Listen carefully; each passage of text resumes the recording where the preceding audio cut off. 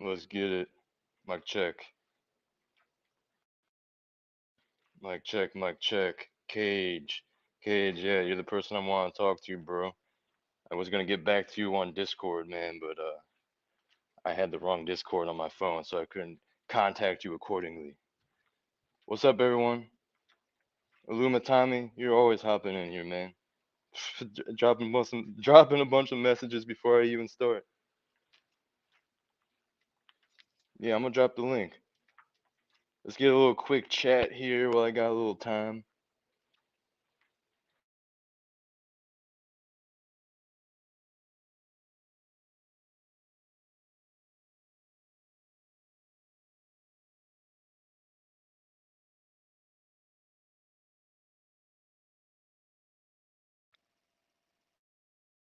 Much always, I would say pretty much always, Illumatami. I feel like you've been in every video. I mean, every stream that I've done so far. But I appreciate it, man. You're coming through, showing love, support. Got those comments going. Drop your wrench. Hey, okay. You know, I will drop your wrench. I don't know why you're some masochistic weirdo and you want to get your wrench taken from you, but we can do that for you. I don't want to hear you keep going on in the chat about taking your wrench. Is that just a little funny thing you do? Are you just trolling? Like, what even is the point of that? To take your wrench?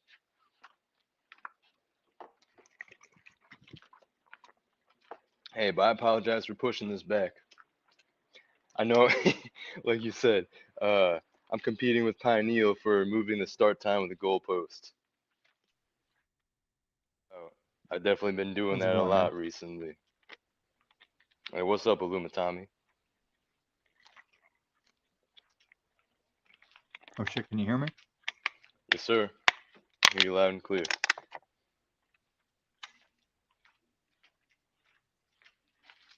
Yeah, you're good, bro. We hear you. Can you hear me now? Yes, sir. We got you. Oh, wait, my volume was down. Maybe you can hear me the whole time. The one thing I hate about cell phones, like every cell phone I ever have, it seems like it's got the volume levels are either too low to hear or extremely loud and annoying. Yeah, I know what you mean, dude. It's kind of trolly, honestly. hmm Especially back in the flip phone days, the ringers on those things, man, it was either not loud enough to get my attention or way too loud to draw everybody's attention. hmm Yeah, I hear that for sure, man. On my phone, I don't know if it's just my phone, but I always have trouble getting like adequate volume unless I put it on speaker. I always have to like jam it up to my ear, and I'm not trying to even do that for real. So Yeah. I stay putting it on speaker, but like even on speaker, I have to hold it pretty close to hear it. I don't know. I think it's probably just my phone getting old or whatever. But what's up with you, man? I wanted to go live here while I got some time. It's gonna be a short one, but I just want to chop it up with some people. I just got done over on another stream. Pretty fiery. Bunch of drama. I had to say a few things, but I'm really not trying to entertain that type of energy. So I figure we make the Well, shift. that's what I wanted to talk to you about for a Conscious short stream. shift. Conscious Um, shift, bro. Yeah, what's up, bro? You got it.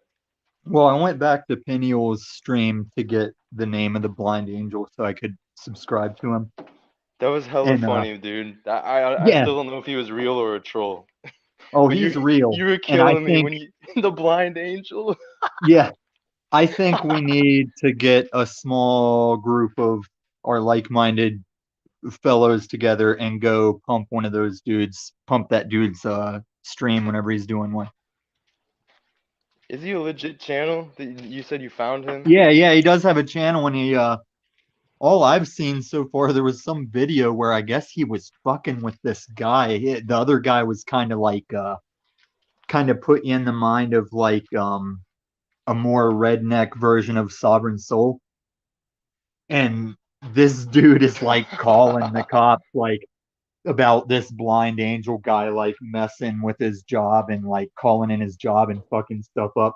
And the blind guy's like, dude, they got murders and stuff to solve, but you don't care. You don't care. It's all about you. And I'm like, dude, I want to start checking out this dude's show. only like 3 or 4 people that rotate it, but it seems kind of funny, especially the You way he seem handled Jen. I really liked how he handled Jen. That was great. And like I didn't understand how Jen was falling for it so easily. Shout out to you, Jen, Well, that's but what I wanted to you ask were you letting because, that guy get to her so easily. well, and Or she here's was the letting other that thing. guy get to her. Yeah. Whenever I say I make self-defense look like assault, it's like usually I get the bad rap for that situation. But do you understand that all she didn't do was comprehend like the first chat lines? And once she was Yeah, like no, gripped on and you're not right, having the bro. chat, yeah. I was playing into it. I wasn't seriously like Yeah, coming I to her saw you aid or smiling, whatever. laughing and No, stuff. I was glad you were playing in. I was playing I was being another one of those simps, but like genuinely, it was funny that you called her out because let's be honest, it's pretty obvious with some people's profile pictures, Yeah, what and I they're don't doing. mind everybody saying hi to her, but that one dude was like, I'm gonna call you on a cell phone. And I'm like, oh, you're sitting in the chat telling you're gonna call her cell phone. Ooh. Like I just get Did over you with watch? shit like Did you that. watch the? Did you watch the other two videos, Christos? No, dude, I didn't. For God, I'm I gonna. God I said damn I it! would, but I didn't. You see, You you fuck, know why I bro. I'm gonna didn't hold though? you accountable. I I'm gonna hold you I didn't accountable, Christos. I didn't have Discord on my phone. I didn't have the right account of Discord on my phone. Bro, I So said the I links. have the I links asked though. it, Yeah, I bro. have the links. I forced you to sit there and copy the links down for God's sake. How about you want to watch it with me? You want because remember you wanted to Well, watch them with well, me initially. I wanted. Yeah, I did want to watch it Should we with you. Yeah. transmute the situation since hey, I Let's knew you were gonna transmute it. hold me accountable too. I knew you were gonna hold me accountable. I feel you. I kind of You have an told me excuse. I something and you kind of broke don't. your word. You broke your word. There's no excuse.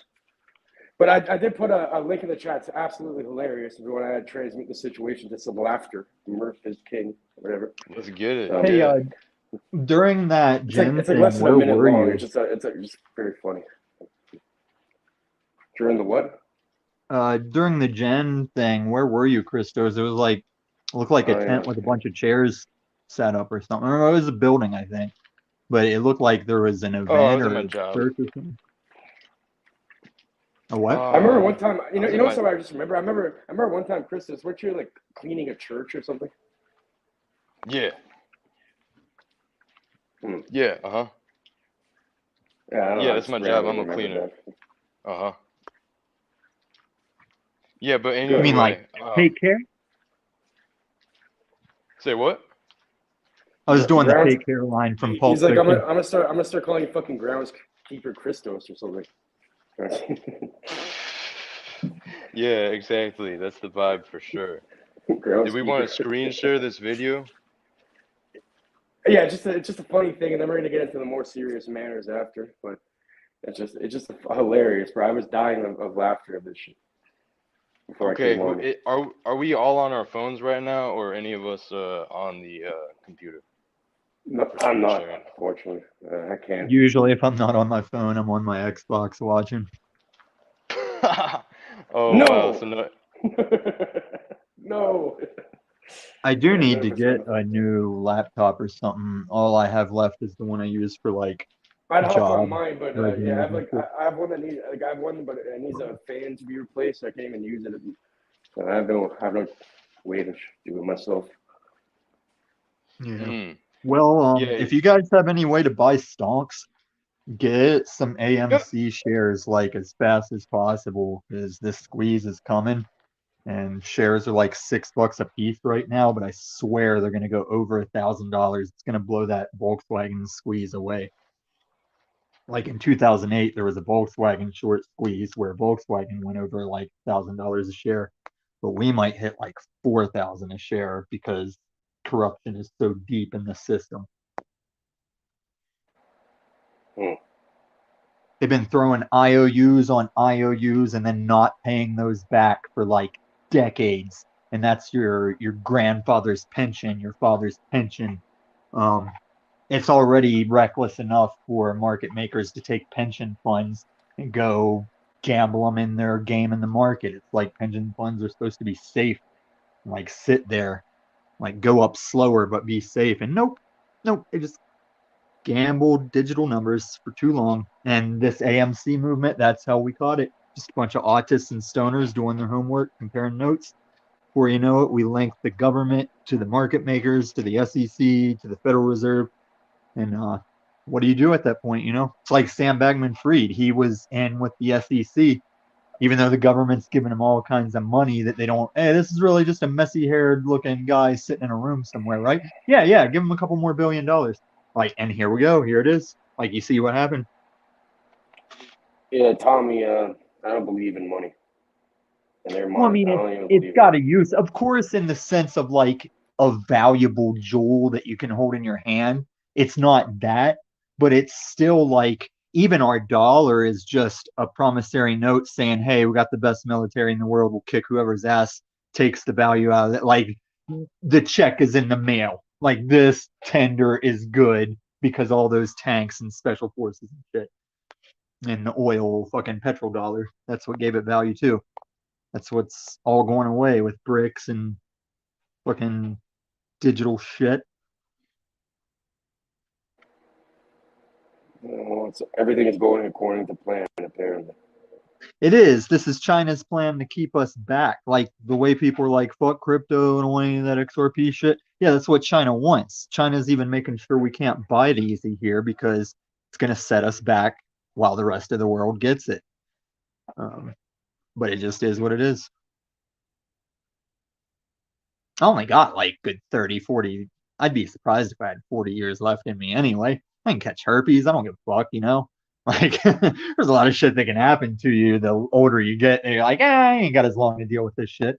If you got herpes when you were 15, oh my God, that eat you up all your life. Everybody you fuck, you got to tell them you have herpes. But you get that shit when you're like 65, be like, whatever. That's why the nursing homes have breakouts of all kinds of STDs because them old people are fucking. What in the fuck are you even fucking waffling about at this point, Tommy? This Is that? guy's all over the map here. I am. It just means I have no Like how did that? lane, How did, you it went from conformist. AMC to it went from AMC to fucking herpes and shit. It's like Well, that's because what? it's all connected. It's all connected. Jesus Christ, Tommy. It's all one big blanket. So, Christoph, while we have low viewers, in the same context of okay, I wasn't the bad guy in the Gen thing. Do you understand how if you were to keep going to Paul's show every day, you're not going to be able to not have a problem? Like it's like required. Everyone will have a problem there Well, at I some think point. there's a level of I know what you arrogance mean. people have. There's a level of arrogance people have thinking they know something. I'll give you a perfect story about a guy named Tommy. Tommy, back when I was doing Hapkido. Tommy was like an older fucking slacker type person, and Joe brought him in. He was like the master. He's like a mafia fucking drug lord fucking ninja, and he taught us for free because my stepdad helped him construct the facility. So me and my brother were able to get lessons for free. And I remember one time, after we went through all our conditioning for over a year and a half, after we learned how to fall, then we're finally, what he did, he did a test, right? Yeah. He did a test. He's like, you guys put me in any locker you want. And Tommy thought he was all sick. Tommy's like, I'm gonna put him in a full Nelson. He's never gonna fucking get out of this. It's less than like a second. I don't even know how this fucking happened. This man like magically pretty much levitated. This guy's fucking put his his fucking, he was backwards. Okay, like your fucking feet are touching the sky.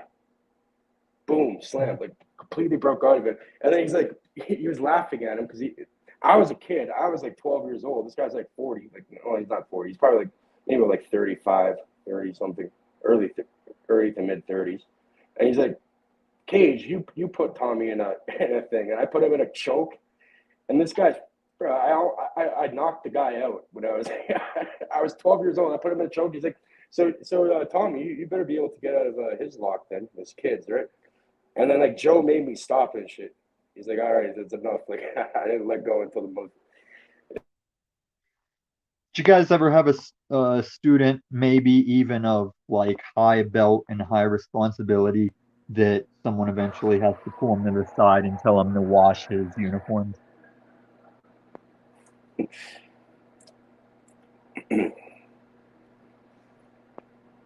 You illusion.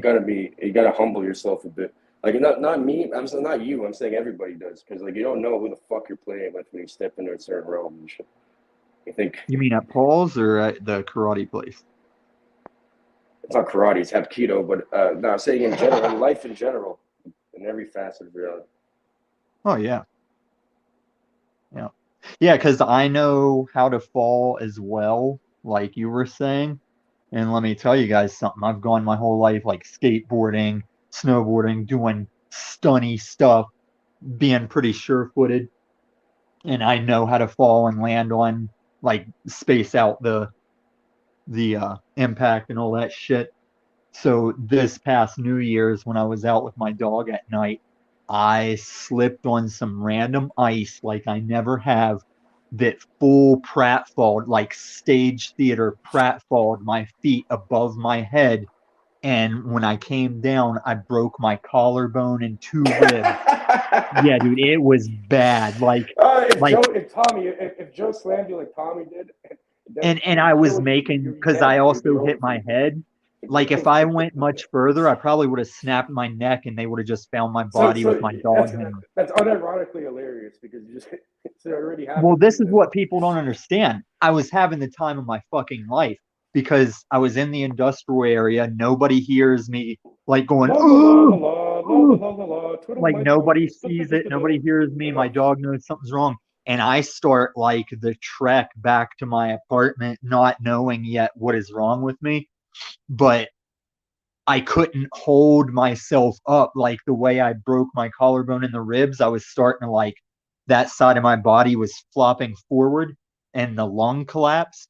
And by the time I got to my friend and he was taking me in the emergency room, I was like sucking in it, like doing these weird inhales to suck in air. And he's a special ops veteran medic, and he was getting worried, like looking at me while I was driving. Um, but I yeah, would have been. man, I would have been like, get the fuck up, stop being a bitch. That's what I would have told you. Well, I wasn't a bitch because when I first got to his house, I made at You're first hilarious, Cage. when we both thought it was dislocated, I was gonna make him fix it. Bro, I'd fucking And heal you after. I'd heal you after. Don't worry. I'd fuck you up way worse after, and then heal you again. well, it was funny the way he tells the story like the way I looked at him, and I know I looked at him like this too because I walked like probably a half a mile with the injury, and then got to his house, and he was like, I was like, "Can you fix it if it's dislocated?" And he's like, "I can fix it, but you're not gonna like it." And I looked at him like, "Dude, like, come on, man, I don't like how I feel right now, you know?" Don't worry. It's like So pulling. It's like pulling off a band-aid. 3, 2, 1. You'll right. be all So right. when he checked and saw it wasn't dislocated, I was like, "Well, put your foot up under my armpit and like pull my arm really slow." And I could feel like my collarbone and my ribs like cracking back into place. And then by the time I was in the emergency room getting So you, X-rays, so you don't know how to fall then at all. no, I do, but this was like You don't know break falls and counters and escapes and shit. no, I know how to like fall to where you like put your one leg with like raise your knee so it's kind of like a triangle with the other leg. Then you have that arm out so you like spread Tuck and that. roll, Tommy. Tuck and roll. Yeah, yeah, I can do that. That's what I did whenever I went over the handlebars of my street bike. And this was still worse than any motorcycle accident I've ever been in. Um, but yeah, I did a fucking Tekken, like I catapulted myself over a street bike that would tumble behind me as we're both tumbling down the road. That's a story for another day. But but yeah, when they took the X-rays and shit, they said, "Oh yeah, we see the fracture, but it's not out of place or anything." So basically, he pulled it back into place because it wasn't like I couldn't breathe. I had to like reach up to the wall and like lift myself up for my upper body to like lean upwards. It was crazy. Wow. And That sounds like ass, bro. yeah, no Sounds like prescription. They it's gave me gradient. like two whatever. They gave me like an oxy and a half or whatever they're giving out these days. They gave me that just for like laying around there when they kept me overnight. And then no prescription, not even to buy my own, like no prescription. I was If like, I was that's a fine. doctor, I wouldn't write you a prescription for that either. Okay?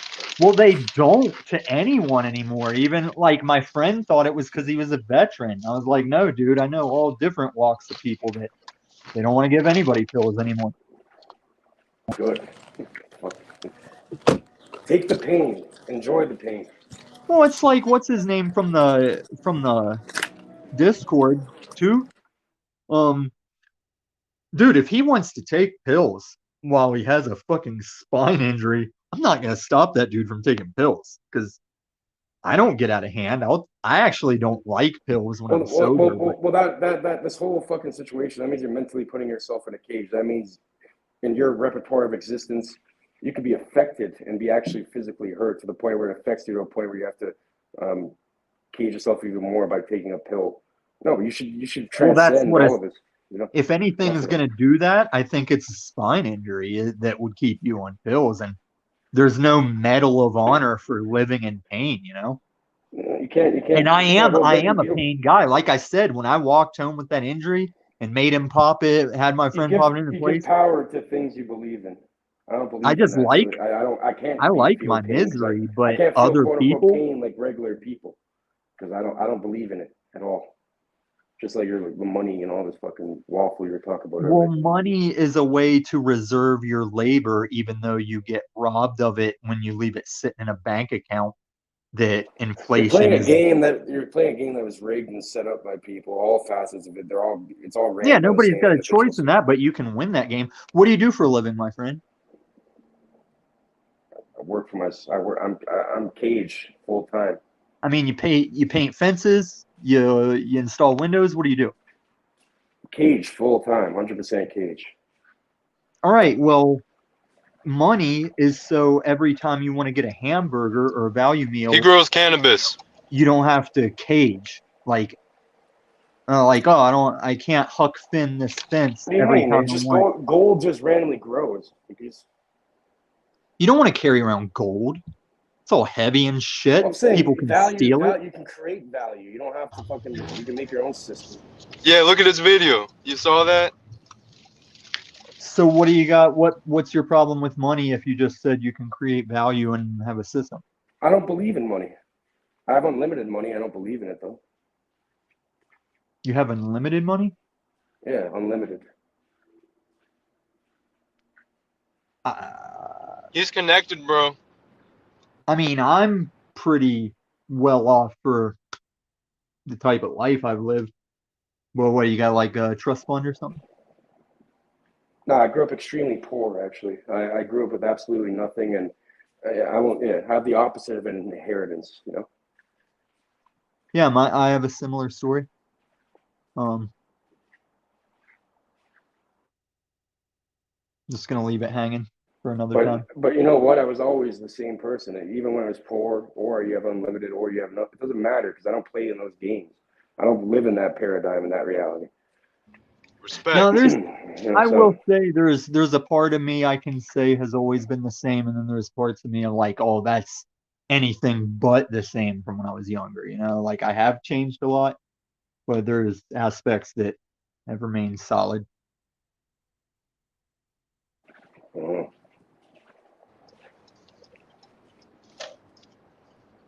it's about the Like pattern. I think I think I did offend that Pac-Man ghost guy. What's his name? Iron, because he's still leaving my friend request hanging. But I was a lot like him when I was younger. I was like full blown superstitious religious kid because I was raised in a like a hick town that was had those superstitious religious churches, you know. And Yeah. We should all start getting back in. You should get into martial arts. All of us. no, I mean I need to get functional fit again. I'm taking you But serious on that, Cage. I'm seriously considering that right now in life. Because I've had a lot of things leading me in that direction, and then you said it a couple nights ago and brought it up. So I feel you, Cage. well, We'll see where this goes. here's my outlook I think for you'd it. be very good. I think you guys would take right to it. I think you guys would really like it. It would really help you. I did years of taekwondo. I did some boxing whenever I was a gym rat, and now after that, I had my motorcycle accident, had my bicep reattached, lost all those gains, and now that I'm 43, the gym's not gonna do me like it used to unless I do some kind of hormone therapy. But my No, that's thing not. is, Get the fuck out of here with your little. What are you talking about? You see how dude, you limit yourself? I can't. I after can't do this. I 25, have to have hormone therapy. I have to deal no, with the fucking after brainwashing. 25 or 30, like you're never gonna make the But gym that is gains. not fucking true. No, the hapkido. It's more. The physical is just No, one no, little part. Hapkido, Hold yes, but on. not like Hold on. No, no. But lifting. I'm saying this stuff. No, this condition. This is just one. The physical is one small aspect of it. Okay, it's like it's a drop in the ocean. It's more about the mechanism behind it, the philosophy, the Let, discipline, like the way you think as an individual. It changes a true martial yes, art yes, changes that's the what I'm saying I'm practitioner. doing different Hold now. on, a It's true martial art changes the practitioner at every level and creates a good person into a better one. So more, maybe you have to become a better version first and then start somewhere. But I'm saying that's not true at all because when I was doing it, we were the youngest in our class, my brother and I. But we had like a new guy who started, and he was like almost like 60 something years old, and he just started doing it. You could be any age. You don't have to limit yourself saying I'm too old. You're fucking 40. What, 3 years in? That's not even old. yeah, but that's What? not what I'm saying yet. I'm just gonna let you finish. And I do gotta show you Stop guys making this. excuses. You're just making excuses, It's bro. not an excuse. You haven't let me finish. You're being enslaved right now. All I'm saying is For for the God, see, rest look, you're brainwashed. There we go. Continue. for the rest of my life, the What do you way mean, I'm doing it unslaved? is we can either talk it out with words and be cool, or I'm pulling triggers. And that's just what I've decided, like with my injuries and my lack of Well, strength you I used better to have. you better really have really good aim then if you're trying to pull triggers. Like you don't understand what you're dealing with. You have to be very Yeah. good at aiming. I go to Have the range a lot. some I proficiency. actually grew up shooting in West Virginia. Now, granted, you should be worried But like every time I'm not talking about this one individual thing. I'm saying in Shout out general, to in reality, everyone. shout in your out to thought, everyone you indeed. better have Yeah, keep you better going, have good guys. This aim is with your getting thought good. I'm glad process. you both hopped on. Yeah, yeah, Yeah, I wish I was. you need to have proficient aim with your thought process and shit. Oh, okay. Now, Ooh, a I don't gun. carry this Oh my one God, around with big me. tough guy with a gun. Woo, everyone has guns. Woo, big deal. Enough. That's so easy. That takes the fun out of it, right? Well, You really give me fucking tweaker vibes, man, sometimes with how you act. But I I do it. believe you. I I That do it goes on believe in the you. I whole purpose. know I fucking know you're not a tweaker, so I won't call you one. No, what I say, bro. No, he has the during, gun to defend I'm his just a meth. spaz. Obviously, You can call me a spaz. he must defend the meth somehow. So he bought a submachine gun. Whatever. No, it's just I don't know the way he looked in that picture when he pulled up his gun and made that face on it's just super funny. I don't know. Um, uh, but yeah, whenever you say it's too easy or too hard or whatever, whenever people don't like guns, I'm like, could you imagine what it was like for groups of men to chop each other up with sharp things in a field?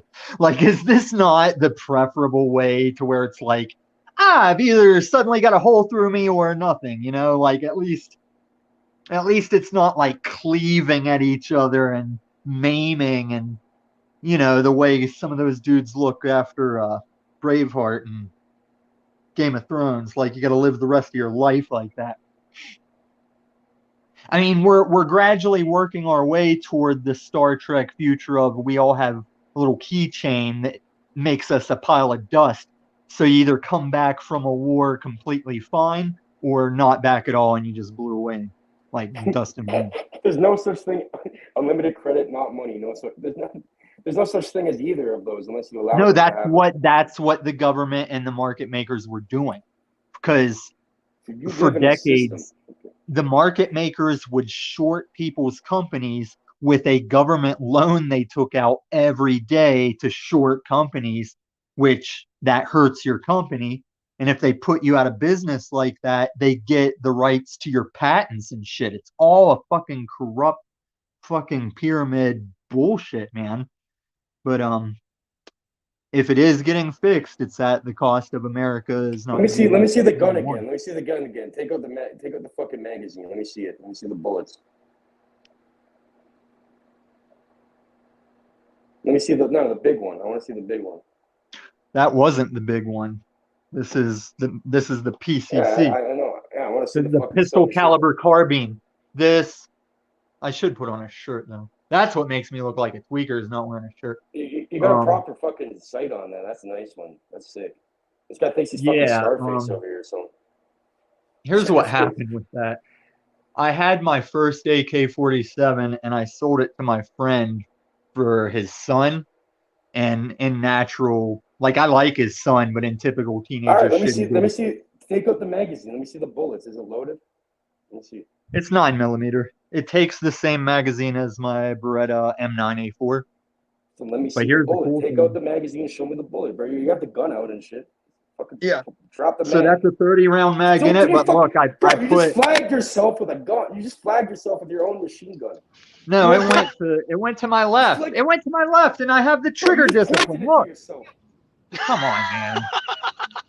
I wouldn't do it to you, but it's just me sitting here, and I should be so lucky that one of these bullets goes off. And dude, did you see that You footage have a on? fucked up mind state. You see what you But just look, said, this is bro? usually a You're belt thing suicidal. for You're mags, and I suicidal, bro. put it on the felony fucking pistol brace. You better not fucking hurt anybody with that thing Unless I mean fucking, to, I know. well, no, unless you like it's self-defense. Like you have Oh, no of other course. fucty choice, you know. But Oh, and seriously, I you say freak I'm me out with most that gun, bro. likely, You freak me out because you just flagged yourself with your own fucking gun. dude, I went through military police training when you were probably like 6 years old. Paul Enslaved was like 9 years old when the government was teaching me how to do military police shit. Okay. And then I was shooting all my life as a West Virginia kid. Squeal like a pig. Squeal. Shit. My place is a wreck though. I'm not gonna show America. you.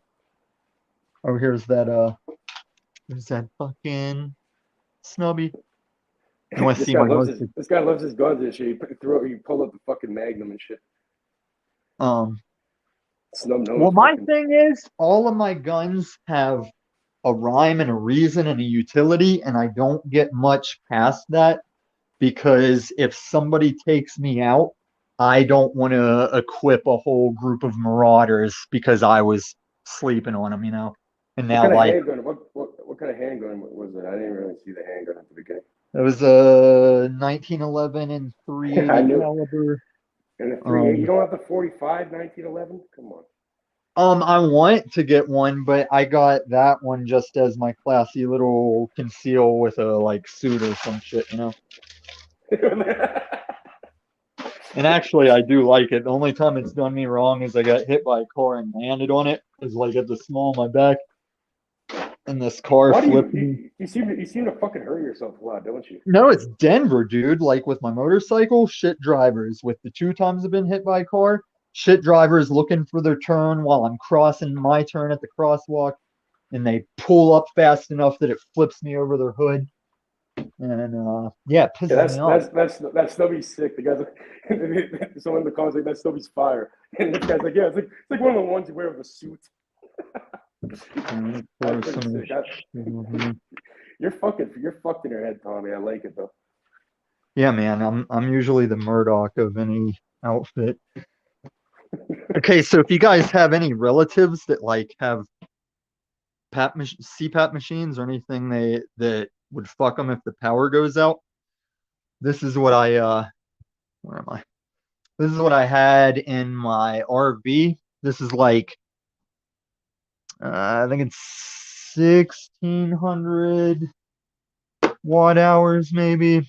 I just know I could run a TV and an Xbox and charge my phone and shit for all evening. And I got like 3 solar panels that gives it its max in charge.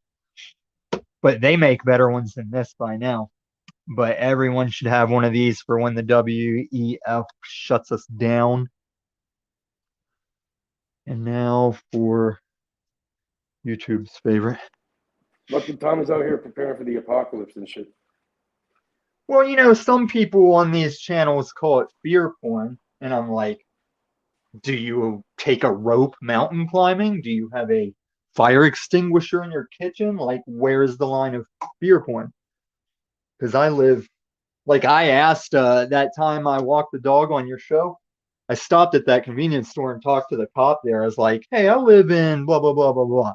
Are they shooting? Like, is that shooting I'm hearing all the time in different areas? He's like, oh, yeah. Yeah, they're shooting. So he justified my packing. And I don't have a CCW because I'm not into asking for permission to put my shirt over my property.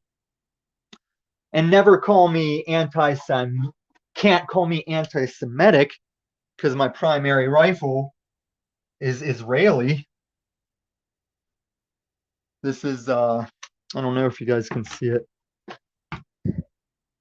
That's Galil Ace model 2 or version 2, whatever. Takes the same mags as my AK, which should be in here. Got plate carrier, mags. No step on snake, no step on snake. I got a bolt action down there and probably something somewhere. Ow, god damn it. My shit's all fucked up because here's what I do, man. This is another thing people would probably say is spazzy or tweaky, but whenever I do a big clean, it's like I'll rip everything out of a room. Like I'll have a control room of this extra bedroom right now. I'll just rip everything out of a room completely, vacuum, wipe it down and shit, move shit back in. But then I ended up like, you're doing that room to room until you hit it all, kind of like a spring cleaning thing. Dude, I love cleaning, man. It's a very satisfying thing to do. Yeah. And I only get to do it because I tend to take periods of time to like get high and geek out on games and forget that I have a dog just tracking dirt in and dropping hair, and I'll leave cans and drinks sitting around until it's like you have to clean. You got to clean this pigsty up. Where'd Cage go? I need you to let me know if you can hear me in a second here. I'm gonna like minimize my tab. All right.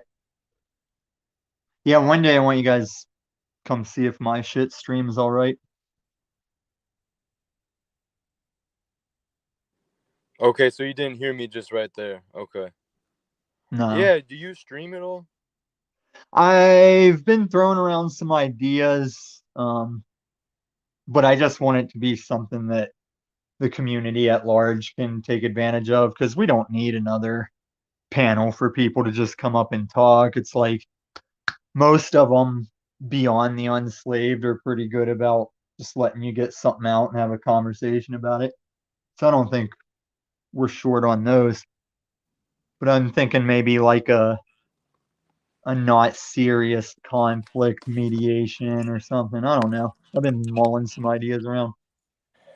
I don't know, but what I do know is I'm not gonna entertain internet drama needlessly because I've really had like my first confrontation, I guess, with that type of stuff here past week or two, and then I was on a stream before I started this where I was catching heat from people, and I was saying what I had to say. I was speaking truth. I wasn't speaking opinions or my perspective on things. I was speaking what I saw to be the objective facts of what's archived and recorded on the internet. And it's just some of this stuff can get unnecessarily messy, and the best thing to do is really just to step away and really not even engage in it, because it's just going to become this back and forth of he said, she said, a lot of hearsay, a lot of people telling different sides of the story supposedly. And the truth is the truth no matter what. And I just had to point some things out to people that I know are truthful when it came to some other people here online. But I mean, it's not really something that I want to get myself involved in at this point. I've said what I needed to say, and I've already gotten myself into some drama by making the statements I made. So I was brushing shoulders with drama earlier on the last stream I was on, but it's just having that discernment, knowing when it's time to say something or when it's time not to, knowing when it's good to step away or knowing when you have to step Picking in your and make a battle. statement, you know, Yeah. having that discernment. You don't have to die on a lot of these hills. Exactly. And I see people dying on hills, you know, I see people, they have to keep going on about it. They have to keep talking about it, you know? And it's just like, it gets draining, man. I'm not trying to get fired up. I'm not trying to wake up and then I have this stress or tension in me because, oh, this person said this about me or this person's saying something else about someone else. Like, it's not something I really want to like deal with, because I look around here on YouTube and the internet in general, and man, do I see people uh playing into feuds, and it amazes me how far people will go to talk shit on each other or to put down other people or to keep feuds going. And I just like, it goes back to the kind of same thing of people watching the news and getting that cortisol release. And I Yeah. think it's kind of similar, some of these different like back and forths that people do. What's funny is as you're saying this, I just came across the thumbnail for the upcoming Unslaved show, and it's two movers carrying a couch with Jack Talcott on the couch waving goodbye. And yeah, man, I mean, he's not really getting up and doing anything about it, but that dude's gonna lose his house like next month. So with what you're saying right now, though, Who is Jack Jack Talcott, Talcott? yeah. Oh wow! Um, so what you're saying right now is though, I don't think people. I'm not Shout out looking to for you, credit. Jimmy. Go ahead. I'm not looking for credit, but I don't think people recognized what I was doing the other day when I'm like, guys, I'm a globe card, flat Earth, or like Discworld people can be my friend. And then before I left, I was like, guys, with all due respect, you're using Google Maps, a product of satellites going around a globe. And I'm just saying, we just have to acknowledge that.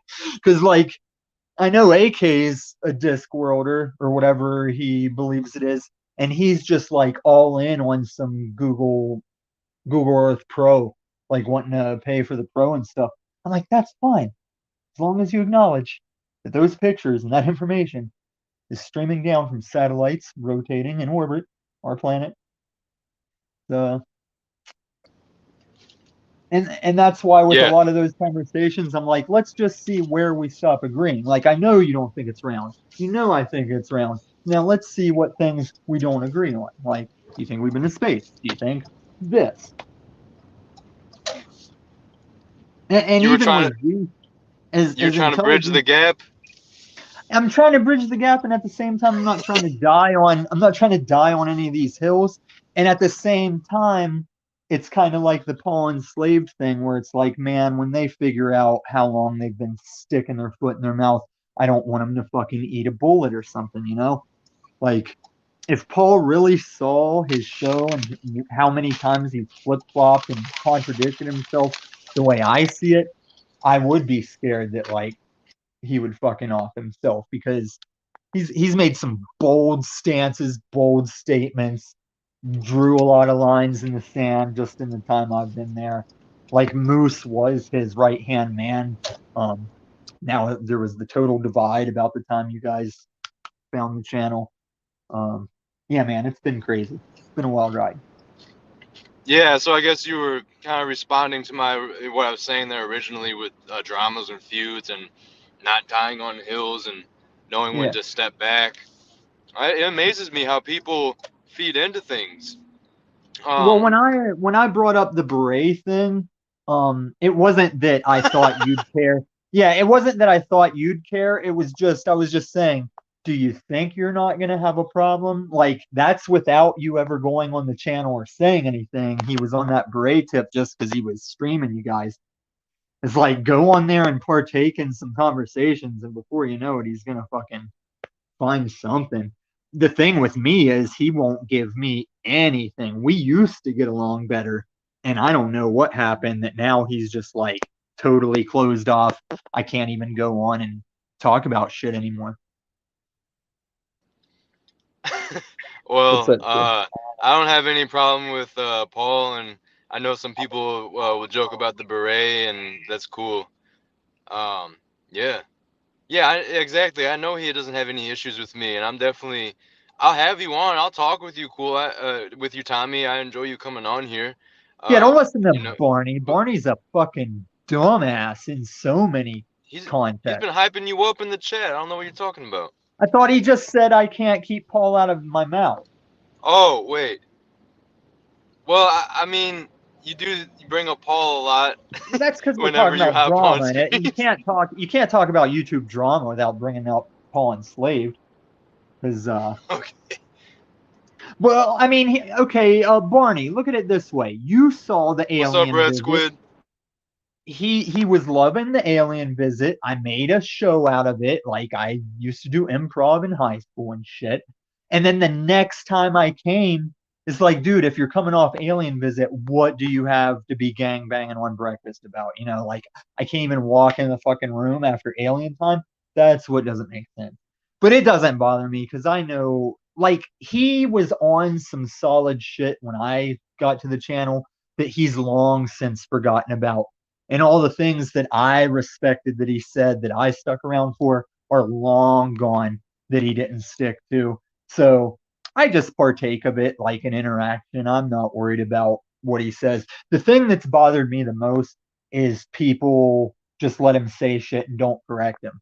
It's like a bunch of people on his channel use crypto and stuff, but when he calls me catcoin, they don't chime in like, "Hey, I sell crypto. I buy crypto." Like no one does that. They just let him go. He's got the Tom Cruise effect where no one will tell him no. So he just keeps going and it makes him look crazy. And that's what happened to Tom Cruise. He's a little crazy, but mostly it's just he's surrounded by people that are scared to tell him no. I uh I worked with a girl that used to work in Aspen and she waited on him one time and she came back to give him his change. It was like over $100. And whenever she tried to give it to him, he gave her the no, honey, no, no. Like no, you don't bring $100 back to Tom Cruise. Everybody needs to go to Aspen once in their life because in Aspen, everyone treats you like you're rich because no one knows if you're rich or not. Like Yeah, rich I've people been. go, Yeah, you remember Aspen and remember the movie Dumb and Dumber?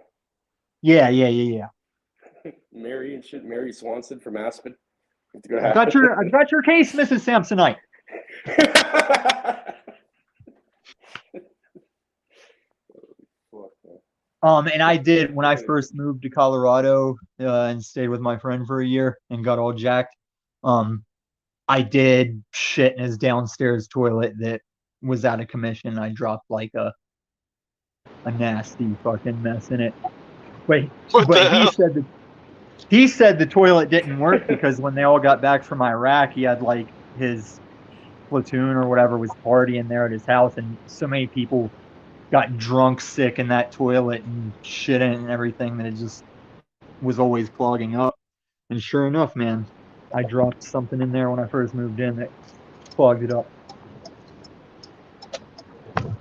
Wow, you're a savage. That's okay. I didn't know my friend had died in that desert. Like he's still physically here, but my friend died in that desert for sure. What? I am confused. I know I popped out for a couple of seconds, but what are we talking about now? Oh, you know how I am. I I'm know we all over the were. place. Well, no, you're good, bro. All good. Oh, let me address Barney one more time real quick before I forget. Barney, you've Okay. been talking shit. I don't know how long about AMC stock where the price per share doesn't even matter. And I'm telling you, Barney, no, listen, I'm telling everybody, you've got like a couple days left to buy some. And in the next weeks, like this thing's going to run. Like I've been waiting for 3 years. And now you guys could all get down without the patience. Just get some shares at $6 right now, and it's gonna go over 1,000. I promise. No, no, oh no. Unless Tommy's on Wall Street bets on Reddit and shit, fucking looking around. no. I mean, they did find this play, but you gotta do your own due diligence. You gotta know it for yourself. But like I said, it's reminiscent of the 2008 Volkswagen squeeze, only much deeper, corrupt, much more fucking fake shares, synthetic shares. It's just gonna go, man. I mean, there's gonna be a lot of halts. They're gonna try a lot of nefarious shit to get people to sell off and get out. But if you hold and be patient and take a price you're happy with, we can all get paid, man. I'm in a couple squeeze plays, but Well, the whole AMC's stock, not everybody you can get paid. The whole big, any crypto or stock market, someone has to lose, buddy. That's how you don't make money out of nothing. Someone has to lose. No, see, this is what you don't believe in about money. This is what we've been doing, is making money out of nothing. That's what the Federal Reserve is. They got rid of the gold standard and they said now the value of money is based on, do we flood the supply or restrict the supply? And nobody knew that's how it was going. And now the world's getting off of it and going back to the gold standard, which will be a crypto. But except for the tyrannical CBDCs, I do feel good about it because I think it's cool, like that you could have a coin or a NFT that's like, that's the title to your classic car, or that's the title to your Spider-Man number 37. Welcome to the NWO, right? Because they've always said, one world government, one world currency. But now they're just like, oh, it's just Bitcoin. Some random person nobody who fucking knows randomly created it, right? But here's the thing about one world government. Like in the religious context, it goes that way. They call it decentralized currency, but really it's like a worldwide currency. But if you take a join planet, the NWO, buddy. If you take a planet that advances in technology until like the oceans are like you can communicate across oceans, it will just, even if everyone's an atheist, it'll naturally go in the one world direction because it's just the logical way to be eventually, you know? But it's what scares me. It's going to be the one world direction of babies birthed out of sacks with implants and we become like the Borg hybrid species. What's with like your incubus fucking picture you've chosen? That's actually a Photoshop of me when I was ripped, and I was back when I was playing too much. You think you're a demon or something? No, I was playing a lot of Tekken Tag Tournament whenever I made that. That was just like a doodle Photoshop. I have some silly Photoshops I could look up here. I did in the MySpace days, people were always looking for me like, what's his photo gonna be? What's he gonna change his name in his photo to this time? Like I was Sweeney Tom, the zombie barber, and I took like a Sweeney Todd picture and put his face on it. All right, scissor hands, whatever you want to say. Yeah, but compared to like some of the Paul and Slave thumbnails, I was putting some effort into them back then. I took. You remember when Pee Wee Herman had his mugshots for jerking in the theater? Yeah, but pretty much put my face on those mugshots. I forget what all I did. MySpace is a good old days. Just clowning in the MySpace days. Like I'd usually have. Are you old enough, whippersnapper, to remember MySpace? I don't even use. Yeah, I am. I know MySpace. I'm young. I'm probably the youngest too. Yeah, you could set up your page. You could like. I know what MySpace was. Yes, we know what MySpace is. So my song and my picture and my name and my friends list, it would all like coordinate. Especially the time I was Zombie Tom forever. I'm still technically Zombie Tom on a lot of platforms and DJing and shit. How fitting. The Walking Dead, aren't you? No, this was before.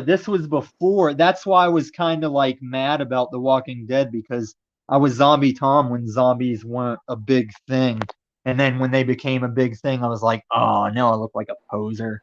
Like I wasn't really referring to the show, to be honest with you. Yeah, Walking Dead. You're right. I get it. I'm picking up what you're putting down. You're right.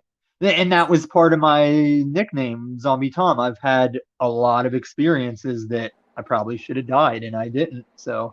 Oh, okay. Yeah, man, that motorcycle wreck was mean. Like I wasn't wearing a helmet. I catapulted over the front. I narrowly missed the SUV that had pulled out in front of me. So there's two ways to look at that, Tom. Right? You can look at it in a sense like, oh, it should have happened. No, you created this shit to happen to yourself. You did it to yourself. Look what you just said. You were driving wreck. You weren't wearing a helmet. You're driving wreck. No, like, what? No, I was It wasn't meant driving. to happen. You created it. Okay. No, I used to, like with sports cars and street bikes, I would drive fast and dangerous, but I would be all geared up for that shit. And this time, it was a typical trip to the best water world in the USA. And I was just going 35 on a 35 street. And this lady looking to make a left was staring at the traffic coming on the right and not looking left. And she just pulled out right in front of me. And when you learn to drive a motorcycle, you learn when something like that happens, you take the shortest side of it and you just cut that way. And she so perfectly came in front of me with so milliseconds for me to decide. Like I was almost symmetrical with her SUV, and I brain farted, and I just slammed on the brakes. And as I'm sliding closer to the SUV, I squeeze harder, and it locked the front ones up, and it catapulted me over. And I don't know how I flipped and didn't hit the SUV. Maybe she pulled ahead or something. But yeah, as I'm sailing, whose fault do you think it was? Yours or hers? It was hers. I won the. I mean, she didn't even fight it in court. She ran up to me and was like, "It's my fault," you know. So, but in the same right, I took every responsibility to save myself with the conditions. Why do you think she didn't fight it in court? Maybe because you're a little off your rocker and shit. Maybe she was afraid, you know, to go. Dude, this was right after I graduated college and applied science. Maybe you'll turn up at her house with the machine gun, you know.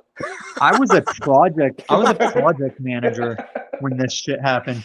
And no, some crazy shit happened that showed like how cops operate and shit. Because she was and she asked the cops like, "Hey, can we just park his wrecked bike at my townhouse so it doesn't have to go to the impound?" And they're like, "No, we're gonna impound it."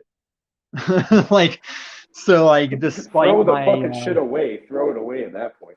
What the fuck? No, you gotta have the insurance guy check it out. You gotta fucking get whatever money you can for it. And here's some more info in case nobody's been through it. You have to fight your own insurance just as hard as you have to fight the at-fault driver's insurance, to get money out of them. Like I had to take her insurance to court and fight it, and then my insurance fought back to try not to pay me, and that's just the way it is. You just don't think about it till it happens. But no, man, I had Bacchus and Shanker, bro. I had the surgeons that do, like, they're called Stedman Hawkins. They work on the Denver Broncos and UFC fighters and shit. Yeah, man, my surgeon was a fucking jock frat B, dude. Like when he was bringing me in for checkups after my surgery, he would bring other surgeons and be like, "Check this out. You guys do it like this. See how I did his arm right here? You see this shit right here? He's like, you do it like this." Fucking loved my surgeon, man. He was fucking badass. That sounds pretty cool. Yeah, and the only way I got him to Stedman Hawkins, get this, bro. When I lived on the East Coast in West Virginia, there was a chick I used to party with, and she saw me bitching on Facebook about Aurora hospitals putting off my detached bicep for almost 3 weeks without getting me into surgery or anything.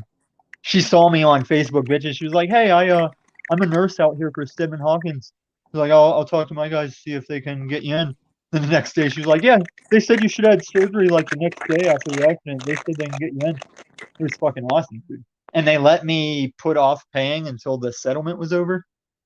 Because here's another food for thought. All I had was vehicle insurance.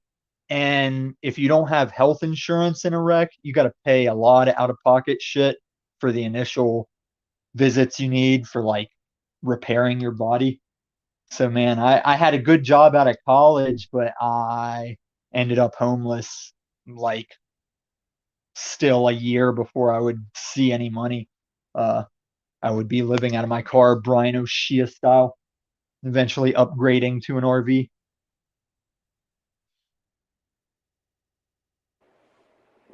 That's good, man. Yeah, man, I'm a wealth of knowledge and experiences that only come out if you, like, I forget all of it unless you say something that triggers it. Like, Oh yeah, that happened to me, or something like that happened to me. Yeah, I hear you. Yeah, yeah, yeah. Oh, so that's kind of like my poor thing that I was telling Cage about. Whenever the money was coming, the lawyers were like, "Look, this is just the way it is. Like, you're a nice guy. This lady doesn't have great coverage. Got like the state minimum coverage. They're like, we're gonna do best we can, but probably not gonna be At, like." at least you were poor. You weren't po. At least you could afford the OR. You know what I mean? Well, I was the type of West Virginia Poe where I wasn't. That's like a triple entendre of this conversation. Like the operating room, the OR at the end of poor. Right, right. No, Oh, growing there you up, I go. wasn't I wasn't Kenny poor, but it was like poor enough that all the good shit you had, your parents didn't let you live it down. Like, oh, you got this, so now like don't ask for anything for like a year, you know? Why would you And then ask when for they do anything do from something somebody? extravagant, it's like, I didn't want that. If you were going to do something extravagant, I didn't want that. I wish I could choose my own extravagance because now I can't ask for anything for a year. And then when I got a paper route, oh my God, they never gave me money again. I got a paper route when I was like 15. They never gave me money again. Good. Yeah, but back then, paper routes What the sucked fuck? because it really is. Like, What's what the do you think? movie Oh where my the kid's God, like, someone never gave me anything, man. $2? My He vagina like hurts takes the so much bike off the I cliff. have heavy flow. Like, come on, bro. Listen, I'm You 15 years sound like old a trying. pussy. Like I see No, your listen, gun I'm and you're 15 holding a years gun. old trying to You're a make them bitch. Like enough. ends, and there's grown ass adults trying to dodge me on like $1.30. Like you got to pay $1.30 a week for your newspaper. They're trying to dodge a kid over $1.30, man, and you don't Oh, get paid. God's Like sake. you have to buy your We're newspapers. Illuminati Damn. fucking Yeah, clown you got world. to pay the newspaper office for the papers you're delivering, and they just leave you room to make profit. But if people are dodging you and hiding and shit, you don't get profit until you fucking catch up with all of them. But it was still an experience to work hard for shit wages. So yeah, whenever the lawyers said my money was probably going to be crap, I started planning how to take whatever it was and make it into the type of money I want. And so far, I've managed to do that How do you judge a successful person? by their own happiness, I guess, because Paul doesn't believe anything. Like I went into that show trying to say, here, Why do you keep bringing up well, Paul no, like because that? this is the job. I'm answering your question. Because I'm like It's content. like this is the Like I third time have now, so I goals, have to say something. Yeah. huh? I pay attention to when people speak. I analyze their words, and it's the third time that it happens, so I have to say something by nature. Yeah, I think you're. Just wondering. It's I'm not. just It's wondering. not like I'm on the streets of Denver bringing up Paul. We're one click away from going from this show over there. So, but it's still a plausible example. Like he tries to say I was bragging about my life and my money and shit, but really it was like, no, I want to tell people how to do shit, and this validates that my information will be legit. You know, you can't have some broke ass guy come in and tell you how to get your paper right. Uh, and it didn't work, and I left it alone. You know, because it's not just about making more money; it's about needing less money. Shit like that. Right, you're a crypto millionaire, right? Right, is that No, right, I've Tommy? I've never made any money off crypto. Crypto is just my play versus this WEF CBDC Quiet, shit. quiet. The IRS is listening. Shh, quiet. Oh, they've got 87,000 more listeners. You're not going to get away from them. And that's the thing, man. They're sending billions of dollars to Ukraine for them to launder it back to the leftists, and they're going to come after you for $600 on your Cash App. It's fucking bullshit. And me, because I got a polymer triangle on the back of my pistol to make sure I don't shoot the wrong person. A nice triangle, huh? It's pretty much a obtuse, or I forget what it's called. Equilateral triangle. But the point is, whether it's a pistol brace, a fixed stock, or a fully auto machine gun, it's all 10 years. So if I have this pistol brace on it, I might as well mod this to go full auto. Same 10 years. Yeah, well, do whatever you're allowed to do, I guess. No. I already walk around Denver with my shirt over my weapon without a card carrying club permission to do it. Oh, like a CCW? Yeah, that's fucking bullshit. Like, it's bad enough you try and tell me you're giving me permission to own my self-defense weapon. You're gonna tell me I need special privileges to put my shirt over it? No. You get caught with one of like that the one you have there. You get caught with that over here. Yeah, you're doing like at least 10 years in jail. Yeah, this is for like my home defense or my land down south. As far as walking around town, I just carry a pistol sometimes too. Because I was doing a thing where walking the dog, I never knew which hand would be in the leash at any given time. So I was keeping a pistol on each side where I could draw with either hand. Bro, I don't think you need it. Like, I don't think anyone's gonna go after you like that, bro. I think I've had right. every time I've had a gun. I don't know. Well, I don't know. I don't know what the fuck you've done to people. I don't know who you've pissed off before. So if you need to do that. Well, in West Virginia, I was a swag lord for a couple of years before I moved out here. And out here, I haven't been any kind of criminal except for some tickets and speeding. But lives that matter will stick guns in your face out here for petty game chasing reasons. Like one time when I was getting off the Breaking Bad, if you can find like LSD or Special K, those things can help you get past. So you're saying you did have a meth issue, you're saying? I don't think it was ever an issue, but whenever I was coming off, if you're doing it, it's an issue. Why would you be doing such a is Adderall an issue? Yeah. Is just of course it is. But I'm saying, like, if you've ever taken those gas station yellow jackets or no, I don't take drugs. Okay, when I put it into my body, I create myself. Oh, it's Cage.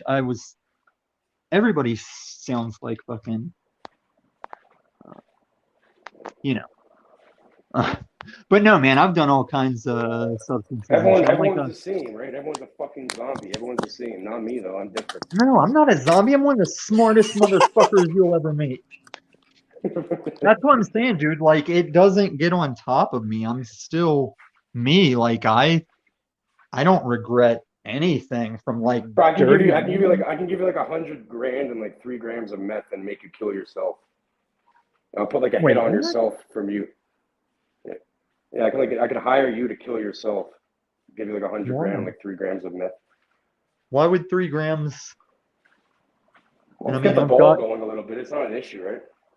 $100,000 isn't worth me killing anyone because I've got $100,000. What about yourself? I've lost more than $100,000 just in the stocks dropping since the pandemic peak. Dude, I can show you a chart that says down $111,000 or so, and it don't bother me a bit. And I wish everybody knew how to do it. I was trying to tell them. If this makes you happy, if you want to pursue money, and that's what makes you happy, then do it. No, that's probably okay. That's not going to get long-term question, right? You reminded me of your question. See, I don't pursue it anymore. I am waiting for these squeeze plays to work out and to see how the crypto thing goes. But there's a number you can hit. It's like if you put that in the right dividend stocks, you'll get X amount of money every month as long as I did very well. I did very well, even with the whole crypto market crashing and shit. I did this. I'm still up on this one. You ever heard of Decentraland, Mana? I've heard of it. I got in at 11 cents, right? It was like 11 cents Canadian, so probably like 9 cents Americans or on there. And it went all the way up to like over like $11 in like less than a year. Yeah, I've done that type of shit with stocks. And that's what I'm saying, man. It's you take what you know as an individual and look for how that can help you. Ironically, it's called Mana. Yeah. Tap 2, drop a goblin, he attacks. And can't block with him after he attacks. I like that name. That's a cool name. Yeah, I had But to figure I out was that with one. you guys. Like, I was never going to get into crypto. I opposed it. I was like, nah, stocks and money, that's enough for me. But then when this WEF started and I started hearing about the CBDCs, I was like, okay, this is enough for me to look into this and see if there's a way to navigate this. Yeah. I still don't know how to get fiat currency for my It's because holdings in like Tommy, crypto. like like the shit I've been saying. I'm not trying to come off disrespectful, just because I see there's a lot of potential in you, and like you're, I feel like I feel like everyone could always do better. We have to start doing better. Like really dissecting this reality, becoming learning how all the pieces operate on the board, and then creating like a solid, real plan that's going to actually like enough of this, like, get out of the ego type thing and actually just do it for other people. Help them. Well, that's what I'm doing. Like, did you hear me go on? Respect. Did you hear me go on Z's podcast to talk about the CBDCs and shit? Everybody treats me like I'm trying to sell them something or get them to do something. And I'm saying, no, listen to these details. I'm saying the redcoats are coming, motherfuckers, and I don't know what to do. Do you have any ideas? Like, I'm never trying to make people make decisions. I know all we're all here to do is make our own. To be honest, Tommy, like at this point, like let's say metaphorically, let's say we're going to war. Like I'd put Tommy on the front lines, but I definitely want to like, Hypothetically, yeah, hypothetically, theoretically, whatever. Um, yeah, I put Tommy. I would not stand beside you in battle, but I would put you on the front line and shit. Like, that sounds like some King David, fuck my wife after I'm dead bullshit.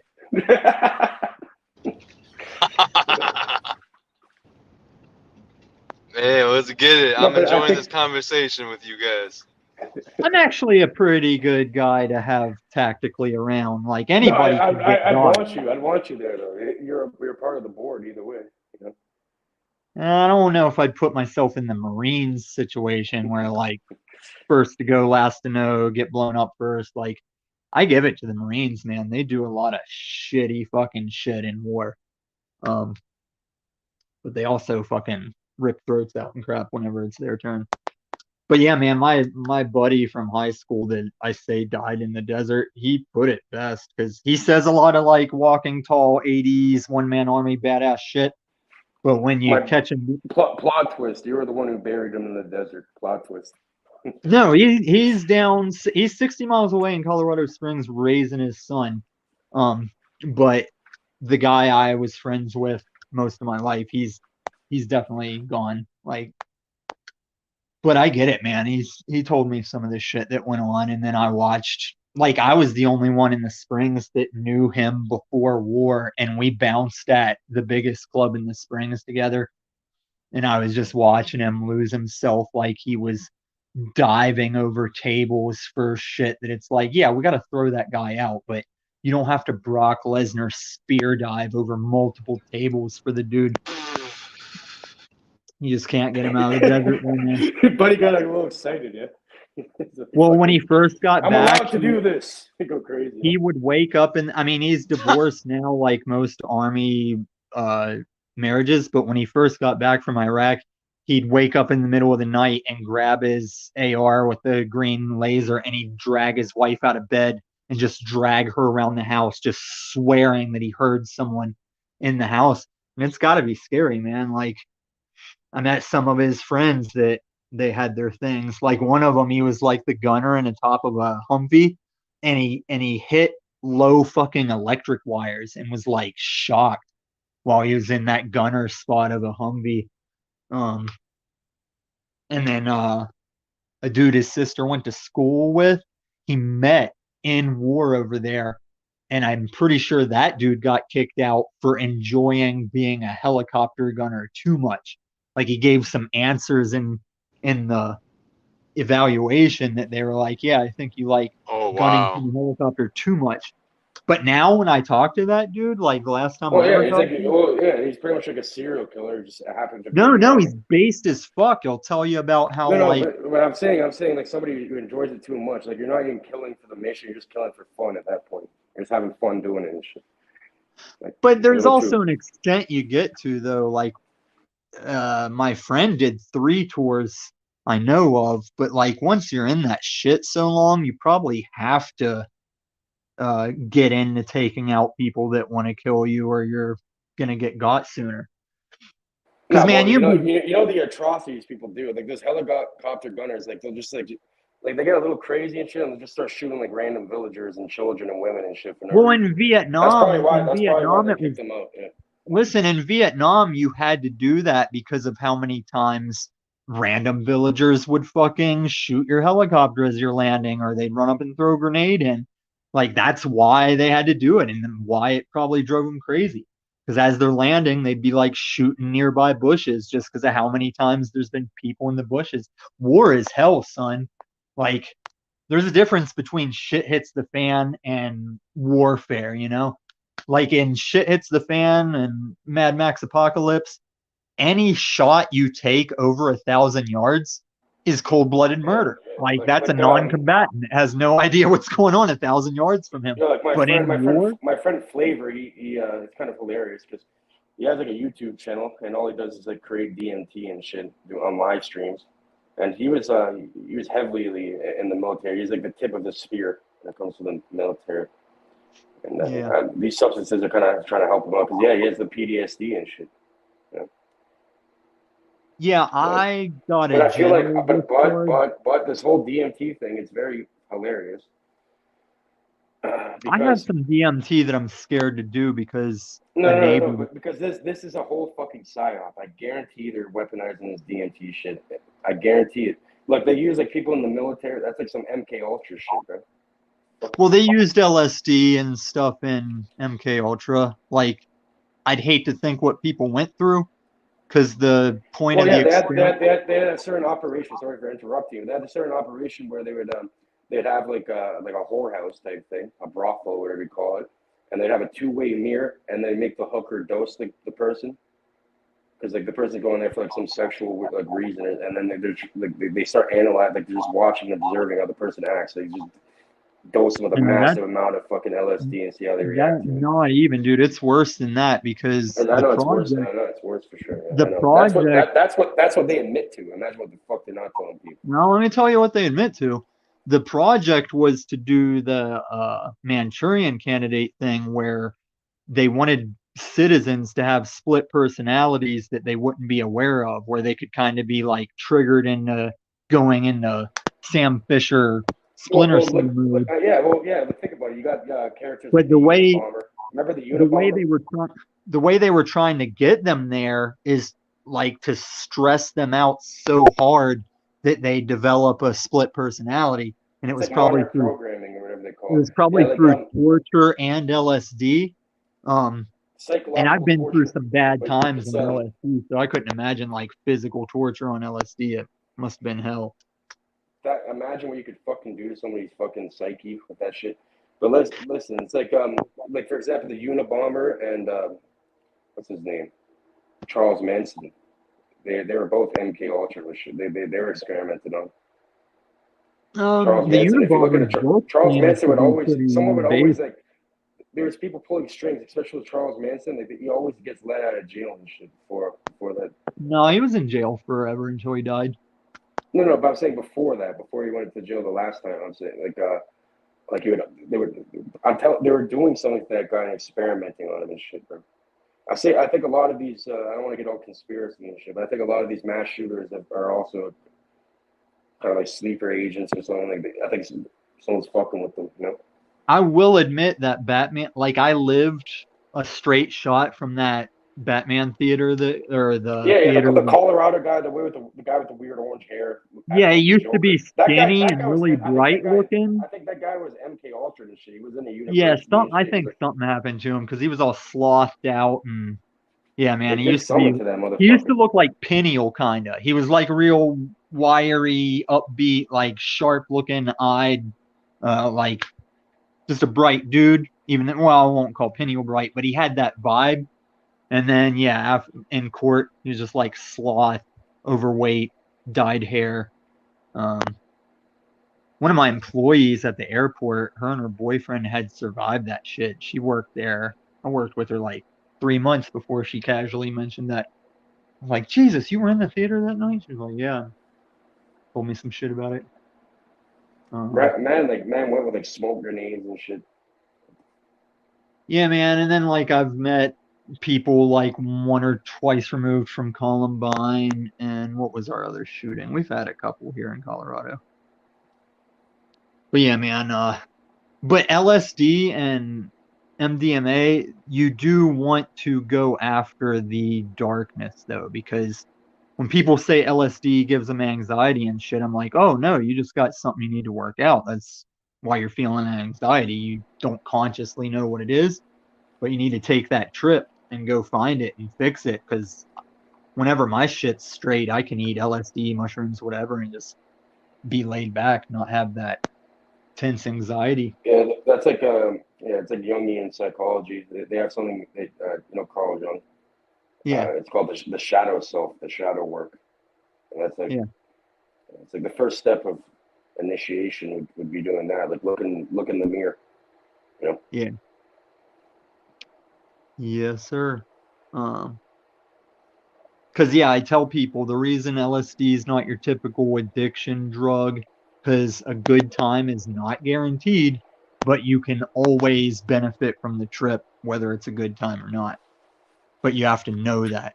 And I think the worst thing you can do is not know that you're on LSD. Well, Because if you, that's even like with any other thing, and like even like your interpersonal conversations. When you have conversation with people, anything that happens in life is a learning experience. You can always learn something, even from a negative experience. Sometimes the negative experiences in life teach you more than the positive ones. oh, that's why I say everything's good. Like, I have stories I There's can no tell such about. thing as a bad trip, technically. Right, unless you just don't realize that everything is good. Like, I have some really cool parables about why Yeah. everything is good. But oh shit, what was I gonna say? Oh, another way that the CIA uses LSD in interrogation is because it is kind of like a truth serum. Because the first time I ever really got an existential trip, it shattered my superstitious religion upbringing. And it's not that I lost my belief in God, but you just come to terms with all those contradictions of like unconditional love, but there's conditions or you go to hell. And like whenever God and the devil are making wagers over what Job will do, no matter what he did to Job and what Job got back in the end, Job's original family is still dead. Doesn't matter that he had the new family afterwards, after the trials were over. It's like his first family is still fucking dead. You know? So like when I was tripping balls, I couldn't not acknowledge that shit. But it only did me good, you know? I feel like Jack Talcott is kind of like the direction of not being made to acknowledge that shit. Because Jack's great, but if you let him, like anytime we just talk one on one, I'll stop him whenever he gets at Hey, my bad like about that. Where did Cage go? I think he's been dropping out, um, either because I fucked his mom or because of technical difficulties. Okay, I'm here I don't with you I, now. I don't know if he knows I fucked his mom.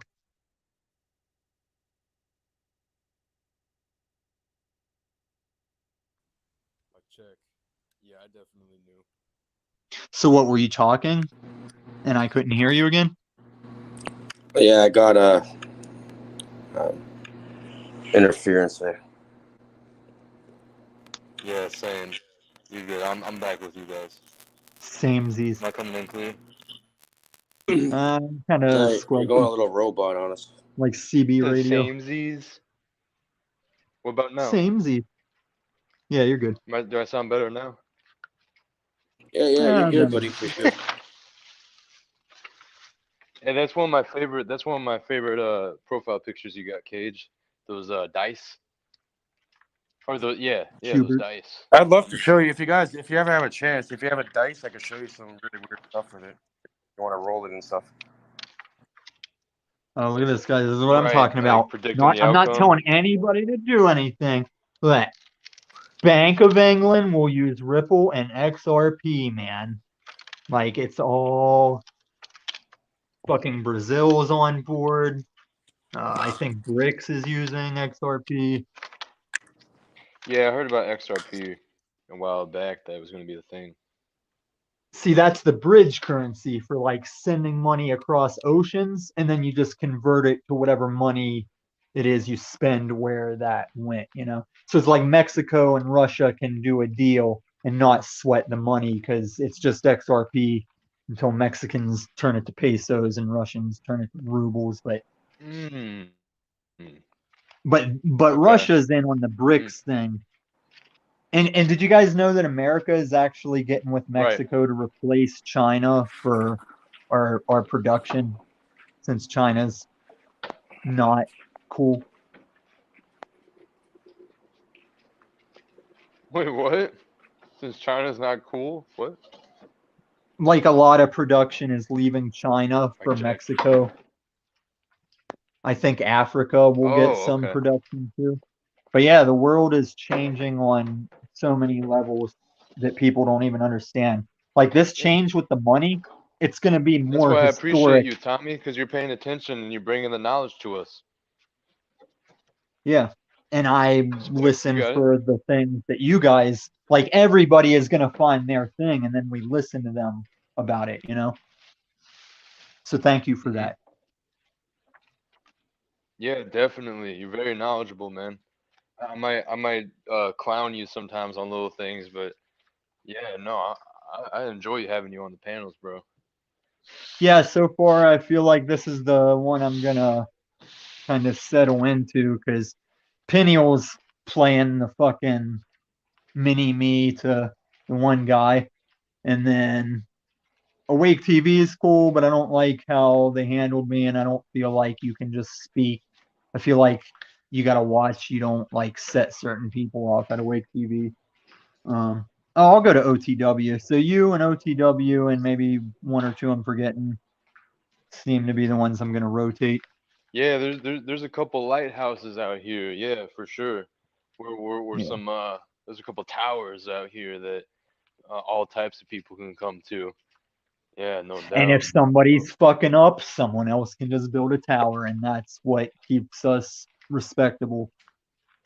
Because I like I that. think Yeah. I think the unslaved will eventually find like if he pushes the envelope too much. Because before we ran into you guys, like with Z and Awake TV and shit, I just thought you had limited options. I didn't know of any other panel shows than his. So even though I battled for 6 months, a lot of that 6 months was just like, well, where else do I go and interact, you know? So Right. I know what you mean. Hmm. yeah.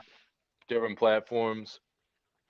Yeah, because I'm trying to pull Jeffrey over here. Jeffrey's pretty cool. And I feel like they over there, I feel like they ripped his relationship apart to an extent. Like they might have been on the outs I, anyway, but there was a lot of voicing and pointing out and calling them out. And they I were the was only very couple. confused when I saw some type of intervention going on over there about some vegan guy and his relationship. I was so confused. Yeah.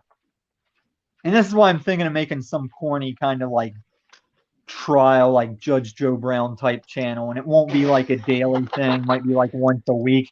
And you like schedule it. If you got beef with an individual, I might just take two at a time. Oh my Uh, god, that's hilarious. yeah, I'm trying to think of the best filter to be like a judge, or maybe I'll rotate them between like Alien and just whatever Okay. filter it is. I gotta use that personality to do the trial. So here's a pro tip I'll give you, man, because it happens on every panel. Um, I would actually rather be interrupted or told to shut the fuck up than just realize I'm thrown to the backstage or muted, you know? Because sometimes I think people take me hostile when I'm not being hostile. It's like I'm just trying to stop a guy so I can understand where he's going. Like, oh, when I'm like, hold up, hold up, hold up. Like, that's not saying you're wrong or anything. It's like, are you telling me? Like, that's what my holdups are usually for. Like, before you go further, let me get this straight. And yeah, some channels will just fucking boot you, and I don't even know I'm booted till they're asking me something, and I don't know that they can't hear me. Yeah, I'd rather just have somebody just maintaining order on their show, you know? And then if somebody's just totally out of control, then you can mute them or whatever you got to do. You're going to feel the same way. You'd be like, I wish the government had just told me what I did wrong instead of just turning off my fucking money. Because now I can't get on the bus or buy food or pay my rent.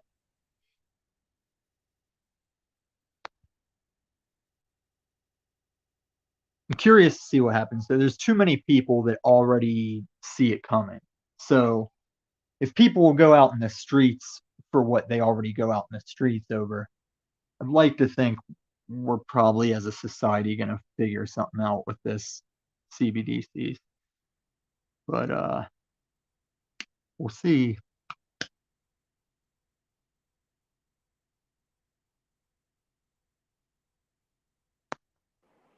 Yeah, I've just been muted for a while. I'm watering and filling up water and stuff. I don't want to interrupt the conversation with a lot of background noise. I'm still listening. Yeah, and reminder, anytime I'm like walking my dog on the panel or something, let me know if you need to mute me or something. Or tell me to mute so I'm not like saying stuff not known. Oh, you're good, man. You're fine. When I was walking, could you hear me talking? I can always hear you talking. Okay. See, it's just when it's in my front pocket. I'm already like, great. I got this active cell phone right by my fucking cardiac area, right by my heart, like in my front pocket. And then I wonder if you guys can hear me because the speaker's like at the bottom of the pocket. You're loud and clear, brother. Yeah. So are you guys both in the United States? No, I'm not an American, no. Where are you at? I'm from Canada. Oh, Canada. Yeah. Yeah, my bad. I was on mute the whole time. What about you, I was Christos? I was trying to respond. I was responding to what you were saying earlier, Tommy. And I was on mute, so that's ironic.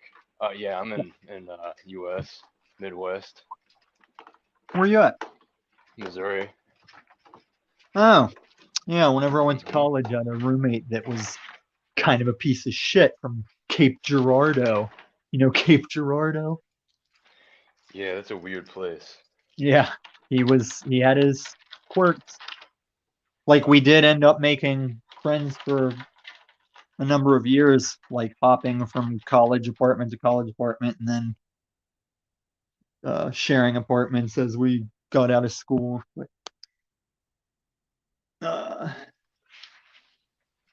I'll never forget when I had rode motorcycles before, but I got one when he got his first, and we're going down fucking I-25, the most popular interstate in Colorado. It literally runs north to south down the state, and he just pulls his cell phone out on fucking I-25.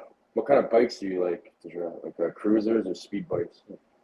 I always Harley. wanted like a Daryl Dixon looking stripped down bobber, but all I've ever had was street bikes because where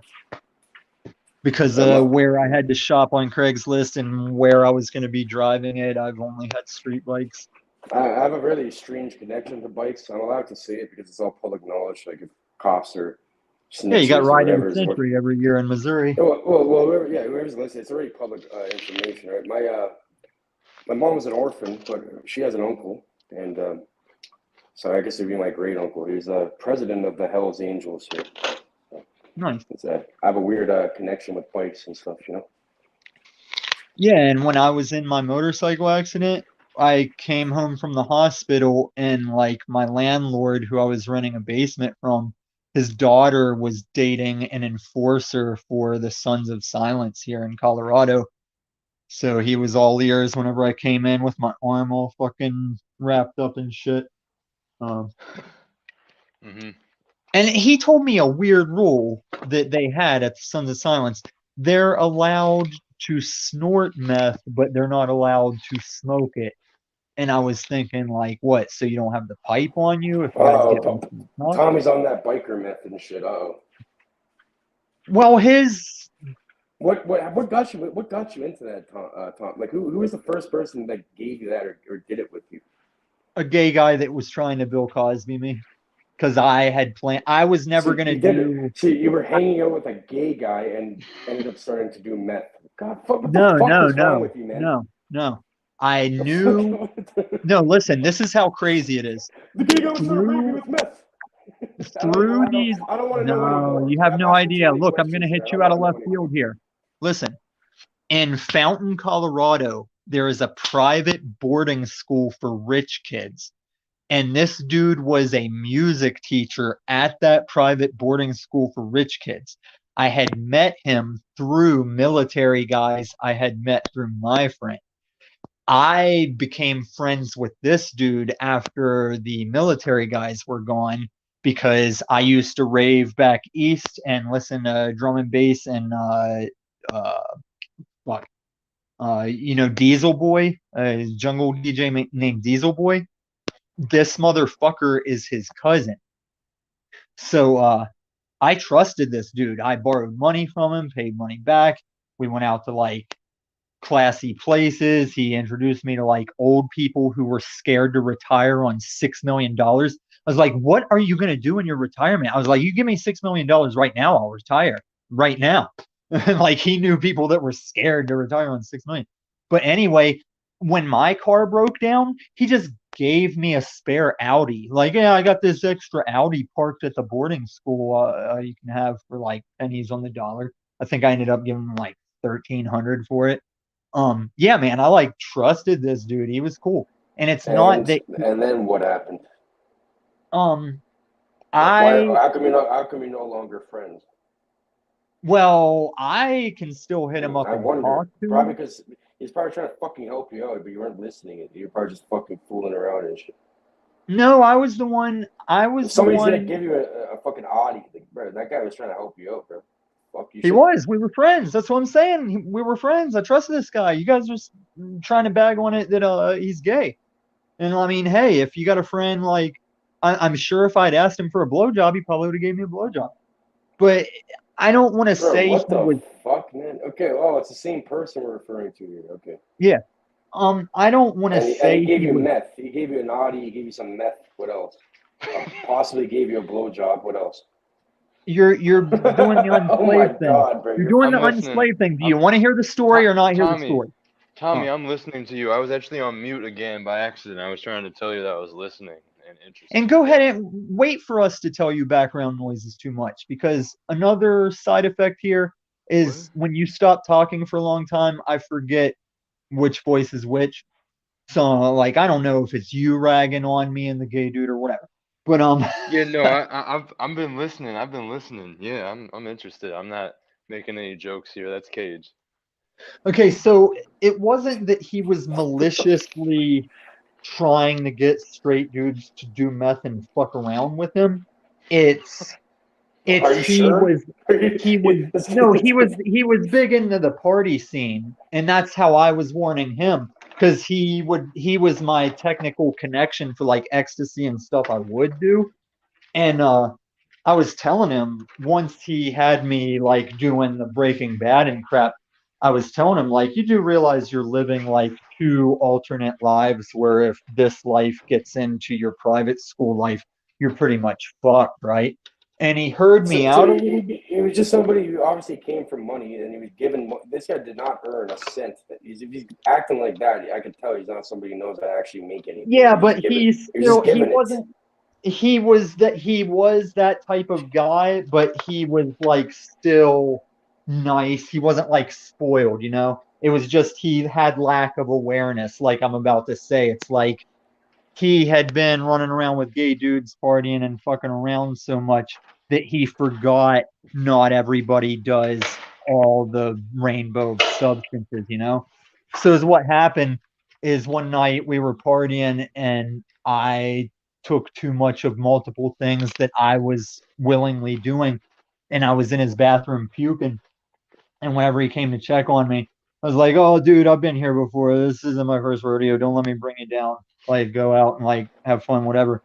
And I went back to puking. And he's like, here, just take a little hit off this. And my eyes were like puke tiered. And I figured he's just got my weed bowl that I had outside. And whenever I hit it, it like in 2 seconds, nausea gone. Everything's cleared up. Like I pop up feeling like $1,000,000, you know? And I was like, what the fuck did you just give me? And he goes, oh, that's just a little bit of meth. And Oh my I would God, have man. been mad. Like I had planned on not doing it and not doing heroin unless it had been cut into like ecstasy or something. But I didn't even think of it to be perturbed because I was like cloud nine, felt like $1,000,000. And I didn't even like get heavy on it then. Like I would just occasionally do See, some. this whole spiel that you're going off about started because I asked you who was the first person that you did this with, who gave it to you. You know what I've learned from this interaction? Huh. Sometimes it's better not to ask questions you don't want to hear the answer to. Well, first, before I I ever don't want was to in fucking that, hear. I don't want to hear any more about this, please. why? What offended And you? nothing at all. I just these types of people. I don't like being around them. I don't like associating myself with it at all. Not Well, because this he's is a gay, why. not because he's a gay person or whatever. That's fine. I'm like, I'm not a homophobic person or whatever. But I'm saying it's like, I don't know. I'm not trying to. I'm saying that It's methamphetamine. gonna sound a little weird. It's gonna sound a little weird, but It is. You these types of little individuals they're perverted. They have a perversion. They're not going. This is not supposed to naturally be occurring. Oh, In you my don't know opinion. the half of it. It gets. Okay, so this is what So happens. these are the types of people I don't want to be around. It has nothing to do with whatever they do on their own time.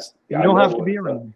Yeah, I don't want to be. I don't I want want to you to calm fucking down. You're not associate actually in the myself with. movie. You're just watching the I don't movie. want You're to. not No, but I don't actually want to there. associate people that like even if you're willing to accept meth and shit. Like would you do it now or no? Would you do it I again? plan on doing it again eventually. Whenever I'm Okay, yeah. building shit on my See, land. you're a fucking write off, bud. In my opinion. So I'm No, sorry to no. say it. Well, let me tell you why you're wrong. I'm gonna give you Let me the tell you harsh why you're truth. wrong. You're a complete write off. No, I'm I not gonna waste remember. my I time. remember Get who him, you are Cage. from the Discord now. Get him, Cage. Now, Cage, listen. You ready? And first off, At long least you're being story short. honest. I'll give you that. You know what? I'll look at the positive side of it. At least you're an honest person. Okay. Right, now let me hit you with some honesty. Long story short, you don't get the cool detailed version of the story. Long story short, somebody eventually stabbed that guy up and he stabbed them back. And when the police came, they didn't press charges and didn't give him a story. And then he moved to Florida with his family he has down in Florida. And I've heard from him over the years here and there, So but it sounded like his bubble bursted there a little bit. no, whoever it was at his house is the one that stabbed him because this dude was totally Of course, it's going to lead anti-violence. to something. It's going to lead back to something like this. You know. Oh, I'm This sure is, it did, just off of what I told of course, you. I already knew. I already knew it's going to end like that, like a complete. Okay, but failure. let I me already know hit you that. with some Yeah. stuff you don't know though, to modify your opinion, hopefully. Meth was invented in 1865. It was used by Hitler when he almost took over the world. It was used by Hitler's soldiers when they gave us a run for our money. It has been used in numerous legal ways all around the world ever since it's been invented. All right, It, so let's use logic here then. So it can make people act in a way that's unnatural. So it could be weaponized in a certain way. I'm pretty no, sure. it can be abused. Like, do It can you be eat food? weaponized because Do you eat food? just give them some Do you meth and eat tell them to start food? shooting everybody. Do you eat No, food? not You really. eat No, I don't. food, right? No, But I have you don't. ever had to have your roof cut off and have your body craned out of your No, house because you ate too much I food? don't eat food. I don't eat food at all. No, Yeah, you do. no, because Yeah. the food I put into my body, I change it. I change the structure of it, so it's not even Oh, you regular sound food. like I you sound don't like eat great normal food. leader now that you do not pass excrement. You have no butthole, like Grand No, Supreme I Leader. consecrate it. I consecrate that too. Right. In and out. Okay, so As above, so below. Put it into your so mouth. It comes out basically eventually. in the 30s and the 50s, June Cleaver was keeping trim and keeping the house clean for Ward on a legal version of methamphetamine. Ritalin, Adderall. Again, all I'm hearing is just justifications. You're just trying to fit No, whatever's playing into the your thing narrative. that was wrong is only having the Breaking Bad outlook on it. because my meth experience is focusing in on the market and making more money than I've ever made in my life. And it's like it's hard to have Again, people like you're hyper warn me about focused it. on these dopamine money. You said, bro, your main No, focus there's is more. money. There's more. I mean, anything that you want to get that fucking zero, like college kids taking Adderall to study, I tests. feel like you're a fucking psychologist or something. You call me fucking. I could be a psychologist. I'm here I all feel like there's the me layers for now. you're not seeing that I have to like meet up with all your family soon, so negative I can't be outlook, on here for much longer. like What's up, you're the Max? one that's Much gonna love, bro. die on the negative outlook hill. I'm just saying to each their own, you know? Like I don't like drinking. And one of my big things whenever I was hard on the Breaking Bad, I could not stand alcoholics because I'm ready to go. I heard what you said the first time. You're telling me the same shit again. Let's go, alcoholics. I know you're slow, you're slurring, and it's the same thing you told me last time. I'm ready for progress, you know? An Get the show on the road. alcoholic or a meth head are two of the same thing. It's just a different degree of the same fucking idiocracy. But you don't have to be a meth head though. But I'm Like I saying said, you're comparing apples to fucking oranges, but you're really comparing apples to apples. Like one person that's doesn't have control over their mind to another. no, I'm saying So either can be a person with no control over it. No control over meth is these people on the street like filling a cart with key items that they're zeroed in on to fill this well, cart. what are you trying to run away from? You're using it as a crush because you're afraid of something inside of yourself. No, you're like saying that because someone told you people do drugs. Wait. So what do you use it? What do you get out of it that's positive? Give me the 3 positives and give me 3 negatives. Give me 3 positives of your meth use and give me 3 negatives. I guarantee if you add it up, and if you extrapolate that down past 3, add it all up. Make a tally chart. Sit down there, write it. Say pros, cons. Write all the pros. Why are you treating me like I've never done that? Cons of it, and I guarantee you, it's going to be completely negative. You're going to be like, "What the fuck am I doing? I'm an idiot." That's what you're going to say to yourself. No, see, I'm sitting here telling you. Well, then you're lost, my friend. You're completely lost then. You don't. But I'm the same guy that gives you intriguing back and forth conversation. How am I lost? Well, it's like you. Okay, maybe you're not lost. You're put onto a certain path, and the path is not one that's self-imposed.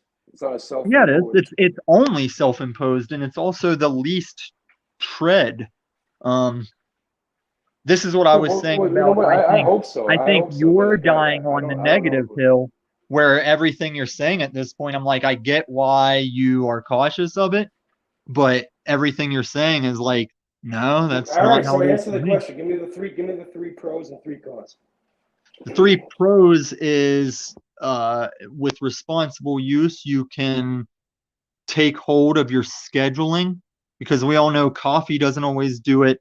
Energy drinks doesn't always do it. Meth always. Why would you need meth to schedule things? Like what? Okay. Well, the first experience, the meth that you're using a substance to schedule things. The first experience I had with this is I was possessed, my friend. No, I think you need to let me answer your question. I'm going to give you an exorcism after you answer. Continue. Okay. So I was a project manager at a low voltage company where we installed a system designed after 9/11 that makes sure emergency radio. Keyword, low voltage. This is lower vibrational fucking accident people. Yeah, like emergency radios. Yeah. Low voltage is not the same term you're trying to use it as. Well, I'm going to use it in that context. So you can you're being remedial. You're using it in the remedial context. No, but I'm conveying a message that you obviously understand, and you're making a rebuttal on my. Well, I understand when people say we're on a disc world. I don't agree with it. But listen, so I'm a project manager, post-college, post-applied science college. And whenever we had a change up, we had to do a job in some King Supers. And they were 24 hours. So since they couldn't close it, we had to do the job overnights when less people were there because we were going to be wheeling around those lifts. And so I went in on the overnight jobs with my company's fucking foreman and designer guy.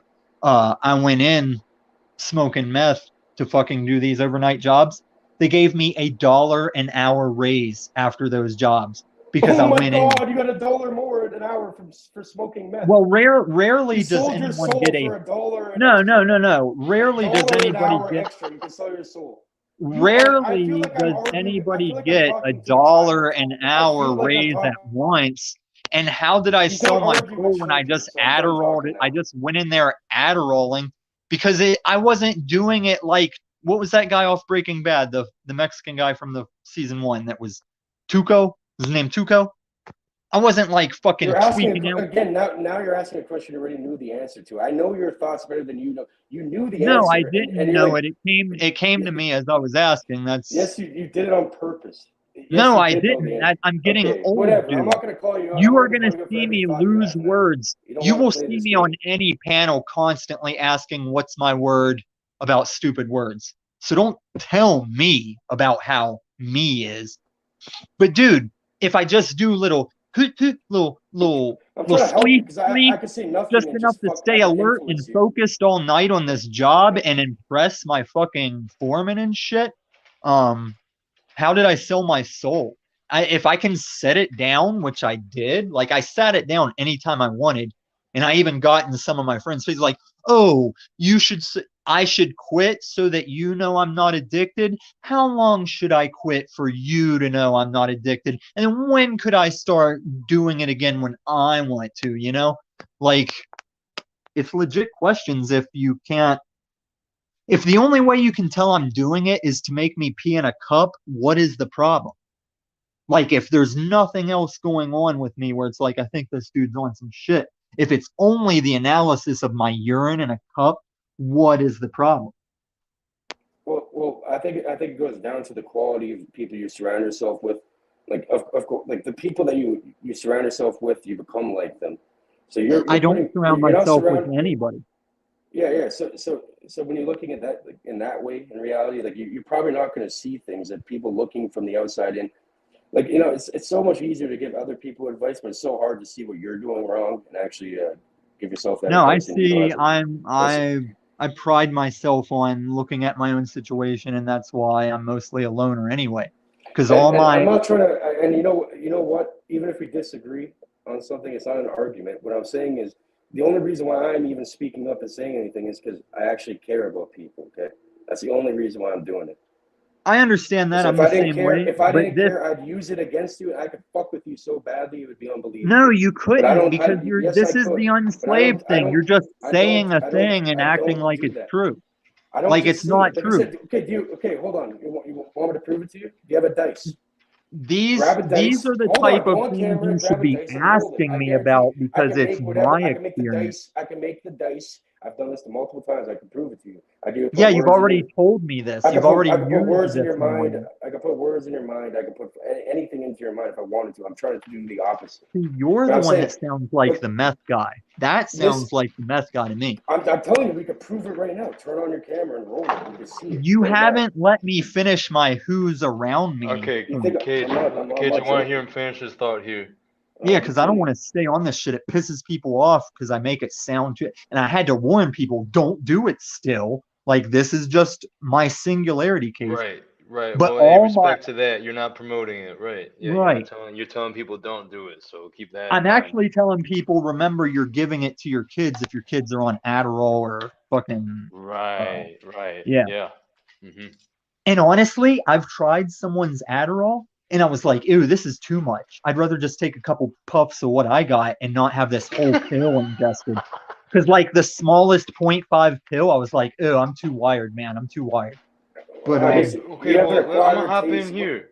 What I'll poison hop would I in here like? real Just going quick, to that Cage. one. Oh wait, no, go ahead. You good. You good. I was just gonna say, like, what poison would I like? Would I like the red apple that's poisoned, or the fucking green apple that's poisoned? You know, I don't know. You have an acquired taste to it, so it's like too much of choosing poison. anything can give you cancer. Okay, so what I was saying is So all of my Breaking Bad dealers have always said you're the best customer I've ever had because I did it like a weed thing whenever weed was illegal. It's like I showed up, I got my shit, might hang out to like not look sketchy. I might spend 15, 20 minutes there, hit a pipe to not be a cop. And then I'd go back about my business and not be those guys, you know? And I did meet people that was like, what do you think of my new business cards? And they literally took somebody else's business cards and sharpied the shit out and wrote their own shit in. And I'm like, that's some tweaker shit there, you know? But it wasn't me, dude. That was never me. You got me twisted, you know? That's hella funny. Yeah. Why? That seems like more work than actually just making real business cards. And that was a dude I cared about because he had used to been my dealer, This is fell what off meth as my heads do. Meth heads will start fucking digging imaginary holes for hours and shit. Like they're right, living but a his wife, well, his baby mama used to be one of my employees at DIA at the airport, and by the time I knew this dude, he was going to a government facility every Saturday to see his kids that him and his baby mama could not keep, and I was trying to help him get to a child keepable level. And I mean, he eventually, I couldn't even keep track of where he was anymore. Like last time I saw him was like randomly on a bike when I was going through a light, back when I had that Audi. So I don't know whatever happened to him, but I was trying, man. I was trying to get him back on child having, because whenever he went to see his kids loved him. He loved seeing his kids. But I agreed with the state, man. He had to clean some shit up. And his baby You mama know, did too. what I'm gonna have to say, Tommy, is I don't know why you would say that you're gonna end up doing it again at some point, because it's so tried and true. Like I mean, uh, if you know that it's like not a good thing, like why would you be doing it again in the future? Do you feel like it's not as I bad as they didn't say it say is? I didn't say at my youth that it's a bad thing. well, it's like going through the light. You said it yourself. You went through the red light in the Audi. You're the guy in an Audi and went through a red light. No. Okay, I didn't go. I didn't go but through the red light. I'm just saying we can I was extrapolate. waiting Hold at a on, light. hold on. Let me say something. We can Well, extrapolate don't that say to I went through reality. the red light. I didn't. Yeah, but we can extrapolate. Let's say you did say that. We can rewind it. But let's say we extrapolate that to reality, right? That means like there's a lot of signs, like even right now, it's like a red light. Are you gonna fucking obey it, or are you gonna fucking go right through it? And it's not for you. It's not because you're obeying me. The truth is the fucking truth, regardless of who speaks it. It doesn't So really why matter. don't you ask me why I'm gonna do it again? This is what I told Unslaved for months. I Because was like, instead of telling me why you think you're It's the right, same reason. just ask me. I'll Because tell if you we're why. talking about I'll- my experience in my mind, you just ask, because I would I'll ask tell you you. why. I'll tell you why. Stop. I'll tell you why. The reason why is the same reason why you flagged yourself with your own fucking thing. Because you don't have any discretion. Like you have to you have to have a proper plan. It's like You're it's like full an, of shit. You believe this. everything you think is your It's like, fault. would you like to play chess? Would you like to play chess? It's like all like you don't have any. You need to be like a fucking grandmaster in a way. Like you need to fucking have like a laser fucking focus, if you want to call it that. You know what I mean? To what? Properly. To actually affect reality and not be used by it. If you want to become an operator in reality, then that's what you're gonna have to do. Oh, you mean this guy with an extra bedroom in a city that's competing with San Francisco for highest rent, and I'm sitting here not worried about money, not working a job, hanging out on panels. I'm getting tossed around by the universe. I'm not in control. Like, yeah, dude, I go out in this barrio. I'm a barrio superstario with fucking soft armor and armed and fucking not taking shit off anyone, but out there being a community support, like being a neighbor, being a nice guy on the streets of a bad part of Denver. Well, like I said, I can name 3 positive things about you right now. You're very honest. You're a very smart person, and you have a mind of your own. Right? Those are 3 positive things. But And that's why I'm one of the only people that can do that shit. Just because you have these basic tenets doesn't mean you can not be. Like, I know for a fact that I have no idea. I'm trying to learn every day. So for me, just ask me why. I will do it again. Because you want to. It's your choice. Well, that's part of it. Because have you ever seen the South Park about alcoholism, where they talk about if you go the rest of your life and you're scared to have a little sip of alcohol for the rest of your life, it's got just as much a grip on you as if you were still drinking. See, Partially, it's I can easily say 3 positive things about fucking you, but I can't say 3 positive things about the fucking Breaking Bad shit or whatever you want to call it. Okay, so that's well, my whole I got point. started on That's my one. whole fucking point. Now you're understanding what I'm trying to say. I hope. Well, I understand what you're saying, but I know why it's not my outlook and my experience of it. But like you guys acknowledged, I'm not out trying to get people to try it or uh anything like that. But I have come across other people. I wish I could find more, maybe write a But book no about one, it or something. nobody is like you. Yes, If you yes, say I've come if you say across. that's fine, if you say that's No, fine, you're listen. your own character. So if Listen, you say that's dude. fine, it's not going to be fine Let for other me people. get some shit in, and I know what you think, dude. I know your opinion already, so you don't have to lay it on this stick.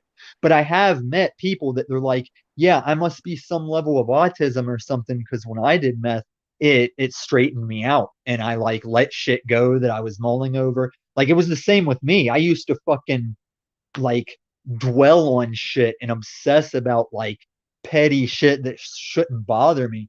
And it helped me just like drop it like a bag of bricks. Like I might be somewhere on the spectrum because of all the benefits Well, it did. well, Tom, you know it's more powerful than any substance. Because what you're trying to, the whole argument, this is pretty much what I've extrapolated from this conversation. You're pretty much saying, I'm me. I can handle things in a certain way, so it's not going to affect me. So this proves to me right here that I already know. This whole your mind is the most powerful tool. Your mind is more powerful than matter. So it's like it depends on how you look at things, right? So do you dig Is Hunter there? S. Thompson? I've heard of him. I've never really looked into it though. I don't really like Oh these yeah, man, drug people. he's one of my heroes. He was like a journalist. If you ever see the movie Fear and Loathing in Las Vegas, it's a great fucking movie. Yeah, of But course. like, That's a classic movie. okay, that was Hunter S. Thompson, Johnny Yeah, Depp, yeah, yeah, and yeah. then Bill Murray played him in Where Buffalo Roam.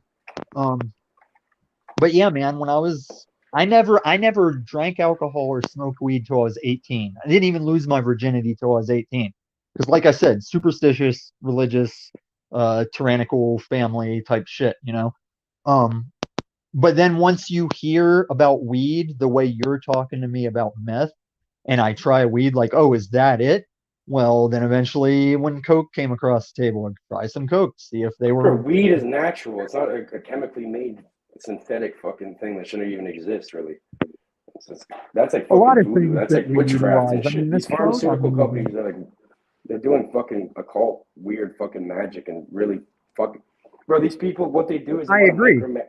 they want to micromanage every little aspect of everybody's life. They don't care about money. They care about control. They care about fucking being able to tell somebody what to do. So That's what they you're care giving about. me, I've never got the opportunity to make this point before. I know dealers who are And fucking connected with the to their reality. cult. They live off the suffering. They live off the Listen, fear. They live listen, off the discourse. They live off. listen. I know dealers that were connected to their cooks that could assure me that my shit was clean and fine, and I still won't go get a jab. I still will only go to the hospital if it's emergency room shit. I agree, but I've But taken my own that's like calculations. a meme. That's like a meme that people have. I've seen a meme like that. It's like you see like a meth head or a crackhead, like they won't get a jab if just smoking like fucking meth all day and shit. They're Well, living that's like when people ask me what I think of so Death Wish coffee. at that point you might as well take the fucking they injected you a long time before that in a different No, way. I don't They, like crack, but I know that meth isn't gonna put the mRNA vaccine blood clotting myocarditis, whatever that word is. I know it's not doing that.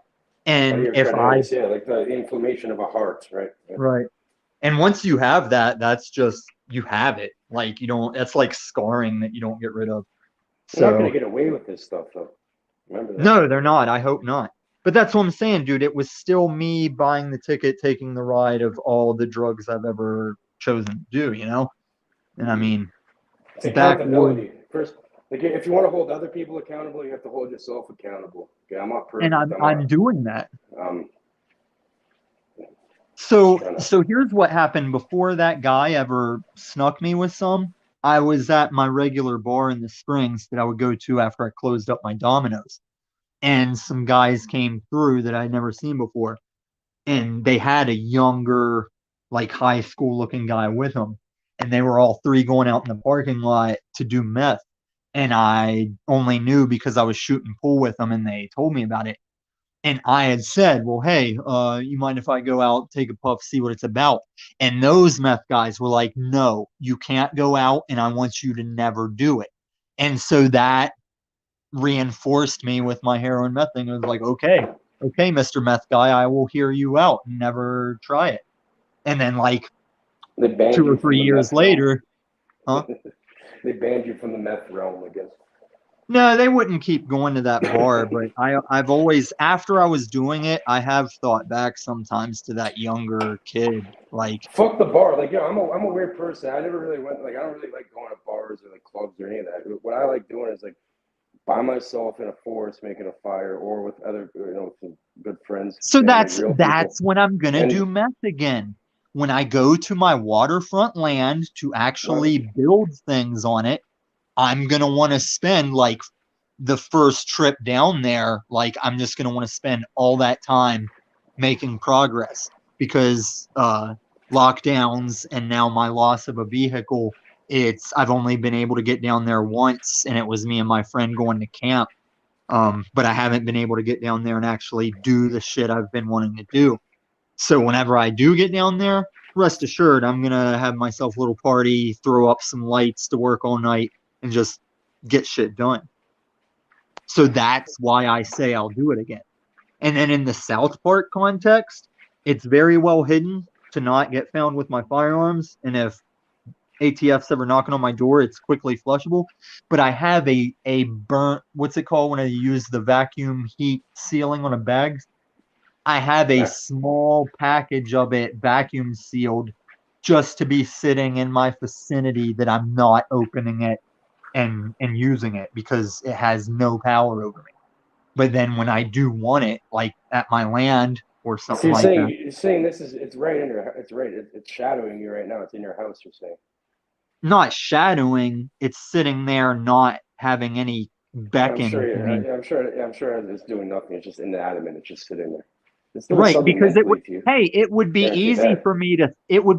for me to throw it out and lose all my dealer numbers and not have a way to get it, but I have it sitting there and I'm not doing it. Do you not see how like do you want a Peniel to say he's a pacifist, or is Mike Tyson more of a respectable pacifist?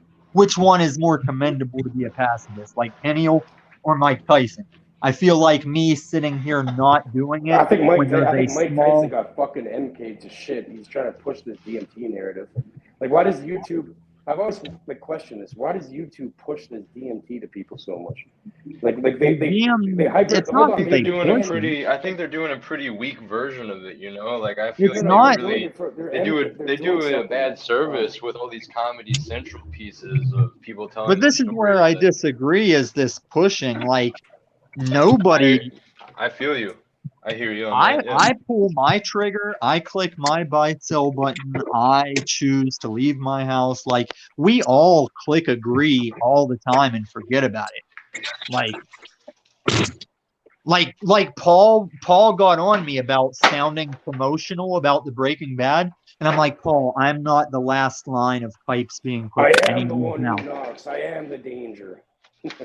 But I mean, no one makes me do DMT unless it's a fucked up CIA type thing, and if I and everybody does DMT that time they die.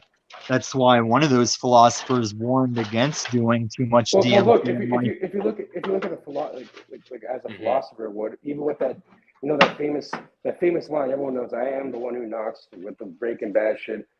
And he also says, I am the one who knocks. And think about that. And I am the danger. Think about that, because you are. Your mind is like, it's like No, that thing no, that inside he of. was saying that as Heisenberg. Heisenberg was like the guy with the. But we have to break this down. We could break this shit down so crazy, because that means it's like you're projecting this other. Think about, instead of it's physical, it's all within the mind. You know what I mean? That's And then why I and feel then think like you're about all not this. getting that I have a grip on it. You're not giving me that it's all in the mind, because it really is. Like, I can set anything down. I am the danger. You're a danger for yourself, the way you think and what you think. It's dangerous, like when you get locked into a certain way of thinking, and then I'm not locked into thinking. I think that's what you're missing. No, but sorry, I should say when people in general do that, not you. When I say you, again, I have to start thinking about how I word things, because when I say that, I don't mean that. I mean like myself, everybody, and like pretty much everyone in existence. That's what I mean. You know what I mean? So you are the danger, because it's like a self-imposed thing that they trick you to. Like, the power is like getting you to think a certain way. You know what I mean? That's the true power. So I am the danger. I am the one who knocks, because eventually you're going to come knocking for yourself. You know what I mean? I like how you said that, Cage. That's deep. That's real deep. Yeah, like it's crazy. Breaking Bad was a massively allegorical show. Like, when I watch something, I don't just watch like action, like, oh, someone's getting the box cutter, da da da. No, I see like I look deeper. I dissect it. Yeah, you I'm see like, the deeper elements and themes that are in yeah, movies and you art. dissect it and shit. Like you see, like what was this person thinking? What are they trying to convey here? What's the real message? You know.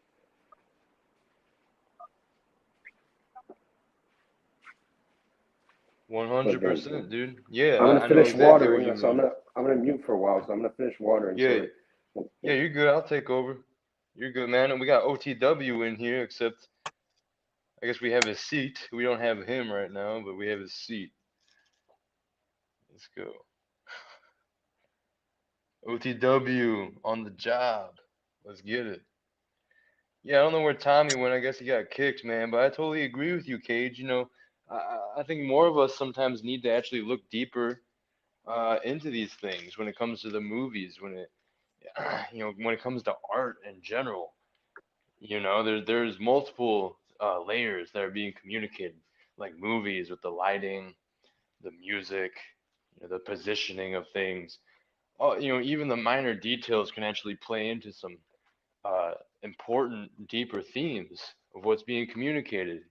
Things that aren't on the surface necessarily, like movies like Pulp Fiction, and a lot of other movies, but that's just one that comes to my head. That like what is actually being said here. We can watch it for the surface level plot, but like what type of deeper themes are being communicated through this piece of art? I totally agree. And there's some people, unfortunately, I guess not some, but a lot of people in the modern world don't have that type of eye for interpretation. They just literally see what's being presented, like literally, and oh, this movie's about this. It's about a guy and a girl that blah blah blah. A lot of surface level people out here. But in these YouTube communities, there's a lot of deep people though. So I mean, that's why I like these things, these communities, these different people I Petit meet. morceau de plastique. Là. The last thing Anyway, that I'm getting. j'ai des modifications que je vais y What faire. the? Je vais acheter des mags. C'est ça. Je vais m'acheter. What in the hell was that? Anyway, I guess OTW is speaking French to someone. I don't even know where I was just at. What was I saying? Yeah, no, a lot of people don't have the eyes to interpret these things in culture, in the movies, and the books. Excuse his And, French. Yes. And I see a lot of people that are in these online communities actually do have those types of eyes. They can discern, they can interpret the other layers beyond what's being presented on the surface. So I appreciate that about these communities, man. We got a lot of free thinking, a lot of deep minds. That's for sure. It's more than a truth community. It's more than a We crazy community. motherfucking people. We all crazy.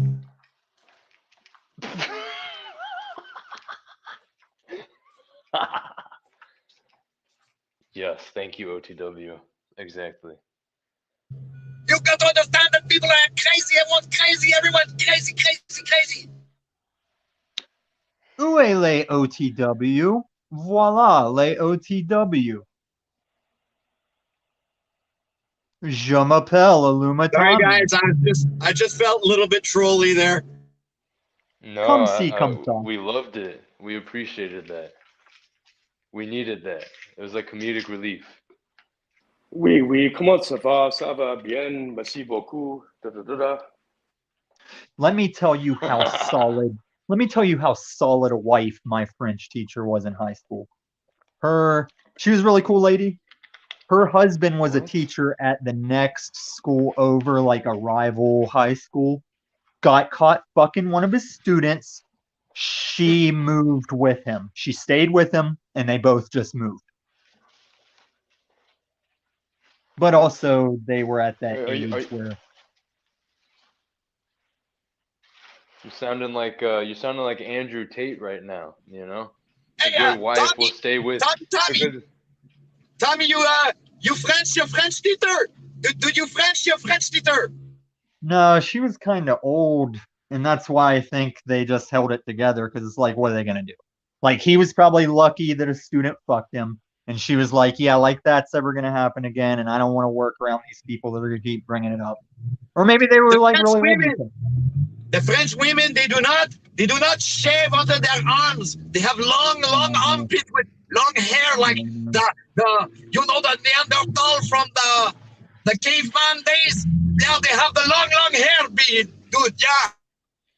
Well, is what happens is you go at the stay at the hostel, and then maybe for dinner you have a bowl of cream and a chocolate cigarette, maybe a glass of wine. Then we'll invite our wine out onto the street where we watch the people, um, and we can eat all we want and not get fat because of olive oil.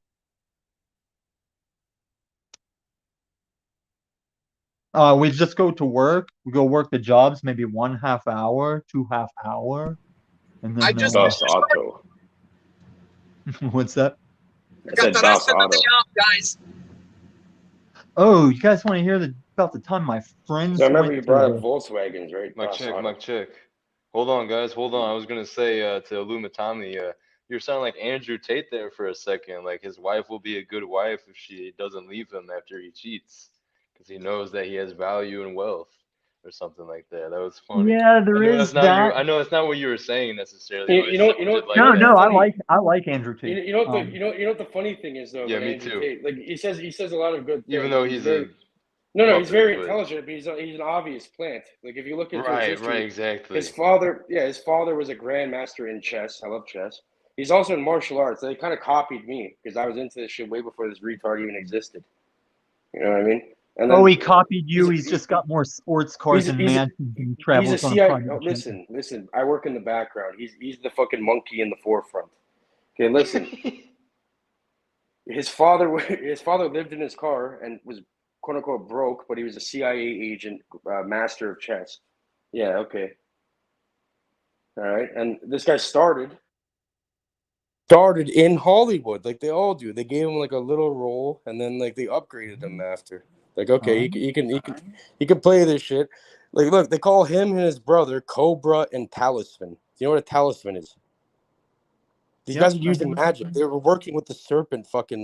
They're working with the shaitan, if you want to call it the adversary to Would you yourself. like to tie in the gematria and all the shit going on with this crypto that I'm in? Like this is You are W. being that crypto is like what they, bro. Since I was a little kid, I've been hearing about the new world order. They're gonna make a one world government, one world, And one here it is. religion, one Here it currency, is. and they've been accomplishing it. It's Yeah. right there in front of you. I just wanted What to do you make mean? sure That's you one weren't like currency. saying it was That's Rabble. worldwide. Everyone has crypto, right? It's not. You're taking it away from the Fed, the Federal Reserve, and all these other constructs, and you're putting it to something that's online. It's through the internet, through AI, Well, through the the Fed internet. has theirs now. It's going to be the CBDC, central bank digital coin. Well, of That course, they always ledger. have their bro. Bro? Who created Bitcoin? Who created it? Who got the ball rolling? They did it through drugs, obviously, because like Bitcoin wasn't worth shit at the beginning. Ironically, somebody ordered a pizza, and they gave them like 20,000 Bitcoin, and then they just bought them their pizza. They love using this pizza thing. We're not gonna get that I deep. don't know if it was 20,000, but they did I'm not tip gonna. him in If I get super deep into it, I'll literally have this channel taken down. So I have to be careful what we say when I get deep into things like this. No, there's channels But I'm saying, devoted to XRP. no, but I'm saying, bro, come on, bro. Come on, bro. Did you This has know been a that complete XRP is psyop. as old as Bitcoin? XRP was made by the Bitcoin creators, and XRP is older than Ripple. So they were making Where was the big? XRP. What was the synonym that they used for the Bitcoin creator? Oh Because I yes, remember they use like the Silk Road and shit. And they use drugs. no. You If remember you Ross Ulbricht and shit? Elon posted a They meme use where the drugs in order to name. make it to have a value because they're Uh, crypto only existed at the beginning because there was like supposed to be. Other people are smart too. Listen, Elon posted a meme where the name of this Shiitake Yamoto guy or whoever the Bitcoin guy is, it's the first syllables of all these major brands like Toshiba, It was Hitachi. yeah. People made it. They had a plan and they formulated it and they did it on very purposefully. Okay, Right. So that's why I don't like why I bought XRP that's because why I it's don't so really like on purpose. participating in any of this shit. I do it just if it was up to me, I'd be fucked off. If it wasn't for my family, because I feel like I have a responsibility to be around and take care of people and shit. If it wasn't for my family and other people, I would have fucked off it to the forest a very long time ago. That's why I can do Breaking Bad, dude. I am a confirmed loner, not out of depression, not out of dismay or circumstance. I chose this. I don't do drugs. I am drugs. I am my education. I am the things I do, my actions. Uh, and I've signed off on it. I agree, clicked my Apple agree all through it, because I'll yeah, stand sign off on it exactly. Yep. So that saves you all that talk that got dropped off when my phone died. Yeah, man, I acknowledge what I'm doing all the time. Since I was a kid in a superstitious town, worrying about if I was celebrating Christmas right, because you got people like, hey, Christmas ain't about presents. And all the kids are like, bullshit, it's about presents. And I'm the only one that's like, shit, is it not about presents? I better find out what it's about, you know? Well, it's an excuse to get together. At least there's that positive. Oh, yeah, there's always that. I mean, an excuse to get together my house was kicking my ass for like. See, the thing that was abusive about my family is I was like physically accosted, like Homer Simpson style, not out of moral good or bad, just out of not doing what they wanted. Like I used the wrong word and now we're gonna break a board over your ass. And I was just a kid. This is a So, trauma after release. There's something called the formative years of your life. What the fuck are you? but the thing is, Oh, I I know what never that is. knew. Wait, I there you never knew anything was wrong with that till me and my friends were older, looking back, talking about our childhood. And they started, like, my close television sitcom BMX group friends were like, wait, your parents were doing that? Like, we never knew your parents were like that. It was like, oh, yeah, man. Like, people at my church, they would, like, say Yeah, shit with a what I was gonna smile. They say, did. Tommy, sorry for interrupting you again, but what I was gonna say to you is, do not fucking throw up that hand signal now, OTW. You fuck. now, Is he now you guys, driving? now you guys are just mocking me at this point. But either way, what We're what I'm mocking the guy that tries to tell me what our thoughts there's something and called the lives are. formative years of your life. It's from when you come out. It's probably even before the womb. But yeah, when you get out of the womb, and this Malkuth or on the tree of life would be the lowest path at the beginning of the tree of life. It would be called Malkuth, which roughly translates from Hebrew to the kingdom. This unit chessboard, and from the formative years, it's like you get trapped. Like that's when the brainwashing instills, and this is why you have like even to this day, all these years Nice later, shift, OTW. you still slow it down, OTW. Yeah, baby. Dude, Just be careful. I think you're like a race car driver. But either way, that's a palindrome, by the way. But either way, I'd yeah. So these things really affect you on a deep level. They kind of like it's kind of like Oh think yeah, about drip think baby. about think Woo! about a factory. Think about a factory, and when they build the hardware and then they install the fucking operating system on it. I've worked in a So it's like, factory that makes Capri Sun and Lunchables, dude. Capri Sun on deck. I actually got sick of it because I was wearing it all the time. So, and they would let us take trash bags of it home, like over the smallest faults. We just got to take it for free. Like, oh, these dates didn't go on or these dates are wrong. So it was just free. So all the stoners would come to my house knowing I'd always have a fridge full of fucking Capri Sun. But yeah, man, I was at work like opening a shop vac that somebody left sitting for weeks after not emptying it after cleaning up a spill from one of the full fillers or something. So I opened like fermented Capri Sun into my face and was like, well, I'm not drinking that anytime soon. Because even fresh Capri Sun would remind my brain, like after the worst Mad Dog party, I could never drink Mad Dog or smell Mad Dog again.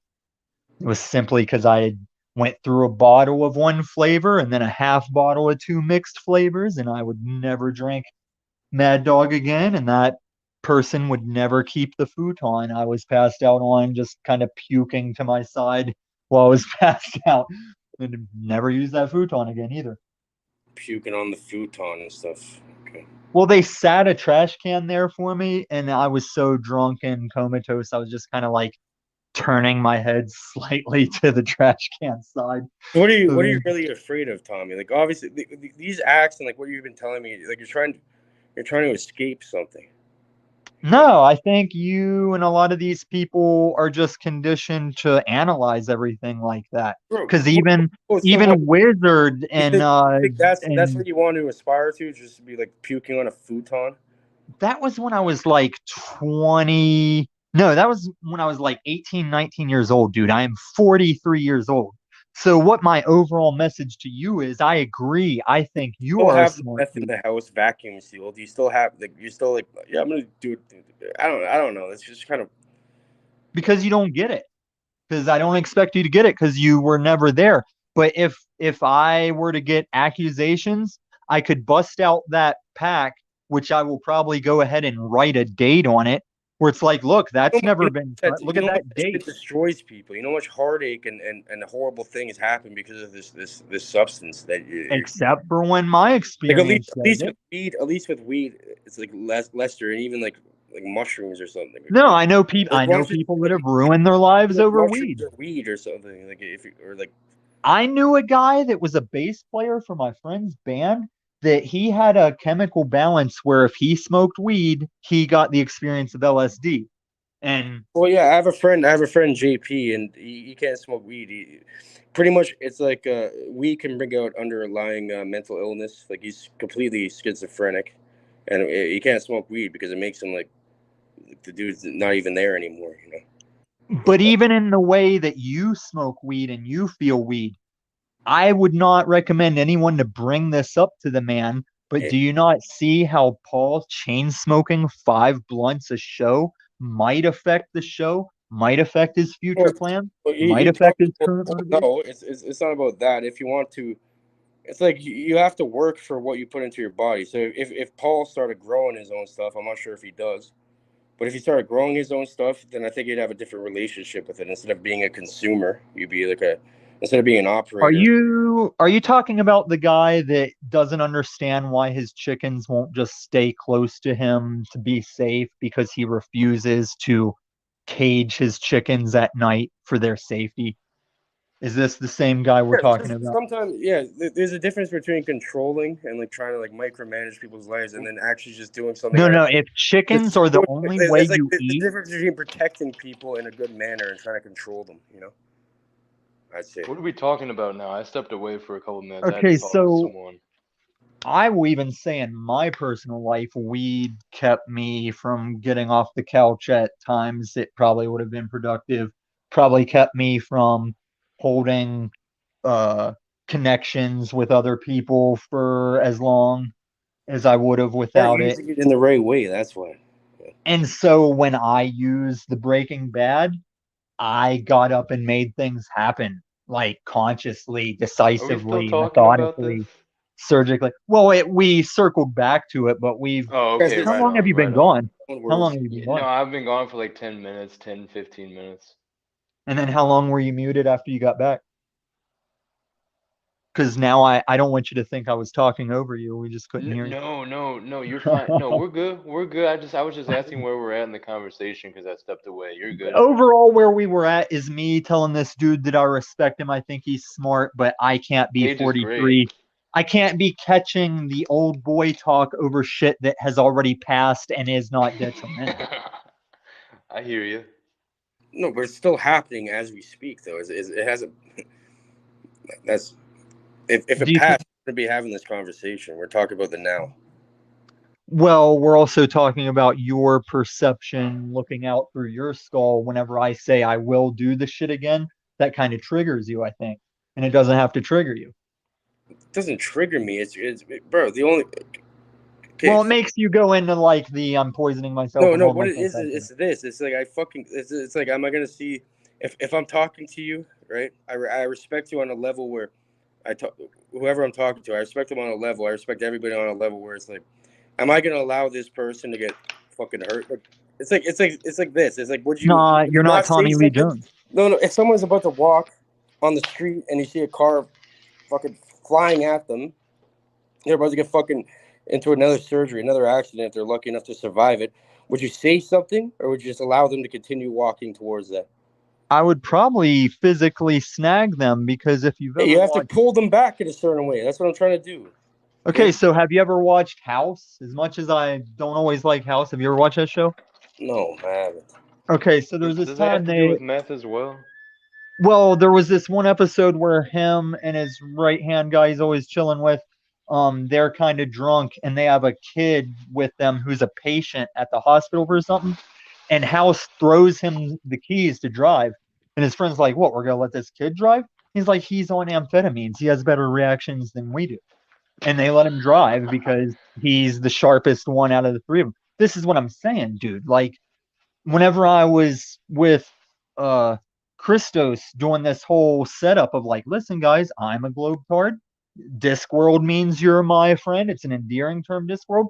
That's all my meth head. Like ways I understood how to like go further with my interactions. As much as I hate this era where you can't say anything without a setup first, like now I gotta tell you first, I'm not racist. I didn't vote for Trump. Like you gotta do all these setup fucking mentions before you can say what you want to say. I fucking hate that shit. But through these trials is how I've realized like the dude in the Discord with us.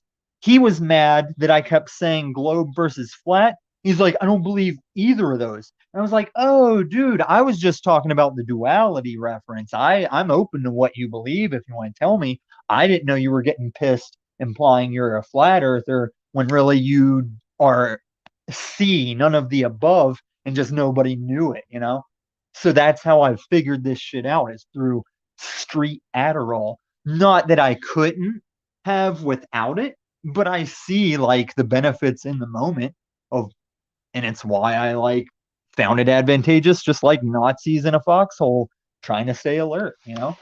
Well, listen, I know what you're getting at here, man. See, I really enjoy nootropics and supplementing, and honestly, like I'm gonna be completely honest. The times that I've had Adderall, it has been extremely enjoyable, and I love that flow state. And like, look, I like that feeling, so I try to imitate it with natural herbs, different amino acids, and different supplements and nootropics, which help Ching, ching. with mental cognition and focus. And I know that it's not the same thing as amphetamines or whatever, but I think that it's an honorable pursuit to try to reach those like smart drug, like hyper aware focused states through as natural of means as we can. Yeah, and that's the thing. We don't need this crush. Like even in magical practices, you'll see like even the people that run this world, you catch them like doing some weird shit, wearing robes, using a certain dagger, ceremonial daggers, certain thing that's outside of them, and that means you're giving your power away to something else that's not you. You know, Or but you're utilizing a power you understand. No. Like I did one cycle No, of I think injectable steroids. Like I wasn't being guided by it. I just tried it to see what it'd do. I felt hella strong. Felt like I was a teenager again. My knees felt great. I was but like, how did he? you shouldn't need that. The true masters, you can drop them off in the middle of nowhere with nothing, and they can rebuild. They don't need anything outside. Like, what happens if that gets taken away from you? Then how are you going to Oh, do I that? don't see this word need. I don't like that word the way it's thrown around. I don't need anything but shelter, sustenance, a little bit of human contact, oxygen. Like need is like dependent to stay living and attached on the planet and stuff.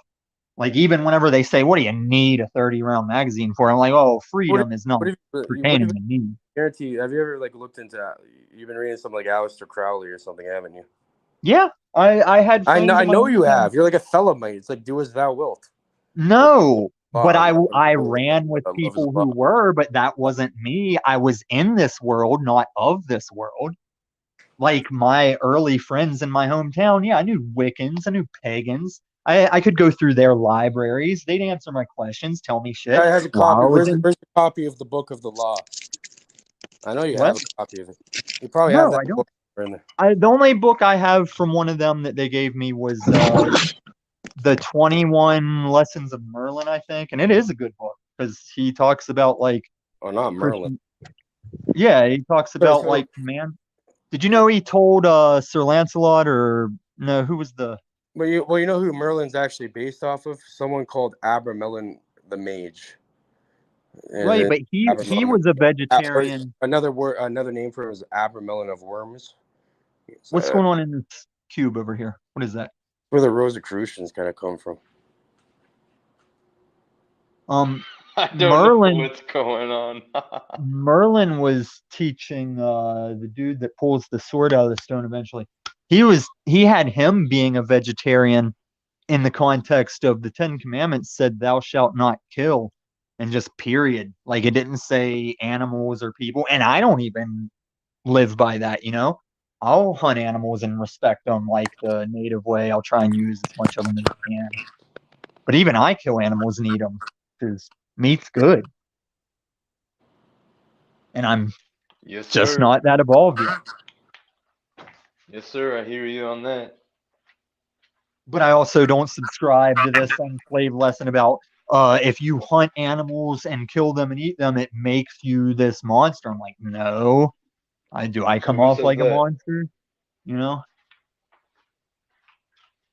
And now there's an aspect with as much as we've fucked with the world, like down near my land, they have to cull the elk because there isn't enough predators to maintain the elk numbers to a Bill Gates type vaccination, keeping the numbers down type thing. Mm-hmm. And they can't find enough people that can pass the shooting requirements to be a person taking elk down. But that's good to know because if That's I'm down there interesting. lone wolfing it, I want to know there's plenty of elk. I can sneak one or two when I need them. Yeah, it's interesting how we have to put things back into balance, like unnaturally, like artificially keeping things in You know, balance because we've knocked them out of balance to begin there's with. parts of Colorado they just reintroduced wolves, and now some of the farmers in agriculture people were like pissed that the wolves are back. It's like, well, you were getting overrun by deer and shit if the wolves aren't back. Like like if there's too much deer and elk, your insurance rates on your vehicle will skyrocket because everyone's hitting them. And they have to compensate for that shit. See, like a lot of the system was designed with people and society in mind. It's when the powers that shouldn't be take hold of it. Like this shit, the algorithm that hears what we're talking about and throws you ads according to what you've been talking about, that was totally invented with your convenience in mind.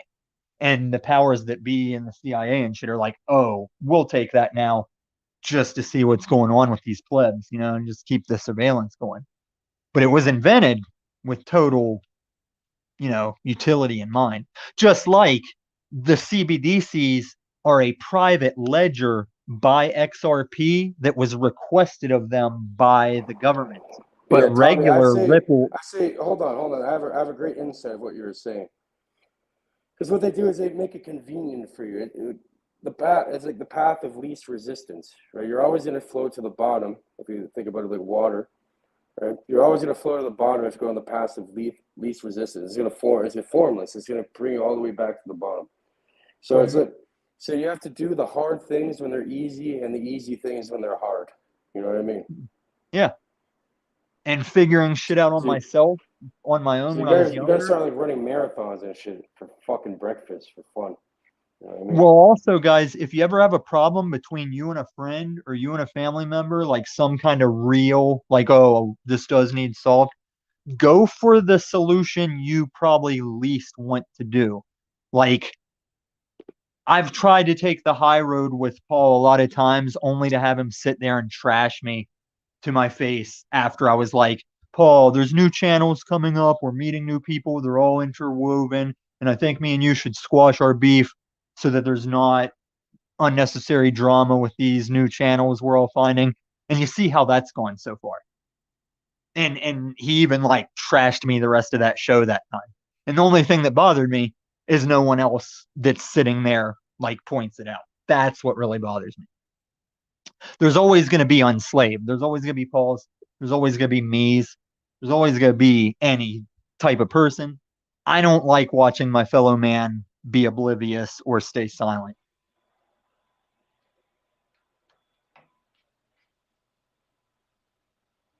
You know, one time I got a bunch of handshakes from strangers because after my accident, when I didn't have a job and had a lot of time on my hands, but not a lot I could do with my physical situation, I got into the hobby of searching Craigslist free shit and trying to be the first person there to get cool free shit.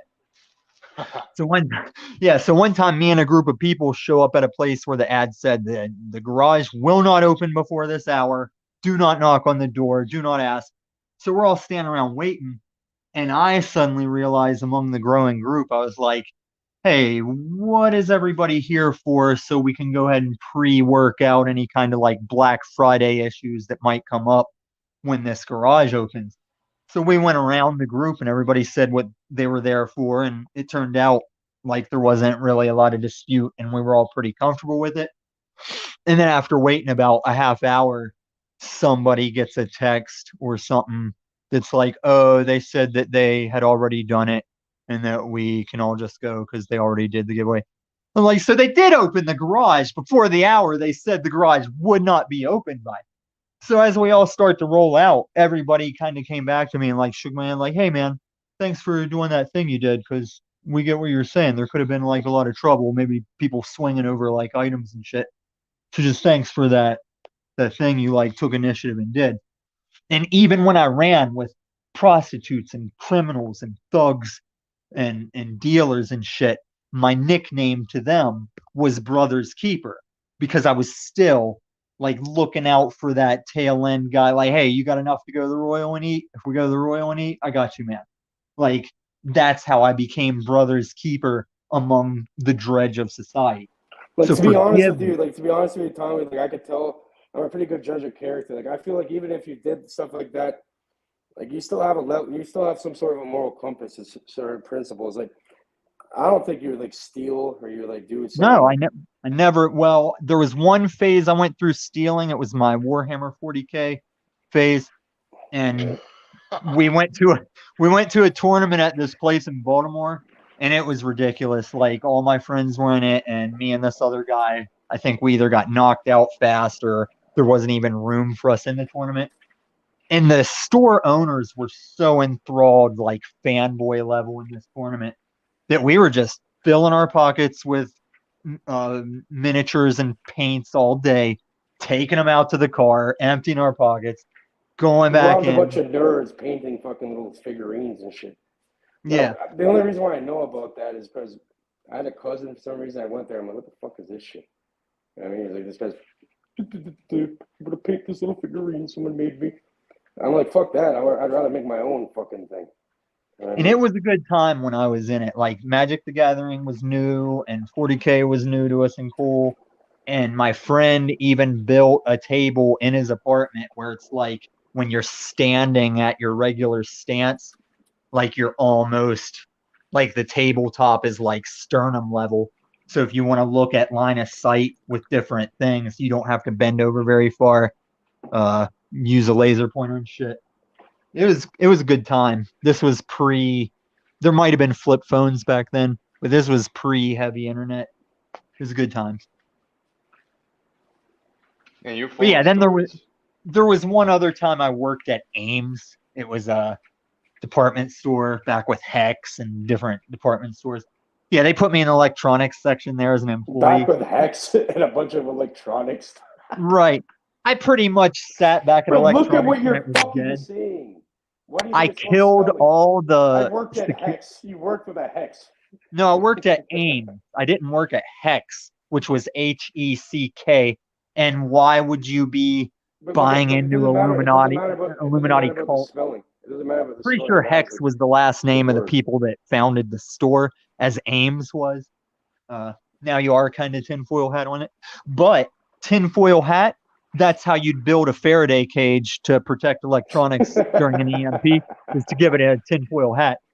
So I can call back on you there. That's science.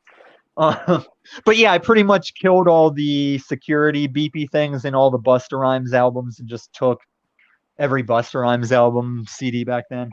I did like ornery scofflaw crime, but I've never been like against my fellow man crime unless he was already a bad against fellow man people I had to stand against. But I've always been good moral. I've always been chaotic good. If you play D&D, that's people who are I was good gonna morally. mention that. I was gonna mention that because like these people that it's funny how you mentioned D&D because I don't know. I've never played this game or any of this, but certain people I know they're really deep in this esoteric. They all play that shit. These older because that's from your time. The D&D shit, like Freighter RC. They have like And little. fantasy football is just D&D for jocks, basically. So what team's gonna win? Mm. So D&D was great because not only did you have a bag full of multi-sided dice for your geometry class and shit, but it just taught you like problem solving, improvisational skills. You're picturing what the DM's talking about, shit like that. But in my hometown, my parents put me through having to sit down with our church's See, pastor. like personally, I like playing Texas Hold'em and then like fucking poker. Like, you know, Oh, poker. I like some gambling too. I like Texas Hold'em. No, because it's not gambling. You can count the cards and shit. Like you can. Right. That's why I was trying to explain why the market isn't gambling, but gambling. Yeah. And I also like chess. I really like chess. That's my favorite thing. Now you can gamble in the and market. martial arts, top two things for Cage. Since I was like a little kid, since I was like 10 years old, this is what I've been doing. So. Awesome. When I was 10 years old, Beetlejuice and the first Michael Keaton Batman were hitting the theaters when I was like 9 or 10, along with Willow. Willow was my jam. I can tell you a lot of good what's his dick movies. Guy that played Doc Holliday. See, I'm losing his name the way I lost whatever that word was I lost. But no, I had to sit in front of my parents and my pastor in our living room and explain to them what my Dungeons and Dragons books were. And it was really, it was just one of those things, man. Like, because there was all the superstitions. Oh, yeah, some kids told a guy to jump off the building and he did. And like, that was pre-internet before you could like call that bullshit. Like, no, KFC does not have lab-grown chickens with no beaks and no legs. Just, we're going to make babies like that in a bag, but KFC wasn't making their chickens that way. Because the chicken plant was near my hometown. It was a shit job I never wanted. First job I ever had, I was 15 years old. I worked in a glass factory. Nice. Yeah, we had a glass plant. I was an oven operator. And after that, I got into stone masonry. Awesome. Yeah, and the Masons and the Illuminati, the reason they're the Masons is because that far back in mankind history, if you were a stonemason, you were like the Neil deGrasse Tysons, like you were the top tier. If you could work with stone, make stone in straight It lines was and very shit. difficult, you know, like you're doing like 15-hour fucking days and shit, Yeah. just lifting shit all day. Okay. So here's the thing. Every time this planet has a mud flood, whatever few humans are left to struggle to procreate, you're not passing along electricity because there's no wiring around to be used, and you're not going to be producing copper wiring. Like, we lose a lot just by word of mouth. There's a lot of shit in books that would be lost in a mud flood. But yeah, man, you start from zero again. Like, just good luck, you know? Hopefully you do combustible engine this time around. Maybe you'll figure something else out for the first engines, you know? Yeah, it's funny. Now that you mentioned it, I got a thing. Like one time I bought like I went on fucking eBay, and I bought this chip that was like created for my car, where it messed with like the GPU or whatever it's called, CPU, or like the like the ODB2 port or whatever. It plugged Yeah, into that. the old dirty It's bastard like, 2 port. yeah, it's called like chip. Yeah, it's like calling the fucking you chip the car and shit. And the person that was selling this, the thing it had Ah, this it had this weird link to it, and you know what it was about? It was about this guy over here. There's multiple people that this has happened to. They created a car that runs off of nothing, pretty much, like fucking you're air, talking about the water. hydrogen car? Yeah, yeah, and they killed them and shit. You know what I mean? Yeah. So that's kind of one of those things about how the It's like you algorithm for don't your be fuck with shopping stuff. like you can fuck with them a lot of ways. Just don't fuck with them with their money. Yeah, don't be touching their Well, money. no. And When then Nikolai Tesla died, they snatched up all his books, all his writings. So that's why I think a lot of this technology that is questionable, like maybe even the Tic Tac pods, we might just be secretly fucking with his shit he knew back then. Because back then he described the smartphone situation while we had, I think they had like Morse code or dial-up phones in his time. I forget what it was because it was the early days of power grids starting up. That's how he got screwed out of a lot of situations by having the better technology. He wasn't a businessman, wasn't a money marketing guy, so that's how he got screwed. Um, but yeah, the hydrogen car, it's the same thing as this shopping algorithm. Like with the shopping algorithm, they took that for their use, but with the hydrogen car, they killed the guy and said, "No, we decide if and when that gets unleashed." So I figure that's what happened with a lot of Tesla stuff too. This internet we use was hand me down from the Navy that they were done with, so it's hard to tell what the Navy's current internet is like and how badass it is. Um, yeah, man, we're all disposable to an extent. It's all compartmentalized information. Even the higher ups well, have. they do call people goyim, and goyim would pretty much mean cattle. If you look into like Well, that's kind of Talmud and stuff. Yeah, but that's they not literally. even That's why you have a social security number or whatever it's called there. right. But you're starting to see why So Kanye is that's like being going. labeled as that's being labeled, like, bro. It's like you know when you go into a cattle farm or something and they have a tag on their fucking ear with a Yeah, number. Yeah, yeah. that's how they treat fucking human beings. You know. If you let them, because there's also a Well, I'm logic to saying, that, yeah. like the patriarchy. Whenever feminists hate me because of that gay dude Bill Cosby story, because a lot of feminists will try and say they've been raped because they worked a job with a dude who cornered them to try and ask them out or brush their arm accidentally, and that's their rape story. And I kind of like look up from the chip bowl, like, yeah, here's my Bill Cosby story as a cis straight white guy, and they fucking hate it. So here's the patriarchy side. The patriarchy is the reason men all agree that we are disposable and women and children will get off this boat first and we will die over each other to take this gun bunker on a hill. That's the patriarchy, bro. And these people don't want equality. These feminists don't want to hit the front lines with us. They don't want to Okay, be like, listen. Most people, you're generalizing society like they're not being no, influenced by they're someone that's very. generalizing No, equality. no. But what I'm saying is this: this is done all on purpose. It's called social engineering. It's called epi-eugenics. The best way to get rid of people It's like you can kill their entire bloodline. All you have to do is make them do it to themselves by influencing them in a certain way. Nowadays, you have fucking social media, so it's way easier. Well, It's like a social engineer's wet dream nowadays of this fucking TikTok. no, listen, and that's these why algorithms and shit, bro. That- These algorithms, bro. You know what easy it is to fucking manipulate people? I swear, it's ridiculous. I'm taking you further, dude. Like, the reason people were sketched out about 23andMe and shit is because they can just design a virus to your bloodline, to a certain DNA. And I've even heard. Well, no. The best way to do it is like this. Like, let's say I was an evil eugenicist. Like, the way I'd do it is I'd make the herd. I'd make the plants. Like, let's say I just look at it like plants because I know about plants, right? In a certain way, because you can look at things in many different ways. So let's say I looked at it like as a plant. It's like, okay, what's the best way to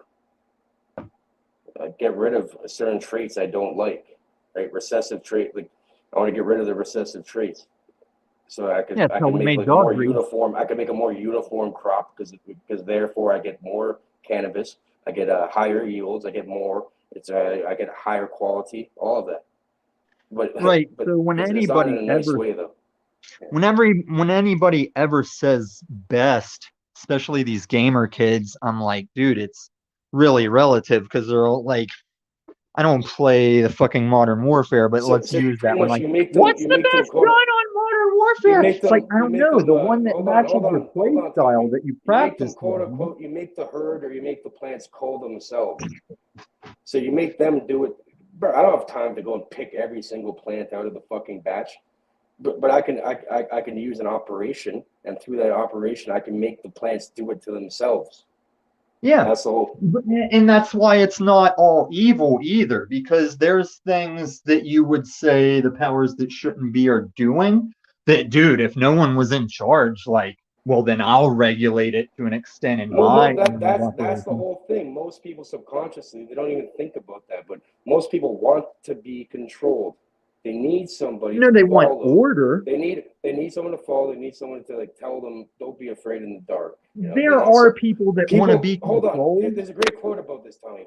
One last thing. I'm going to mute and finish my show.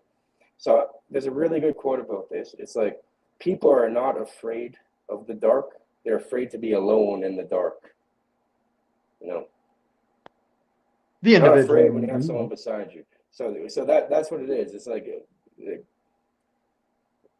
It's like it's not being self-accountable or self-reliant in any way, shape, or form. You're relying on somebody to show you what reality is instead of, experimenting and doing your own thing. You know? Listen, everything you say is true except for when it's not, and that's the universe. Like, no, everything there's true. No, everything is not wishy-washy.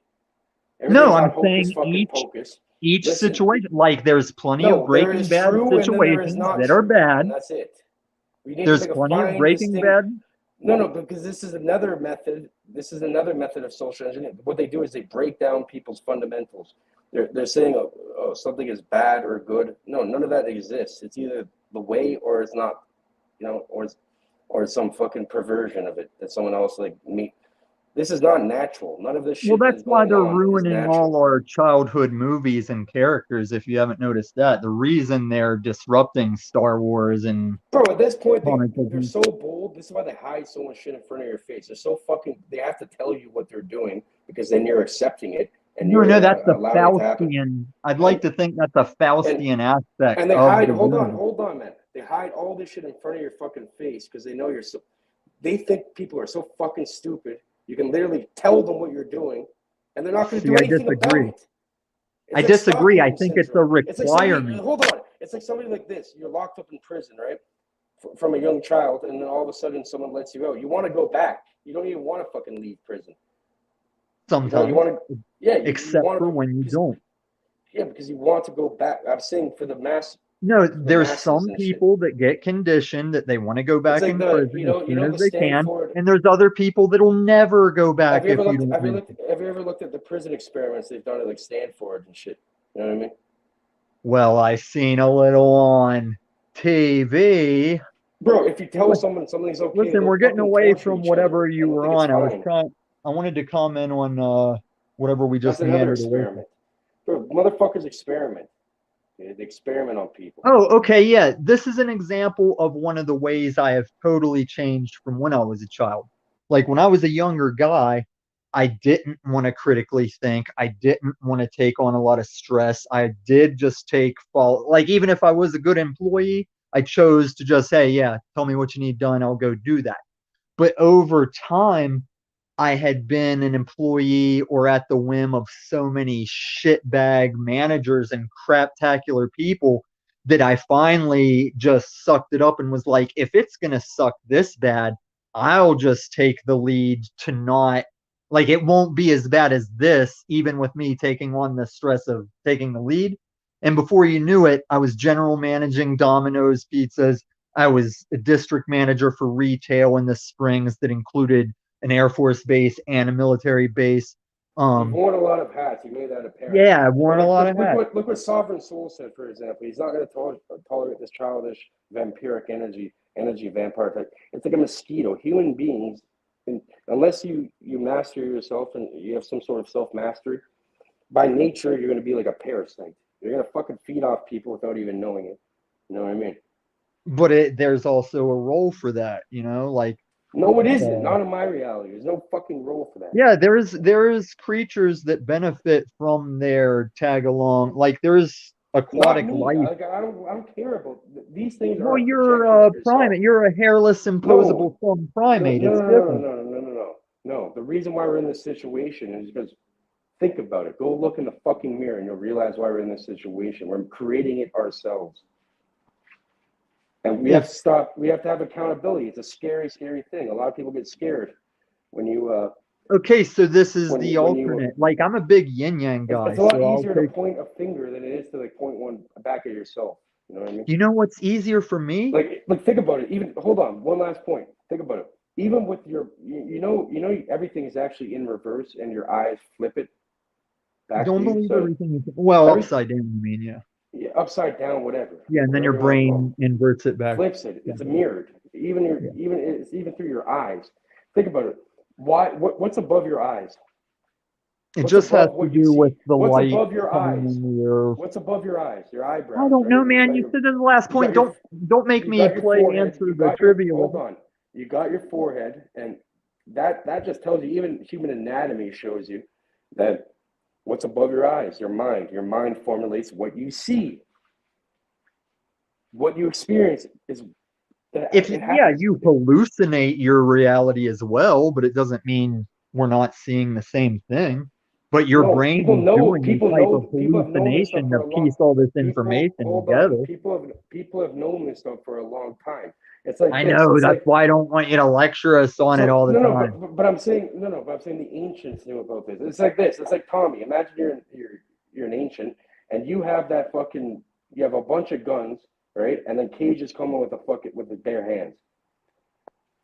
And what you're doing is pretty much you're saying, oh, Cage, I'm not going to give you the real blueprint how to construct a real weapon. And guess what? There's no competition. Like you've already lost. So. I'm going to keep away this knowledge from you because that creates a power differential. So then, boom, like you're already fucked. I can just. I don't believe there is a. But guess what? Guess what? If you really train your mind, it's way more powerful than any gun, any weapon, any nuke, anything it's more powerful than anything. It can create something greater than. It could be like a fucking alien. If it is combined with the right person in the right place at the right time, but that's also why I'm saying I don't buy into like you're just fucked if you don't know how to make a gun and you don't have one. But what I'm saying here is I'm giving the power back to the fucking people. The real power is within. But each individual it has their own responsibility to take that for themselves. Tell you stuff like that. No one's ever going to say you're the fucking man. I'm trying to tell you stuff no one told you because I disagree with this. I disagree with like the last 5 minutes. I'm a projection of your subconscious mind. No, you're having the experience that is Cage, and I'm having the experience that is Illumitami. Because what I'm saying is, these things are not separate, though. They're not separate. It's all intertwined, like you said, all intermixed. But what is separate is we each still have our own free will responsibility. Because when people tell me I'm a slave and that I'm not free, I say wrong. Like I live as free as any other time I might navigate to still live the way I want, you know? You live as free as you self-impose onto yourself. Well, here, look at it this way. Let's say I go down to my land. Let's say I have 10 acres that I want to farm and do my thing on. And on that 10 acres, let's say I figure out how to be sustainable there. And I'm happy there doing my thing on the 10 acres. Now, if you put chain link fence around me, how am I not free? Because I wanted to be there doing my thing on my land. Just because you threw I mean, it might be disheartening to stare at walls in every direction. But if I had no intention of leaving, how am I still not free? Like, are you free because I said, like, are you a slave because I challenge you to fly with no vehicle? And since you can't do it, I'm like, whatever, slave. Guess you're not going to fly out of this one, slave. Yeah, that's not, life is like a relay race. The only way we can advance as people is, you know, we pass on learned experiences to the next generation of the people that come after us, so they don't have to go through all the same bullshit that we went through, and then that's how you get compound interest in a way. And that's how the mud flood resets everything. Shit, man, if you learned all, so fucking get it over with already. If you learned common electric wiring from books, but never just hung out with an electric... Well, think about this. Now you're talking about electrical wiring. You know the first Kirchhoff's law. Yes, but I wasn't really talking about wiring. If you add up all the vectors, all the things in a circuit, it all nets back to zero. Yeah, but I wasn't... It's like the push and the pull. That's not remotely the point I was going for. I'm saying if you don't hang out and do some wiring with an old timer or a journeyman or a master electrician, there's so much shit you're never going to learn in those books that hands-on people figure out and pass on, you know? And that's in any kind of trade or wisdom or aspect. And it's also why I don't think wizard is shit. I don't see why people give wizards so much commandeering. I know a lot of wizards in West Virginia, and he doesn't impress me, especially how often he modifies his Bible to fit his narrative, which is what a lot of people use it for. It's what Gary Oldman wanted it for in Book of Eli. It's not just a book, that's power! You can make it say whatever you want and the masses will listen! And technically, I mean... You can even look at in YouTube. You can see how polarized, how easily people are polarized. They have like a mob mentality type thing. But it's just a new thing that gives you the opportunity to display who you are in relation to it. That's why everything's good. Small Mustache is good because he gave you that black side of the yin yang to show that the stars and stripes were going to be the lighter side. Even though it was like for example, in Hapkido they call it an umyong, and that's like it's in the middle of it. It's an umyong. It's like the yin and yang, but instead of black and white, it's red and blue. You know, and in Taekwondo it's red and blue, but it's sideways because it's like the ocean. Well, no. There's an outer four trigrams that are also in it, which you could call like okay. Like water, fire, earth, and heaven. You know, you can call it that. All right, so listen, I'm just gonna swat you because a minute ago you were saying like last point, because this is what I was trying to get to on one of those points. You are not Tommy Lee Jones nobody should be Tommy Lee Jones from No Country for Old Men, because he thought saving the world and saving Llewellyn Moss and stopping the fucking shotgun dude, he thought all that was on him. Like telling that old grandfathered story of the sheriff's family and stuff. Like the responsibility to save this world and to make sure everybody's on the same page belongs to no person. You're here to do yours and figure yours out and learn these things we're talking about. And everybody at different stages of that is our challenges, our help, our allies, our enemies. It's just the experience of this dirty, imperfect physical experience, you know? And if you've ever seen I Heart Huckabees, I'd like to think in the grand scheme, that's why it all comes together at the end, you know? El Perro. What's up, El Perro? Oh, he heard me talking about him, but Well, I've no, I've seen him also appear with his Yes, head I backwards. did. I hear everything, brother. Of course, So, he's well, omni. so what's the El problem with Perro- somebody using scripture as a guide as El opposed Perro's to something omnipresent. else? no, I say you don't hear me all the times I try and mend and re-brotherhood us. You never hear those, but I'm just saying I don't always agree with the scripture you drop. I'm not saying you're evil or wrong, but No, like you just remember, said that I use the scripture according to the way I need to use it. Well, that's well, I could correct. say that That's about what the half the scripture is churches. for. I could Scripture, I say believe, that is for guidance. well, I think there's misunderstandings like the time I said you never find a it's like scripture. this. No, you need a level of discernment. You can learn things. There's a lot of hidden things in script. There's a lot of hidden things in anything. Hold on. Let me. Go, you can I've known walk. this Go dude for for like a 6 walk months. right Let now. me You can answer. learn Let me everything. reply to this dude I've known a Hey long time. man, can I offer an opinion? And totally mute that guy because he's irrelevant to this subject. And this isn't his house. He should Give me stay an in his opinion, house bro. if he wants Give to me an play. opinion. And I don't so have it's not your house either. So you should let that be up to I the host. never go to my house. I'm never a blue wrench, and I'm never in my house. But let me tell you, Pero. Hey man, what's with all the hate over here, man? I There's just no want to hate over here. vibe high. Man, I just want to This smoke a is civil doobie, man. Sing discussion. some I'm song, sure you man. don't understand it. It looks All foreign right, to you. just get the hell out. I'm in the middle of something. This Sorry, isn't. man. I'm yelling at someone. Sorry, man. I got my cleaning lady just barged in and tried to. Oh my god, that was a real roach. But Wiz, do you remember the time I said I think there's a reason there's no scripture that talks about Jesus like laughing or having a good time?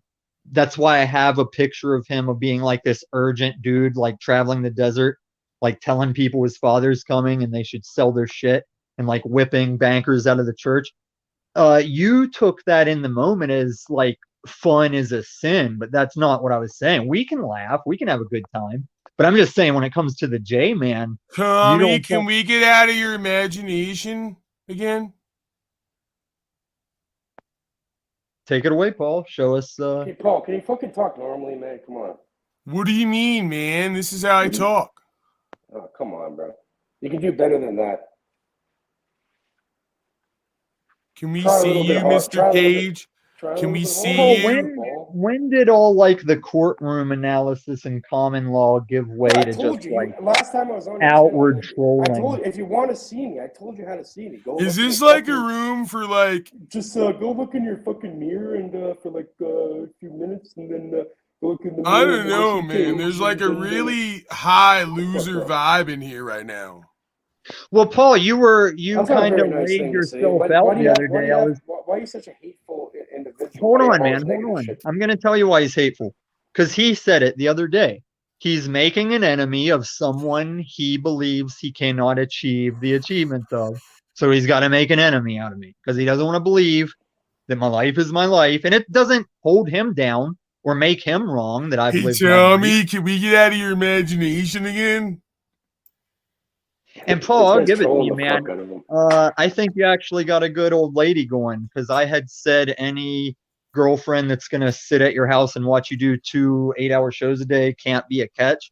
But now that she's on there talking, I actually kind of think she'll probably keep you. Right, because maybe, Tommy, what you'll learn is the more you focus on your own life and purpose and meaning, the more the women around you will. Finish him.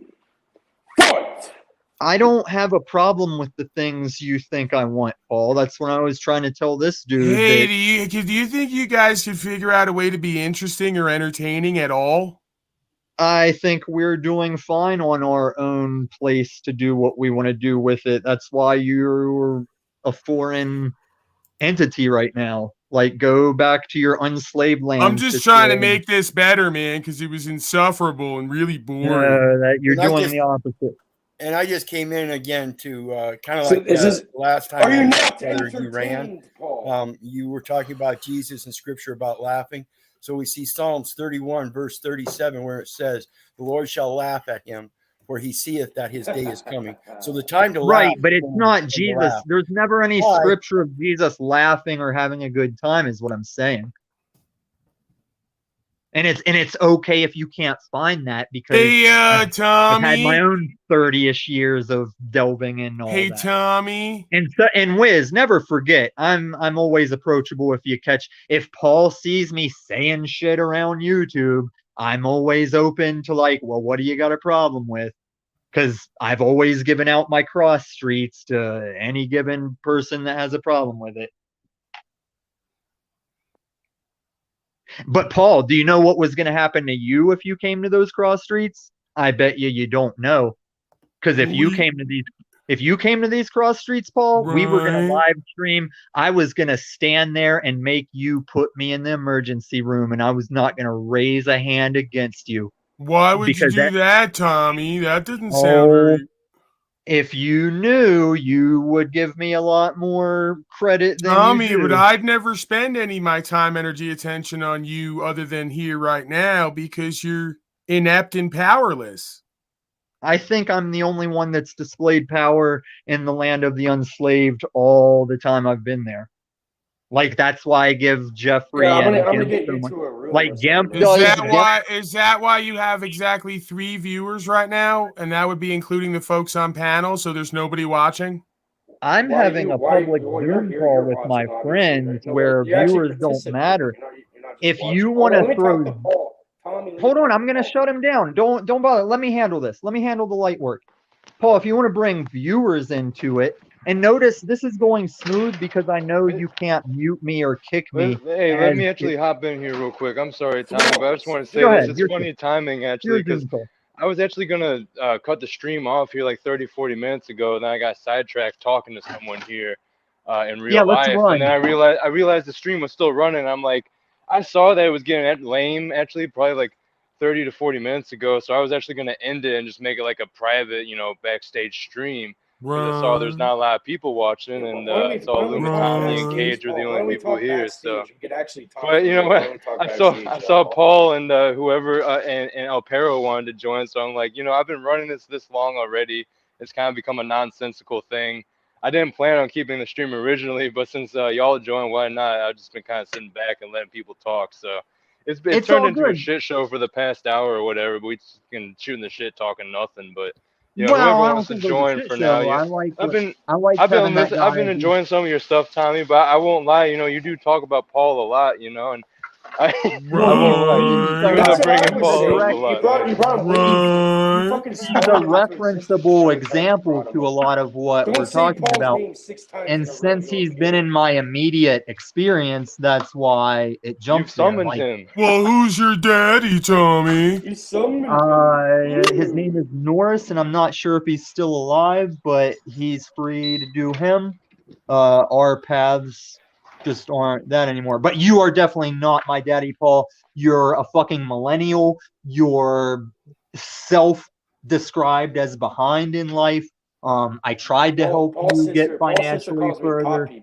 Because I heard you talking about wanting the X Factor to help you catch up on monetization. Like, I've been trying to No, Tommy, you made something up again. I never asked anybody for anything monetarily. I told him I told him, Tommy, you're talking over me.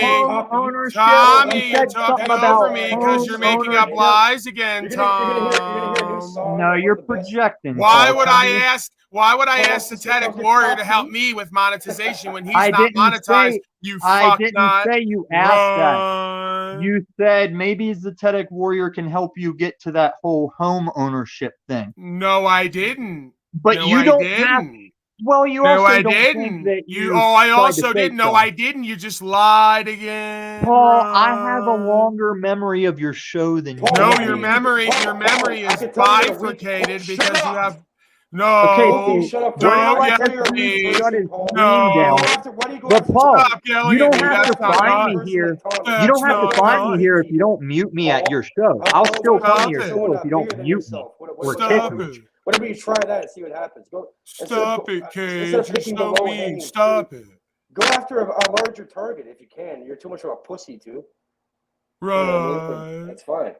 I'm surprised. I didn't just talk about Larkin Rose and Mark Passio and all the rest of the Truth Movement losers. Someone told me something. But you were a loser too, Paul. Exactly. I become redeemable because I'm saved by the Holy Spirit, right? I'm not an No, infidel any longer that's Jack chasing Calcott. I fiat. have to I'm say, not hold on. I have to I'm say not one thing because I chasing have to leave. fiat I and have to leave glory now. and stolen valor, Listen, Paul. What is right? Listen, chasing? Paul. What is I fear? said What this a is all while these ago. labels I you have to guys meet throw my That's on to why I like? can family punch and take down, care of right? I'm not business. chasing clout and I have to meet glory my and family. I have valor to meet and my family numbers and take and care of attention business. You're and not fiat. even Yo, Paul, punching down. I Right. see, You're but bringing the fight to viewers. I'm not a channel owner, and you're bringing Just the say I'm your numbers. daddy, Tommy. No, Say it. come to these cross streets if you want me. If If I you want to hear come me. there, will you say I'm your daddy? You'll have to find out. All right, don't hurt me if I come there, Tom. It won't hurt. Yeah, I'm going to take all my time, energy, attention, and funds to come meet you at Cross Street to see that you're a disjointed meth head in real life. I see Right. no difference between the time energy for that and the time energy you're spending on other channels and trolling. Well, I'm making content right now while you sit in a tent full of cons. Right. No, more like contentment with my goals I've achieved and how close my future I ones are to achieve my goals being. too, Tom. I get paid to make content out of fools like you now. Right. I get paid to type some stuff in for much shorter and no audience and more freedom. Even the tone of your voice makes it sound like it's better to be me than be you right now. Right. I'm only with you and different people for the interaction. Like, You sound very disenchanted and disengaged and unenthusiastic. and Right. ever since you've taken the solid stance that me and you can't go back to conversing, you've taken a stance recently. I don't know why, but like we used to have a lot of good times and we used to have a lot of back and forth.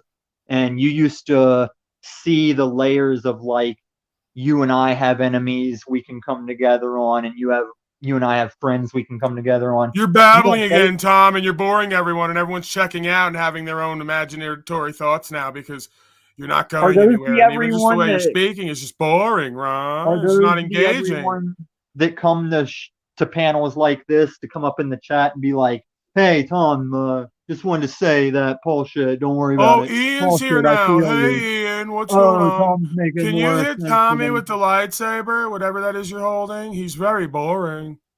Hey, Paul, I've never gave you a $20 super chat. I gave Ian $25 just to make sure I he don't knew care, Talcott. Tom. I don't need your Just dirty to make money. sure he knew Talcott I was don't my need your friend. dirty fiat, baseless fiat currency. Well, you need Right. somebody's because when I started giving it to Right. I you, accept it from the good, valiant, virtuous but people, not from demons. back Right. then, you were giving off messages in your stream that you needed fiat, that you were in someone's garage, No, that you could Tom. use. No, Tom. It was a bit, Tom, and you can't see Well, through it. then you should have stopped me from giving you the money Well, do because you want whenever it back, Tom? Tell me how much you gave me. What was it, 20 altogether over the course of it 6 months? I'll send it altogether back, Tom. it was less than 200, but whenever I No, did, less than 200. That could be $10, Tom. Why don't you narrow no, it it was down, like Tom? 150. If I went back and checked Do to you want me to today, go pull it up right now, make you look like a lying fool again, Tom? no, because when I wanted you to, you thought I was trying to make you look like an asshole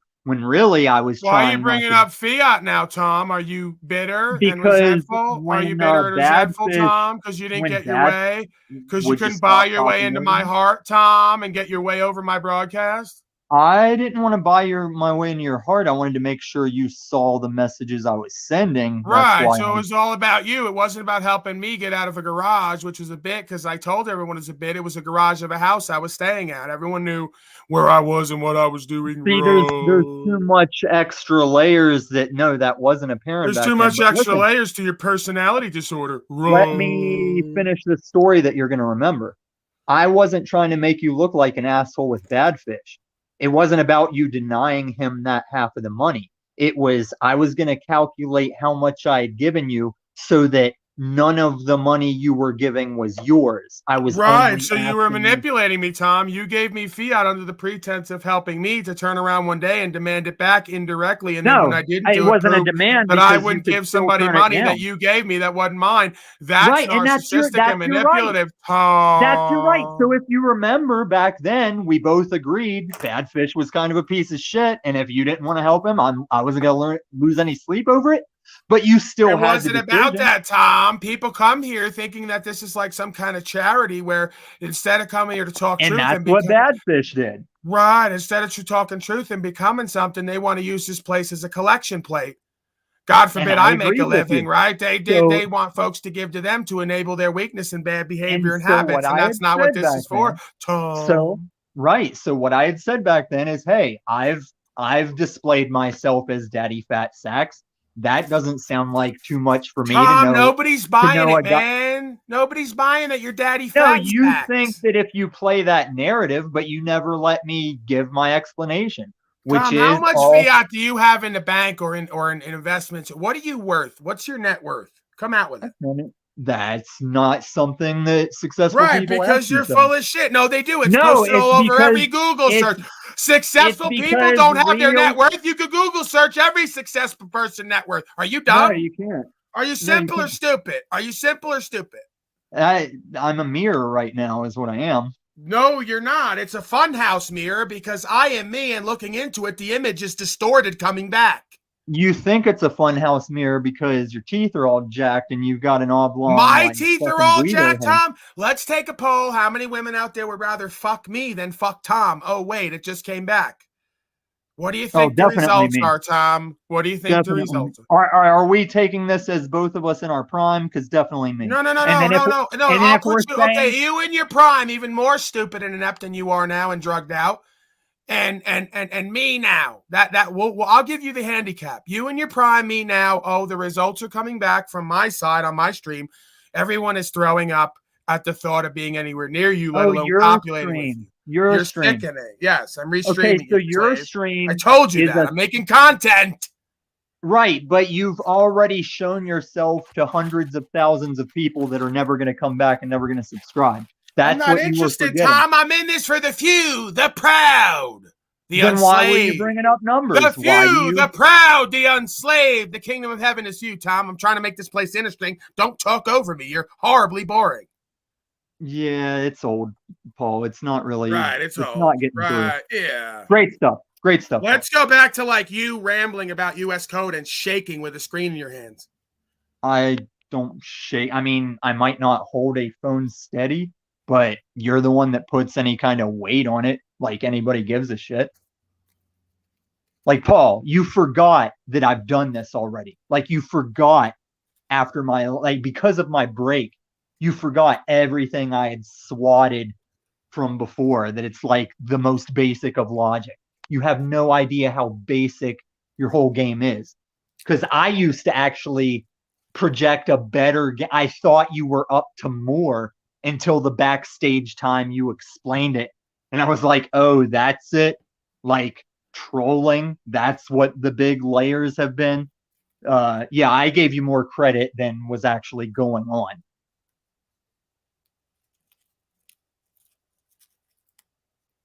See, I would have been muted or kicked by now as that was setting in. Paul, nothing new under the sun unless people are ripping off your game and copying you. Like, nah, you're not repeating me, man. There's nothing new under the sun unless that other channel's stealing my shit. That's mine. And like, remember when I asked you to at least get the religion right that was used to abuse me as a child? It's the only request I really made for you, is like, don't say every religious entity in the Bible had been sent down the river in a basket, because they weren't. Like, oh man, it's just, dude, my long range memory is like, you have no idea how many times you circle around like you're the opposite of what you used to say you were. That's why you can't really rouse me. It's like, now there's channels I can go chill and hang out on, and I'll still come see you if you want to talk without kicking me. But like, the time for glorifying yourself is coming to an end, because you can go around all these channels, you can do your thing, and it's just showing people Right. who So they I have said 150 folks pretty much right now holding strong for a while and growing, watching me watch you, watch me watch you. you used to be breaking 200 until the Moose saga. You kicked your right-hand man. You kicked your producer. You kicked the kid who helped you keep You're me and a making black things woman. up, Tom. That was on the original channel. This is an alternate channel. Right. So about the original channel. Remember when you said you were going to do all the common law shit to get your original channel back? Tom, you have 0 people watching this broadcast right now. This isn't my broadcast, and nobody here cares about I'm how just many saying people you are found a watching. broadcast to hang out on, and oddly enough, there's 0 viewers. So It's is it not really a about view- it's broadcast, about- or is this... It's about the trade of ideas with I'm competent just saying, if you're so people. great, why is no one watching me and 140 watching us? And that like doesn't include the panel members. Whatever great I am is everyone's ability to be great if they do the same thing I do. And they are great in ways that I'm not doing. So don't make it about No, me. you suck in everything. Is there something you do before you broadcast to practice sucking? Is there something you suck at more? Maybe that you really get in the zone with? What are your hobbies? Would you like to detail what things I suck in? Yeah. Well, like, what do you practice before you come on to suck this bad at broadcasting? What else is there in your life that you waste your time, energy, attention, and the 3 other panel members on? Like other people I debate, you've started your foundation with falsity, untruthitude. So Untruthitude? You just made up a word? No, Eddie Murphy. Eddie Murphy made that up, and usually you catch older references than I think you will. That's so now, like, usually really bright people quote Eddie Murphy is what I found. So I'm listening. Go ahead. You have my attention. Okay, so to quote Eddie Murphy, faggots can't look at my ass. Faggots don't look at my ass. Hey, Tommy. Hey, Tommy, I don't know if you can see the screen, but I thought I'd come up. Hey, Jack Calcott, when did you get here? Just a minute ago, Paul asked me to leave his stream earlier. He got asked? pretty triggered. Bro, you're doing good. He just This is me, incredibly that's how I'm entertaining. doing. That's what I thought. I'm glad I didn't end the all right, stream earlier. Jack, just let me finish up with Paul. Paul, you can't get your channel back. There might be a way, but the reason you can't do your common law shit to get your channel back is because we all click and agree. If we become YouTube channels, you click and agree. No, you don't get it, fuck nut. I'm investigating them now, and they have 90 days before they restore the channel. If they don't restore, break policy every day. Hey, you break YouTube policy every day. I don't break policy. They said scamming and deceptive practice, and they can't prove it because the legal team hasn't reached out yet because they know they can't prove it because I didn't do it. So they're going to get taken. Do you think me, Jack Calcott, you are an inept failure in all ways of your life? Do you think Moose, Talcott, and me can't have proof of harassment, bullying, or all because Talcott's not going to go to court to testify. That he comes here every day. No, not to court, but it's enough. Moose already came around and came correct. He's going to be my star witness when I go to court. He already agreed. Who was the other person? No, you low life. If you came into court and presented, they left you out of court with your disjointed, addled presentment. Are you kidding? You wouldn't be taken credible for 3 seconds. I handle my court shit. I stand on life and I don't go to jail over it, Paul. You act like everybody's got to sit in jail. I handle my shit and don't go to jail and don't pay fines. You handle what? What do you handle? Usually traffic shit. Traffic stuff. Great job, Tom. Anything else? What else would I do that the law would have a problem? There you go, because you're a tax-paying, policy-following, registered, licensed, insured. No. See, if they make a rule that says not to kill people, I'm not following that rule. I just don't kill people. Slave. Well, I guess if you don't have a mute, you got to sit here and do the pineal fucking direction of telling me to shut up. And I mean, I think it just takes away from pineal to be such a tag along on your shit. Like, he came at me with so much shit he thinks is true, but it's just shit you said. Like, you can say XRP anywhere on YouTube you want. And that boy is scared to death to say XRP. And he doesn't understand you were just fucking with me. And when I try and tell him, he doesn't get it. And he's 30 years old. Tommy. So, Paul, are you creating? Are you being like a positive influence? Are you making things better? Or are you trolling and adding chaos? Because all I ever get on you about, as well as anybody, is making a claim and then being contradictory to that claim. Because when I first found you, you said a bunch of shit about not playing favorites, always standing alone. I was like, I feel that. That's how I live. And all I've seen you do is make a panel of favorites and then fucking troll them out and make them hate you and then make a new panel of favorites. That's why you were trying to make. You don't see very much. You don't see very much and very far. You were trying to make Harlow. Very tunnel you were vision trying to induct Harlow, and it didn't work because you must have missed all the folks who completely turned from their ways and came correct and are better for it and have said so. And now, yeah, just like all the cops that have seen their ways, and all the cops that love Paul and Slave. Like Paul, they've shown you examples that you can consider to learn from. I live in the city Paul did his claim to fame cop videos in, you know? That's not my claim to fame, Tom. You're wrong again. People only know you because of the interviews. No, that's not. You just completely lied again. People know me. Why does the internet know me for a varied multitude of things. One of which being I'm a silver and gold tongue speaker, as you're seeing here today. That can throw a football over those mountains. Right, Tom, whatever that means, you're inept. Anyone know what that means out there? Friends, family, text me, please describe what that means. When I was saying every man clicks his own buy and sell button, you thought I was talking about stonks. That's how inept you are. I was saying every man is his last bare line of choice and defense. Tom, you're not in a position of power. You're not in a position of power to describe to anyone else how to live life. Nobody would listen to you or want to be like you. You still don't get that. That's them to figure that out because I'm doing it. And right, it's figured out. Nobody's watching and listening to you here other than my viewership. I'm looking for a spotlight. Because you're an unsuccessful, disjointed, addled failure, and you don't know it, but everyone else does.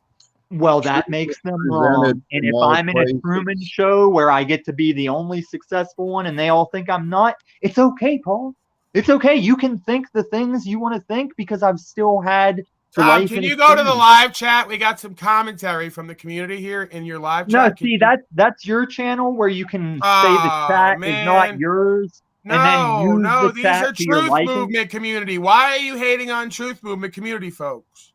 Because that's not truth, then whatever. Oh, so you're part of the My Truth movement. Whatever your truth is, going to be everyone else. That's what the movement. I believe that's what the movement says. Right. But let me just tell you, Paul. Those chats know how they can get to me and talk to me, so I don't give a shit what the chats say right now.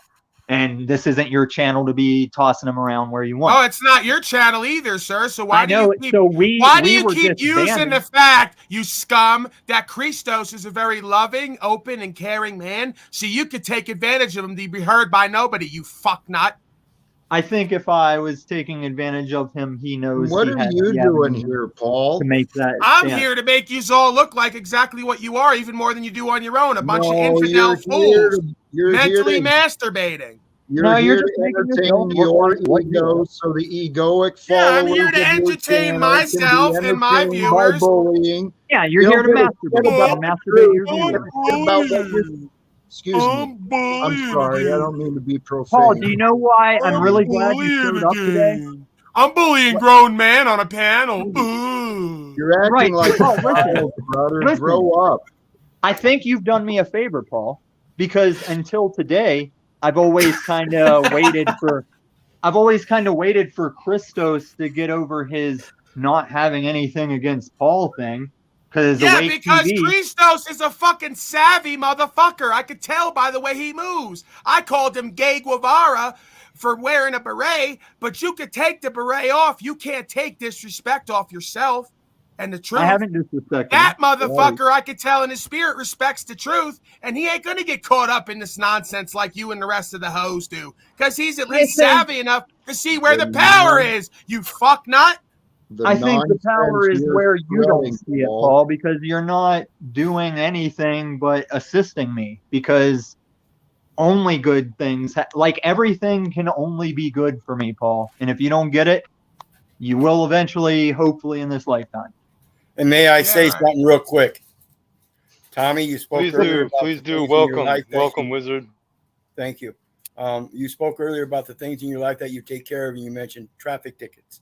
And what else is there for you to take care of in your life? Well, don't you have a piece of property? Shouldn't you be involved in making sure the tax rolls are correct so you don't get evicted and foreclosed like Mr. Jack Calcott? I do. He aasked me what I go to Just wanted court to say for. that. You said you didn't have anything else to worry about, yet you do. So you're disillusioned just like Jack Calcott. No, Have I'm a not good day, worried guys. about. No, you're the one saying I'm worried about. Wizard, I've dealt with it. I handle it. It's not a worry. It's like when you ask me what I'm afraid of, and then you'd only take the answer mommy issues. It's like, are you really asking to inquire about me? Or are you trying to set me up with a gotcha? And this is the shit I feel like I see through you because it's human shit. Now, Wizard, you also know you always have an avenue to come talk to me. I've sent you messages in public but not spotlighted ways. I hope you got them.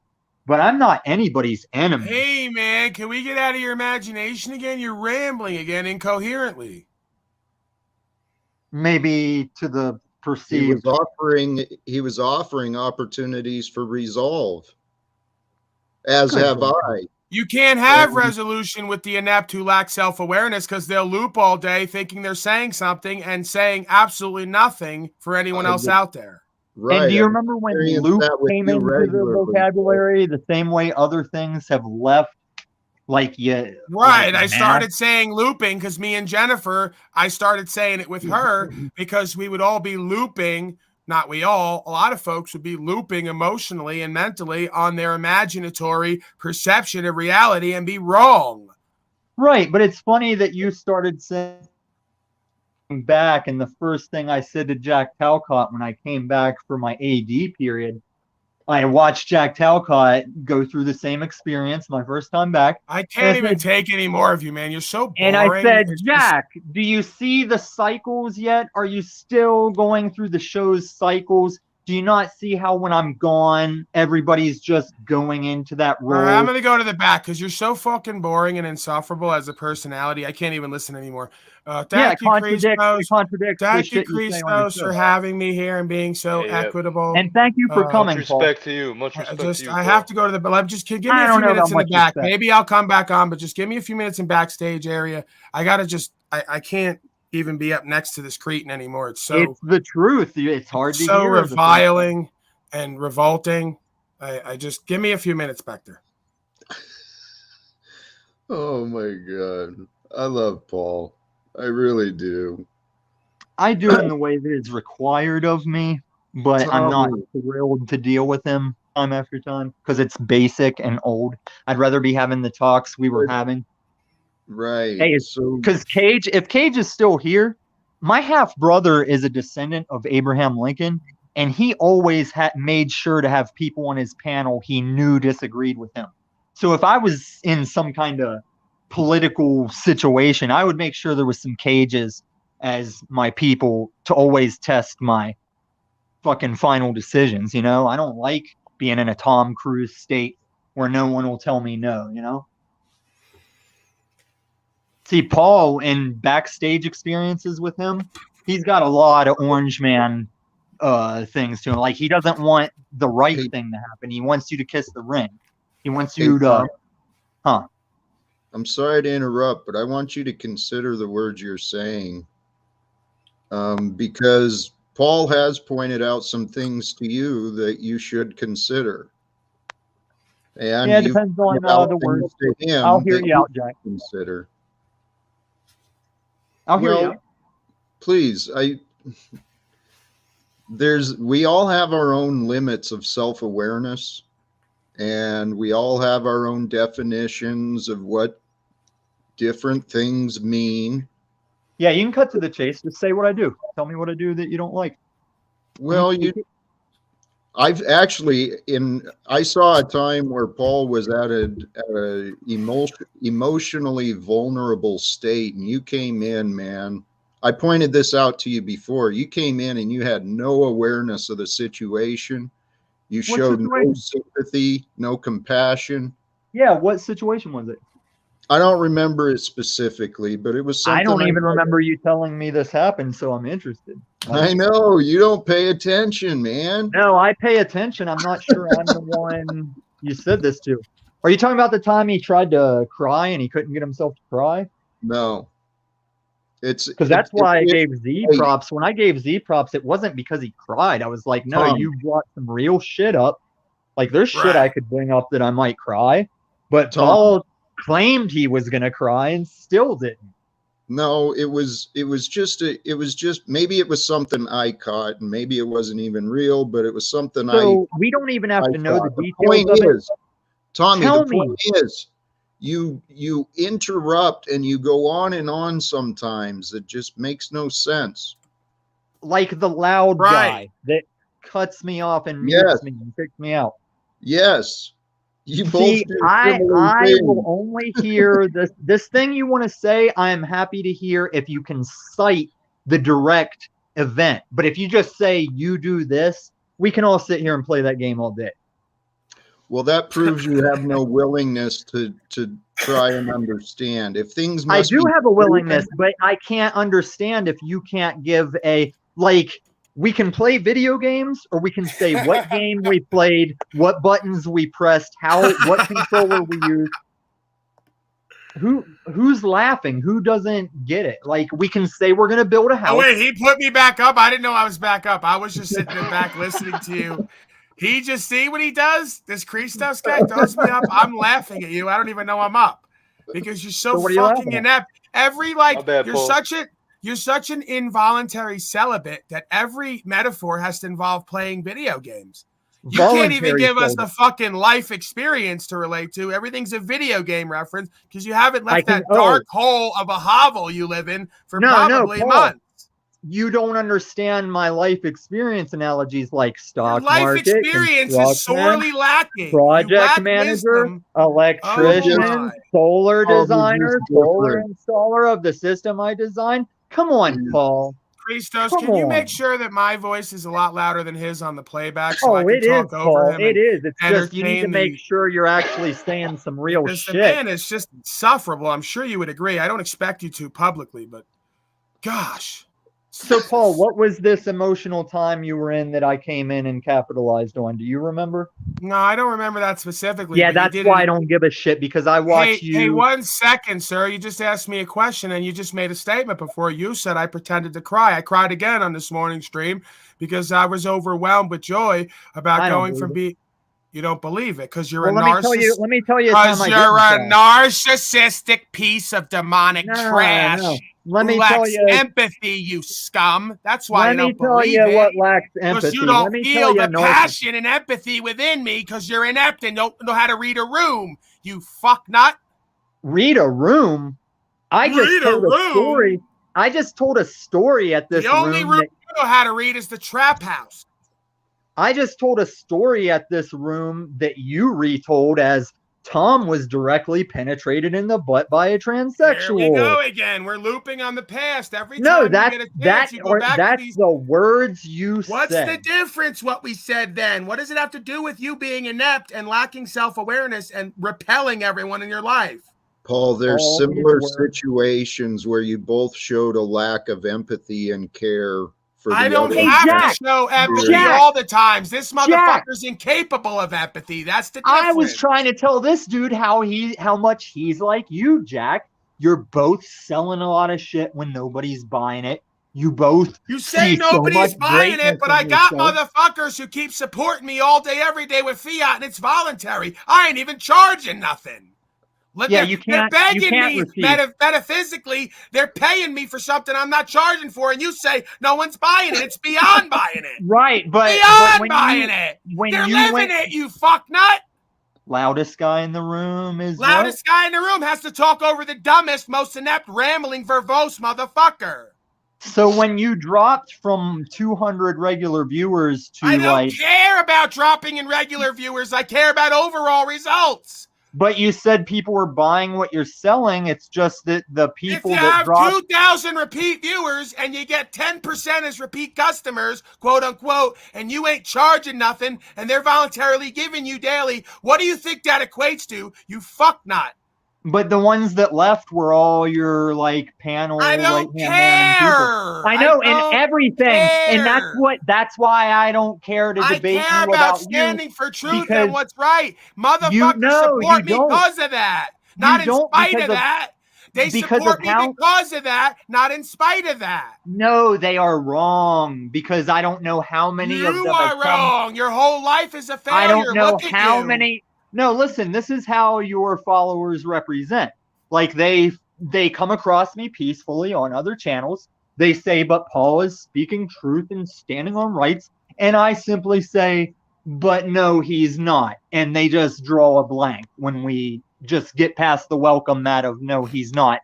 Because they suddenly realize when there's not like the constant preachy, raging guy going M. Bison up on the pedestal, they forget they got to think for themselves and decide why they think what they think. And they realize that no, you don't do any of that shit.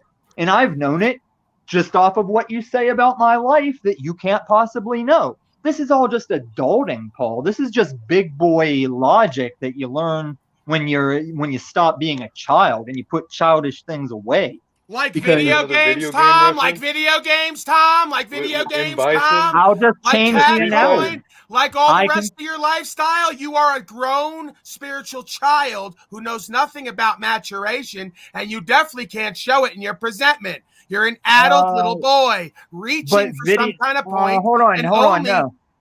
No, the way you show your knowledge of all these different people that are known on YouTube and how little you reach out of your own bubble to see what's even going on. Reach out of my own bubble. I have broadcasts with professional boxers. I have broadcasts with professional football players. Are right, you but when you or say stupid? Like when you say Jordan Peterson is crying at the drop of the hat, in his entire fame career, he might have cried like 3 times with legit X Factor reasons.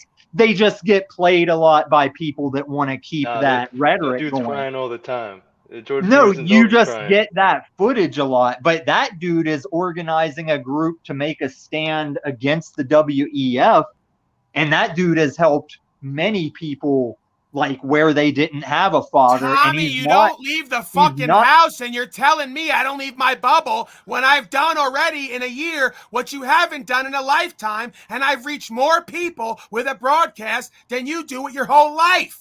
Tell me what I've done with my life, Paul.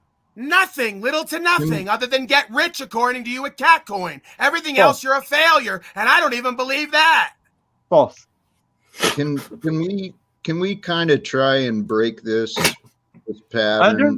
The only thing that's a pattern, Tommy, if you don't see it, Jack, I'm not the one telling everybody how they live and what the events of their life are. All I got to do is sit back and wait for you to get it, Jack. Right. Holy shit, dude. Wow. Even Jack Talcott is embarrassed for you, and he's constantly rambling inanely. No. Well, you guys have convinced yourselves that you're like... You guys are sitting here trying to prove each other wrong. What the hell is the point of that? I'm defending my own... Right, you're defending what is unnecessary. You're like fucking just looping off in arguments for no reasons. Oh, I'm sorry, Jack. Do you remember like the one-on-ones we have where you see the logic? I remember you constantly interrupting and ignoring my words. One-on-one, it's been impossible to speak with anyone. No, that's the only time we really speak, Jack, is when you get stopped before you go off on the tangent of the tangent. And we have really productive talks when it's one-on-one and there's nobody to look offensive on, when it's like, Jack, I got to stop you right there. It's entertainment. And Paul, would you possibly consider, sir, that I think you might learn better through text rather than audible, even though I know you prefer to hear audible? I'm interested in what you think I would learn when I eclipse you in every avenue. Oh, yeah. In every arena, I eclipse you. Legal, lawful, spiritual, vocal, oratory. Don't take the same direction for any of those things. I eclipse you in all presentment. How dare you think you can give me advice at all? You and Wiz's idea of spiritual is not my path I walk. Your idea of how you battle court is not my strategies I use. But just hear me out for a second. Your strategy is to sit around in a hole and never leave and play video games all day and hope no one comes for you. I got it. I actually wonder why I don't play video games anymore. Tommy, you're a walking joke. The only reason I'm here is to grind on your ego because you're a pathetic embarrassment to yourself and everyone you're in the room with. So what ego is it, Paul? You think you're somebody and you're nothing. I don't think I'm somebody. I think I'm the same opportunity person on this planet with responsibility, just like all of us. Right. And because you choose not to walk in truth, life, and way, you're irredeemable until you come correct. You're a reprobate. My proof of truth is between me and my creator, and all signs point to right, but you don't ever shut up long enough or get off these panels to listen to your creator speak to you directly. You're in your own mind, heart, and imagination. No, I mean, I'm in this world. I'm not of this world, but yes, I am in my mind, my heart. Yeah, that's true. Right. It's called self-centered rather than centered in self. You're delusional. You're delusional. It's called looking inward. Well, Paul, what are the results that would show that I am delusional? But turn the camera on. Turn the camera on and let us get a look at you. That'll be enough, and then we can go from there. Oh, because I'm 43 years old and I'm losing my hair? No, not at all, because you're fucking addled, disjointed, shifty-eyed, and shaking, and can't put a sentence together to save your life without boring everyone or making everyone check out because you're inane and looping in insanity. What did you say about throwing everyone? Like, you're the one that said people need to stop throwing everyone behind them for their points.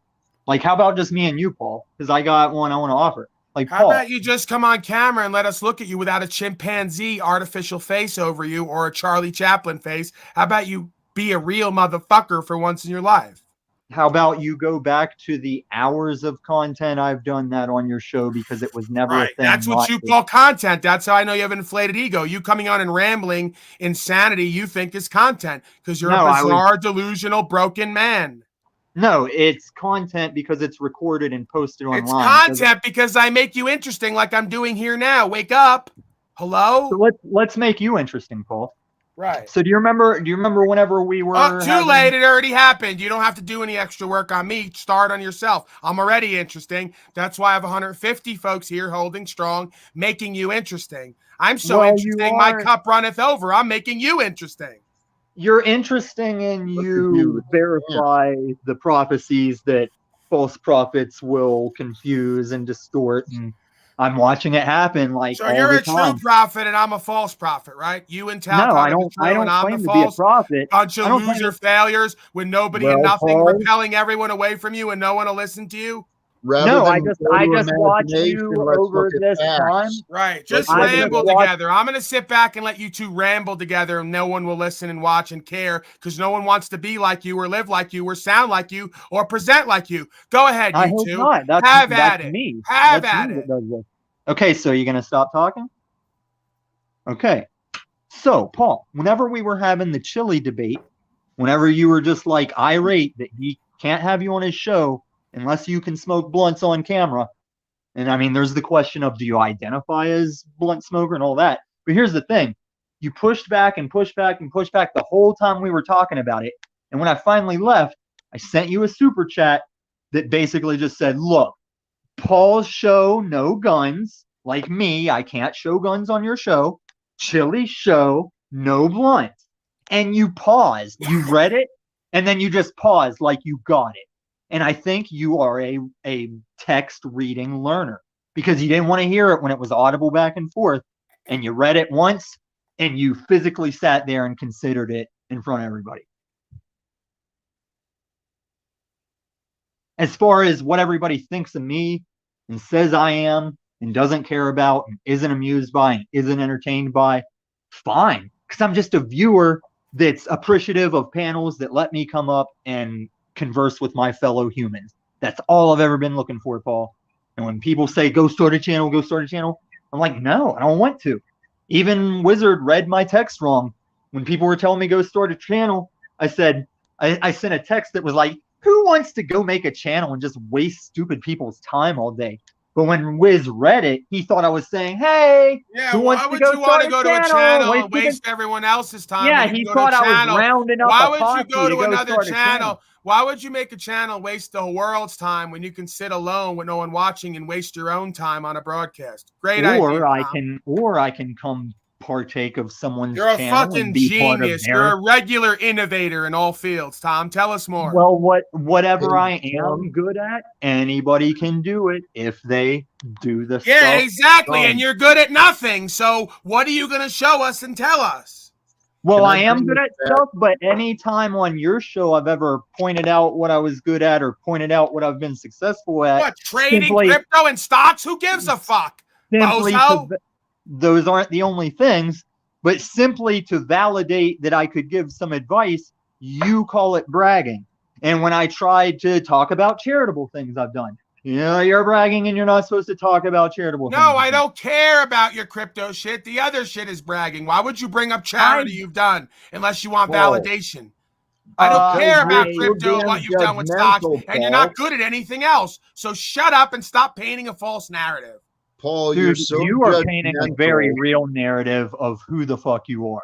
Because you're right, I'm discerning. Now show me all the things you're good at, please. You're no, uncaring. the burden of show proof, us all. No, the burden of proof is on the claim maker. You got things you're good at. Show us all the things you're good at now. No, the only claim being no, made because is you're that not I'm good at anything, nothing. and you're not great at anything, and you're a horrible communicator, and you're a defrauding, defalcating if I'm liar. Not great at Pusher of anything, digital it's because currency. I'm good worldly at a lot scum. of You're worldly scum. Worldly scum. So, Paul, where's the channel I don't have to worry about boring people and putting up with? You come to other people's channels to bore everybody. That's why you're here. I come where I'm welcome. I haven't been on your channel since the last time you kept muting me, and now you have me. The more that I come here, the less. The more that I come here, the less you'll be welcome. I have a feeling. I think I'm going to test that theory because I'm sure you will, because you're an egoic motherfucker. You'll be surprised, I think, at what you find. I think somebody will be surprised, but it's probably going to be the person whose channel is producing the doppelganger clone people. And keep in mind, I swatted mine down in less than 24 hours, but I think Jax may be causing trouble with his own profile. Christos, and that would be for the good of the truth and this man's ego, can you put him backstage? I'm not giving you any orders. You're the daddy over here, but can you put Tommy backstage for a couple minutes like I went backstage? Yeah, reset and rebalance him because he's a little too high on his horse, it seems. He's a little too high on the horse. High on the horse. I'm so starstruck. I think I'm gonna have to do that. Thank you, sir. I appreciate you for Tommy's own benefit, putting him backstage and already proving him wrong in his test. That again, power dynamics are a motherfucker, and when you serve truth, that would be true power. So it's not egoic. So you just got taught again, Tommy, a lesson about what you think you know and don't know. You can sit backstage till you stop acting like a petulant child. Petulant child back there. Sorry, Mr. Christos, daddy over here. Continue, sir. I didn't mean to try to monopolize your broadcast. I was just saying Tommy can come back if he wants. I was kind of just joking around there, but he seems to have completely left, and it's not. Of course he left because he's too important and too addled and too insecure and lacking in self-awareness and balance and peace to just sit back there. He just got pissed off and ran off like a little demon because he can't handle not getting what he wants. He's a little spiritual child. There's many of those these days, Paul. Hey, to come back, to bring us back to the conversation of today, there was a description made of false light. So we can argue and we can wonder, but we can also try to figure out what is true. What is the true light and what is the false light? Is the false light, I believe the false light is angry, fearful, controlling, manipulative. I believe the true light is caring, compassionate, generous, loving, respectful, authentic. Am I wrong? Say it again. Sorry, we all checked out, Talcott. You have that effect on everyone. Try it again. I know, dude. It's fucking bizarre, man. All right, so the true light is that of light. It's love, it's expansive, it's growth, it's life. The false light uses the wisdom for manipulation, for control, for abuse, for fear, for confusion, for chaos. Each of us has the Antichrist egoic nature within us. The truth, the path, the life that Jesus shown, man, that is the way. And the way to that is gratitude. Talcott, you live on Roman government money. You can't talk about the truth, life, and way. Brother, I've been living my version. I don't want to hear about your version. That's called relativism. No, it's called reality. Arrogant. You're the next one up now. Watch when you get put backstage, because we all resonate with truth, except for the inept, deceived, and deceivers. You live off Roman state-sponsored government funds and call yourself Christ-like, then say it's your version. Fuck yourself, politely, please. Please fuck yourself. Stop manipulating and gaslighting. No, you're manipulating because you want to have it your way like BK, and this ain't Burger King, motherfucker. Actually, I see you protecting your ignorance and refusing. No, you're protecting your ignorance. Get a mirror, Talcott. You're ignoring the scripture for your own Talcottianism, and it's not flying with anyone who ain't a moral relativist. Fuck not. You're making claims about how I live. No, I just took your words and put them back on you, Eminem style. Remember Eminem used to do that back in the day? In the trailer park? They'd spit out some nonsense and he'd hang them with it. Do you care to know? Remember 8 Mile, Talcott, where they spit out some nonsense and then I hang you with it? I'm living right now, Paul. I'm seeing what I'm seeing. The Christed being said you have to give everything up to be given everything. Render unto Caesar what's his. You're taking Caesar's slave coin. You're a fucking hypocrite. Shut up. You're blaspheming. I'm helping you out. You're blaspheming the creator because you're an infidel, scum, deceiver. Shut up for your own good. No, that's... You're a blasphemer, unbeliever.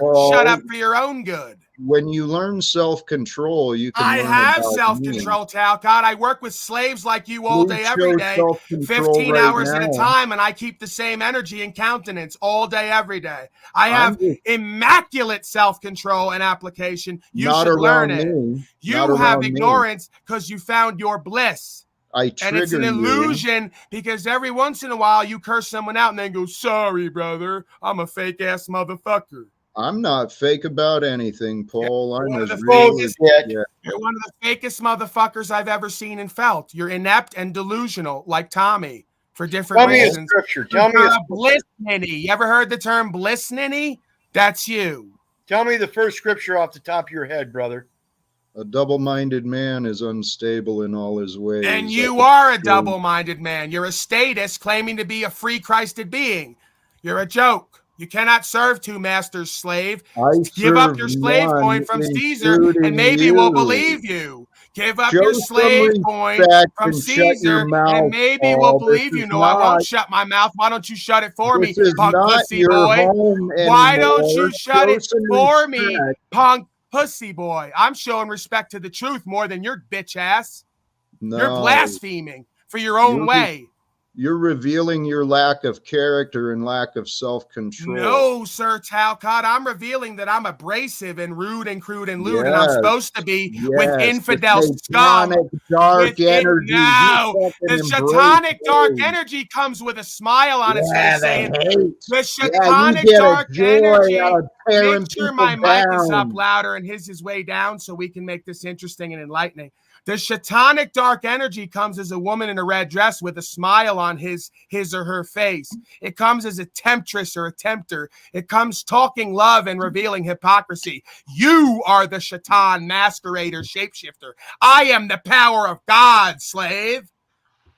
Kneel before me. How dare you disrespect me? You are beneath me and under me. Get behind me, Shaitan, with your smirk on your face, you joker jester, harlot Jezebel spirit of your mama. Get behind me. Why are you so afraid? Hellfire, slave, I rebuke you. Why do you have no gratitude? I have thankfulness and gratitude every day. I cried this morning for folks heaping fiat on me for just being, living, and speaking truth that inspires them. Right. Get behind me, broke, poor slave, still taking state money, disempowered. Get behind me, broke, poor slave, still taking military state money, you slave. You're pathetic. Am I? You're a pathetic disgrace of disempowerment. Get behind me. Brother, I'm going to stand where I am. And shaken and disempowered and weak and low and lukewarm and cowardly. I live the words you and Wizard preach with such hate. You don't live a motherfucking thing. You're about to lose your house and living on state money. We secure our property and rights. We're financially independent and free. Get behind me. You think you control everything and you give no credit. I control myself and you want to save the world. Look at you. You ain't controlling shit. And my destiny, that's proof. You control nothing of yourself and your destiny. That's why you're a loser failure and you're going to lose your house soon. No, the Father has me. Nah, you're going to a tent homeless like I did. Houseless. Home is where the heart is. Home is where the heart is. In my Father's house, there are many mansions. Home is where the heart is. If your heart is not with the Creator, you're going to be homeless and houseless, you tent-dwelling slave, just like I was, because you're an infidel who hadn't found the way. Get behind me. Where's your heart, Paul? What do you care about? I hear what you hate. I hear what you're afraid of. What makes you angry.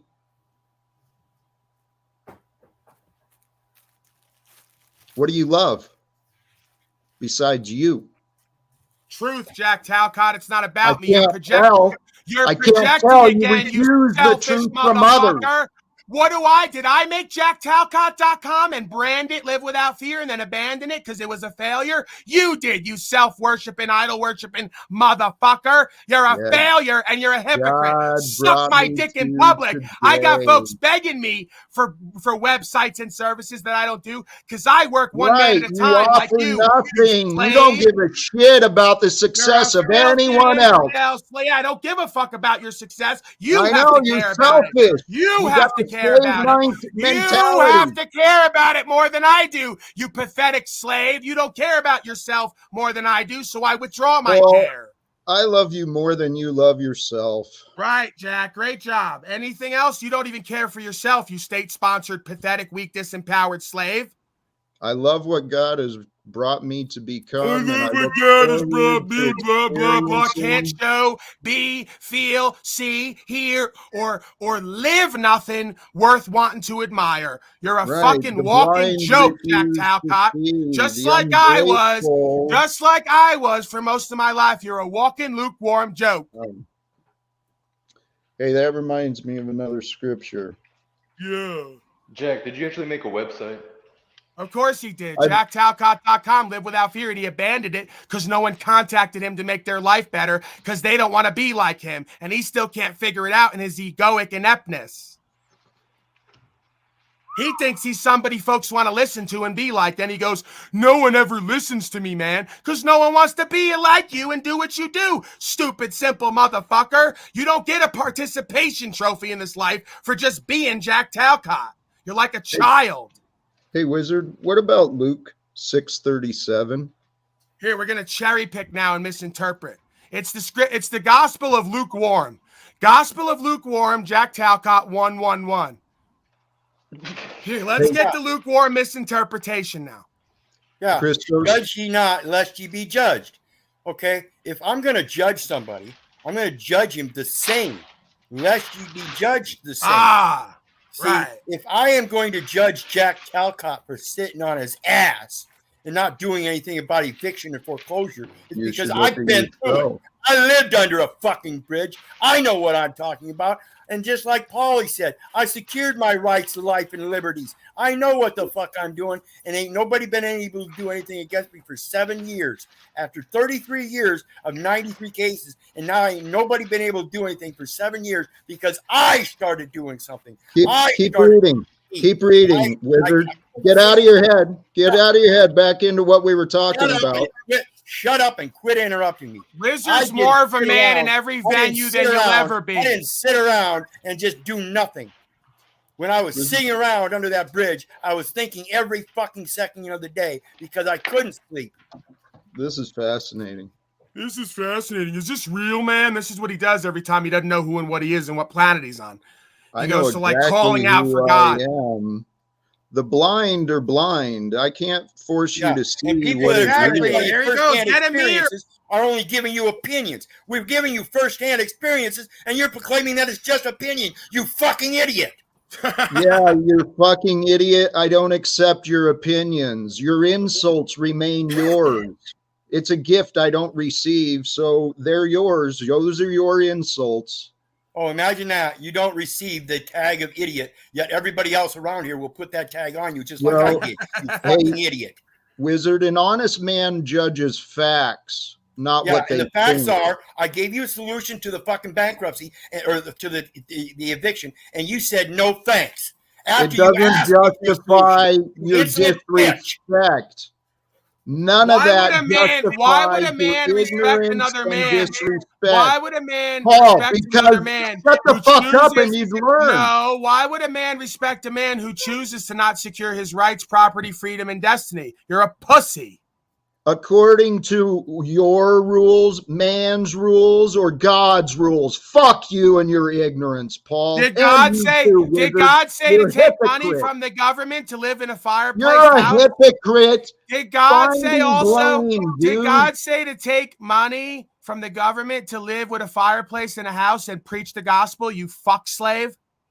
It turned out that's what God wanted me to do. Holy shit. Right, your God that you made in your head. The God of your own making, you fuck slave. Hey, get out of your head and get into the idol worshiping the God of this world, Talcott, because you're the devil's child and still don't get it. You want to understand God, or do you want to keep thinking you you're wouldn't right? know. You wouldn't be able to tell anyone. You know the God of this world, you dumb slave. Rather than getting my dumb ass locked in jail or doing YouTube stuff, there you go. Turn him down now. He just convicted himself. Turn him down. He just convicted himself. The Christ that being in scripture got himself locked in a cage and killed for standing on rights and freedoms. You're a fucking infidel, scum, dirtbag. Stop quoting the Bible. You ain't living the walk in the truth, life, and way. You're a new age deceiver. Get behind me. Living in fear of being thrown into one house, living in fear of being thrown into one house where the word is needed the most. I'd be glad to be thrown in jail again, you fucking bastard. What is your guys' point? What is your purpose? Seriously.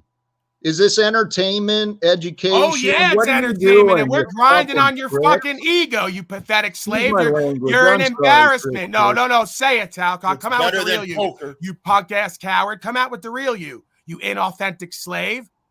Stop lying to yourself and others. You ain't a loving, caring man.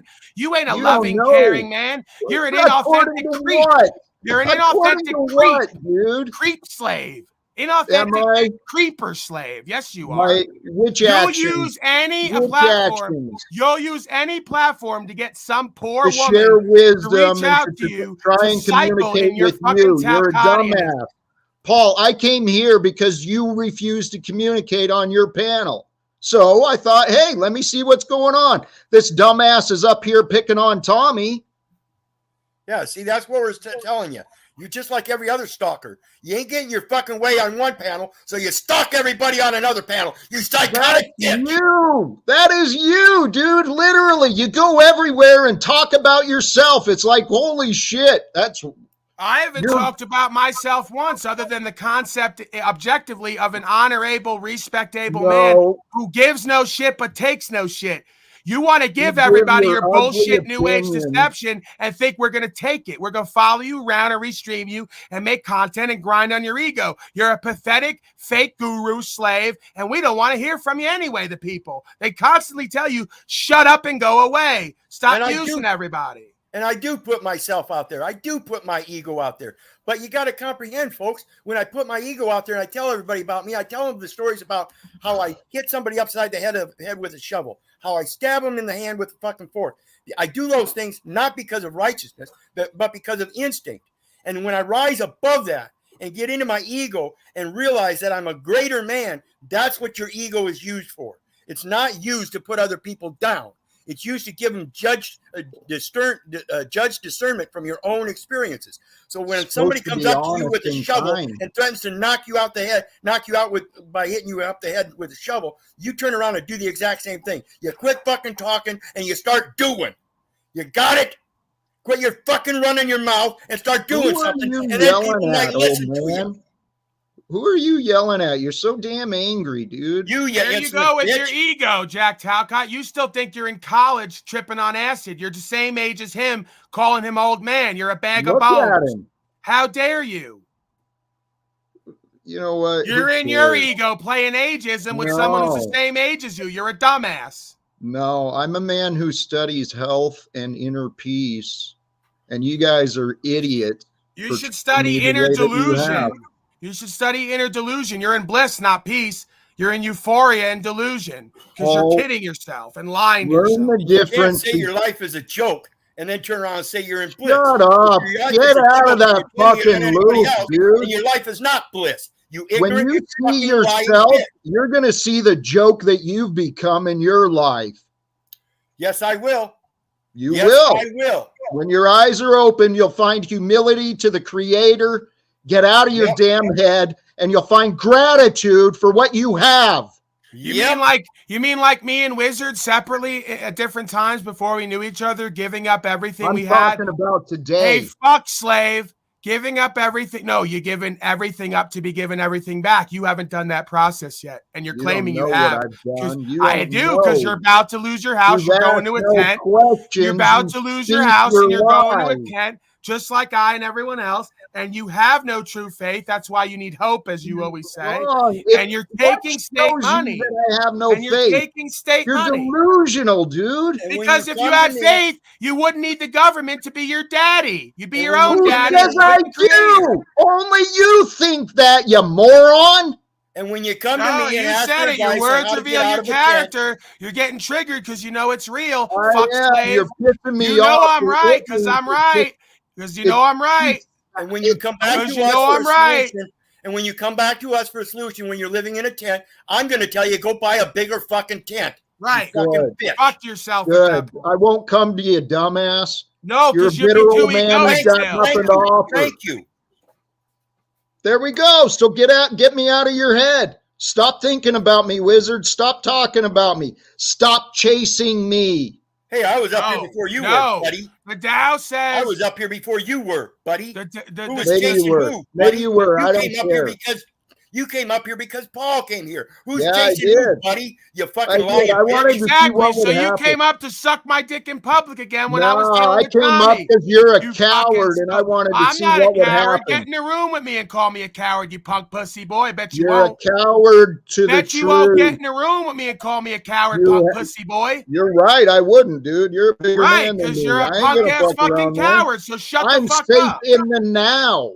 I'm in reality. You're safe in your delusion, so you think, but they're going to carry you away on the with my face on his friggin' icon, dude. Yeah, because I got you getting carried away on a couch as my thumbnail. They're going to carry you away when they fucking put you out of the house, and you're going to be sitting on the couch with the movers on both sides going, is this real, man? And I'm going to say, yeah, it's real. They're moving your ass. Paul, God has bigger plans for us than this nonsense.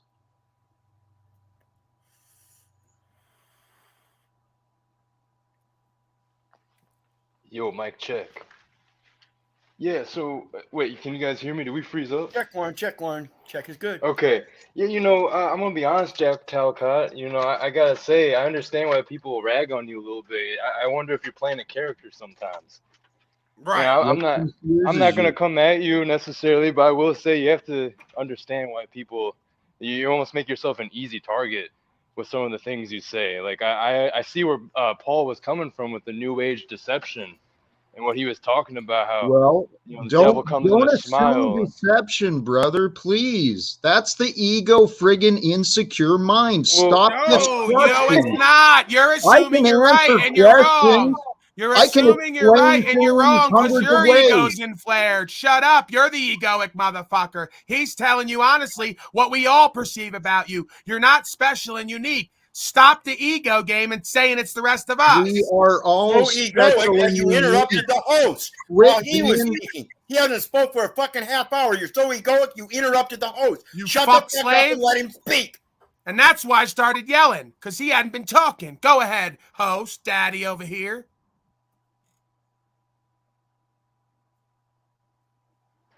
Like, check. Yeah. I was just saying, I see where Paul is coming from. A lot of the rhetoric you use, Jack, I gotta say, I see the truth in what you're saying, but I also do see I do see where people are coming from with the whole action thing. You see, as an outsider, I'm hearing especially the wizard talk about the past years and being able to get out of all these different things with the law.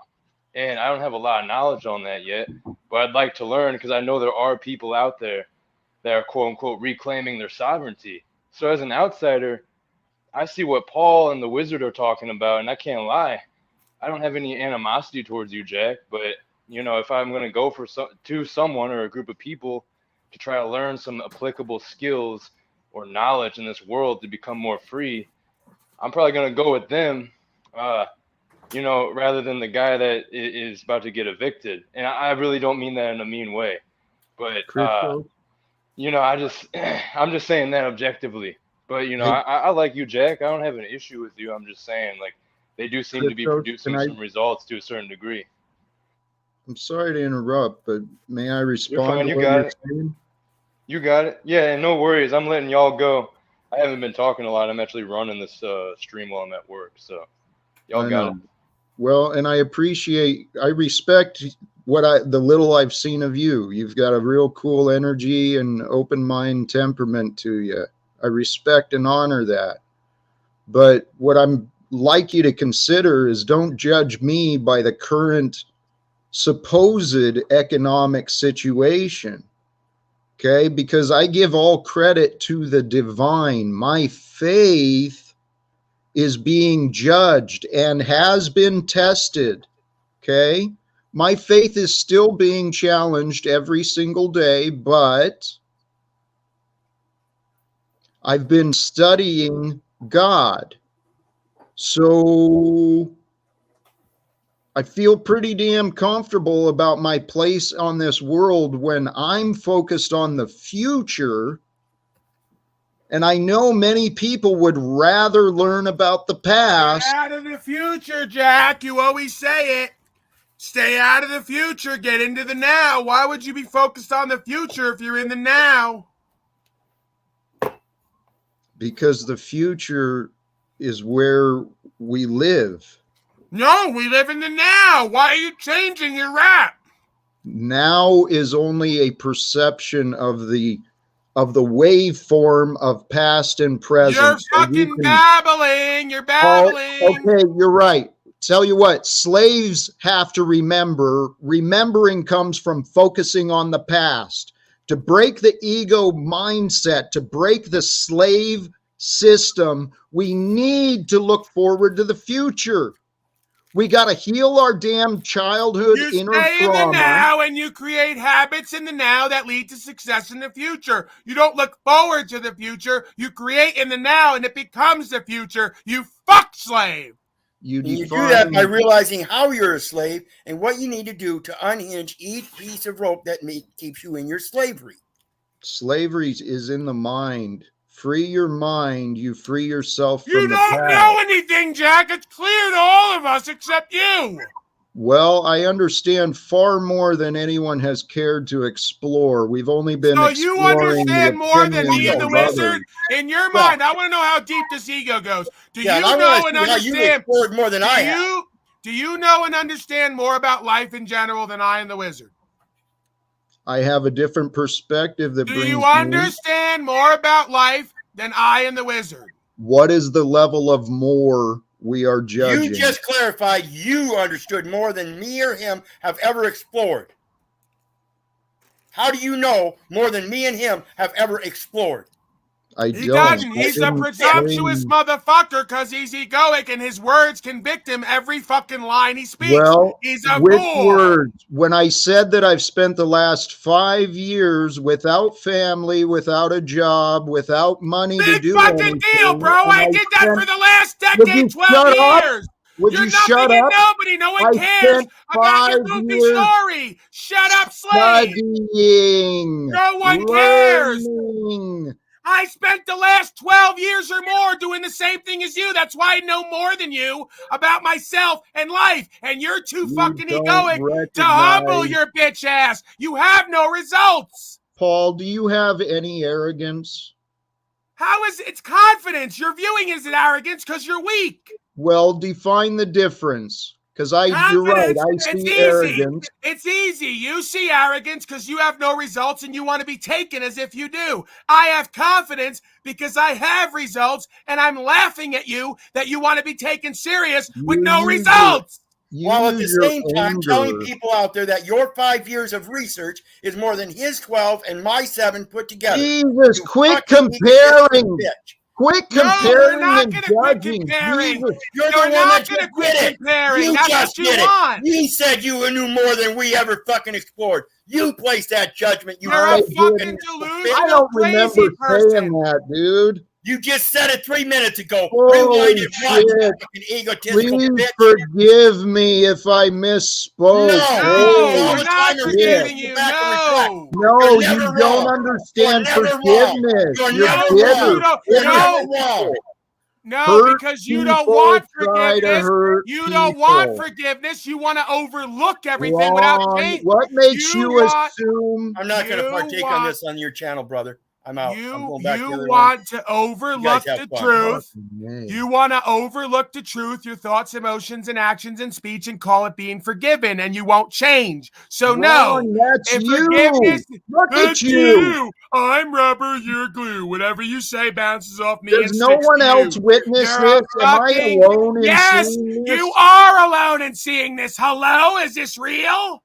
Well, that's what I'm wondering. You're fucking insane and you're inept and delusional. Wake up!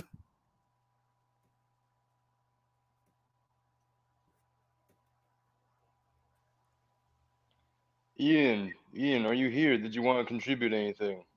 Pineal Power, Ian, we got some people in here. He's sitting in the back.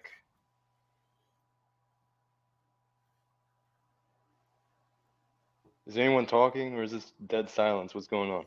Dead silence. Sometimes on my broadcast, I don't know how you do things here. I like to let the dead silence wash over a dumb slave who can't get out of its own way. It's good for them. They can sit with God instead of talking so much Babylon gibberish.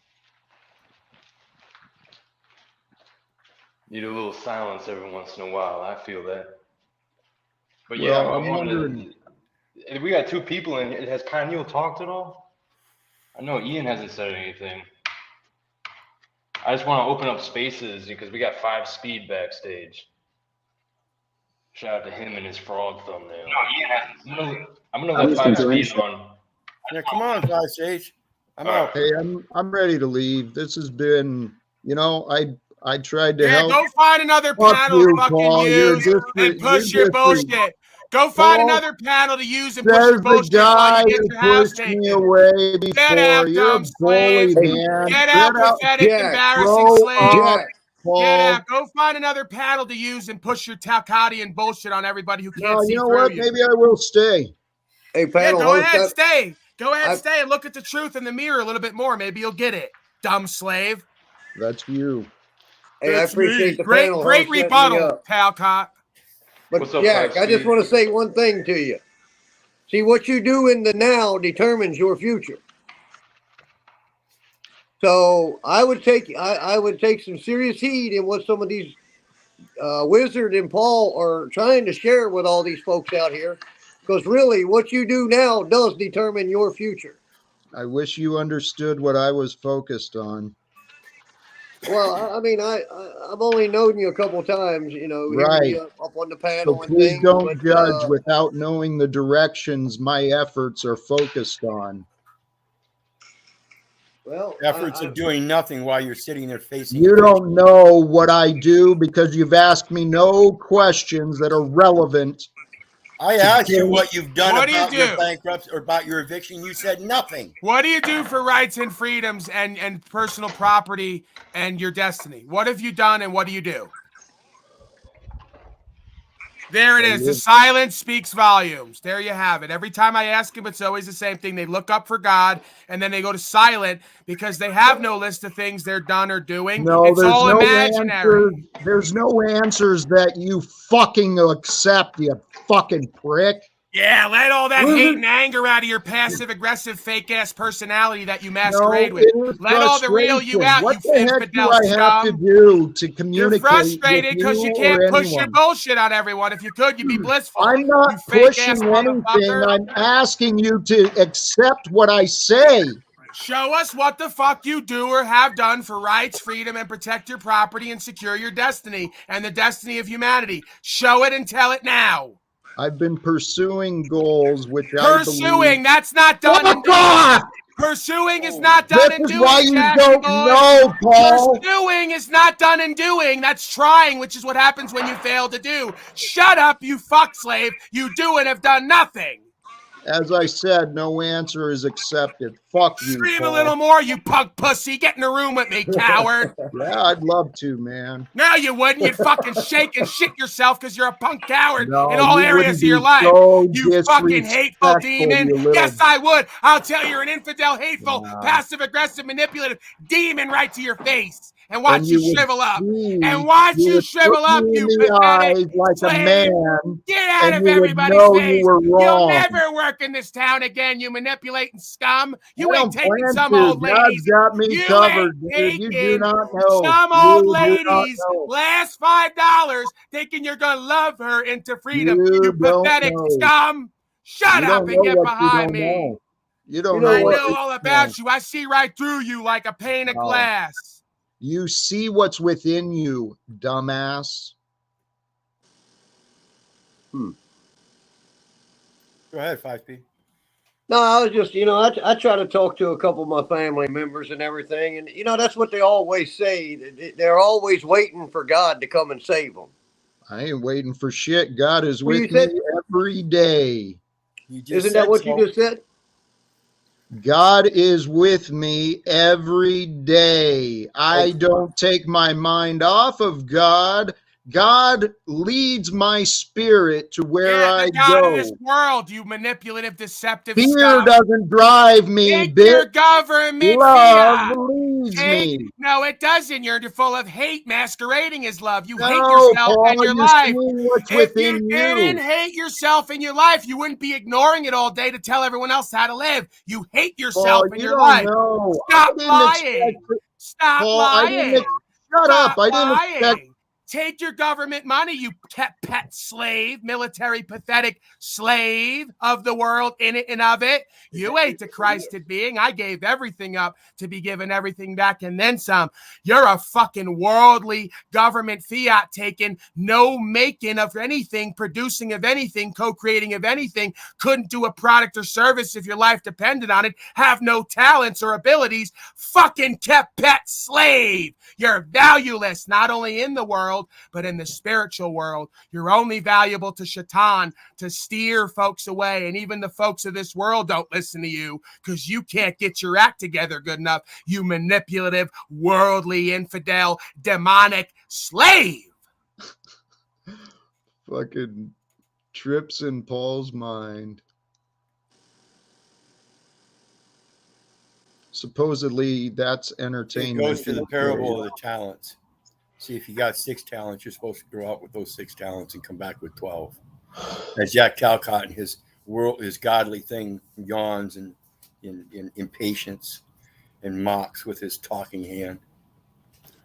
Because he's a spiritual child with the spirit of his mama. He's a bitch.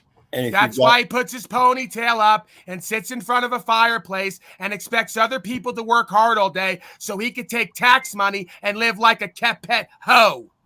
You need a daddy, Jack Talcott. Right now, the state of is your daddy. I'm your daddy now, bitch. And if you go out with 3 talents, you come back with 6. Pig. But if you got no 1 talent, I'm your daddy now, bitch. And I ain't going nowhere. And every time you get on a panel, every time you get on a panel, I'm a G-check you and show you to be the bitch that you are. You ain't getting out of the room with me now, fuckface. Good. I look forward to it. And when you go out with 3 talents, you come back with 6 talents. But if you got really 1 like talent that. and you bury it, then you get nothing. He gives you no reward. See, and that's where you're at. You professing that you're pursuing. You don't know where I am. You're professing that you're pursuing while you're hiding. You're interrupting me, you fucking egotistical nonsensical bitch. Shut the fuck up and quit interrupting me. You ignorant fucking bitch. I was plain and compliant and fucking reasonable and fucking logical in my speech until you fucking interrupted. Wizard. Once you fucking interrupted, then you fucking trigger my fucking emotions. You insolent fucking bitch. You sit here and waste everybody's time. Shut the fuck up and listen. But when you go out with 3 talents, you're supposed to come back with 6 talents. But when you bury your talent, he has no respect for you because you make no investment in him by not profounding that the talent comes from him. See, when I go out and I preach, I'm preaching the word of God and it comes from him. If you don't believe it, go back to the scripture. If you have some problem with it, come back to me and we'll talk about it. But you don't sit there and say, I don't give a fuck about your opinion. That's all you got is your opinion because it's coming from firsthand experience, you dumbass. I yield. I can tell the wizard's a gold mine. Wizard's a gold mine of knowledge. I second that. To him. Punk ass coward ran off like he always does. If he doesn't run out of the streams, he run out of his chair because he's a spiritual child and can't handle any kind of challenge or any kind of responsibility or any kind of accountability. And he's in bliss naivete. Because he's a blistening till I yell into his spirit and wake him up again. Then he goes to yelling and cursing because he knows he can't handle the truth. It's almost like this stuff doesn't even resonate in their souls.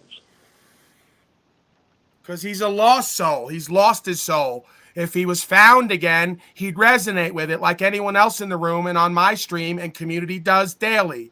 He's the only one who comes there every day to run his shit and takes over. So now I'm here to take over with Tommy, if the host allows it, of course. Yeah, Tommy, you want to come back up here? And then I took over with Talcott because he came up to put me down dealing with Tommy. So then he gets it because he's another infidel scum who collects with these handful of slaves to whine and cry about their imagination. You know, the thing that gets me though, Paul, is a lot of these guys, they run around here and they're looking for some kind of help. They're wanting to learn, but to learn, you got to keep that mouth closed. If your mouth's running, you ain't learning nothing. Yes, see sir. See how many times I hung out Wizard before I started joining in? Yeah, this man's been sitting back for the last 7 years. Riding the waves. But at the same time, every little bit he found, he researched and found out, he started activating it in his own life. That's why he separated from his wife. His wife saw him activating this stuff and didn't like it. It made her uncomfortable. She didn't need a fucking alpha male. She wanted the simp. She's got a harlot spirit, just like Talcott and all the rest of them always have. You go back to scripture. It's a Jezebel harlot spirit of Babylon. Just like he cocks his head right now, makes his hand motions, rolls his eyes. He acts just like a little hoe. Go watch a woman's body language. He has the same body language because he's animated by a feminine spirit. There you go. He's a little punk-ass coward bitch with the spirit of his mama, and he can't even shut up and sit there and look straight ahead and listen without making all type of eye and neck and face and hand movements. Little hoe. So I should sit here being disrespected by a dishonest coward using You my wouldn't be faith. disrespected if you just sit there and shut the fuck up. It's when you open your fucking mouth that people disrespect you because you fucking interrupt them and tell them their opinion doesn't count after you ask them for help. And then when they give you a solution, you say, no, that ain't going to work. And then fucking fuck you. That's just your opinion. So don't fucking ask me for fucking thing again, you disrespectful fucking bitch. That's why you get disrespected.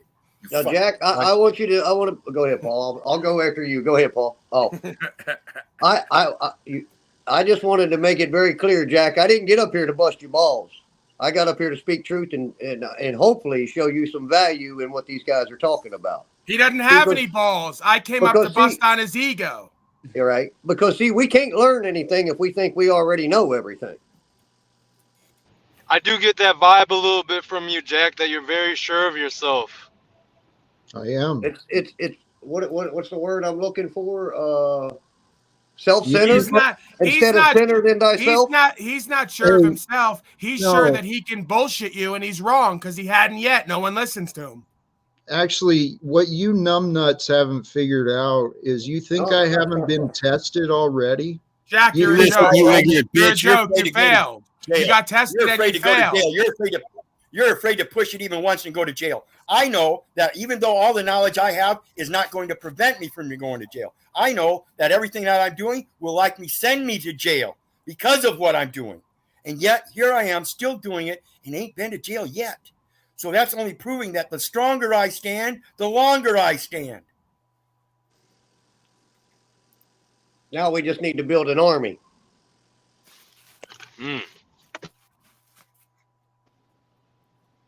Y'all got it. The army is already there. All we got to do is gather. That's right. That's right. I'm glad I didn't end the stream. I'm glad I didn't end the stream right as I was about to. Things picked up. Sir, once I come into the building, let alone Mr. Wizard, the whole energy changes.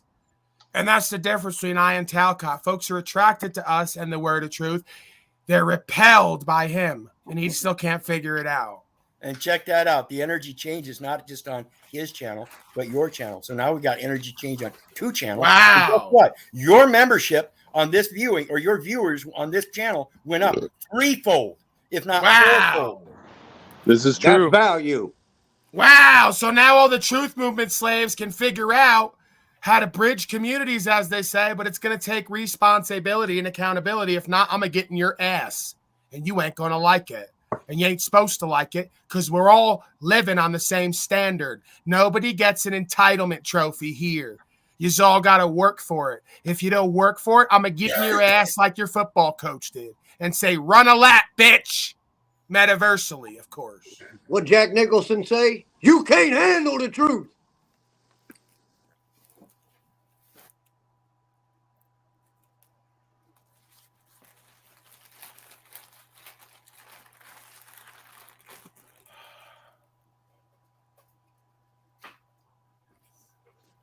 The sound of silence. And then the Tau cop out and prayed to the neon god he made. And the slaves, they were all whispering. This is fascinating. Is this real, man? It is certainly fascinating. You tell me. It's very real, really entertaining, really informative, really spontaneous, really inspiring. But you're really boring and inept usually. Well, can I ask Breaking news. Christos Deliopoulos, now trending. Back to you. I know Wizard gets great joy out of interrupting me, but bitch is like a little girl if I interrupt him. I do, because it's what you do to everybody else, and I get to throw it right back at you. And also, too, because folks want to hear from him and not from you at all. They always want to hear from him and me and not from you at all. Don't you get it? No, not me. Not because me. That's what you people come around, Jack, to try to learn. These guys understand that everybody's been indoctrinated. We got to come out of all that. 5-speed. My point is, I know far more than these clowns have been telling everybody. Right. What if I've seen Paul and Wizard both ask you what you've done. their standards, their questions entertain their imaginations. Their bankruptcy doesn't imaginations are entertain imagination. Bankruptcy happens daily. Can you get out of the past? Doesn't file, bankruptcy bankruptcy doesn't fall in line with imagination. Bankruptcy happens every day. Thousands of cases across the United States. So get out of your imagination, you fucking babbling idiot. Why are you speaking? Because you sit there and say our opinions and stuff don't matter. It's not about our opinions. It's about the facts that we bring. And you say it doesn't work that way. Bankruptcy does work that way. I did give you that solution. You ignored it. Told me it was only my opinion. So fuck you. How do we move past that? You seem to be fucking over By you and filing over bankruptcy. and over. By you filing bankruptcy. Oh, if I file bankruptcy, will you stop your abuse and fucking disrespect? It's not abuse. You came up here willingly, you fucking cunt. It's not abuse. You came up Hey, here wizard. Hey, wizard. Hey, wizard. Fallacy. That's bullshit. It's not abuse. You came up here attacking Pauly. It's not that abuse. Stop attacking me. Stop bullying me. Stop it. By presenting facts, I'm Stop bullying me. You called me a fucker and a numbnut. Stop bullying me. And saying we're abusing you is your opinion. It's not abuse. Get back to the point. It's not a fact. It's your opinion. You said you're up here being abused. You are not being abused. That's your opinion. It doesn't count. The facts are you were invited here. You came up here willingly. You did so to attack Paul, and now you're saying we're abusing you. You lying fucking bitch. The record proves this. Shut the fuck up. Fucking bitch. Shut the fuck up. You're not being abused. No gaslighting there whatsoever, huh? Nope. You came up on an open panel. They invited you. You came up and specifically attacked Pauly. You said you came here to attack Pauly, and then turn around and said we're abusing you. Let me understand your logic. Fly somewhere else, you fucking pussy ass bitch. Are you a wife beater? You abuse women. Fly somewhere else, you pussy ass bitch. I called you enough names. You say it's abuse. Prove it. Take me to court and prove that I abused you, you fucking bitch. Prove it. It's on the record, right? It's proof in on it for the record that I abused you, right? Everybody else here is abusing you, right? Bring us all to court and prove it. They can't understand for themselves. Pussified punk ass bitch. How old are you, dude? Prove it. Prove it. Prove it. Prove it. Prove it. Prove it. Dude. What is going on in your head, man? You accused us of abusing you. Prove it. Do you not see your... You accused us of abusing you. Prove it. Look at your behavior. You accused us of abusing you. Prove it. You accused us of abusing you. Hold on, Mr. Wizard. I think I will not hold on. No, because I'm adding facts to the matter.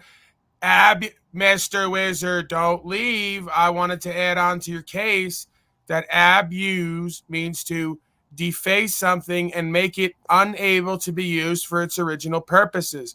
Distorting truth. So please prove to Mr. Wizard and the rest, if he would come back, how we have made you into something that you're not able to use for its original purpose. That means abuse. My name. You've abused my name, my character. You've disrespected me as a man. That doesn't prevent you from being the same man that you were, so you haven't been abused. Really? Really? You think I'm not trying to succeed? You think I'm trying to fail? And do you think your disrespect has done anything whatsoever to help? You disrespect the truth and true faith. You're not entitled to respect when you blaspheme over and over. That is your opinion, and you are... that is demonstrable, definable, explainable, and experiential. Then let's debate it. You're abusing the truth, Telka? Would you be abusing the truth?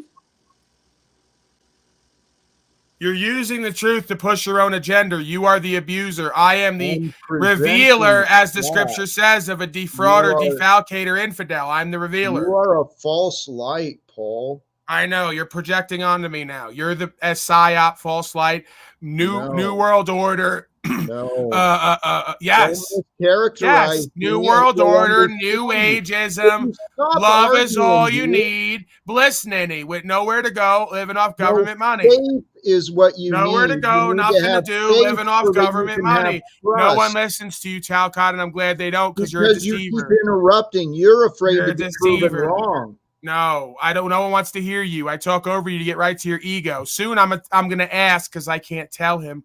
I'm going to ask, like Tommy, that you be put in the back like a spiritual child and that we wait maybe 30 seconds. Oh, you're going to run now? Yeah. You're going to run because you're a running fucking punk coward. Evil flees when none pursue. Evil flees when none pursue. Evil flees when none pursue. You're a podcast coward. Whoa. Where'd he go? He ran. He ran. No, I think he got put back. Did he get put backstage? No, he hopped off. Oh, he ran. All right. We got a runner. Am I coming in clear? Yeah, but you got static. All right, I should be good now. I should be coming in clear now. I used it. Man, I'm very interested in the wizard. El Perro, I think, is his YouTube name. I'm very interested. He drops scripture like every time he hops in a stream. And dude always seems to drop gems, so I'm going to be on the lookout for the wizard. Is he normally on your channel, Paul? Yes, he is, Christos, but the only problem is the wizard has anger issues sometimes. And when I'm trying to help him, he gets caught up in his imagination and he leaves because he doesn't realize I'm defining a term for him and everyone that he's using so that Talcott can't escape and manipulate. So, wizard, I would appreciate if you'd work on your anger, get out of your imagination, come back to the now, because it's all about love and truth between us. Yeah, see, that's the thing. When I first started hearing Jack Talcott, I was like, okay, I don't know why people have an issue with this dude. But then over time, the whole man and dude, like, you know, I thought I was the archetypal, like, cliche hippie talking that way type shit. But, man, goddamn, this dude is archetypal. No, man, you have potential. I actually saw potential in you as I watch you. I see it more and more. The only thing I said about you is I did one time call you Gay Guevara, but that was only because you were wearing a beret, and I just can't stand anyone who wears a beret. It's not personal to you, sir. It was the beard, I understand. the beret. Right, but I've heard you speak. I've heard you speak. I felt your spirit, and I know where your heart's at, and I've seen that you have at least enough discernment to stay out of certain pillow talk and gossip and not get caught up because you realize that there are social power dynamics here. Now, maybe it shouldn't be that way. Maybe it should be that way because it tend to be the cream rises to the top. You get what I'm saying, sir? No doubt. No doubt. Yes, sir. I do understand. And that's the thing. You know, some people were coming to me and saying, hey, they, you know, on Paul's stream, they were making fun of you. Z was making fun of you. And I'm like, you guys weren't really, you guys took a jab, and it was like, I just laughed there. Like, that's creative. Gay Guevara, like, rather than just Che Guevara. See, you like that. That's funny. We're being having fun. I'm not gonna let that get to my head and be like, oh, these people are my enemy because they restreamed a stream I was on and made a comment about my beret. You know, I definitely can't get too worked up about that. You know, so I know some people have issues with you, Paul, and your channel, but I mean, if you guys were that bad, I don't think you would have such the following. And I'm not to say that numbers determine everything, but especially with this common law stuff and sovereignty, which I know very little about, and I feel I should know more about. So let's add on to that, right? I'm tuning in. So let's add on to that, right? Because again, numbers are no indicator of value. Nicki Minaj and the rest of these slaves have millions of followers. And it's not about followers. It's about a community of folks who see the value in leadership, who want to be led back to themselves and the truth so they can become better in their own life. So that's the qualifier, not the quantifier. The numbers don't matter. The kingdom of heaven is few. They say less is more, right? They say there's not many of us. I say there's plenty of us. Less is more, right? So if the kingdom of heaven is few, then it's not about the numbers. It's about the quality of folks who show up every day. These are equitable people who are seeking truth and living on morality and wanting to get better, right? And they happen to be pretty ethical as well. And they happen to be pretty insightful, a lot of them as well. So, again, I see the feedback loop of what I put out is what I get back. And then I watch the gathering of a community that is inspired and integral and initiated to change. That's not something I see in the rest of these truth movements, because what they're putting out is what they're getting back, and they're none of those things. Or that. And I actually believe that they really don't have a problem with Paul. What they have a problem with is the truth. Truth hurts. Yeah, hey Tommy, if you want to come back up here, I was just joking when I put you backstage earlier, but then all of a sudden you weren't backstage. You don't tell him you were just joking, sir, unless that's what you really mean. If that's what you really mean, they usually say there's some truth in every jest. So maybe you might want to stick on the vein like you were before, explaining to Tommy that he's fucking inane, inept, and maybe insane, because the definition is doing the same thing over and over, getting the same results and expecting something different. And that characterizes Tommy and what we've seen over the last 6 months to a year. He does the same shit everywhere he goes, gets the same results, and then wonders why it doesn't turn out different. Then blames everyone else for why he's reviled by pretty much everyone. Wow. Well, this has been an interesting stream, guys. I feel this is coming to an end here soon. Oh, Sunkiss was just backstage. I was going to let her up. Sunkiss, I'll let you on if you want to come up. Yeah, let Sunkiss on, because I want to hear from her. I hear she's got a really big, loud mouth, and she thinks she's going to tell men how to be men, and she doesn't seem like she even understands how to be a woman, let alone tell a man how to be a man. So I've been looking forward to that conversation for a while. Well, today I'm acting as the arena for some epic battles. So, Sunkiss, you're welcome to come up here. She's a sweet woman. She really is. So if you guys want to duke it out or have a back and forth, I'll let her up here. Listen, I saw a caring heart, but I saw a very loud, bitter, resentful mouth who was clutching for power but not showing it and living it day to day is what I suspect. So, I thought we got cut there for a second. Damn, well, it's just us. Ian, if you're here, Ian, you might as well pop in, or I'm going to put you backstage, bro. Hey, Paul, I really appreciate you hopping on here today. It's an honor. I'm here. And, I hope to be speaking with you and your community again soon. All right. Well, yeah, Christos, I'm here, bro. I resonate with folks who see past what they call the ego at times. I guess we all have it to some degree. The question is, what direction is it going and what is it shooting for? So, Ian, how are you, sir? I know we might have got caught up with the restreaming and the nonsense and me making comments about your presentment and all the rest. I just figured that you agreed with me and everyone else that I am a gorilla face. So I figured you wouldn't mind me saying that you talk slowly and low and might be boring sometimes. I didn't mean to offend you. Oh, it's all good, man. I had no offense, honestly. We're vibing high. Can we drop bombs over here or what? I want bombs dropping over here. We don't have that? Hey, we will. I need to set up a soundboard very soon. Bombs will be coming. Yes, sir. Bro, I stole Ian's bomb. I'm not going to lie. I stole the bomb. I stole the crowd noise. Because one day he dropped the bomb on the black woman crying, and I just bursted out laughing, and I stole it because it was a very well-timed, unexpected bomb for what was going on in the room. So I thought that was hilarious. And I said, I want that. I want a bomb. So I went and got one. So you inspired me, Ian. For sure. Sunkiss is great though. I'm not gonna, Hey, I don't know anything about who she is day to day in her life, but I just know the presentment, and oftentimes that's all I need to know.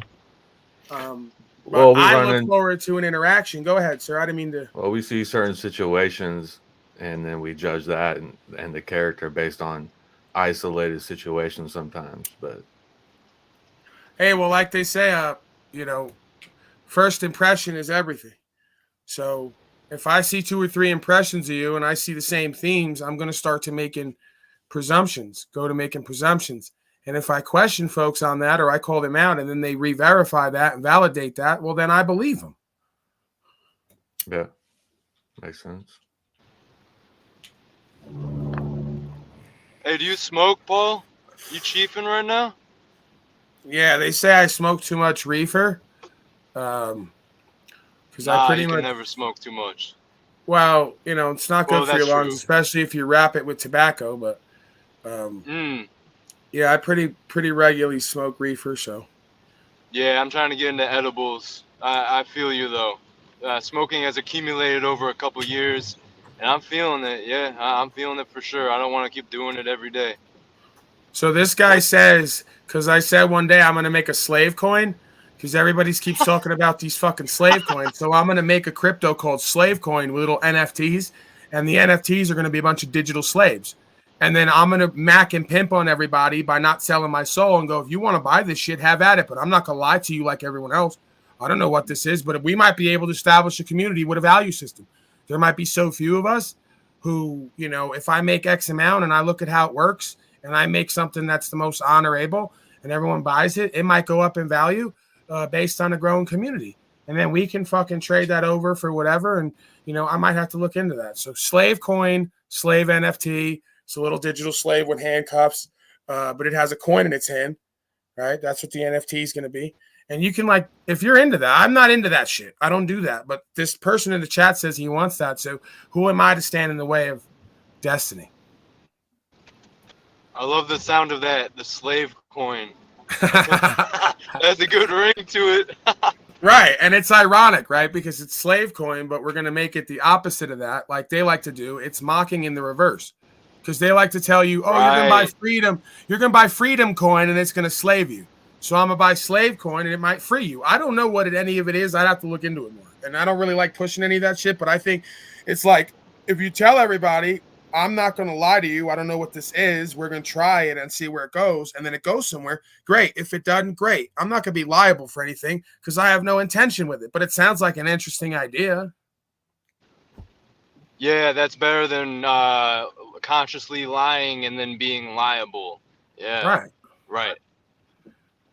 No doubt. What's up, Pineal? Is your technology working right now? Yeah, I'm hanging on 2 streams, so I don't know how the playback will be. How do I sound? You sound good. I don't know okay, what the hell's going. Is that a green I hear screen? double. What are you talking about? You hear double, bro? What is up with you and your connection and your audio? Like, I'm on Paul's stream. I'm on Paul's stream and your stream. Okay, yeah, so you sound fine, dude. All right, you're coming in clear. No worries. What's up with you, man? You know, I was a moderator and a watcher of Zach's content, Gematria Fake News, for quite a while, and it was the whole interaction between Zach and Paul that really drew me much closer to Paul and his channel and what he's doing, his work. Unbeknownst to many, what's really going on here day to day. Bro, I'm sorry, penile power, but I just had the image in my mind, and this is why I do this, right? Because I'm like, they say I'm the biggest troll ever. Could you just imagine if I started a slave coin and somehow it got investors, and then you see on the top thing, slave coin number 5? That's that. I live for moments like that, right? Just to see slave coin on top 5, top 10, top 100. Go ahead. Sorry, I didn't mean to fantasize. No, I mean, it was just the whole, like, for more than anything, it was Zach never coming back that spoke volumes to me, you know? About him being a punk ass coward, right? Infidel, scum, demon slave, right? You know, not that you ever went to his channel, but he never really provided the opportunity. Bro, I'll go over there right now. Give it to me right now, and I'll live stream it. You think I won't go over there? Act like I won't. You think he's gonna bring me up? No, he won't. No, I know you will. I know you will. Yeah, I don't know what happened with Zach. I'm very interested. You guys had a one-on-one a while back. Oh, you never saw that? Oh, I'm gonna have. I delaminated him, sir. I delaminated him. I separated him down into multiple parts. I just got a brilliant idea for a stream of my own. We're gonna revisit that stream. I think I've thought of that before, and I never did, but that would be a great revisit. I'm Zach's daddy, and he knows it because he never came back and won't let me over there. And he went on all the fucking message boards saying his dream one day right after is to get together in groups and target practice and shoot people like me and others. Okay, fuck not. You ever come get in a group and target practice with me, that might be your last day here. I've heard Zach say some pretty crazy things.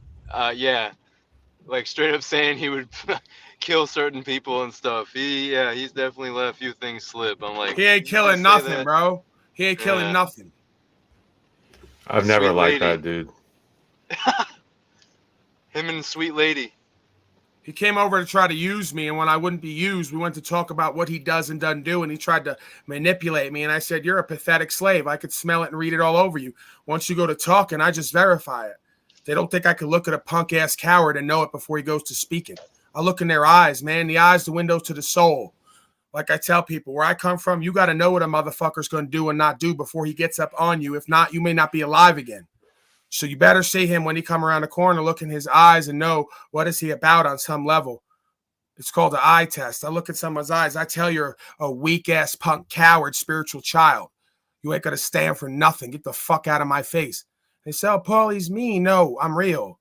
I keep it all the way real, and I'm discerning. And if you weren't that, you wouldn't have went to cursing and running. And you wouldn't go to hiding and making threats you ain't going to live on and stand on. Right? If he was going to do that, you wouldn't talk about it. Motherfuckers who talk about it ain't going to do it.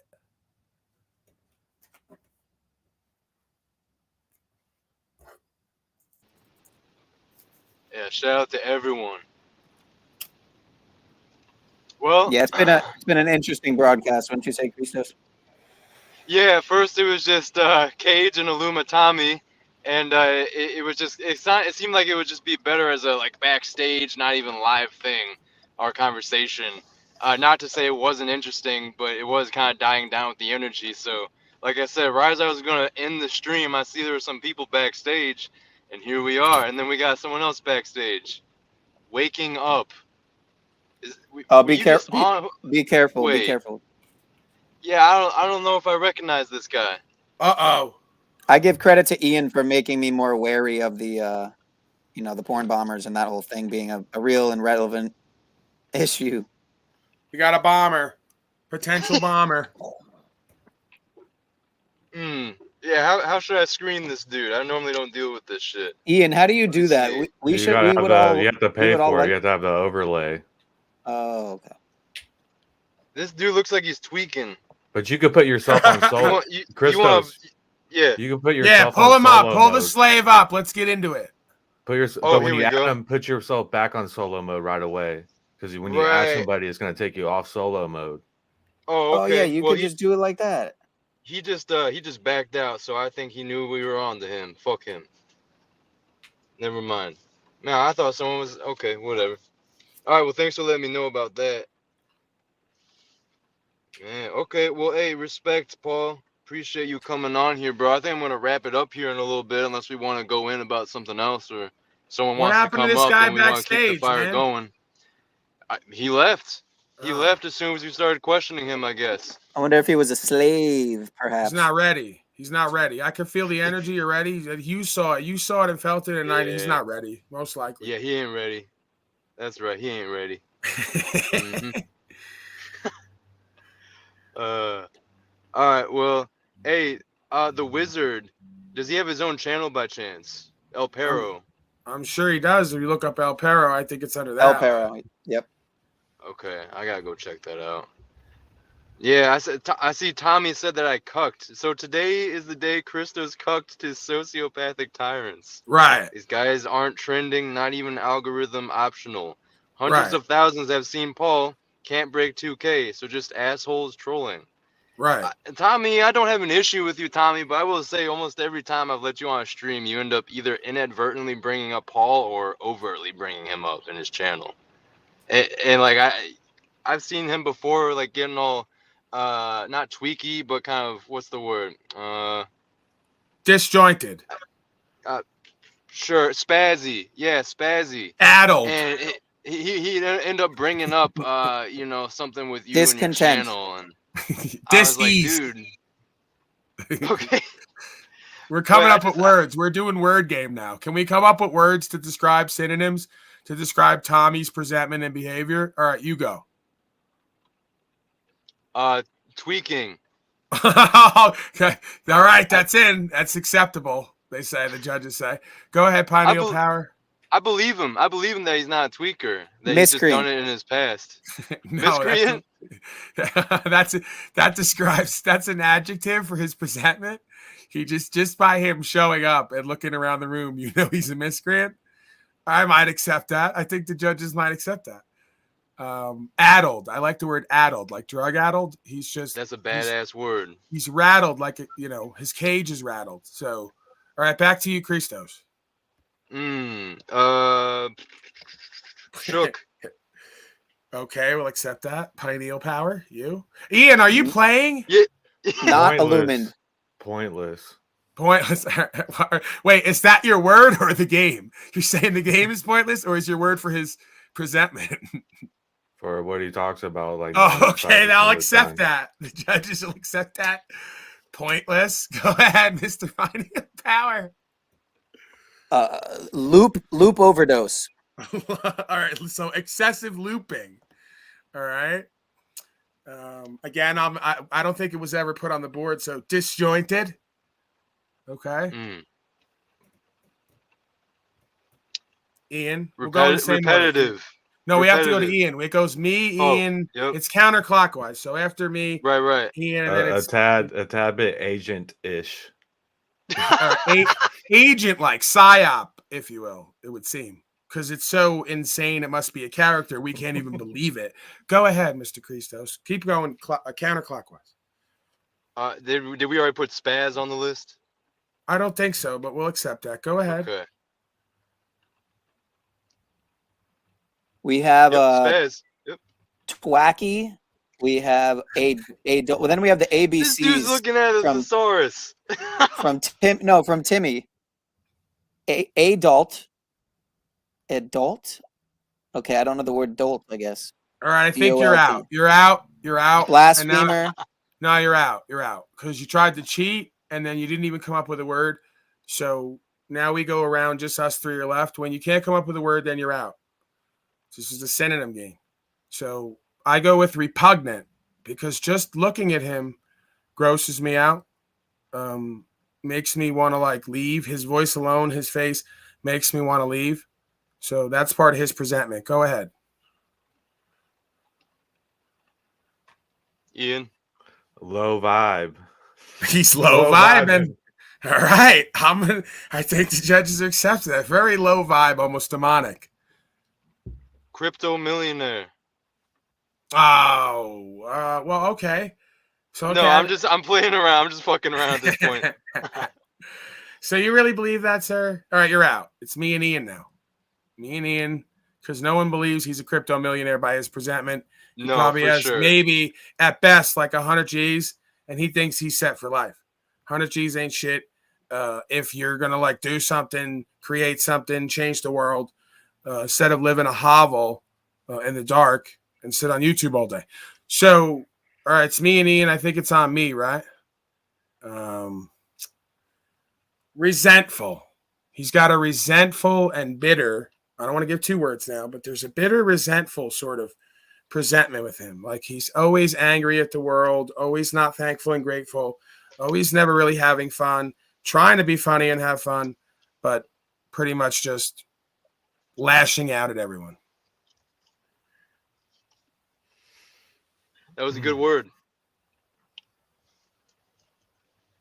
He is distant from his true self. Okay, so egoic. He's a mask wearer. I don't know if this is going to count. We might have to go to the judges. He's got a Voldemort appearance, right? And what I've noticed is a lot of these folks, they tend to look like the Voldemort creature from Harry Potter, and I think that he fits that bill. Oh my god. Oh my god. Dude, we got the the ABCs of Illumatami in the chat. Credits to All right, that doesn't count. The judges say Ian wins. Hell yeah. Give him the award. The gold goes to you, Ian. Yeah, but hey, Illuma Tommy, if you're out there, I'll still let you on my panels, man. I don't have anything against you, but I do think you should do a little reflection, because I don't know, almost every time I've let you on, we end up talking about how you used meth to trade stocks and make money or something. It's weird. I'm just being honest, bro. I feel like we end up like talking in some weird discussion that's like indirectly justifying your use of meth in the past. Hey, man, if you would just like find a stimulant and just sit on the computer all day and trade coins, you too can be just like me. And nobody calls the hotline.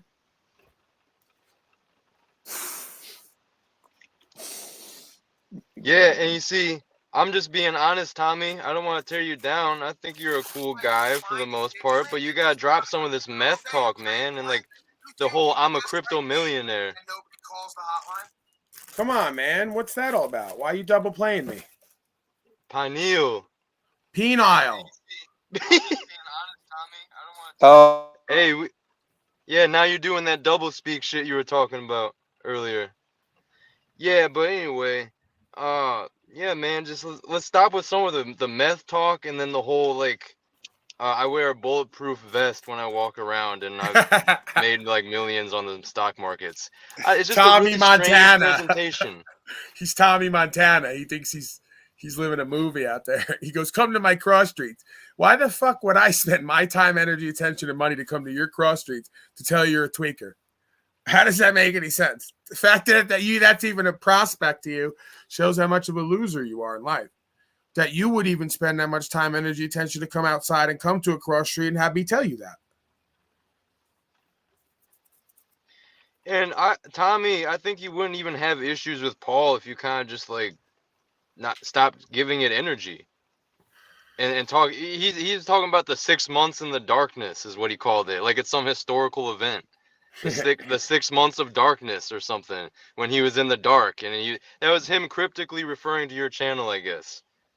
Man, and see, Tommy, this is not me coming at you with hate. It's just constructive criticism. I think it would probably help you, and we could probably get you back in the community for real, if you wanted to. You know, if you drop some of this craziness that you're putting off, bro. You some even of the have stuff to that you're doing to yourself. You even have to be commonsensical. What would someone like you or me benefit from hating on someone like Tommy when we're already better off than him? Just in who we are and how we present, how we think and feel, how we're received by others. We're already blessed and better off than him. He's the hating ass motherfucker because subconsciously he knows it and he wants to equalize by coming here and trying to tell everybody how to be like him. We don't want to be like you, stupid, simple, egoic motherfucker. He's the hater. We're just pointing out the truth. That feels like hate to a motherfucker living a lie.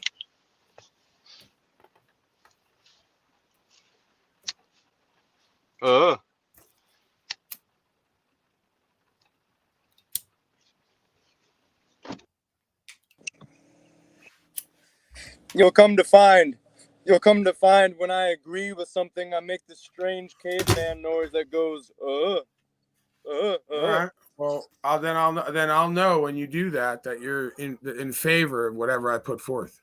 Yes, sir.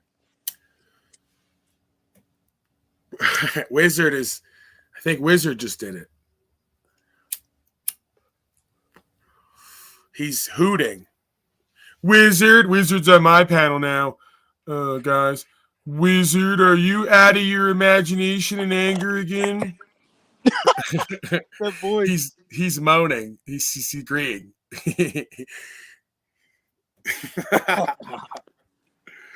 You know, I'm sure some people are gonna not like that I'm having you on, Paul, but that's too bad because we're out here building bridges. I know. Yeah, the haters. All you got to do is watch for motherfuckers who resent you now for having me on, and then you know they're haters. Because why would they be mad that two beings are building together regardless over what we have done in the past or not, or even 20 minutes ago? What does what I do with you have to do with what I do with Talcott and Tommy? They want unconditional love all the time, so they don't have to conditionally be a certain being of a certain standard.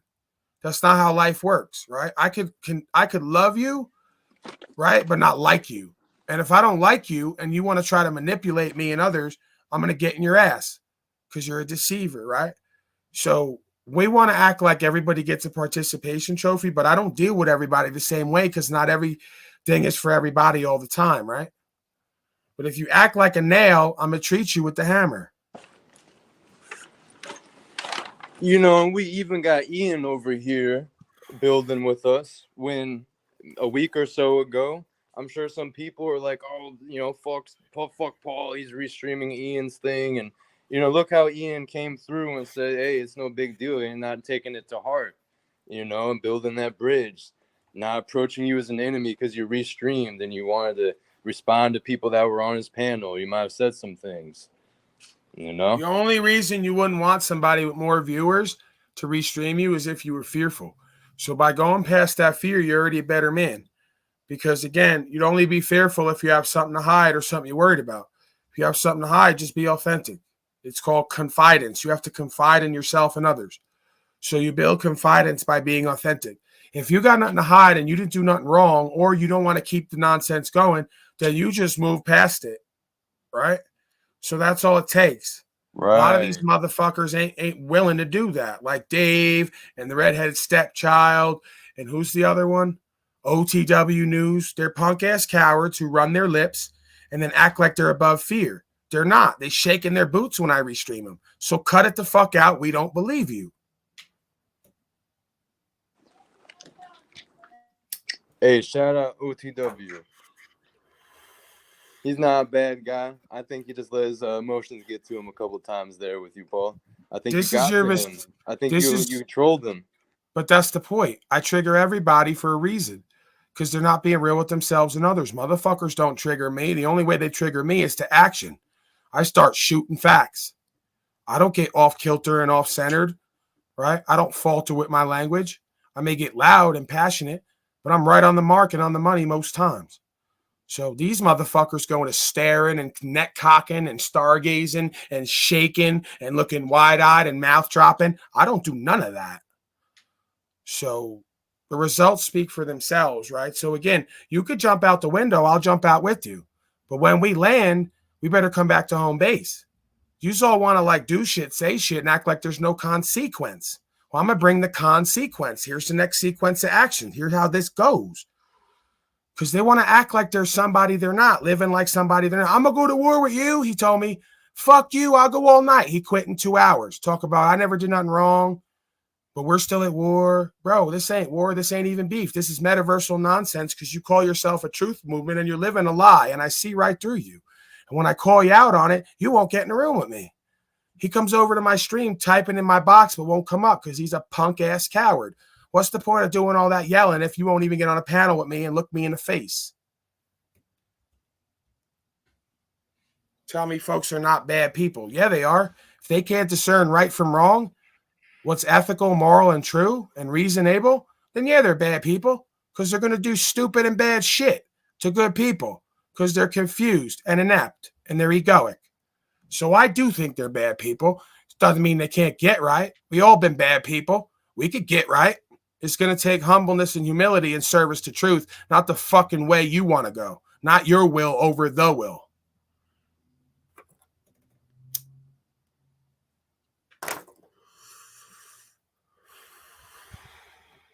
What's up, Flow State?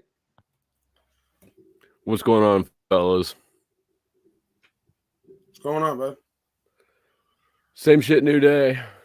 It's rainy here, crappy outside. Woke up late. Fuck it. I feel you. Where are you at again, Flow State? I'm here in the Midwest. It's rainy as well. Kansas City. Oh, word. Oh, yeah. Okay, cool. Right on. I'm right there with you, bro. You're in St. Louis, right? Yes, sir. Yeah.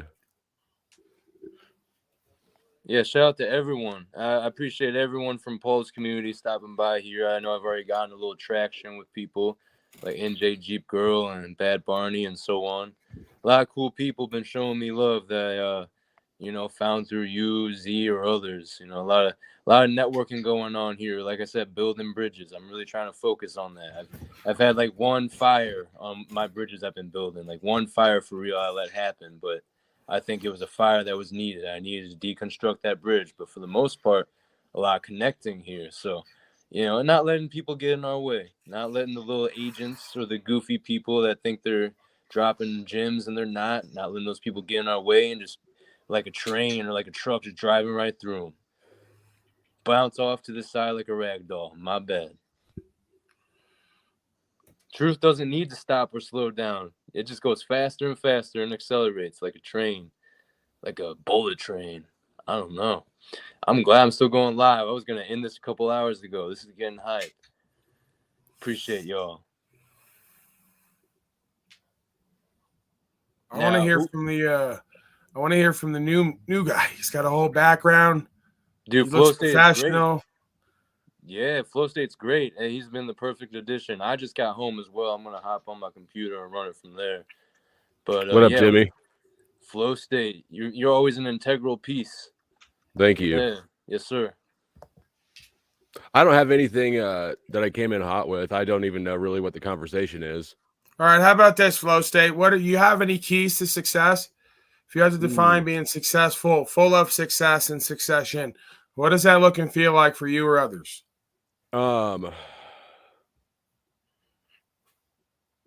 Figure out what's important to you for yourself, because everybody when you said success, and my brain did the same thing. I thought of monetary success or societal success, but then I instantly realized that that's wrong. That's not actually what's successful to me.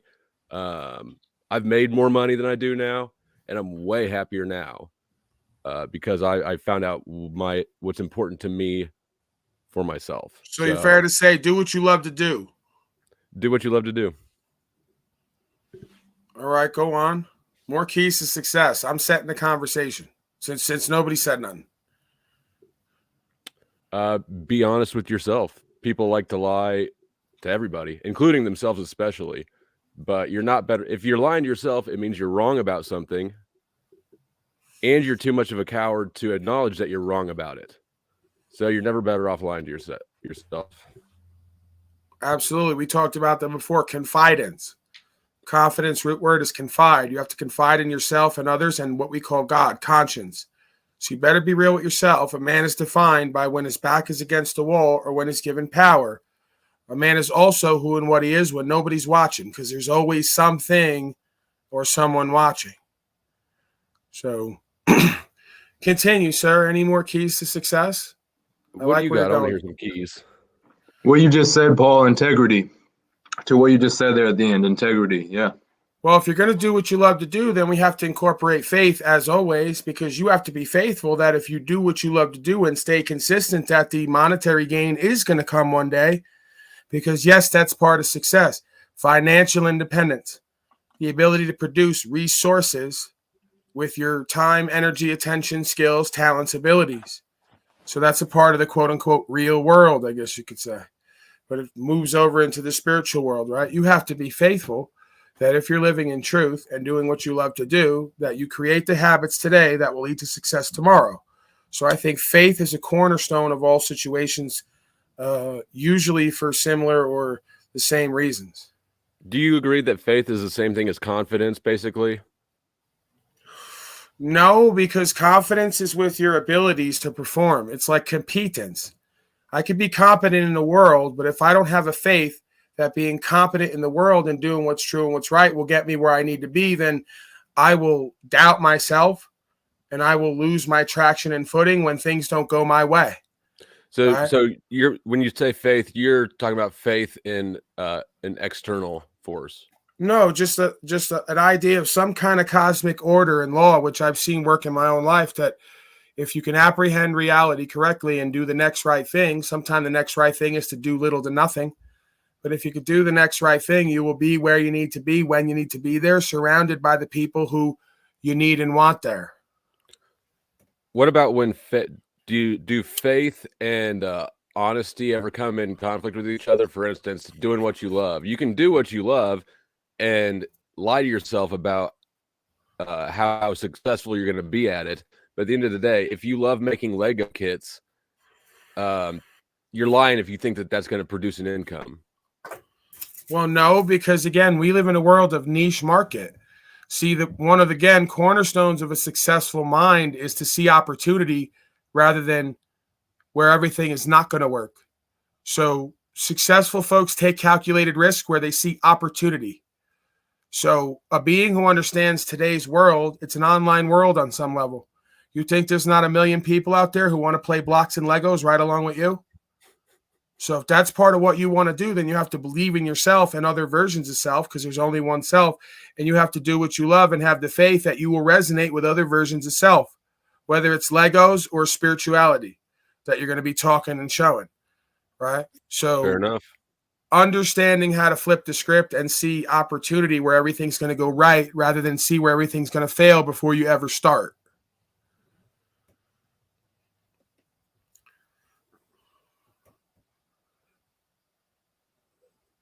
See, that's part of the problems of low self-esteem and self-worth. You may be being honest with yourself, so you think, but you don't have the proper view of yourself and your potential and what you're capable of because you've never risen to the occasion. So someone say, I'm being honest with myself. This idea is never going to work. It's never going to work with the way you look at it and apply it because you have low self-worth, self-esteem, and you don't believe in yourself and your ideas. If you did, you wouldn't think that way. Well, some ideas are just crap. Right. But again, we live in a world where, not to say you should do this, but you could give an idea. It's called polishing a turd pretty much. Give an idea that you say is crap to somebody who's going to sell themselves or an idea or even the truth, and then attach that to that, and it will go right along with it. That's marketing and branding 101. I'm not saying you should do that. I'm just saying that to act like if you're going to talk about financial independence, some folks will say, well, the robot on the ground vacuum idea is dumb. It's never going to go anywhere. You give it to RoboVac, Acme, whatever, they're going to turn it into something one way or the other. People are going to want to buy and need to have on some level. And then some folks will say, this is great. Some folks will say, this is stupid and pointless. But this is back to beauty's in the eye of the beholder, I guess. I guess if you can sell pet rocks, you can sell anything. Right? Hey, what did Carnegie say? I think it was, there's an ass for every seat. He was a circus tent runner. So, you know, it's a lot about what you do around that. But pretty much there's an ass for every seat. You just got to get him in there and keep him in there.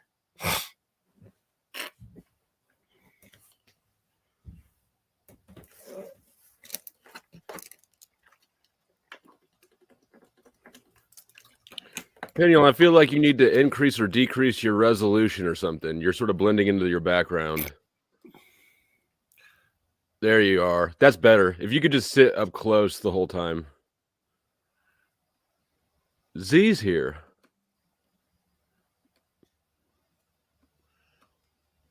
Hey, what you were saying about the Legos, like that's definitely a need. Can't hear you.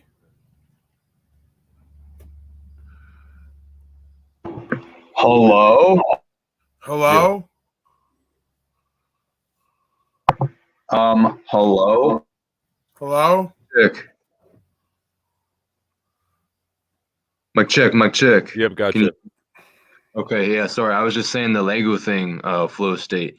There's definitely a lot of people on the low that still fuck with Legos and they're grown. Yeah, and it was a poor example, but I know you get the point that I was making. Yeah, no, I'm not undermining your point, but rather just to hone in on the whole Lego thing. That's and they're definitely stupid fucking expensive. Yeah. I actually was reading an article yesterday. They made a Bugatti out of Legos that's drivable. The whole fucking thing. It can go 12 miles an hour. Drivable too? Yeah. You just said it's Yeah, they drove it 12 miles an hour. Made out of completely made out of Legos.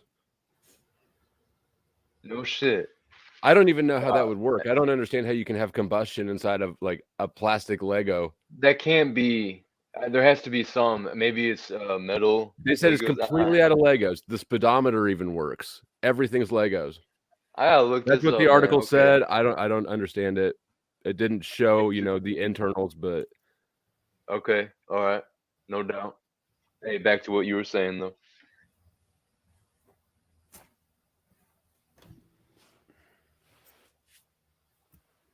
Okay, never mind. Not back to what we were saying. I don't even know what. Yeah, you know what? I find a dead silence brings a little something extra to a broadcast.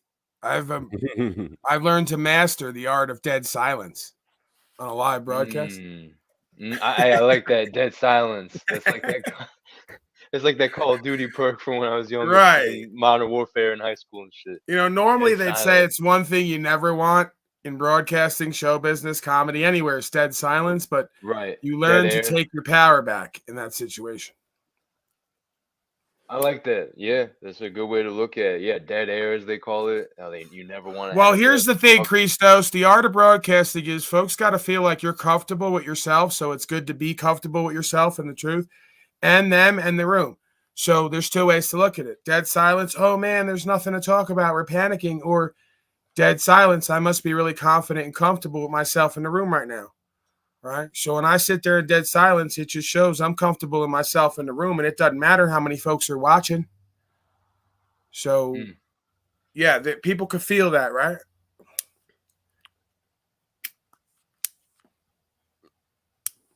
All right, I got a question. Is Jesus a Nephilim? Jesus a Nephilim? Oh, boy, bless this man's heart. How dare you, sir, talk about our Savior like that, saying he's a doggone Nephilim? Oh, no, he ain't. He's the Savior of all mankind. No, I don't get into the whole Nephilim deal. If we're going to talk giants, they might exist, might not. I can't prove it or disprove it. I haven't really tried to. I think that Jesus is a conceptualization at worst. At best, it's a man who they documented the history of, who walked a walk in a journey, the truth, life, and way, similar to myself and others. And the power was evident. The results are evident. The change is evident. The inspiration is evident. So, yeah. Well, the question doesn't hinge on whether or not you believe in Jesus. I'm just saying, even conceptually, if you got the child of a God father and a human mother, isn't that a Nephilim? Say that last part again. If you have the child of a father who's a god and a mother who's a human, isn't that what a Nephilim is? Yeah, but you were expected to believe that that's what happened. I don't presume that that's the case, that this being was just born of a virgin birth. I mean, I got a few women I've seen in the past who, if they got pregnant and you came to them, they might try to run the virgin birth rap on you. Oh, I have no idea where this came from. Yeah, this is a half African-American baby, but I suspect this was a virgin birth.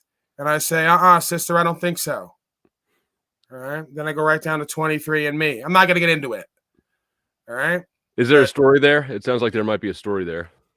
Sir, please. I'm not speaking from firsthand experience. These are things I've heard around town. That bitch. Sorry, sir. Sorry. Hey, right as you were talking about the way and the truth, Paul, it just so happened that the light seemed to come in there. A light turned on or the light came through the window. I'm not sure which one. All of a sudden it got really bright wherever you were. Very interesting timing with what you were talking about, how that light came in. Yeah, I didn't see that, but anything's possible, I guess. Yeah, people in the replay will know what I'm talking about, no doubt. So I might actually wrap up for now because I think I want to go somewhere because we got to get some stuff done. But it was good being here. I look forward to being back. If you want to come on my channel, of course, you're always welcome. And yeah, I think we had a good interaction there. So I'm going to let you guys go. I appreciate all you fellas. Nice to meet you. No doubt. You as well, sir. Thanks, Paul. Better, man. Absolutely. Thank you. All right, everybody.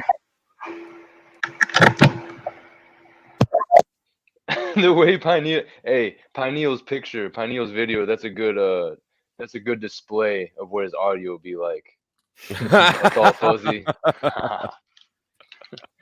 Video's just like the audio, man. It is. It's kind of here. It's kind of not. Hold on. I'm going to go wrap it up on his. I'll be right back.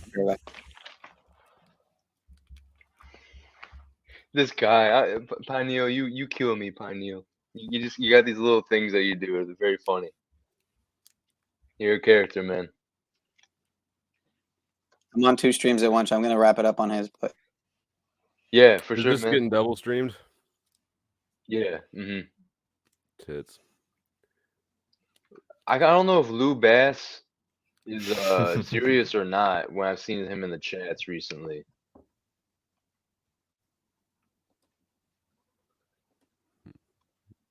Hey, hey, Pineal, since you're hopping off, I'm gonna kick you. Okay. Yo, Flow State. What up? That picture you got, very nice. That's good. Thank you. it matched the Jesus question.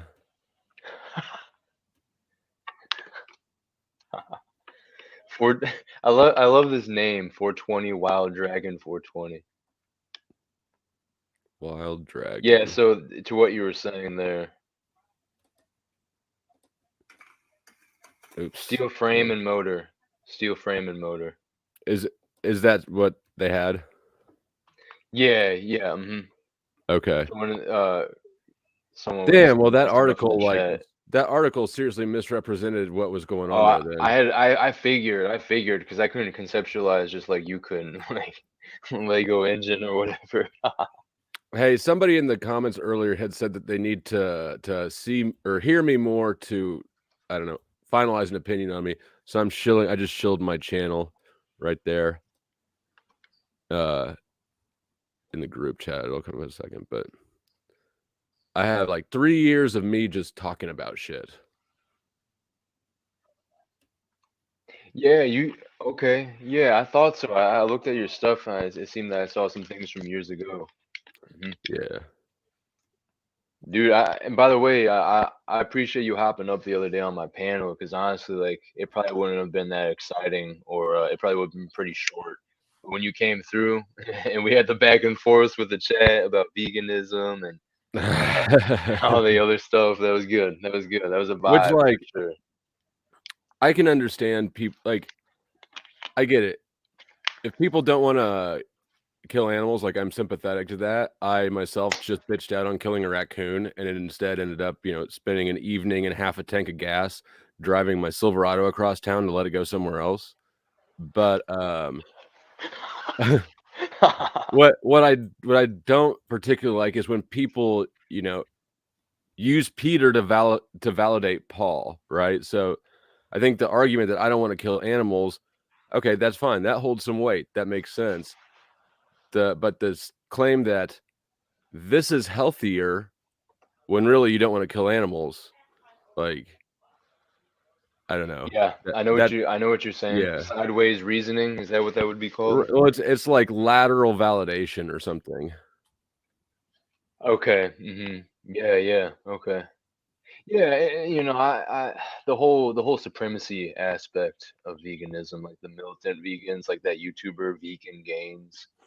Oh yeah, for sure. There's a vegan cult that's of course there's incredibly extremes of everything. narcissistic. Yeah, there's a lot of that, but there's 100%, man. It seems to kind of like it's a broad spectrum. It kind of covers multiple areas, like Burning Man, vegan. Have you been to a Burning Man? You seem like the sort that would go to a Burning Man. You're right. I would. I most definitely would. I'd have like some weird jester hat or something too. Yeah, I would. But I mean, I'm still sketched out about it from things that I hear and some of the symbolism and like rituals that are going on. Like, I know there's like a shady aspect of it. It's not just a cool festival where people are doing drugs and running around in the desert. It's that, but like I think what there's I some would be shit on the doing. low. I think there's some stuff on the low they're doing there right. with like rituals, and I think because they know a lot of people are going to be like doing like psychedelics and shit. I think they're probably tapping into something on the low there that's like not good. Because I think there's Burning Man, you can just hear the name and sort of intuit something about it. Like an effigy, right? Yeah, they do that every year. They burn, which is exactly the same thing that they do in what's that thing where they burn the image of care? Yeah, Alex Jones. I was gonna bring it up. Yeah, Bohemian Grove. Right. Hey, what's up, Chuck? Hey, earlier I was trying to jump on, but I lost signal. But I'm not trying to defend Talcott. by any stretch of the imagination. Hey, But right on. Yeah, go ahead. the way I look at it, he was in service to the military, and something happened to him. They caused a harm towards Jack. So therefore, the harm they caused, they're giving him money for that harm. So I see nothing wrong with Jack getting that money. That's just my I hear you. viewpoint. I hear It's you not on like that. it's not like he's sitting on the side just getting a free paycheck. Apparently, somewhere along the way, they caused harm to him. I don't care if it's the good side, the bad side, the light side, the dark side. If they're trying to make it right by some means, then it shouldn't be held against him because of a harm they caused to him. Does that make any sense? Yeah, that does make sense. I don't know the situation, but even if you, except from what I just heard, even if he was collecting a paycheck, I wouldn't hold that against him. Like the way that they're devaluing the currency by printing out money, like that's coming out of your savings. Exactly. So I mean, if they're devaluing the currency, you might as well get some of your value back. The thing about Jack and that $300 a month paycheck from the military is the fact that he's getting that check, but he's not doing anything else. There are many things he can do above and beyond that would relieve him of that $300 stipulation, because he can live off of much better than $300 a month. He refuses to do so. Well, there's no way that anybody could live off $300 a month. Oh, hell no. Not this day and age. Exactly. And he refuses to do anything about it. I mean, he's got to be doing something else because he's living and he's got an internet connection. At $300 a month, you'd be lucky to rent a cardboard box in the alley. I'm sure he's got family wealth somewhere. I'm sure he's got some kind of savings or something along with that. But the problem is, again, that he's not doing anything. Yeah, I just got 8 bags of groceries, those little plastic bags, and it cost me almost $200. Crazy. Well, then maybe you should send a notice to your grocers and merchants in your area that you're not subject to the fiat codes, and therefore you can only take welfare and benefit under the domestic tranquility rules as a national that is to take benefits. See, that's all. See, if you guys don't comprehend the way this fiat currency system works, that's all military supply. Everything on them store shelves, that's surplus. That's stuff that's not usable by the military. So they have to put it up for merchant sale. The problem is that everybody believes that sale price on the shelf is the price they have to pay. No. Today's legal tender is known as negotiable instruments. Negotiate. And negotiation is that you're not subject to the fiat codes because you're not an organization subject to the monopoly. You're born an inherent legacy heir of the world. You have all rights to what comes from the material existence in this earth as everybody. So when those things hit the store shelves, those commercial items,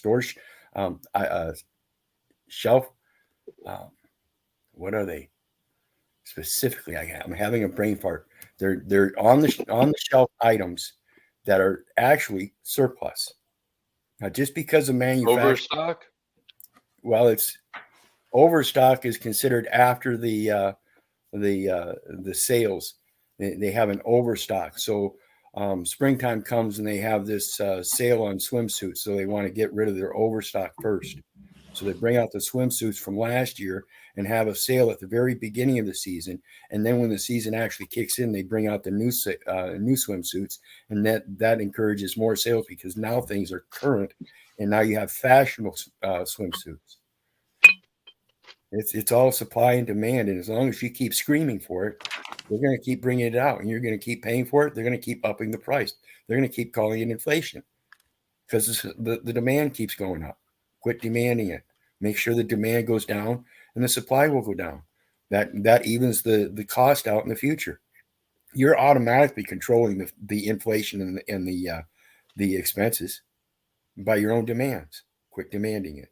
Become self-sufficient. We were talking about these communities and stuff.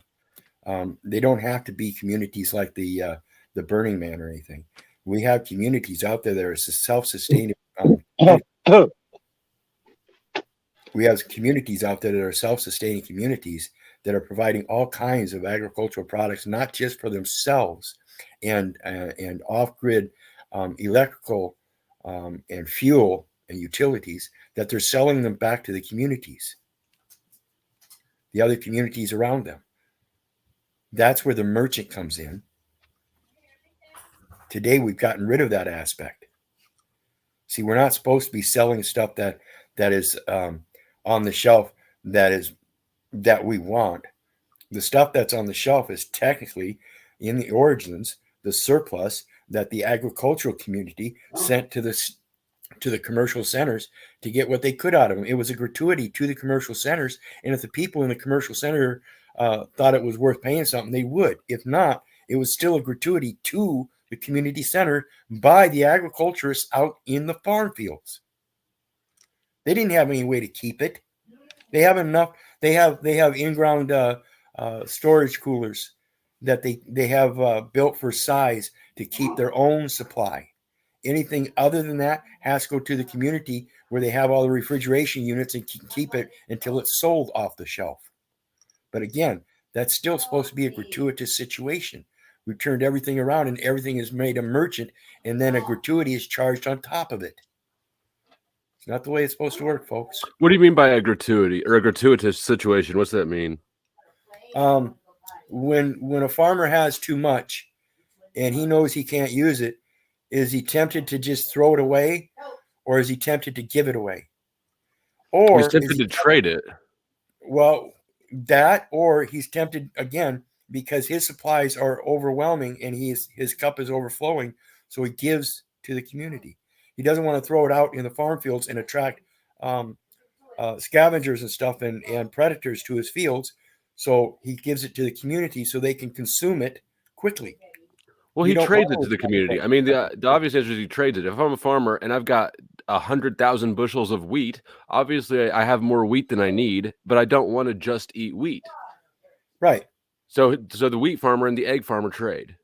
Right. And then among them, they're still going to have a surplus, which gets traded again. Right, to the communities.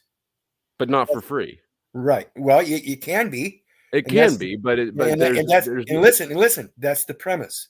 The premise is that if you've got everything you already need for your community, what else is there worth trading it for? So instead, you just give it as a gratuity to the community so that in the future, if you do need something as an agricultural society outside of the community, you can then go to the community and request it. So it's sort of like a covert contract. Right. It's like an implied future contract. Hey, listen, I'm giving you everything I've got that's extra because I really can't use it. But in the future, if you've got stuff that you can't use, another man's junk is another man's treasure. So don't be throwing away all the lumber and stuff that you're destroying this old building to rebuild a new one. See if we can use it out here instead of just throwing it in a pile and burning it and causing climate problems. See, and there's another issue with that vegan and vegan issue and carnivore. What's the issue there when it comes to climate culture, climate change and stuff? Well, you got all these people talking about these processed foods, the meats and being processed and causing a climate factor with all the meat packing industries and stuff. What about your vegetable factories and your fruit factories? And what about all the fuel used in airplanes to travel it from one place to another? That's causing a climate effect too. So don't sit there and placate the veganism is pure and clean, because it's not. No matter what it is. Veganism vegan food is more chemical than. Right. So we've got, again, go back just to the natural origins and structures of communities and societies. I was born a prophet unto the nations. Now, unto the nations, I learned of the Mother Earth to be agricultural. So this is me coming in towards the center of society from my outward wildness, and then confining and refining myself to a societal person where now I'm a commercial entity living off of the constructs of products and commerce. I did not follow that. You come in as a spiritual being. Okay. That's the outside world. You live as an agricultural, as a man. the things that you do physically as a man. But remember, we're living souls. We came from somewhere else. We're in this world as a man. And as a living soul, we have a person we can use as an expression of our living soul. So we can use that person in commerce for our own profit or as a profit unto the nations by giving everything up in commerce freely as a gratuity. Sure. Right. We can do what we want with our stuff, basically. Right. And that's the whole thing. We don't have to be filled with this this commercial society. We can give our gratuities without a piece of paper, just by giving away all of our excess. We can, but we don't have to. We don't Right. have to give it away. Right. So why would a grocery store have to give it away? Find out that when we give away, at least I gave up everything. Now I got everything.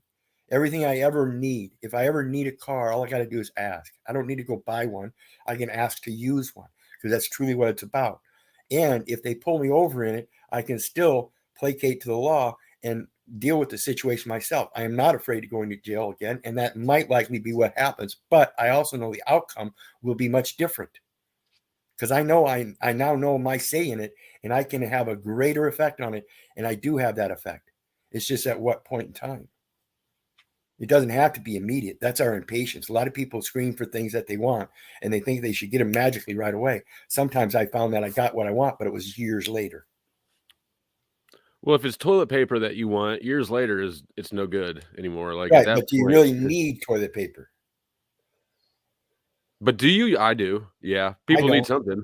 I can tell you've earned the name, Wizard. I think you've earned that name and the font you put it in from what I've heard from you so far, man. Well, yeah, and that's why I come to the belief that we don't really need as much as what we think. We believe that we need toilet paper when we don't. We came into this earth without toilet paper. We used the things in this earth long before we came up with toilet paper. Well, I'm running out of socks. Is a recent, very recent. Yeah, you got Flow State. I think you were about to say something. Oh, he said we don't need toilet paper, and I just said, but I'm running out of socks.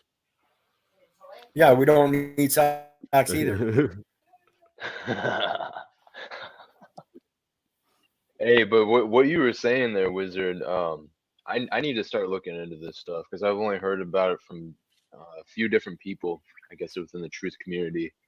And something in me knew that there was legitimacy to it, but I was also kind of always holding myself back because it seemed too good to be true. But what you said specifically there about a lot of people want to manifest that thing so immediately, and that's not how you can go about these things. You do have to have a little patience. That was very wise what you were saying there about, and a little willpower. It's understanding the fine text. Yes, sometimes a lot of willpower. And I'll tell you a story about Wim Hof. If you're familiar with him. No. Yeah. Breatharian is what most people would call him. Breatharian. He's the one that goes around barefoot, in shorts, no shirt, hiking in the mountains, in the snow, Appalachians, wherever. And that didn't come about one day. And it didn't come about because of his own will. It came about because somebody else had lost their will and lost their life. And it happened to be his wife. He was devastated by it and realized that he didn't want to lose his own will. In his own thoughts and stuff, he was coming to a point where he was losing it, and he determined he didn't want to do that. So he had to find a new way. And that's what he did. He found a new way, a way that was so new that nobody else understands it yet. They're just now coming to realize how it works. And again, that's that oxygen in the hemoglobin and how it passes and penetrates in and out of the cell wall barriers.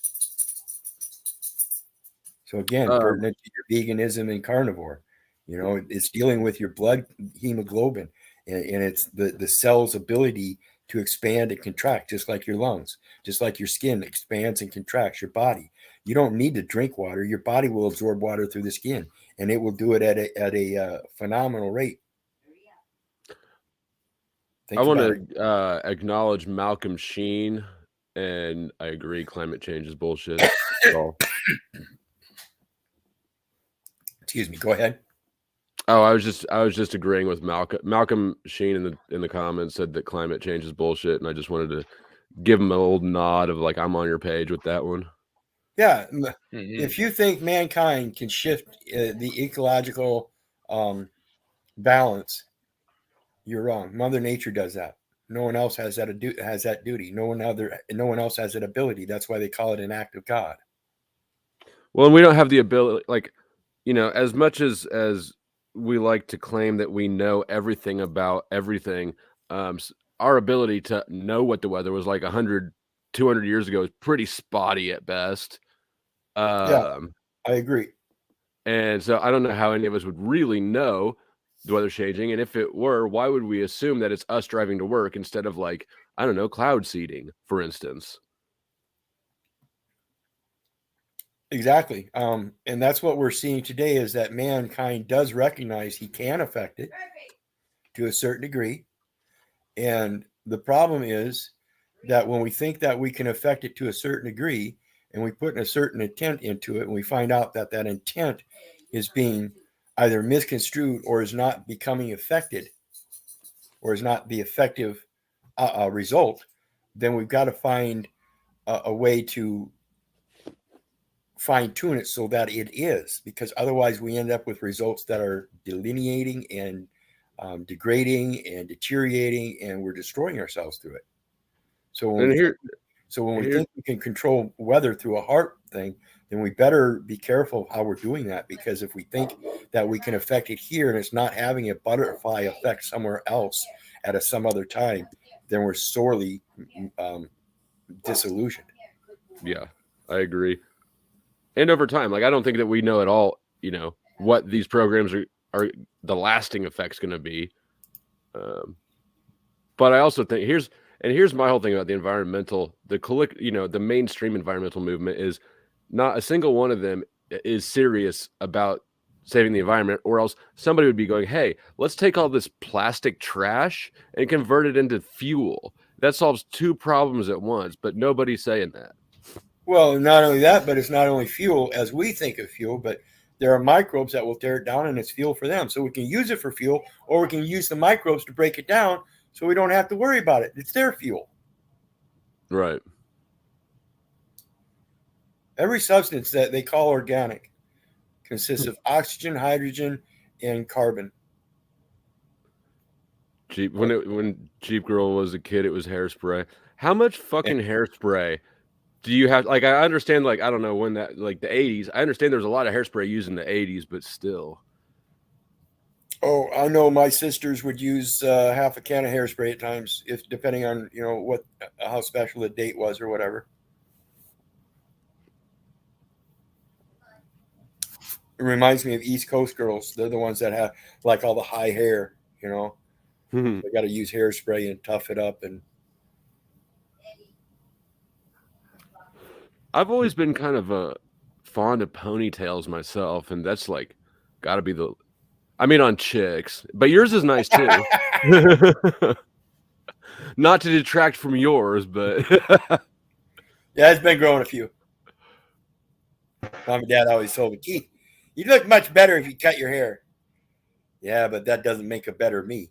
My hair's not quite thick enough for it, but if it was, I would totally try to rock a man bun. I bet if you rock a man bun, like, you have to fight vagina off of you with a stick. Yeah, but see, that's not my purpose. Paul and I were talking about that the other day in regards to one of the other panel guests on his show, and it's funny because that man bun thing, most of the time, it started out in the construction industry where people that weren't required to have short hair found out that it was still in their way, so they put it in a bun underneath their helmet. That's all it was. But nevertheless, it morphed into a thing. Right. It's those kind of things that turn into fashions. It's like the mother of invention is necessity, and the mother of fashion is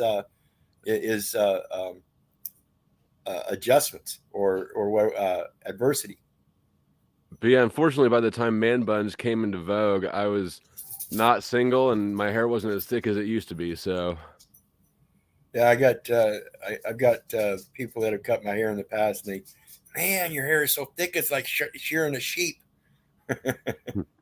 Well, fuck you. Yeah.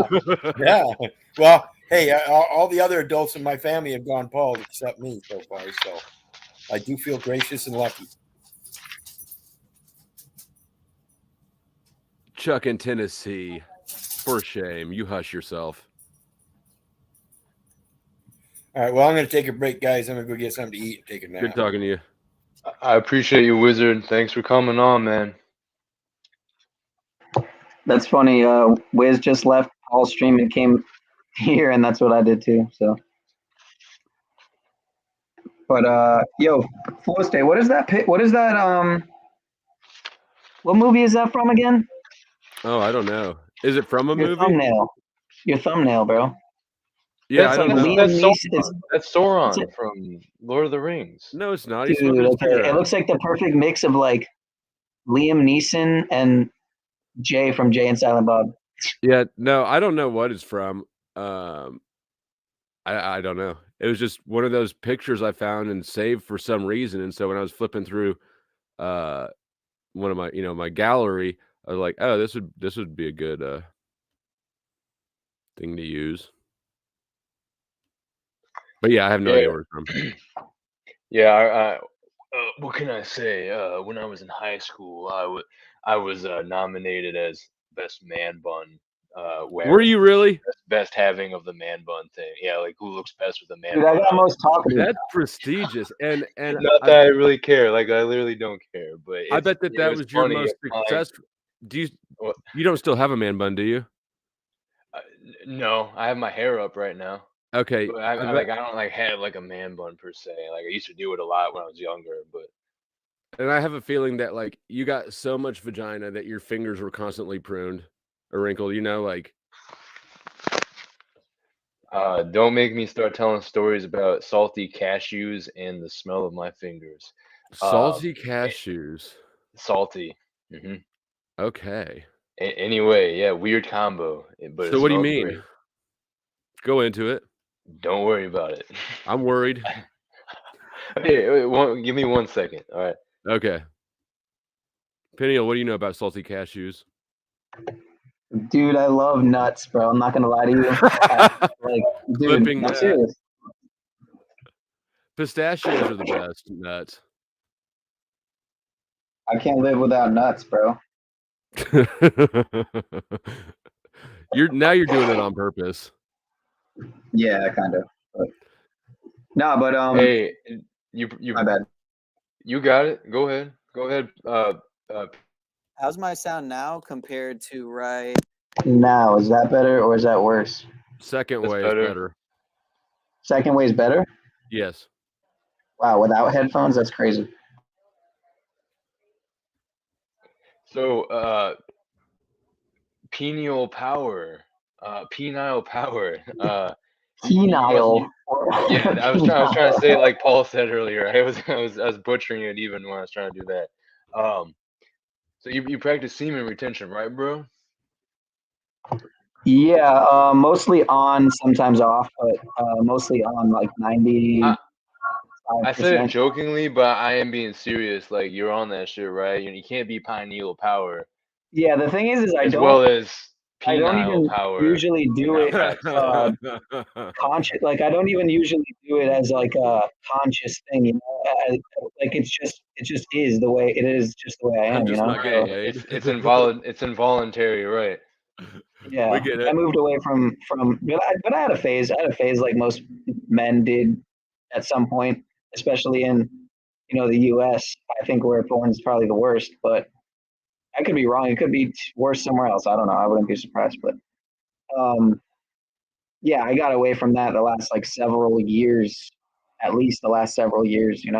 As far as like actively watching porn and stuff. Yeah. Yeah. That's bad for people. I've decided. Like I actually I haven't uploaded it yet, but I just recorded a little video about that last night because I used to think that porn addiction as a concept was absurd. It's like I've been to rehab more than once. I know what addiction is, and it's not, and it's not porn or video games. I used to think that, but I've changed my thoughts on it after learning some more about it, and now I think it's destroying. I had to go to treatment twice also. What's that? I went to treatment twice also. Once when I was after my dad passed when I was 17 in 2010, and I turned 18 in there. I was only in there for like a month, I think, but I turned 18 in there, and I turned 31 in there. Oh wow. Well, Yeah, and then I had to go again as a kind of like a terms of kind of as like a deal, part of the deal of getting out. But it was such a snare. It was like such a trap because what everything is, like especially when you're on probation, you always hear, "Oh, it's a trap," and then you find out how it's a trap because it gets you somehow. Yeah, well, you've got these terms like the worst term of my, because when I got convicted of distribution of meth, I got corrections, I got rehab, I got all these things, but one of the terms was get a complete psych evaluation and follow the instructions of the medical provider, which at surface glance looks benign, but really that's an open-ended sentence with no due process at all. Luckily, I passed my psych evaluation and the recommendation was like nothing, but still.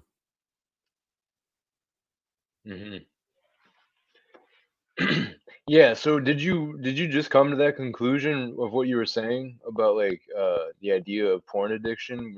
Were you just coming to that No, conclusion I like mean, recently, or fairly recently, within the last year, probably less than a year, but I remember we briefly touched on it yeah. on my stream the other week. Yeah, and I mean, I definitely would, if I had sons, that I would definitely be like on that shit, because I don't know, I just don't know what the long-term effects are, but I got to think it's something like the whole cuck thing. Where the fuck did cucks come from? There's no way. I mean, that has to be, you've spent your whole childhood watching other people's dicks, right? I can't see any other, Some type of conditioning, right? And Yeah. that's a completely fucked up fetish. Fuck yeah, it is. Peniel's like, shit, I'm a cuck. I'm just kidding. The way he was frozen there was hella I funny. know, he's got that Wait, like look okay. on his face. I didn't know if he was moving or frozen. This dude. But yeah, I went from really rapidly, and it was what's his name? Not Tommy. Fucking something Doyle. Heck off, commie. Anyways, he's a YouTube guy, and he did a big video on porn and the effects it has on brains, and like that video changed me from porn doesn't matter and it's not an addiction to porn is destroying Western civilization. 100. Like 100. really quickly. Oh yeah. So. Oh yeah. Oh yeah. 100%. Now I'm sitting here yeah. like heroin's not a real addiction. Porn is the problem. Hey, but it is more important than a lot of people make it out to be. That's for sure. I'm glad there's a raising of awareness about. Yeah. Just I'm the still idea. not sure if I believe in the semen retention thing, but of course I've never Well, really tried it. Yeah, so bro, I don't start. Yeah, I mean like you start. Don't worry, it's not an appealing offer. Dude, it's essential, man. You don't have to be a monk, but just don't be a slave to your most primal desires in the modern world, which is catering to them at every corner with culture and media and all that. Like we were talking about last time. It's just like it's so obvious at this point. They want us to constantly be hitting that dopamine button that the rats hit. They want us all burnt out, man. All burnt out, testosterone decreased, on antidepressants, just like a complete zombie blob of a fat, amorphous, asexual human being. Well said. Yeah, well said. So is this the real Jack Talcott, or is this the one of his I call it the COVID-iocracy, If you've seen Idiocracy, if you haven't, you gotta watch that movie, dude. It's good.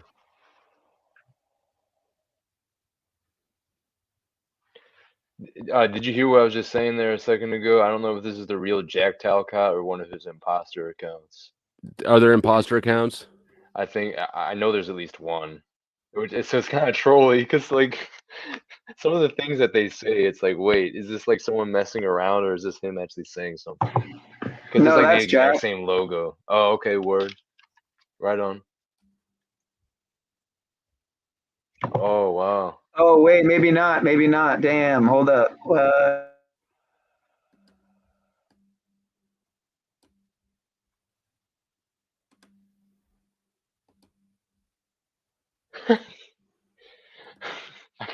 I'm like able to read people's comments and their voices now. That's what I've like started doing.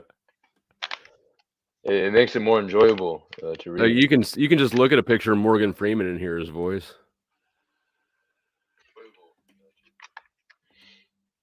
Yeah, shout out to everyone, man. The energy turned around here a couple hours ago. We've been going strong since. I was just bullshitting earlier when I started the stream. Honestly, I really didn't have anything specifically. I just wanted to like talk to people, you know, in the background of doing things. So this turned out actually awesome. And so, you know, shout out to Paul. Much respect to him and his whole movement over there. Yeah, I appreciate him stopping by. This has been fun. I just dropped a link to the video I was referring to just now about porn in the chat. So that right there. It's John Doyle. I recommend it to anybody. It's fucking amazing. I think I know what you're talking about. Yeah, I like seeing videos breaking down the effects on the brain of whether it's you know, something like porn or certain substances. Like it's pretty interesting to get involved. Hold up, mic check. Am I coming through? Yeah, we got you. Okay. It's just interesting to see the effects like displayed on what the brain is doing, whether it's a substance or an activity. There's different emotions. I love this shit, bro. Like there's a lot to be learned with what we are and what this whole reality is, bro. There's a lot to measure and discern, bro. Like one thing he goes into that was stuff. really convincing is how drug addictions like meth and heroin, they hijack your brain's sexual drive and reward systems. So, well, it only makes sense then that something that is sex that's accessing those systems is going to be every bit as addictive or more so than something that's not actually sex but is accessing those systems. Mm-hmm. Stepping in place. Right. Steps in place. Yeah.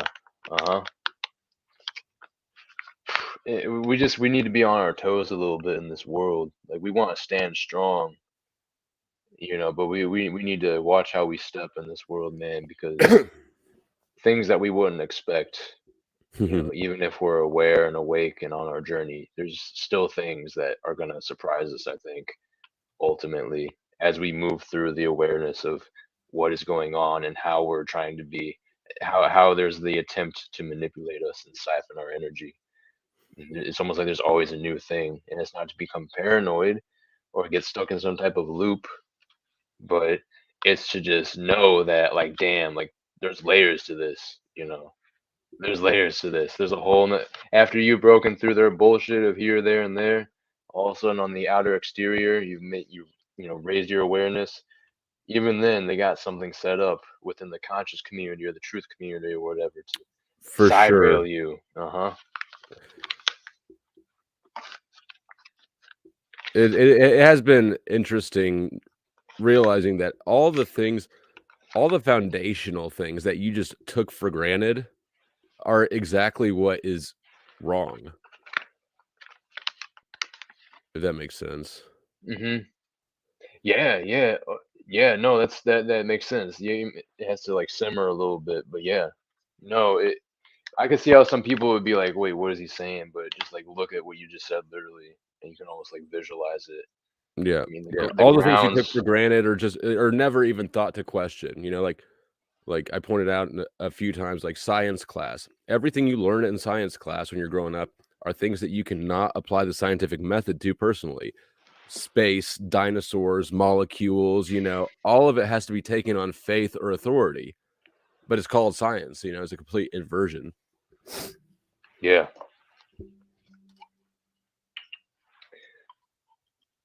You know, something I've really grown fond of as I've hopped onto these communities is hearing people's different wordsmithing and word magic, which they can conduct.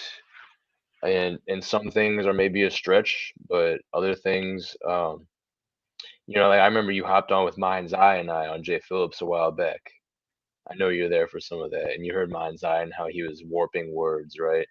Me? I don't know. Yeah. It was you had a dog with rainbow splashed colors and glasses. Oh, that was a panda. I got you. Oh, okay. Well, right. Okay. Anyway, so you don't remember that stream? I don't remember the details of the conversation, or I don't know what. Yeah, I'm not sure. But go on. All good. No, it's chill. I'll be honest. I don't even know what the fuck it was. Now that like you don't remember, it's like all of a sudden I don't remember either. But I get on a lot of streams, and I got a shitty memory, and I Oh, work. the wordsmithing, the word magic. Yeah, yeah. Hey, there you go. Yeah, well, it was a guy Mind's Eye. He was like Okay. breaking down words and like Oh God, I almost hate too it. Sometimes literally. when people do that, it's just straight bullshit. Yeah, I know what you mean. I know what you mean. Sometimes it's legit, but Well, sometimes it's not. I think it goes back to creating the meaning. Mhm. I know what you mean. It could be like something that you're just making up to like as like a confirmation bias to Yeah, what you and then you the start pulling in idea. things where like this word sort of sounds like this word, and I mean if you get creative enough with it, you can make anything mean anything. But that's the point, though. Do you get it? Yeah. That's actually not a bad thing. So I agree with you though, because I don't think it's constructive or It's not a conducive bad to thing when you're operate that using way. it personally, interpretively, and understand it as a subjective interpretation. But when you start using your subjective tools to present things as objective fact, now we're kind of blurring reality. I feel that, yeah, I agree with you on that for sure. For sure. We can't just be willy-nilly with the stuff. Sort of like, But and I'm down with gematria, but there are so many ciphers. If you use all the ciphers and you're looking at them both ways, like you can find something somewhere. yeah, I agree with you. I know what you mean. But there are some things that it's across the board on so many ciphers, Right, certain yeah. And words and like I certain said, topics. I'm down with gematria. That shit's crazy. Yeah, me too. Me too. But I agree with you. Some things, it's like, oh, well, okay. But yeah, I mean, some things it's like, well, and this is a 33 in the flow stadian cipher. Like, what the fuck is that? Look, there's four base ciphers. You could say that there's four base ciphers. It's the alphabetic order in reverse, and then the alphabetic order with the rules of numerology, and then the alphabetic order with the rules of numerology reversed. So it's What about Chaldean? Because Chaldean's the oldest one, isn't it? right. I think, yeah. And then there is what Jewish. I don't know if I don't ever hear Jewish cipher referred to as like one of the most important ones, but gematria is a Jewish thing. So I don't know. Yeah, It it's seems like it Jewish should be up mysticism. there. It's it's Kabbalistic, alphanumeric. Yep, that's what I was looking for. Yeah. Thank you. But it's also, the organic side is, I mean, how do you explain that, So it's like there's four base ciphers, just like there's four base elements. There's a significance to the four. And I was talking about the four El yesterday. Pero, yeah. Okay, sorry. About No, go ahead. You're I fine. do think that you Let's probably keep it need to do going. it in Hebrew. I mean, I guess I don't know, but What's it would make hilarious right sense now, to me. I still have the StreamYard tab open from Paul's stream, and it's got the creepy background music still playing, so I hear the stream while hearing that fucking background music with Talcott as the backdrop for the fucking tab. Oh, here we go. Wait. Oh, Okay. Hey, it's the guy with the ponytail. Okay, gematria. I've heard that with Hebrew. Yeah, I've heard that. I was just going to say gematria's origins are in Hebrew. It's the only surviving original script. It's Assyrian descent, 8th century BCE. So we're talking about something that is before the Jewish realm. Okay, so when we talk about gematria, just like we talk about etymology, many people forget to go back to the further origins. We talk about etymology, and everybody wants to go back to the written script origins, the symbols and stuff. And no one I've ever spoken to wants to talk about caveman paintings. What about that? Well, now I want to talk about it. See, now, what about it? how do you put gematria into caveman paintings? So when we think about gematria being based on Hebrew, and then we think about caveman paintings aren't a language. Say what? Caveman paintings are not a language. It's no, a picture. No, it's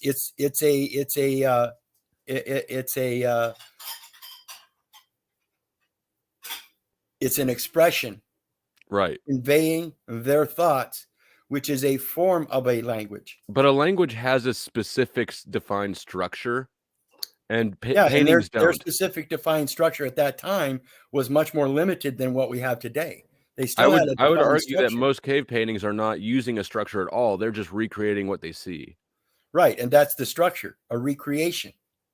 Isn't that our structure? Wait a minute. Isn't that our structure? Are we not a recreation in image and likeness? So they did the same thing. They created an image and likeness. No, I'm not going there. I mean, I'm not. I disagree. You don't have to, but I'm putting that out there, and I guarantee you, That's most of the world's theologic and philosophic minds would agree. I mean, if you abstract it far enough in some derivative way, sure. Everything's well, a representation of everything. That's what we're talking about, is subtracting out all of the bullshit and getting back to the finest element. So when we get back to the finest element of communication and language, what is that? But you're zooming way out. And I'm saying at some point... No, you're not zooming out far enough. Again, what is language? It knows that it's got to be written, evidently. No, it has to, but it does have to have a set grammar. A language has a grammar. There's no grammar. Again, the world would disagree with you. The world doesn't disagree with me. The world disagrees with you. The world would say that language comes in many forms, specifically in grammatical form, but in many other forms as well. So language isn't limited to grammar. Well, language, here's the definition: a communication of thoughts and feelings through a system of arbitrary signals such as voice, sounds, gestures, or written. 2, such a system including its rules for combining its components such as words. And 3, such. Thank you. Yeah, sorry. What's going on? My bad. I thought you wanted me to get the text off the screen at first. No, I was communicating. Thank you. And you did exactly what I wanted you to. I had you stop. I did not have to do it dramatically. Okay. I gave you a language that you evidently don't recognize yet you do recognize. Shit, I've been sitting. How much you heard? I've been sitting here with my fucking mic muted. Well, it was part of the whole thing that we had to just go through right Yeah, there. I did the same thing earlier. I was on Paul's stream. You saw the point he made. You know how I was on 2 streams? Hold up, Pineal. And I kept muting. Okay, my bad. You heard the point he was making, though. Yeah, right? and that was a good point for communication. He communicated, but he did not use a language to communicate it. I did. I used sign language. You even said it in your definition, signs and symbols. Pineal, what'd you say, Pineal? My bad. You got what'd you say real quick? I don't even remember, but check this out, dude. Something stream. Say something, Paul stream. Something else you were looking at. I like you had something to say real quick, and then if you lost it. Yeah, no, I don't remember. Hey, Flow State, are you still there? Yeah. Okay. I didn't want to break the flow there. I think you're still going back and forth with Wizard. Nice pun. He made an interesting point. At first, I was like, wait, he wants me to get the text off the screen from the YouTube chat. And then after that, I was like, wait, what the fuck? It was tripping me out at first. I'm like, what the hell is he doing? It didn't take too long, though, to realize he was trying to get my attention to stop, stop, like, stop Flow State from talking, mute Flow State. I thought for a second, I was like, wait, what is it? The copyright strike? Is Flow State saying something that's going to get me striked? I was like, my head was running through it. And I was like, oh, just stop Flow State for a second. He made a good point. He was making a good point with how he did that there. That was cool. Yeah, anyone can hop up, man. Yeah, and I didn't mean to interrupt your disrespect to Flow State. I was only trying to make that point. Okay. Yeah, no disrespect taken. Awesome. And it was a well-made point, but I still don't think it changes the fact that a cave drawing is not a systematic. It's just a picture, right? Well, but it is systematic because we see it systematically throughout many caves, throughout many cultures, and therefore it was a foundational element of communicating some kind of conveyance, whether it be literally in the now time or expectedly for future generations. We don't know. That's the limitation on cave paintings. Whereas today's limitations are much more refined and defined. So we have definitions and terms that allow us a greater expansion on it. What's that? Is this picture of a wrench tightening a plumbing fixture? Is that a language? Yes, it's a visual language. Okay. Everything is expression. Yeah, everything is expression. Everything technically is language. Think about it. You've got to look at the letters on the paper in order to get the expression. Don't. I was intentionally covering the letters, so you just look at the picture. I do not think the picture is a language at all. I think it might be a communication, but it's not a language.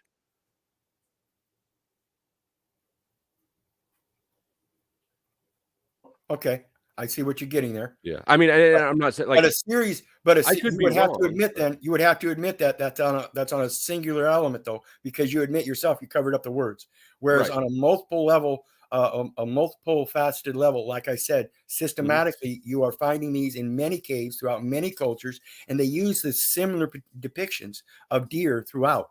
Well, so deer throughout looks similar.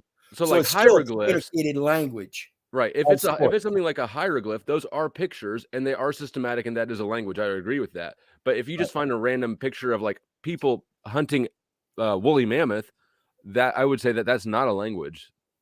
Well, but that's the basis of the hieroglyphs and stuff. It's just it's just more refined. It could evolve into a language once it's systematic, but at that rudiment, just like a fetus will become a human, but it's not a human yet. And I mean, maybe that's I know that's a bad example, so I'm going to back off it because I was just going to say, that's a real bad example because I think about the origins of human as well. You're talking to a guy that's called Word Wizard, and it comes down to human. And I'm going to ask everybody if they're human, and most people on this panel are going to sit there and say, "No, I'm a man." Oh, really? Are you a man? Then let's get to the scripture. Genesis 2:7 says, God formed man of the dust of the ground, and when he breathed the breath of life into his nostrils, man became a living soul. So you cannot be in that duplicate mind of being a man and a living soul. You're either one or the other. So you can act as a man in person and present that spiritual character that you have, or you can operate as a living soul at all times and never present as a person. But anytime you do present it as a person, it's that spiritual presence that you have that is being reflected. So you can use the commercial system for the abundance and prosperity of your fellow man by feeding it all of your abundance and letting them make the prosperity so they can give back. And I disagree with your take on commercial activities too. I mean, when you also get back from prosperity out of the commercial, that's what the free market is about. Voluntary interactions where both parties benefit. Correct. And I would agree on that as well. But the thing about commerce is you don't need the commercial element, which is the paperwork. That's the slavery. That's the slavery. The bureaucracy? Right. So government. Right. You can do this yourself between each other. Okay, so I think we're just having a semantic disagreement because I would agree that you don't need the bureaucracy. But it's just semantics, I think, is where we're. And I would agree with that as well, because this is a matter of coming together. And I see us coming together. We do have the same consensual concept of there are certain things that are and certain things that aren't, but they all come from certain origins. Nobody really knows what those origins are. But what we do know is what's being affected today, and that's us. The main problem is that most of us don't realize we're the problem. Yeah, that is correct. Of our own effectiveness, and we don't realize that we're part of the system too, and that right. 93 cases, brother, and people are in awe because I've got 93 cases, and I'm telling you, I'm ashamed. 93 cases. Taken me 93 cases. I should have been able to do it in 33 cases. Cases of what? Court cases. Oh, you've been to court 93 times? Oh, many more than that. I've got 93 cases. And about what? Case, like traffic, interference. I wonder how many cases I have. Probably in the 30s. Yeah, I got 93 before I finally said I'm done with it. Started educating myself 7 years ago, and there hasn't been a case since, with the exception they put a bench warrant out for my failure to appear for jury duty. I have a bench warrant for my failure to appear. It's not for jury duty, but it is bullshit charge. Yeah. But you know what? But I'm a registered drug offender. In Kansas, they register drug dealers, just like sex offenders and violent offenders. And I've had this warrant for a year and a half, and every time I go in to register every 3 months, they're like, "You have a warrant," and I'm like, "I know. Are you going to arrest me?" They're like, "No." Yeah, they can't. It's a bench warrant. It's an administrative warrant. You're not part of the administration, so therefore you can't be called in on it. The only way they get you is I don't know that. I don't know for sure that that's it. I register in a different county than the warrant's out of. I think if I had to go to the county where the warrant was issued out of, they would arrest me. Yeah, that might be so. Yeah, but again, guys, you got to remember, they can't force you to register anything either. That's a pledge. That's a breaking of your fealty to your Father which art in heaven. That's what I was talking about. Talcott and his feelings. Is it feeling? F-E-E-L or I-N-G or F-E-A-L-I-N-G? Because they're two different things. And if you've got a fealty to your Father which art in heaven, then you need to know what your fealty is about, and that's not subjecting yourself to others' subjective ruling.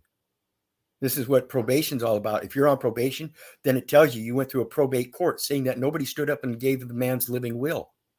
So all you got to do is bring forth your living will. Probation, done, over with. No more jurisdiction. Well, I'm done with probation too, so I'm glad about that. Yeah, well, make sure you you draw up your living will. That's all it takes, guys. All those I'm gonna open a tab and search that right now, so I don't forget about it. I'm gonna do it on my phone. How to write up a living will? Yeah. I would suggest it. It's very short and simple too. You don't have to make a big long legal document. I need to make a will for if I die too, because I'm living in sin, and she would have an issue if something happened to me because everything's in my name. Yep. All right. Well, I'm going to take a break, guys. Thank you for the information. All glory goes to him. Wizard. You can learn a lot from Mr. Wiz, bro. There's something ironic about a wizard with a demon clown picture saying all glory goes to God. Hey, I fuck with that vibe, but yes, sir. That is a good point. But I mean, if I can't turn my computer. I'll show you that. Thank you, Wizard. How's that one? Oh, how's this one actually? Let me I don't know if that's any better. Hold on. Let's see. Let me Well, then I gotta turn on. Let me see if I could beat you here. How about that?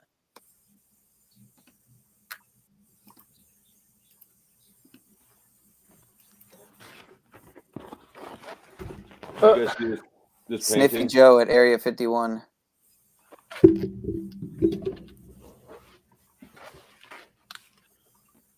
Yeah, he's one of my favorites. Good old Joe. Wow, dude.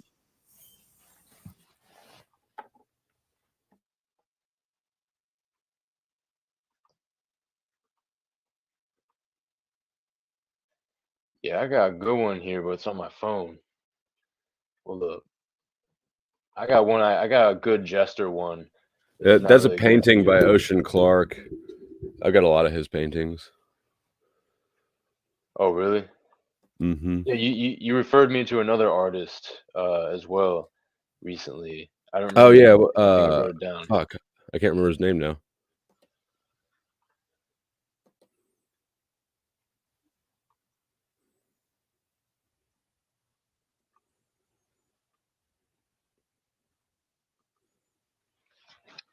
Yeah, no, Salvia Droid is a very interesting artist, and then of course Alex Gray.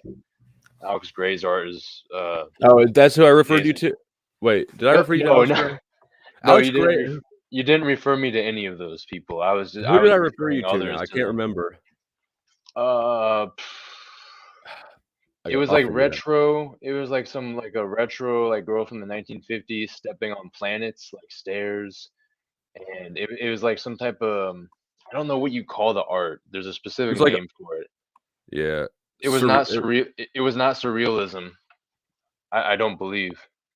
I don't know. I'll find it though. Yeah. I could probably find it. I wrote it down. I will say though, Salvia Droid, for anyone that's ever gotten interested in the whole psychedelic and entheogen, or even just cannabis, just like the trippy experiences, astral body type stuff, other dimensions, psychedelics and such, going on a trip, going on a journey. Salvia Droid's a really good artist that people should check into. In fact, I'm actually gonna pull it up right now while we're at it. What about Android Jones? Yeah, he's cool. Very cool. I like his style actually a lot. Do you like Tipper? Pineal. What? Do you like Tipper? I don't remember. Isn't that some type of like dubstep? I would say Tipper is definitely in a class of his own, really, honestly. Dave Tipper in the whole realm of his own Joe making. Webb. Joe Webb, okay. That's Right. We're gonna check out some crazy art here in a second. All right, I think I'm going to turn off this other yard tab because hearing the music with Jack Talcott's face still on the back, I'm just going to have to change this tab here. And it's weird, I went to click on Jack's page, and the reason I didn't think it was really him for a second there was because I wasn't subscribed anymore, and because it looked like none of his videos were older than a couple weeks ago. So I was like, holy shit, are there imposter accounts? But I don't know, it has a few hundred subs, so that would be kind of... And this is the crazy. dude that did I think it's the Tool artwork. No, Alex this is Gray? no, that's Alex Gray. This is Salvia Droid. It's freaking ridiculous, bro. All right, dig this. Here And we go. MC Escher. You want to talk about good art that like the OG Escher? Yeah, of course. And that top right one. I'm gonna do a little close up here in a second. That top right one is crazy. Yeah, well, 1 second. I'm gonna pull up my photos. Take a look at it there. Damn, yeah. So Flow State, you're in the center of the slave states, bro. Kansas. Yeah, you're smack dab in the center of Slaveville. Oh yeah. I don't know in what way you mean slave states. Nah, I mean honestly, probably either way. Honestly, it's crazy to think of the fact that the thought of the states becoming, you know, completely third world, turned into a third world over the next several years, if that is the agenda of kind of. I mean, have you looked at the grocery stores recently? Like, we're getting closer. I actually haven't been to the grocery in a minute, but in over a week. But yeah, I noticed changes. Yeah, I definitely noticed changes, but I don't know. It's different everywhere, so it could be worse where you're at.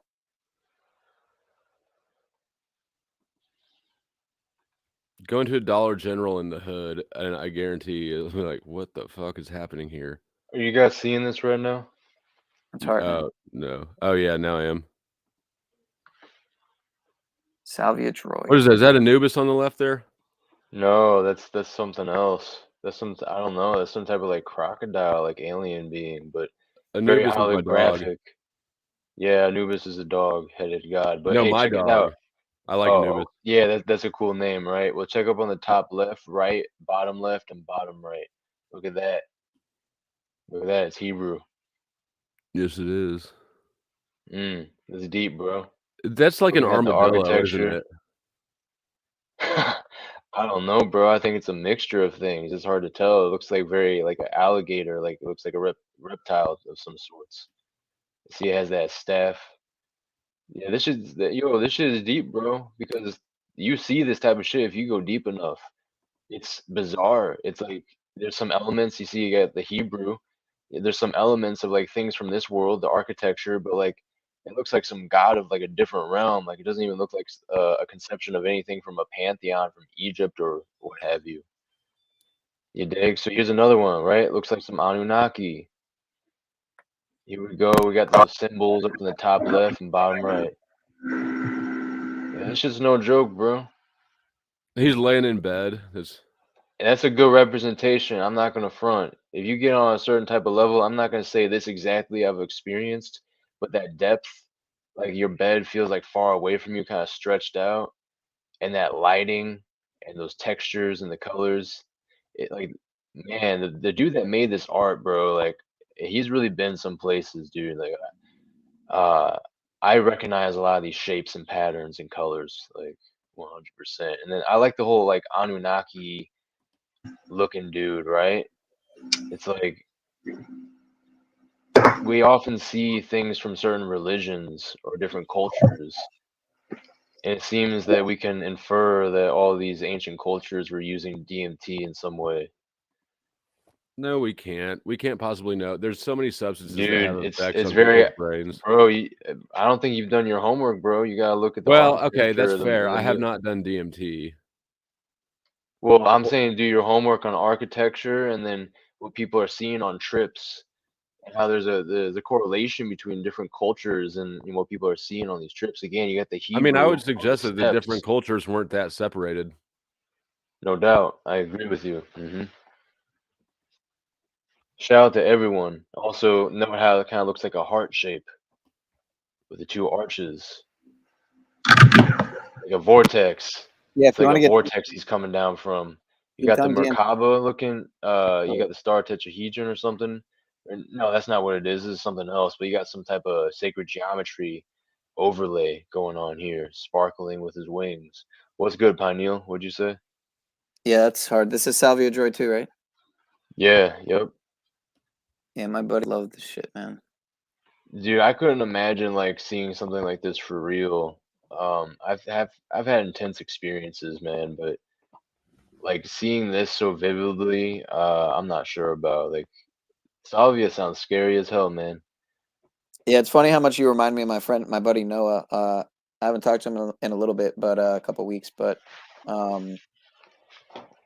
yeah, he's one of my friends. You'd probably resonate a lot with him. You guys are on the exact same kind of wavelength. Although the only thing I get on him about is that, and where the discord is in our friendship is that he fell for 2020. If you get what I'm saying, and it totally because I told him to do his research and all that, and he just thought I was that, crazy fuck. He was going with the narrative, the whole thing. Hopefully, he didn't give himself a heart attack.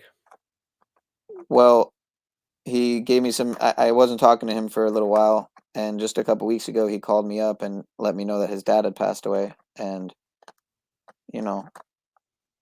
that shit's hard to hear, man. Because in a lot of ways, I can't help but theorize, And I mean, I think that there's nothing wrong with theorizing. I think people should be trying to figure out what's going on. Like honestly, when you ask questions about things like that and people respond as if it's disrespectful, I think absolutely the opposite. It would be disrespectful to not try to figure it out. Like if I died and something happened to me, I would not want people to be like, "Oh, it's terrible. Don't try to figure it out because that's disrespectful." I'd be like, "No, figure that shit out." Yeah. If you wanna, evolve and progress and grow as a being, as a man and a being in general, yeah, absolutely. So sometimes it's usually the hard truth that most people aren't willing to accept that catalyzes the most growth and causes the most evolution of character, But so that's exactly right, though. People are not willing to accept things. Yeah. It's so much easier to pretend like things are the way they're presented and we're not slaves and we don't have to change anything and it's not us and blah, blah. Wow, that is a profound, like it just keeps going. I'm not liking the reptilian eye in the vortex there. That's kind of dark, but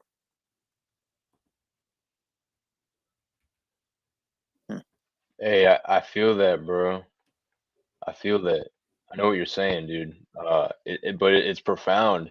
I really wanted people to soak it in there for a moment while I was holding it up here. I really like the symbol monkey as well as like the bomb dudes like from Mario looking like almost all these little beings like all these goofy little beings like watching in the crowd or some shit.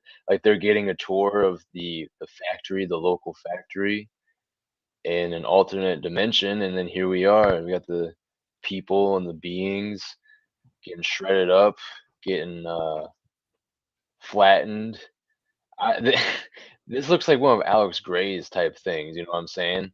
But like it looks like a slightly different version, and the way that those are steps and mouths, and it's like rotating, you can see, and very cartoonish, very trolly, very strange, and very bizarre here. What we're looking at. Here we go, the wind up action. There's a lot of gears, right?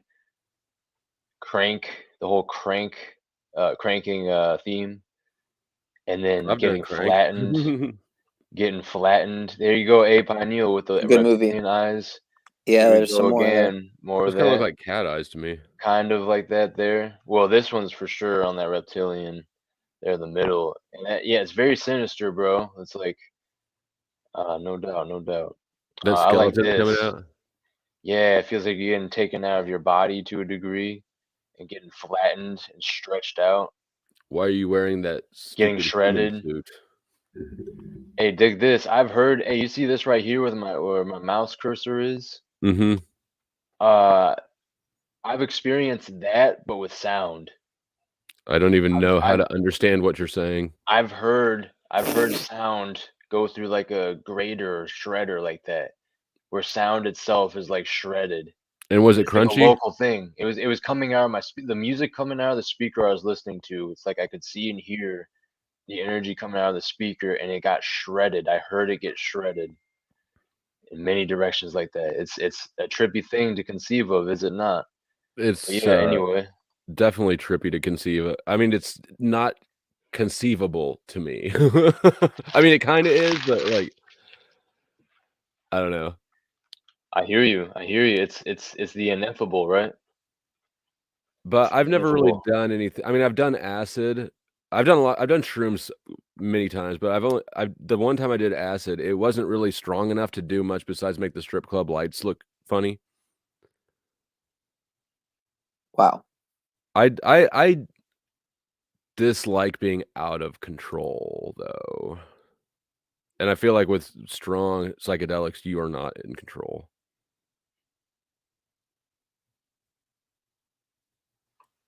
I hear you, bro. Yeah, hey, is anyone, okay, no one's backstage. Hey, peace to everyone that's still watching. Yeah, AI art. Yeah, check it out. Who said that? The truth hurts. Yeah, AI art is a trip, 100%. I've been working with AI art generators a little bit. It's fun. I've made some cool things. I mean, I just don't personally. I have not gone and intentionally fucked with any AR programs because I don't know, just an instinct. Like, man, maybe not. Of course, AI. We interact with AI all the time in our day-to-day life in just ways that aren't obvious, but.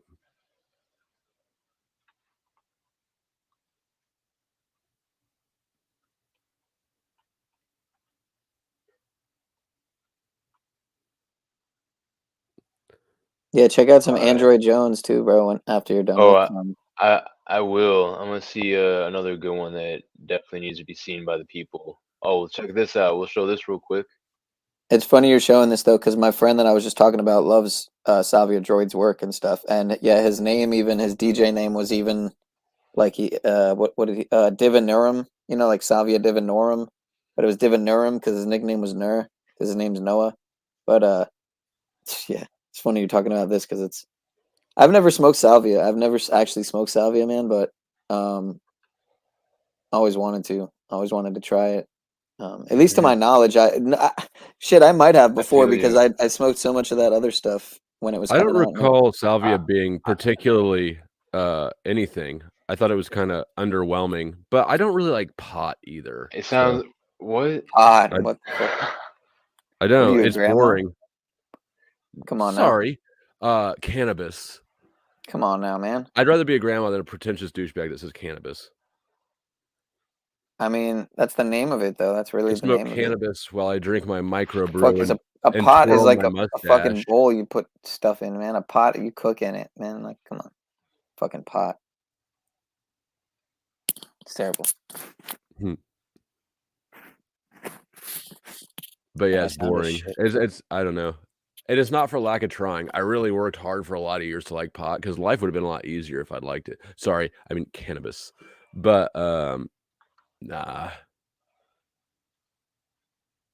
This is a very hypnotic image here.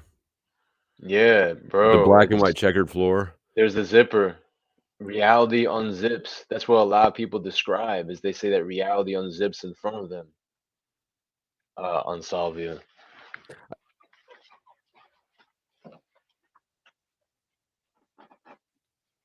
Yeah, so dig this. So it's not a federally scheduled one substance, but the thing is, it's illegal in like I think like 33 states in America. What? Some where it's not illegal, and you can like still get it. Salvia. And I don't know if Salvia's evolved, like, because you remember Here we go. K2? You used to be able to get K2 at a head shop back in the day, and then they got rid of that. But now they've got K2 in prisons. But I don't know what the fuck they put in that. It's not the same as the K2 that you used to be able to get at a head shop. The K2 that they smuggle into prisons, that stuff is nuts. Well, dude, I'm trying to say like that. That's probably what I was. Honestly, all the Mr. Nice Guy and K2 and Spice and all that I was smoking back then, that I probably did smoke salvia, you know? Cause, how long ago was it? I'm talking about like 15 10 years ago. Okay, yeah, at least that's 10, probably more than 10. Yeah, like 12. Yeah, because I was young, man. I'm 30. I was probably I was a teenager, man. So you're 30. You don't look 30. Yeah, man. Right on. Congratulations. That's like once you hit. Well, I got a puppy dog kind of face. You know what I mean? Right. So, oh wait, I'm not. Never mind. My picture's not even up there. It was supposed to be a joke. Never mind.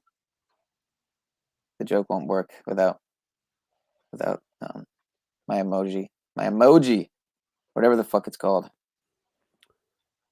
Oh, there you go. Look at all those porn tabs. All you gotta do is exactly. See, I got a puppy dog face. All right, I'm done. Okay, I see. You made a joke. Check this out, guys. Imagine actually experiencing something like this. This is how fucked they say salvia is, or how fun. I don't know. I think Salvia it was might be a not little that fun. fucked for me at all. Well, dig this. All right, so here we go. There it is. The demonic jester clown thing. That's the wall of reality. Reality itself unzips, as they say. And boom. So okay, where's this arm coming from? If you look closely, it's going in and out of the wall. But where it's actually coming from is the outlet. You see what I'm saying? I don't know that I share Chuck in Tennessee's philosophy, but I definitely don't rule it out either. Void. Hey, there's the timekeepers, right? There's the little clockwork elves or whatever. The janitors of interdimensional. So this is a pretty travel. satanic imagery all the way around. This dude makes. Why would you want to? It's beautiful. Look, check it out, bro. Look at how you see the demonic elements though. You know what I'm talking about. Right there. Yeah. Well. Oh, for sure, bro. The hand, the eye. I mean, like, it's cool. Vortex, don't get me wrong, Legos. but it's I also understand what's being communicated here. Bro, the wall. I've experienced things close to this. No cap. To be completely honest, where things come alive around you, everything comes alive. The walls in the house you're in becomes alive. Now I haven't been turned into an accordion like this, but you know what's so crazy? It's not like people are seeing this. Like you are experiencing this as it shows after you smoke that bong. Like this is how it feels for people smoking salvia from all the trips. They say they feel like they're getting compressed or folded up or stretched out. Well, hey, Chuck in Tennessee, that's not how these sort of beliefs work. If your belief is correct, then it applies to everyone else. But it doesn't. But it's either right or it's wrong, and either way, that applies to everybody. Now, not everybody will hold that belief, but your belief will apply to everybody.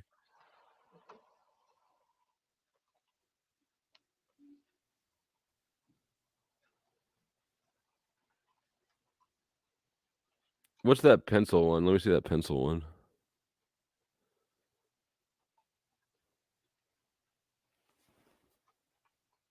Hold up.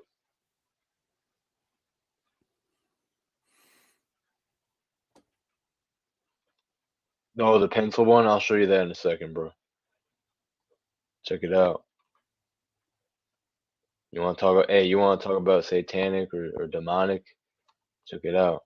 Well, they've all got hypnotic elements. Like it's the hypnotism that. Yeah, It's not that you want to talk about it. It's just that sometimes you have to. I wouldn't entertain shit. Like, dude, when I did that video on that guy, I don't know if you watched that stream I did about like RIP truthers or whatever, and that guy who passed away who had a YouTube channel, the David Stay Show or whatever. And I only heard about him because of Abman. Abman told me I should check it out when I did that TI stream on Ian's channel. And so see this. Sorry, go ahead. My bad. And I was just gonna say how the whole time this guy who ended up passing away just like at the very beginning of this year, I think, in the January, and his last episode was at the very end of the year on like the 26th or 7th, and that was the video I was mirroring his last video, and I was showing how there was like a black hole kind of thing like opening in front of him in the screen, between him and the screen, like multiple times throughout the video. I don't know if you saw that at all, but I didn't. Go back to the last one, Christos. Go back to that picture. But yeah, so why did I bring that up? Damn. This? The one that you were just on. Yeah, this. This? Yeah, I mean, this is mocking, right? Like we're the people sitting down there at the bottom. We're the jester being puppeteered by whatever's on the TV. Not if you're not watching TV, my friend. And I don't watch TV. Well, then you're all right. But I actually wanted to sell all of our TVs, but Jay Phillips in the house. Tell him to come the up. girls Get the watch fuck it. up here. Oh, for real? Yeah, he should get up here. I was showing this art and thinking of him. Yeah. What were you saying? Me? Or whoever was just speaking. I don't know. I was trying to sell all my TVs, but the girls watch them, so whatever.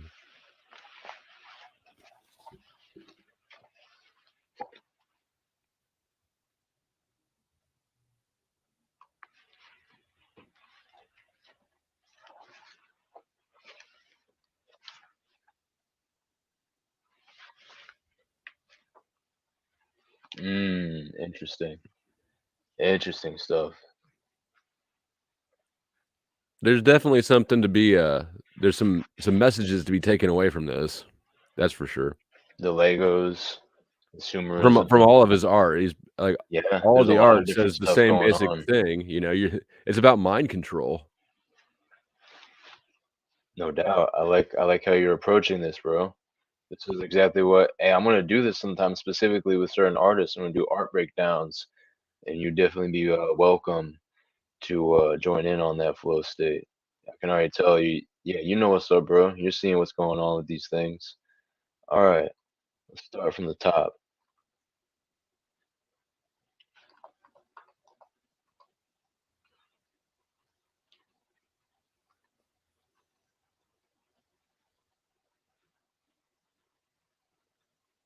Hey, does anyone want to screen share?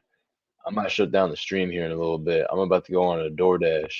Yeah, I gotta. I'm gonna run it from my phone. Hey, if you gotta pop out, I'll probably just end it unless like Jay Phillips wants to come up or something. But this is gonna be the last one we're looking at here. See the bird people, the hybrid bird people with the eyes all over, the wings, and most of all, so all this is very trippy and interesting, right? A star tetrahedron with a bunch of star tetrahedrons coming out of it in fractal form with the fishmen dancing around the fucking tesseract. They're in the tesseract or they're dancing around it. Maybe.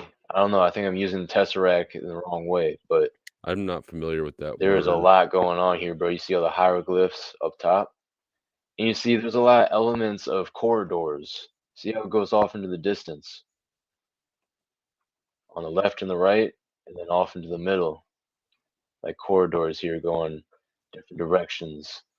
A lot of sacred geometry. A lot of. There we go. It's the pine cone, bro. Pineal power. Here we go, bro. There it is. This is the pineal power. Yeah, that's what it looks like. Exploding outward. Is this still Salvia Droid? Maybe it's the pineal. Wow, I power, really like that and one, it's man. still exploding. There it is, right there. Yep. Pineal, aka pineal, Right aka here, look. pineal, aka Dig that. penile. It's getting squished and narrow, but you know what that looks like? It looks like some penal power, bro. Penal power. Check it out. And you know that I the know head of you were your cock kind of joking. looks Hey, I like a know you pine were cone. joking, but like check it out. Yeah, just there needs to be 2 balls right here, you know?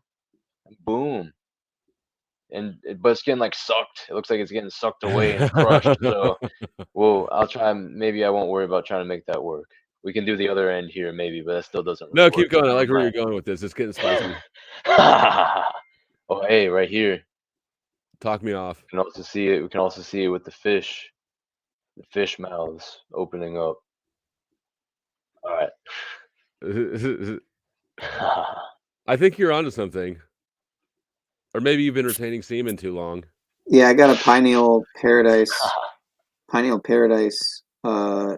tank from one of these festivals. Have you been to a camping festival yet, Christos, or not? Was Jay back there the whole time when you brought him up earlier? Did you just hop up, Jay? I've been up here for a minute.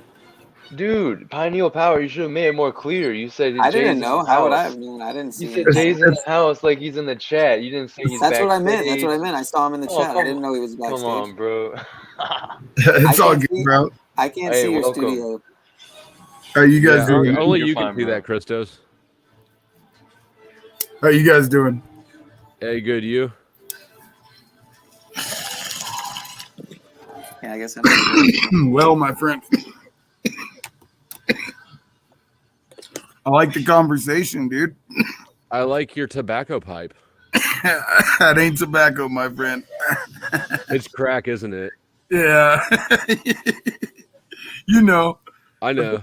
That's what the crackhead glasses are for, bro. Right? I get it. See, every day's a little different, and never do I think I've been on the stream at the same time that Wizard and Jay Phillips has been on, or Flow State and Christos, because that was the first two. So I was in But jail yeah, with you somebody who was talking about smoking crack out of chicken bones. Apparently, Oh no! because they're porous, so you can snap the ends off of a chicken bone and shove your crack rock in there. So, fun pro tip for anybody who trying to figure out how to smoke Lord, crack bro, but doesn't have a pipe. I fucking kid in the chat too. Cage.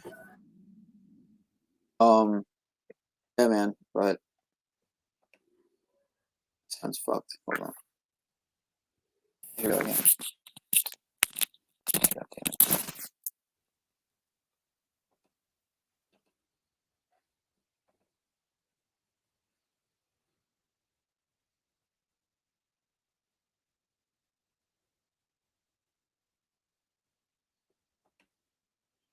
Where did everybody go? All right, what just happened? I don't know. I thought that I got booted, that my internet dropped or something. Yeah, like Jay Phillips just went to loading mode, and someone else too. No, oh no, it was just Jay Phil.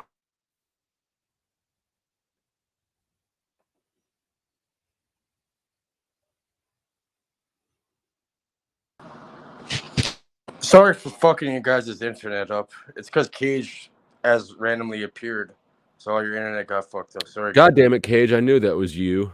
Sorry.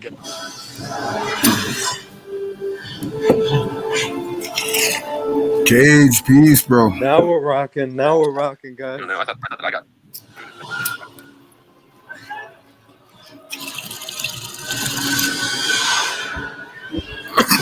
What did I miss? I had a really good day today. It was really nice out, and I met my father and my dad, and we went out and had a nice I You went and met chilled him with the for family. lunch, or you met him for the first time?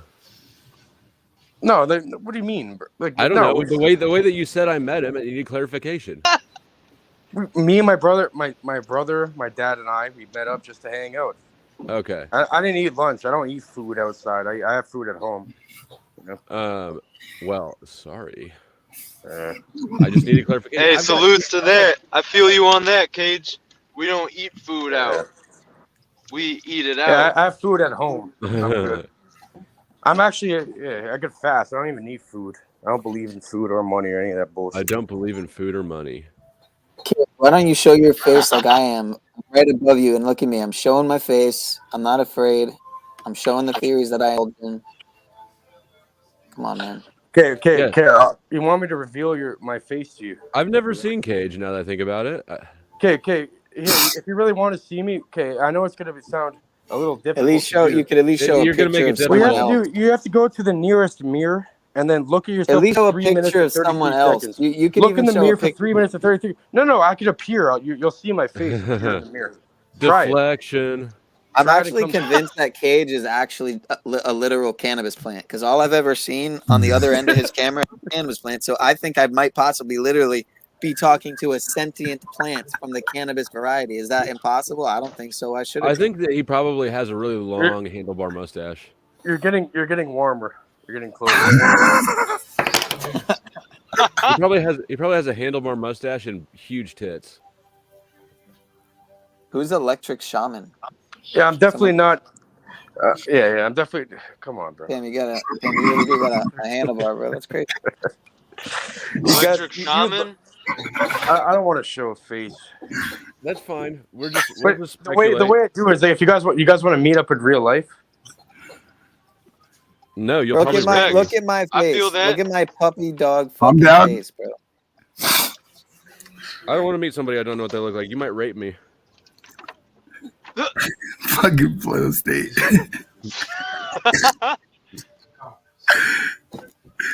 Yeah. Or I might rape you. Who knows? Maybe you're beautiful, but you're not into me. The fucking twist there was great. You have a very fucking terrible. Your mind has been infected.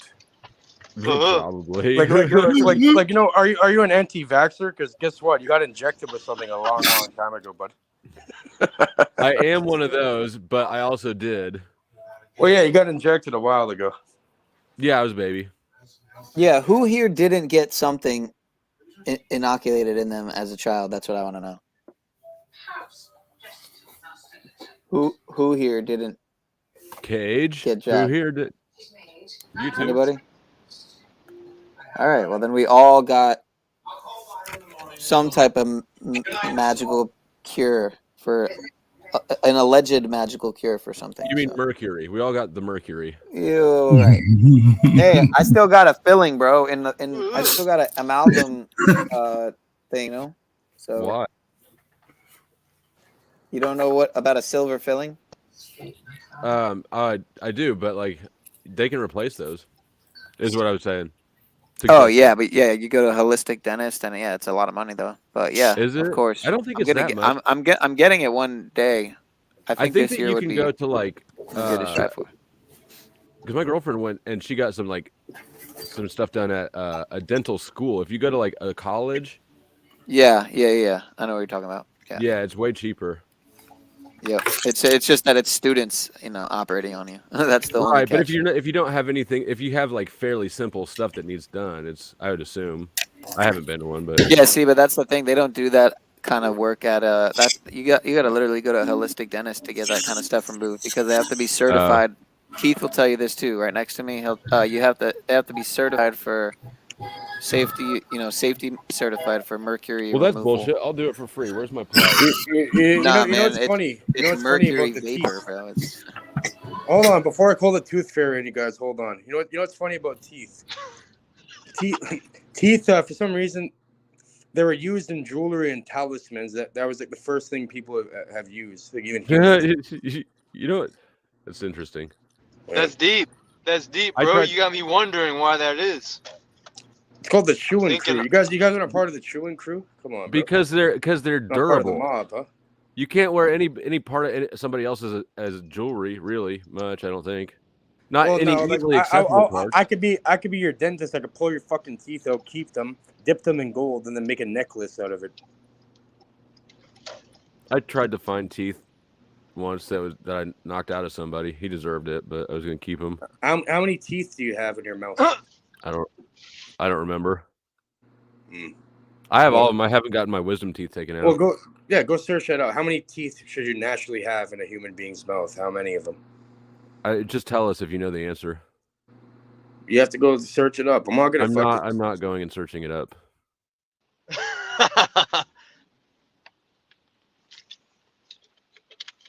So count them. Count them. They're I'm in your not mouth. taking You homework tell me. assignments You right count them. now. Count them. Look into it. I'm not going to.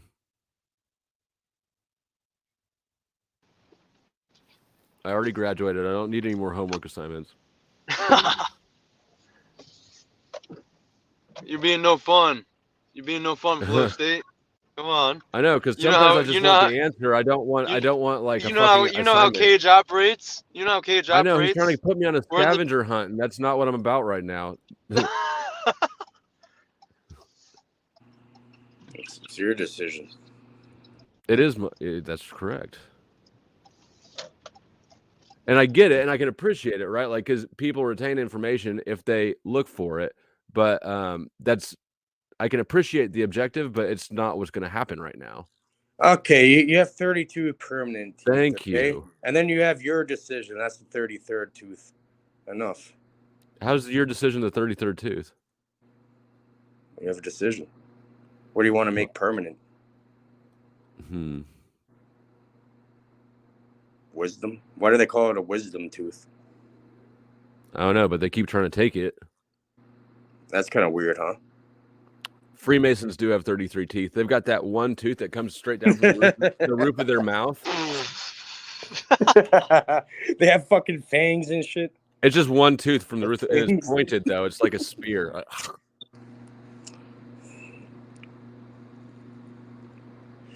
I'm getting out of hand. Like, yo, I was just in the elevator, right?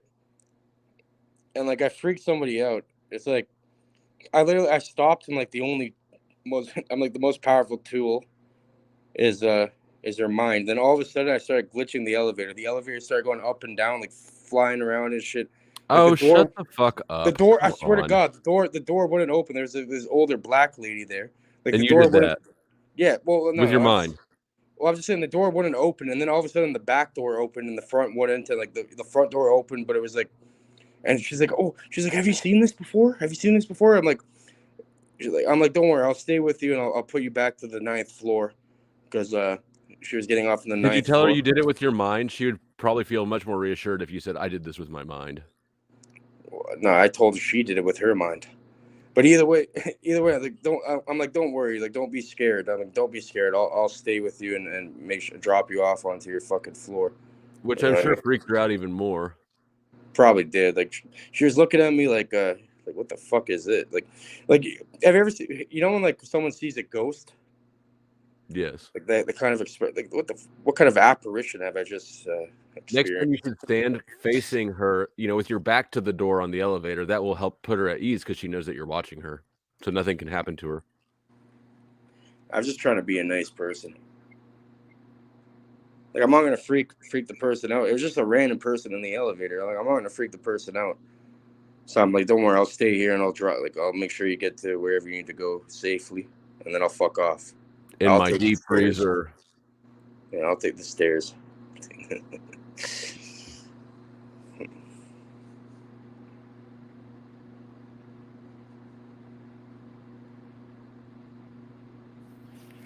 And like, I was listening to a song, and then like, another time, because I was going up and down, like I was doing some, and like these other people are talking about like, oh, we're gonna get some steel-toed Converse, and I overheard that. I'm like, yeah, that would probably be a good skew. We all started dying of laughter. A good skew? Yeah, you know what a skew is? I don't. For God's sakes, bro. I know what a skewer is. An SKU, you know what that is? Is it like a sort of a type of Jew? No, a SKU is like you have different SKUs. That means like you have different products that you're selling, and they're put into a system. You talking about SKU like a noun or a verb? SKU, an abbreviation. No. Oh, okay, yeah. I've never heard that abbreviation pronounced or articulated. You must have not been around many people who make their own businesses, I guess. Well, they don't make their own SKU codes. Yeah, you do. I've done it myself. What products do you sell? Well, it depends on what you want. I mean, well, I just want to know what SKU codes you make things for.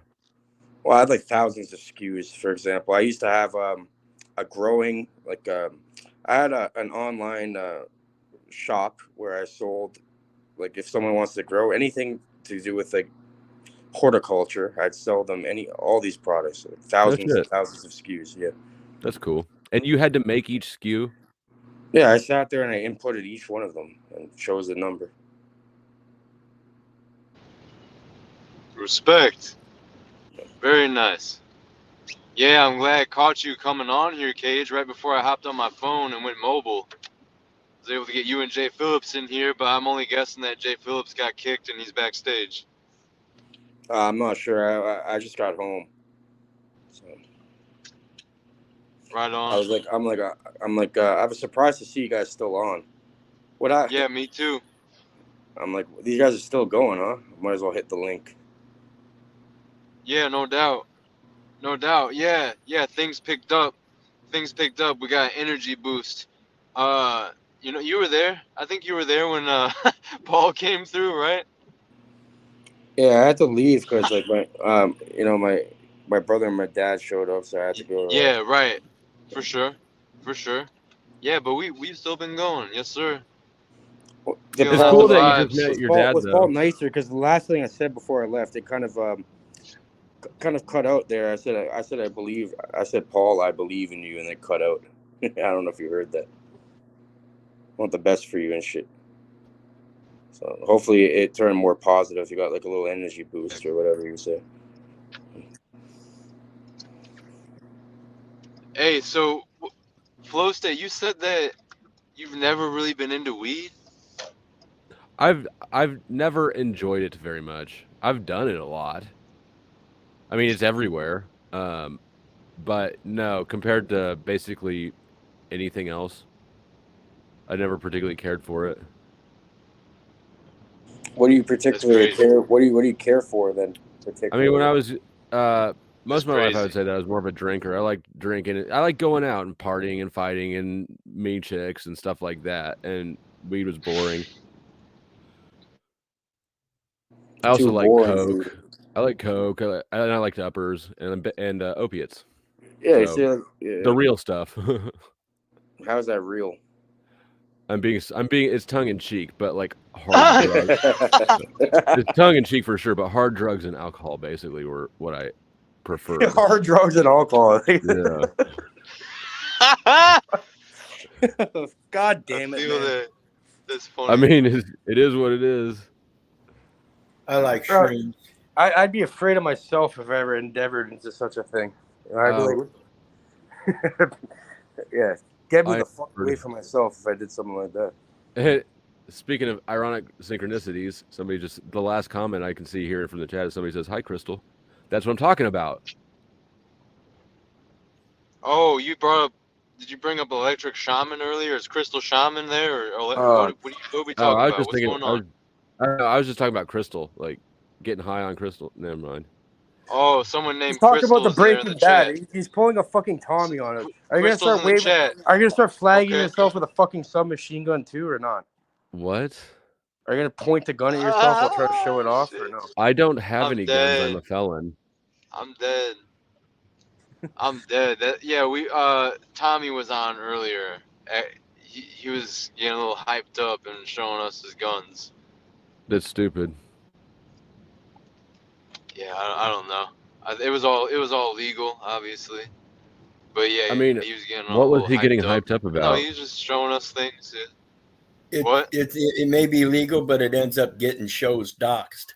And that's does, and it just puts you at. I mean, there's just no reason to show that stuff off. Well, it's like somebody like it's better to conceal it and not tell anybody about it because that's exactly what I'm saying. I didn't even realize he was showing it that long. I thought he flashed it a couple of times. You paint you paint a giant target on your back, right? Like if you're walking around and people see that you're armed, then guess what? You're gonna be fucking taken care of. You're not gonna see the shit coming, bro. Because they're gonna go completely after you first. You know what I mean? Yeah.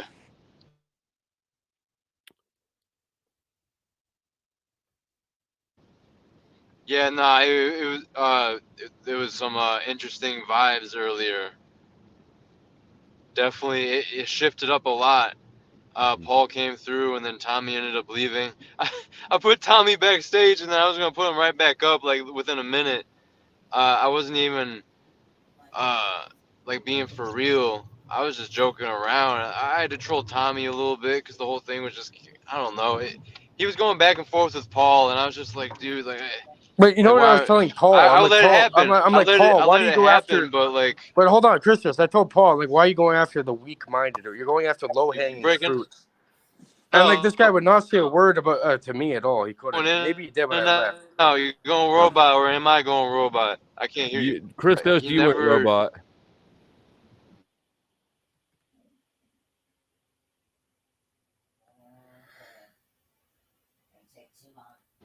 Mic check. Mic check. Yeah, you're back. Am I coming in? Okay. We got you. Yeah, my bad. Hey, who just dropped out? Cage. Cage. Oh, Cage dropped out. Okay. Hey, that's too fucking bad because Cage is a bright guy. He's a He's going to character as well. research the number of teeth you have more. Well, it's 32. Well, there's some question as to whether Freemasons have a 33rd tooth in the roof of their mouth. I think that's probably why he went to go research. That would be the excess calcium deposit. I could hear your eyes roll and hit the back of your head just now. Yeah, I feel that.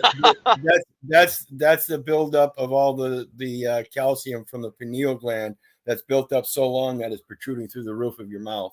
That's what that is, huh?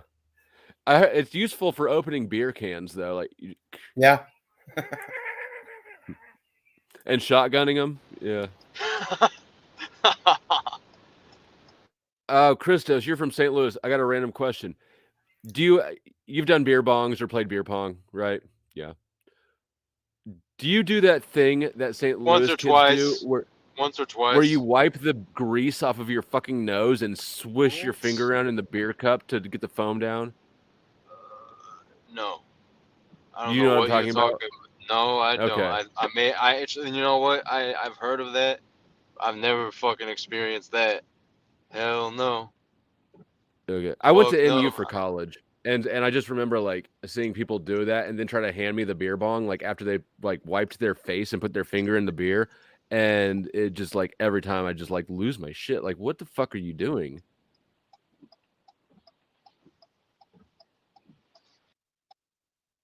Turn signal, turn signal, turn signal. And hey, Chris. Mic check. Mic check. That's a whole mess. Flow state, that's a whole mess. I feel you. Okay, I was about to get a call. What's up? Christos, I wanted to apologize for my behavior earlier. I never mean that shit, but I can't hold it back when it comes to Talcott and Illumitomy. My apologies, brother. You know what? It's okay, and I totally understand. And being an outside observer to things, such dynamics between people in the community, I understand why you were saying what you were saying. I have no problem with it.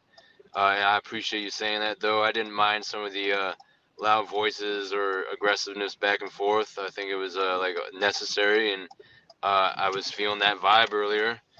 But no, I hear you for sure. I appreciate you saying that. That's righteous, no doubt. My bad, Cage. My bad. I can't let you on right now, Cage. I'm on my phone. I'm being very unprofessional right now when I'm running a stream. I can't get you in or out. I gotta wait till I get home. Anyway. But yeah, I mean, I've come to see why people get annoyed or don't like Jack Talcott and even Illumitomy. I don't like have a problem with Illumitomy, but I will say that there's been some things that have been off-putting with how he's talked about things like meth, and I don't know. He seems very, very sure of himself, like very cocky in ways with that gun, and I don't know the way he's talking about Reckless. That's meth. reckless. I don't know. It's just I haven't got the best of what does it mean to juice the joint? vibes from him. So I open panels for people, you know, and sometimes they take some time to feel out the energy of people. I gotta let them on a few times before I can know. When someone's max vision, what's it mean to juice the joint? And that would be like steroids. No, that's. I mean that. Not a joint. You don't juice. I mean, steroids are juice. Yeah. Juice But the joint. Juice the joint. The original term came from steroid juice, and druggies use it now when they lace joints. Really? Christos, you're robot as hell. Get back. Christos, you're dead. You're roboting.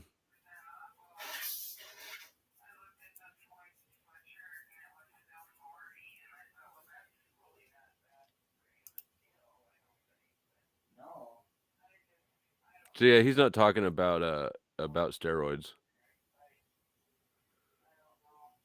Oh, okay, yeah. He says it's when somebody leaves their saliva on the joint after they take a hit. Like when people roll blunts and then they just like right when they're done, they slobber on the whole thing. We tell people, yeah, you're there. We tell people to quit kissing us.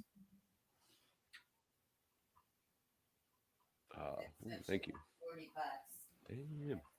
Damn.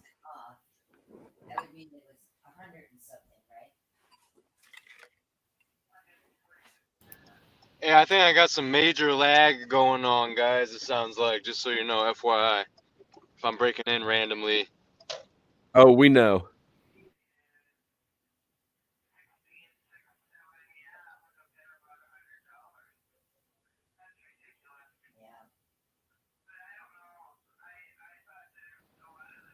Hey, well, if I'm not coming in clear, if we're feeling the vibe to wrap up, I can shut this down. But if we wait a little longer, I am gonna let Cage back on, whoever else is on. But it sounds like I'm gonna jump off and eat real quick. I'm gonna jump off and eat. If you guys are still here, I might come back. But good talking to you. All right, I appreciate it, Flow State. Yeah, and if you're gonna go, Wizard, I'm probably gonna shut it down, or I might just keep it going. But I don't want to keep too much quietness or dead silence for people. I don't know how many people I got in the back. I know Cage is there. If anyone else is in the backstage, please let me know. I think I'm lagging right now, so am I coming in clear? Even if I'm lagging, am I coming in clear at all?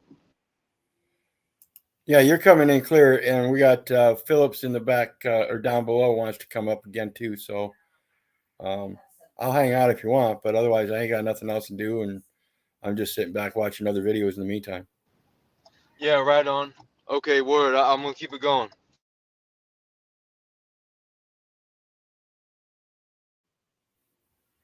All right, we'll be here.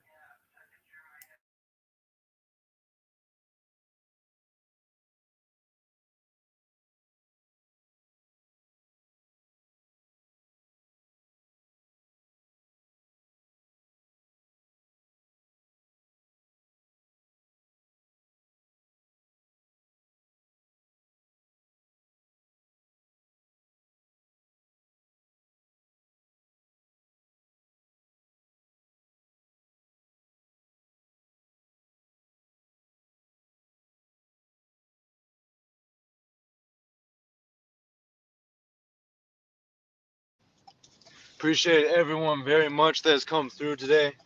I know the vibes were getting a little low earlier. We had Cage and Illumitami, but I was honestly really enjoying the dynamic that was going on between those two. And Cage had some smoke per se for Illumitami. I thought it was a good dynamic and very necessary.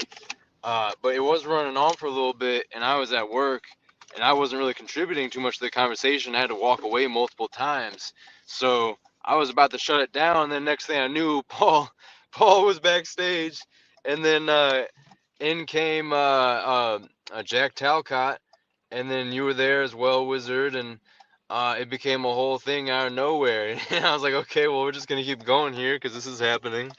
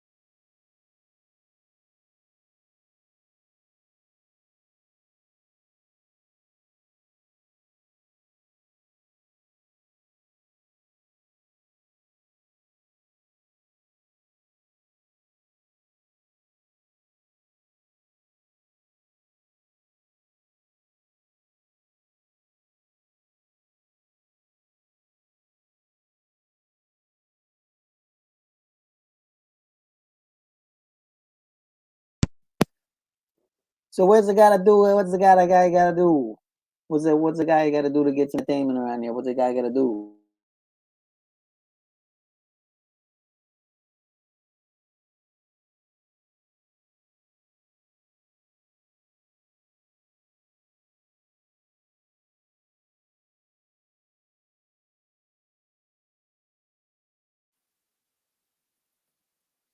You're away from your laptop, right? Please, Phils.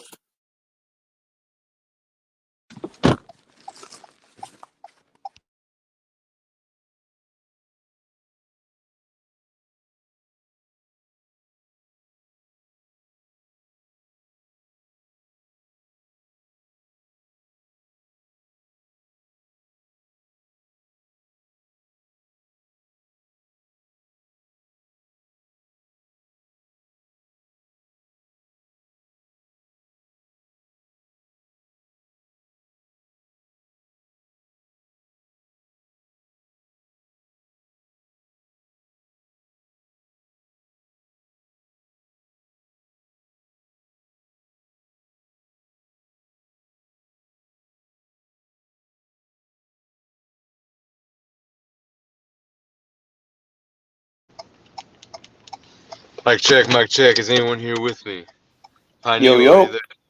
Okay, cool. Good check. All right. Word. I don't know if they're still back. Testes.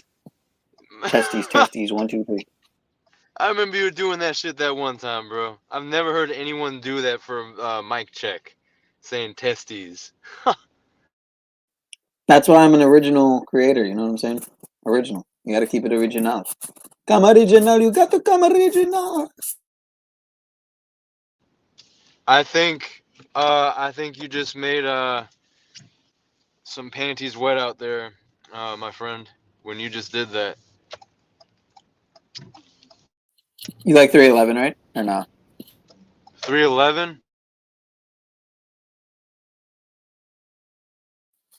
Yeah, you don't know 311, the band?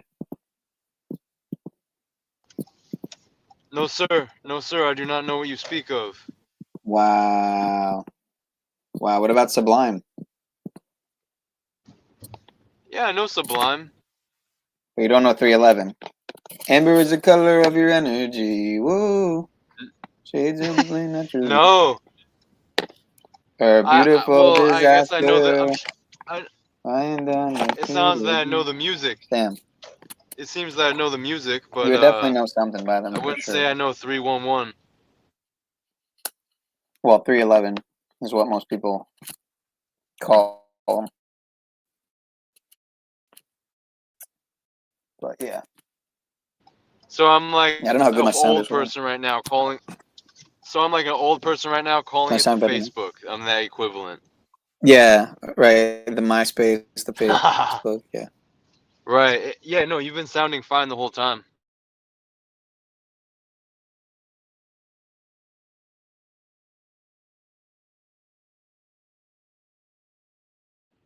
Yeah, my bad, y'all. This stream is we're just chilling at this point. I'm not really trying too hard, to run like it. In the future, I'd have background music going or something. I could throw some visuals up or a video. Like I probably could have thrown up a video before I left for everyone to like review or watch or whatever. But I'm still doing the streaming stuff. I've barely just gotten into it, so I'm not tripping about it. I'm not. How long till you get home?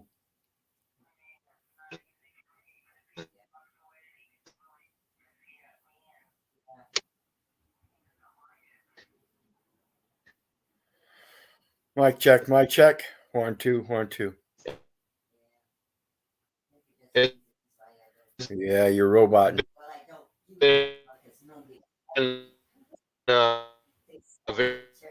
Whatever, but Robot. Kind of casual all day.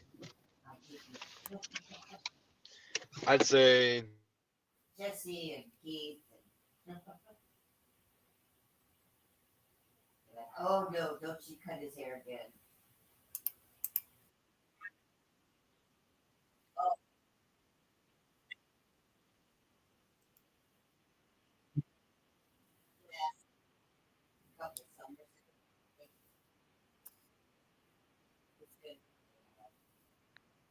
Welcome back to the Pineal Powered People podcast, where we pretentiously peruse the perimeter with politicians. No, you're not.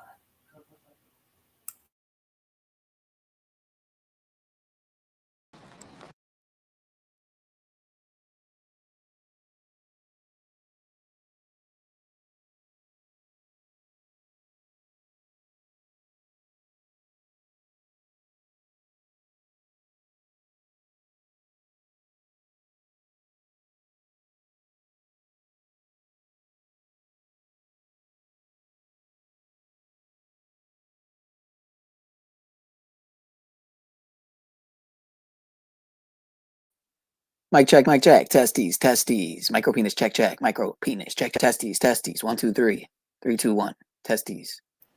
Welcome back to the Pineal Powered People podcast.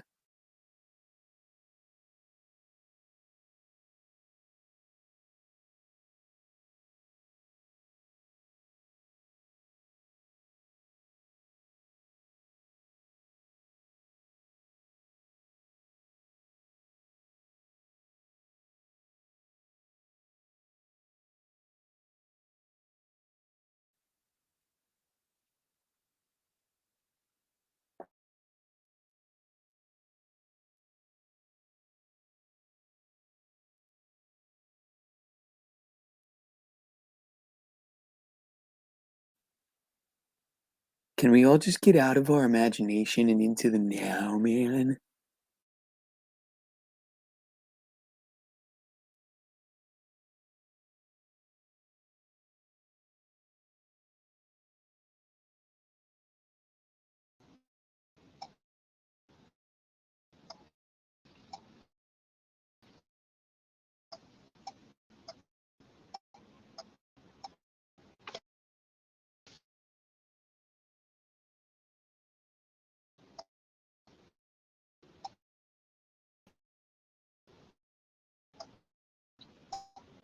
Mic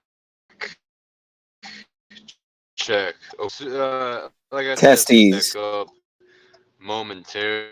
Get Cage and J. Dream. If it seems like we're 8 hours anyway. I'm here. We're talking about 311, 311. Yeah. Coming in. You're roboting.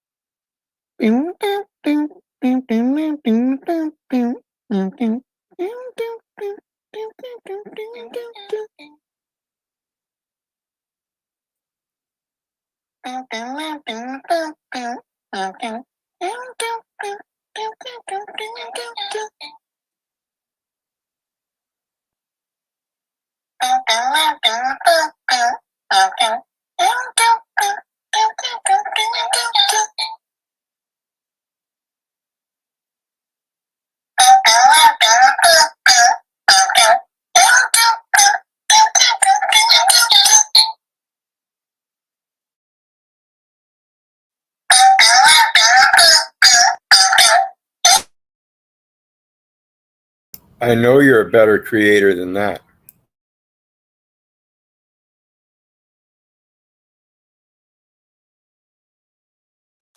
You shouldn't hold me to such a high standard there, sir.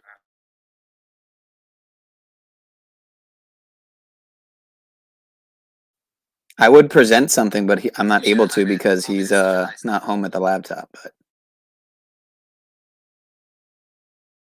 You can't screen share? no, but I could ask you some valuable questions like, do you think you would have a lot to bring to a conversation about common law versus equity law, and the differences, the most prominent differences between the two, that you are aware of, coming from. I have no knowledge on the subject. Virtually, I have very little, at least, knowledge on the subject. I've just been reading about it the last week or two, and so yeah. I've got a lot to bring to the table when it comes to common law and equity and all that. I've done a lot of research. Yeah, well, it definitely interests me to know where the differences lie, because I'm guessing there are more in common than there is, no pun intended, common, but more things in common than there are not in common. Common law says that if a man kills a man, you kill the man that killed the man. Right. Equity says that if you kill the man that killed the man and he's the head of the household, you kill the whole family. So in order to let the rest of the family live, you can sentence someone else to take his place as a straw man.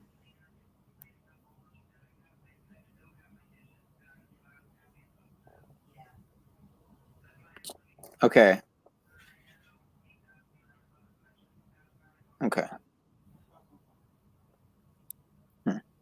Yeah, well, everyone can digest. Concept, isn't it?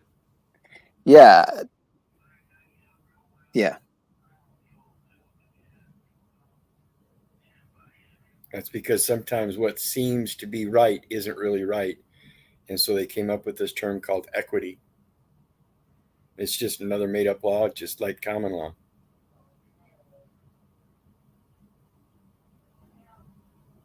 It's just so that they could administrate it more appropriately, and they have a more sufficient and logical reason to make it a commercial venue. That itself is what led us to all the corruption in administrating the cases. Really, nobody's really practicing common law or equity in those administrative courts. They're operating judicial discretion without discerning the judicial element. Oops.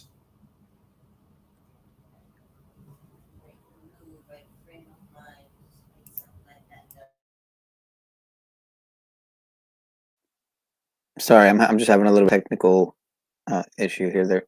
There, Keith. Hold on.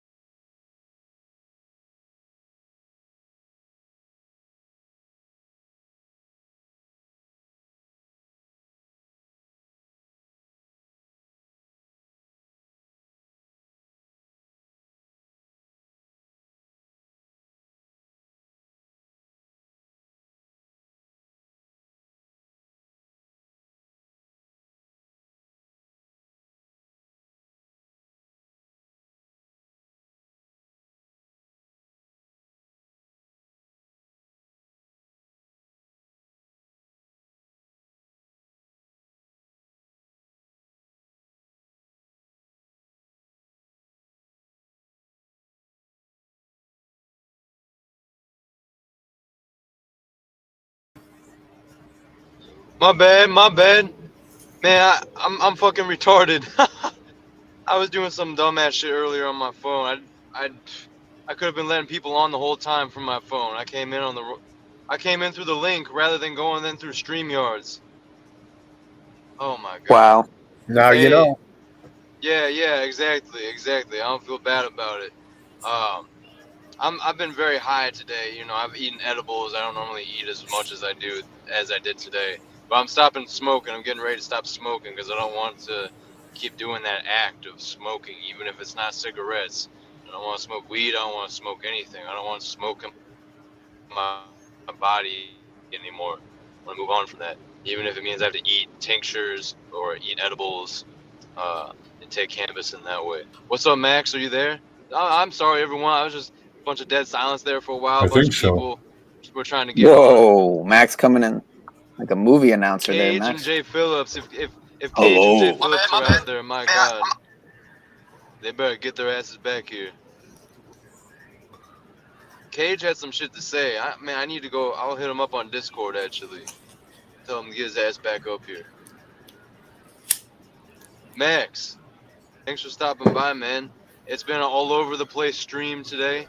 We were going strong earlier, and then I slipped up on some technical things here from my phone, but we're back in action. I'm surprised we still got 18 people here. Yeah, I just caught up with you about a half an hour ago. Started talking with people in chat. So Right on. You got some nice people in chat. Yeah, there's a lot. Yo, it's been great. I've been seeing so many different people today stop by. It's been a converging point today. That's the energy of it. A lot of different people coming through. A lot of people dropping gems and dropping bombs as well. The wizard was dropping some knowledge earlier, man. My goodness. Yeah, I saw but a good question there. What does I've the been blessed. tetragrammaton mean? Word wizard, if you're still there. I'd like to know. That'd be cool. Isn't that's Jewish, right? I don't know. My girlfriend is Jewish, and they say it's the Hebrew term for God. Okay. And the way we look at that in regards to the Hebrew term for God, you were talking about an artist earlier, and the way he uses the designs of architecture. Greetings. What up, 5 Speed? Not much, brother. Yeah, keep going. What were you saying? What were you saying about that? Yeah, okay, because I pointed out the Hebrew that was on the architecture, Right. in those depictions. Yeah. And when we think about those drawings that the dude was doing, that's on a physical one-dimensional plane. When we think about the tetragrammaton in a three-dimensional plane, we have a globe. Right. Okay, I see that. This is how our mind works. We can see a two-dimensional, one-dimensional, and three-dimensional system, but our mind always develops a three-dimensional thought. We have to try to develop a three-dimensional thought to bring it into reality. Otherwise, it can't exist. So the tetragrammaton is the global aspect of our view. Yeah. 360. 360 in degrees. all. 360 degrees in all 360 to the 360 powers. I was just about to say that. Yep, in all directions, not just one circle or loop, but multiplied all over each other. Yeah. It's like if you took a spirograph and you took any one of those designs and you sit there and did the spirograph. You could do any one of them and then do it on that one plane and then tilt the plane, do it again, tilt the plane, just like a 3D printer. And then when you print it up, you're going to always end up with a globe, always. Now what about flat Earth? Yeah, well, I definitely am on the flat Earth train, but I understand the holographic nature of reality. Exactly. It's you not see just everything flat. in a 360. That's why I everybody know. believes everything is 360. It doesn't necessarily have to be. And when we talk about flat Earth and globe Earth, it's neither. Because I don't see any place on this Earth that is flat. I like that. Yeah. I'm sure I know Pineal shares a similar sentiment. And Yeah, I'm neither. Right. I feel that. It's flat to me to a major degree, but not completely. No, I'll not say to that. me either, because to me it's a giant dead dragon. So. Fucking Max. I love how you just came in and dropped that. I love how you said that. It's like dropping a head of a dragon on the table or something. I don't know. The way you came in and said that was great.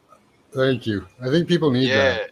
People need that thought in their head because I can show you, but I've shown it on your channel already, I think.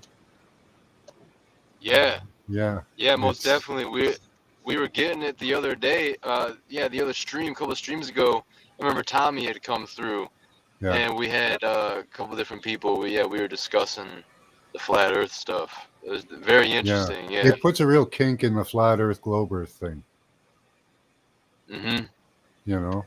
Literally, like it's It like a coiled up serpent, almost like when you well said kink, it made me think of like tied up, like maybe More like a all jack tied in the up. box. that's what I'm trying to figure out. You know.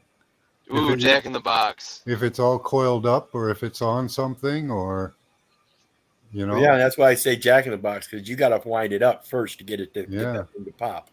Yeah. Yeah, that's a powerful symbol, honestly. The Jack in the Box. I'm gonna do a breakdown of that sometime because it means a lot of things to me. That it's that jester energy. The Jack in the Box is the mime. Well, you teach a the, child to entertain themselves. Think What's about that? it. That's what a jack in the box is. It's a tool to teach a child to entertain themselves. Ooh, okay. Let's get it. Once I get a soundboard, that's gonna be a bomb drop right there. Yeah. OTW, if you map out the Hebrew letters with the calendar, you find that the Tetragrammaton Yahweh is 4 points, 4 cardinal points. Yod He Vav He. And the way that modern people pronounce it, Yahweh, think about the English language and the 5 vowels. Now rearrange those vowels. E, I, O, U, A. Yahweh. Huh. Oops. Cool. The ineffable name. In every language.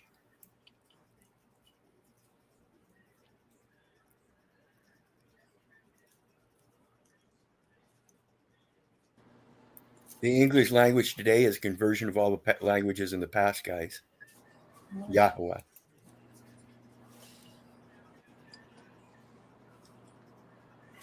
Yeah, I like the English language. It changes. What do you think the mechanism behind the language is, like behind the words? What's the mechanism behind the words?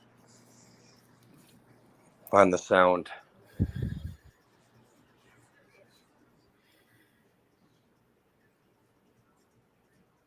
It's kind of hard to tell sometimes. And I'll explain it by the use of the term behave. That's a term made of 2 root words, be and have. So I ask, is it pronounced? The beehive. You have to behave in the beehive. Right. And so I ask, is it behave or behave?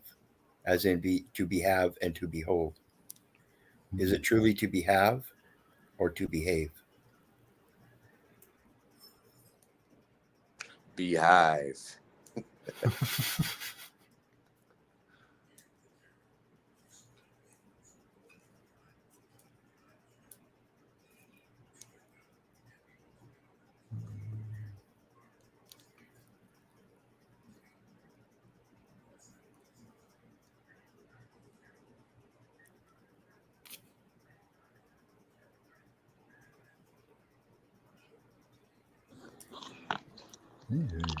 Hey, Jay Phillips, get your ass up on here. Now you got me looking up words. What's that? What'd you say, Now Max? I'm Googling words here. I like that, man.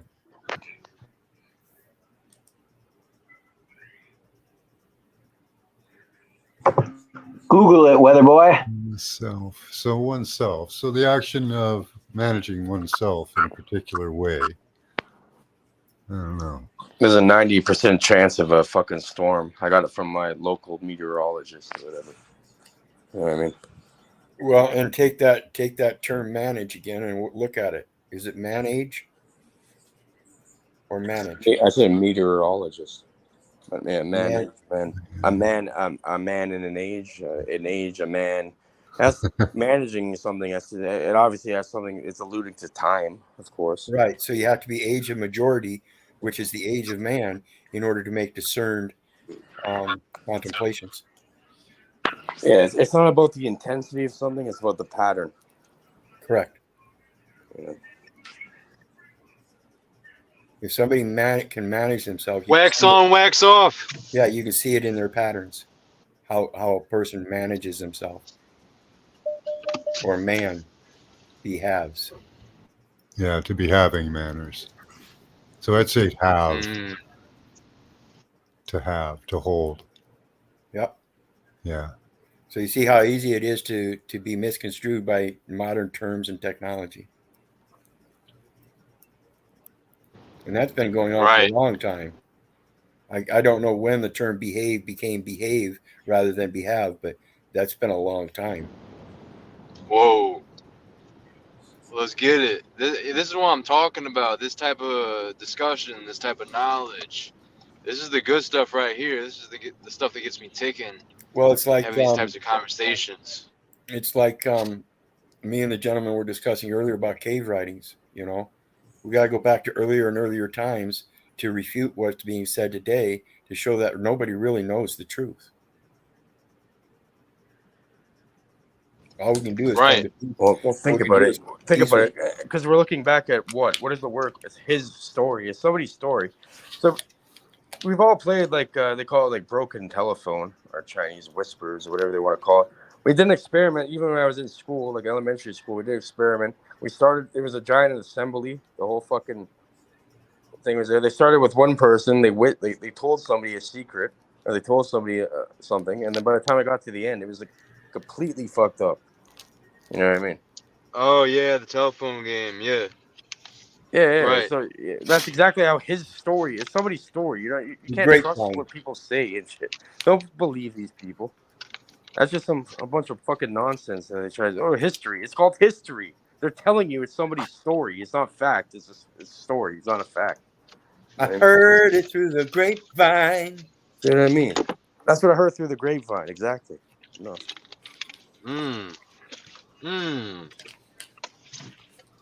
That's a good depiction. The branches, the branching off. Well, not much longer would you be mine? What would you call it if you didn't call it history? A lie? Yeah, that's a good question. What should we call? What would real history? Well, the real story. Yeah. What would you call the real story? I want to call it a story at all, right? Yeah. It's like an automatic thing. See, yeah, you kind of go to history right away.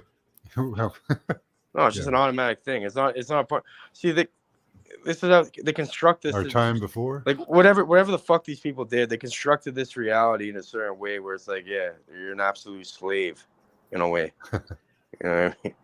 But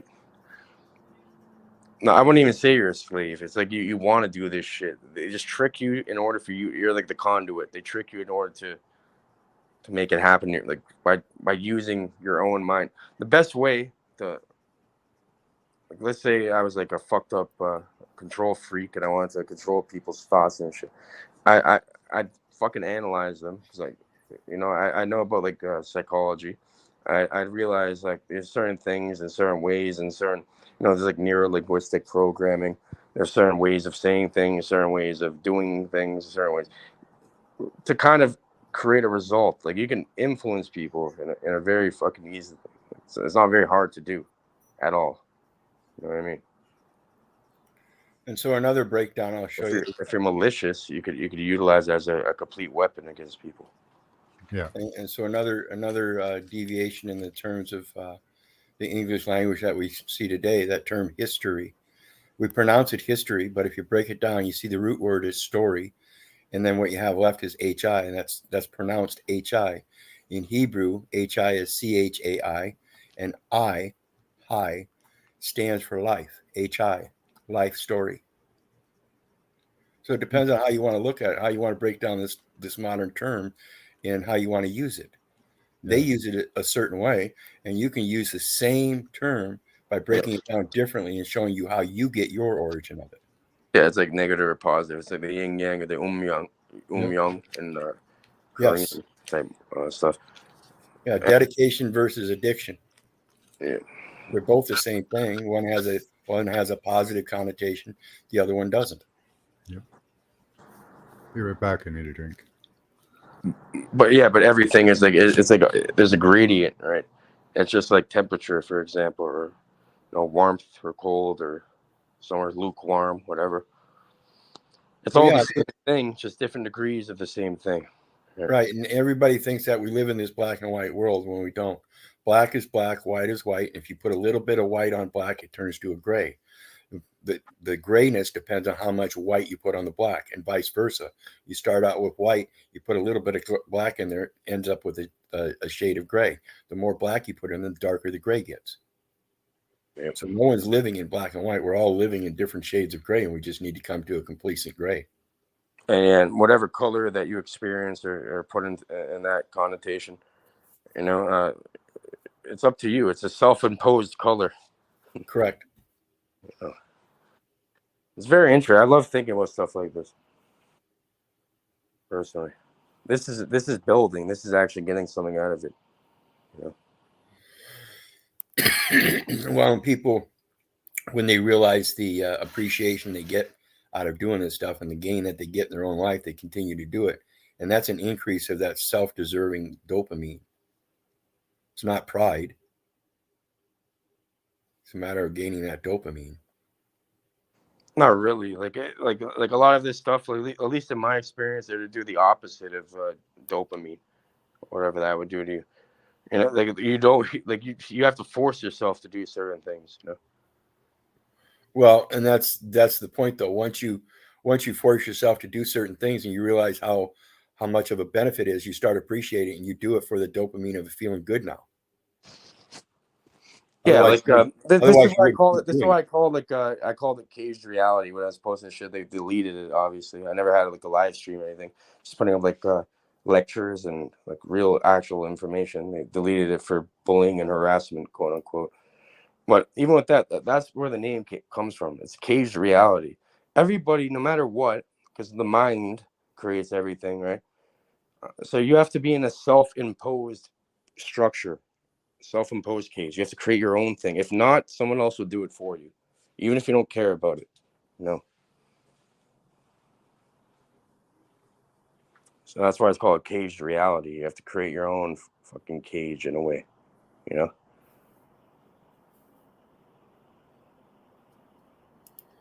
Yeah, that cage is more not to imprison anybody or anything, but to as a matter of protection. That's it. Yeah, exactly. Right. You need to build a foundation, somewhere to dwell in, or whatever.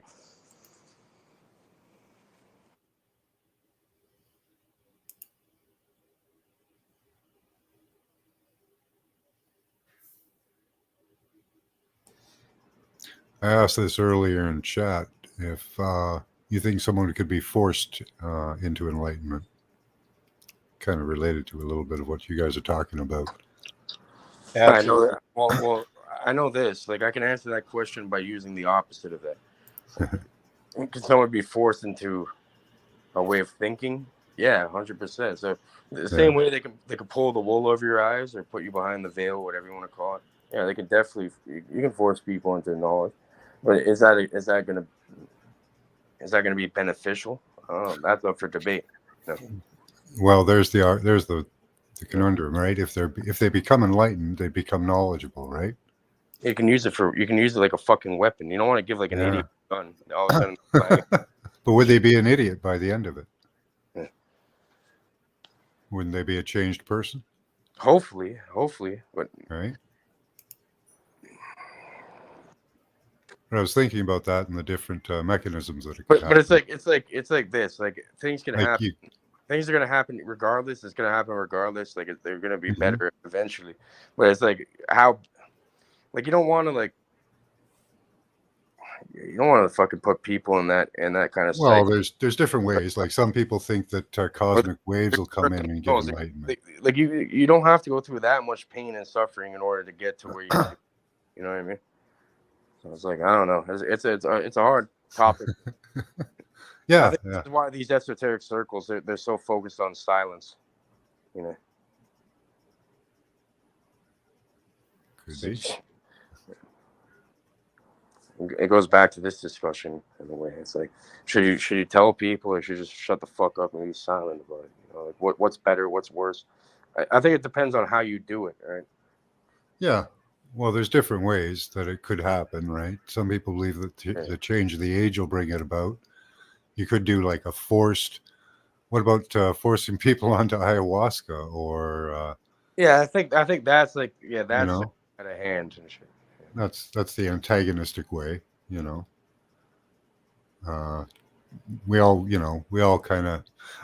I don't really try to lead people to enlightenment in my real life. I give them gems, I guess, every once in a while that I've learned, but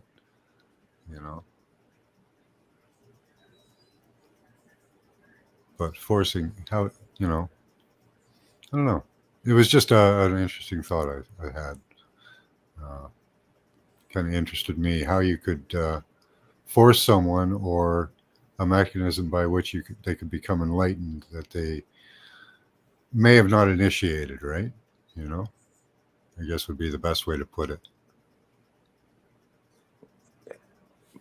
Uninitiated enlightenment. Is that what you're saying? Yeah.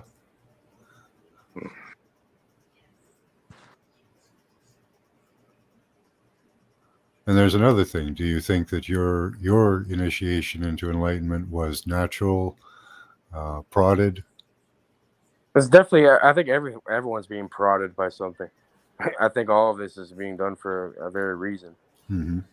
Like I think it's a lot deeper than what we think. I think there's something way great. Like something's fucking with everybody, like, pretty badly. I'll tell you that. For the positive or the negative, eh? Yeah, it depends how you look at it, I guess. Some people have taken the negative path. Yeah.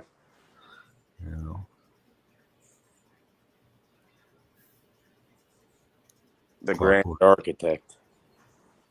Yeah.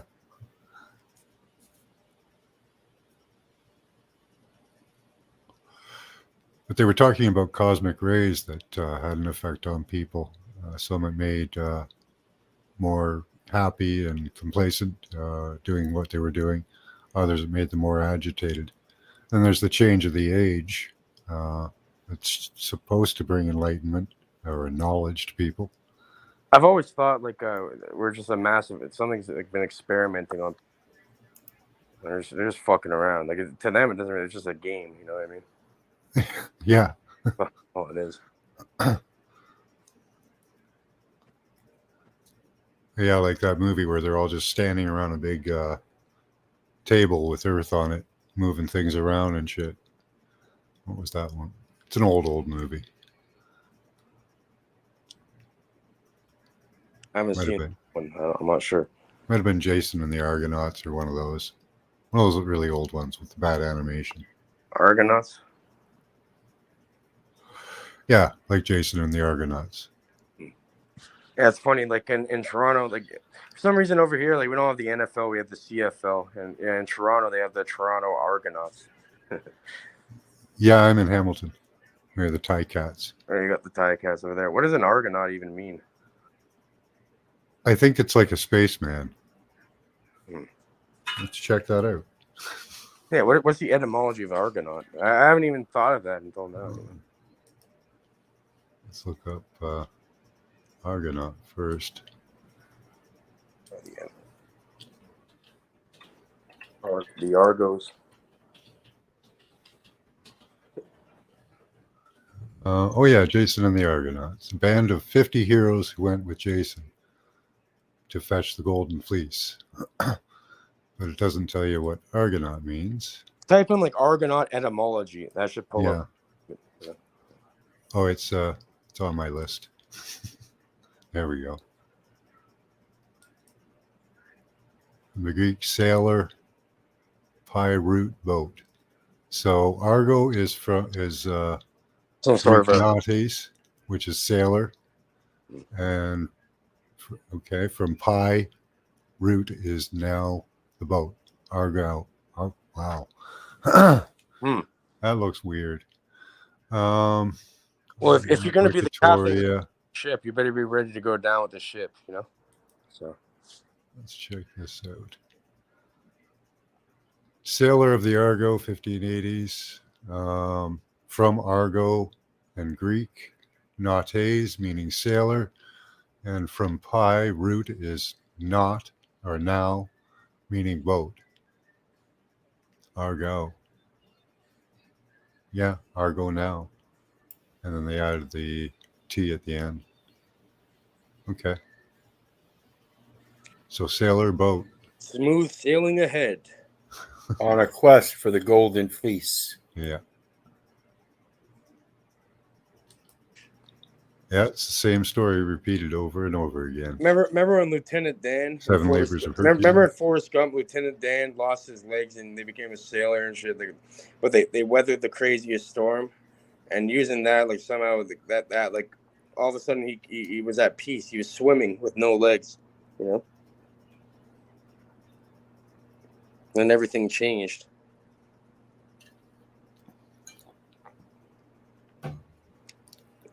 Cool. I like hiding stuff like that. You can utilize that in your own life too, you know. Funny how you can realize you can walk on water with no legs, huh? Yeah. It's pretty fucked up, you know what I mean? It's kind of everything in your soul is gonna like everything not in your soul. You're gonna know the right thing to do, but everything in reality is gonna tell you not to do it. Like the people closest to you are gonna tell you not. Like they're always gonna try to. But you just have to be. You have to have like such a fucking strong mind that they get fed up to the point where they just have to start agreeing with you. You know what I mean? It's like my mouth. Yeah. I run it all the time. It just happens to say the right things. It's not me saying it, guys. I get that. Half the time, I don't even know how I come up with half the shit I say. It just naturally happens, you know. Yep. Yep.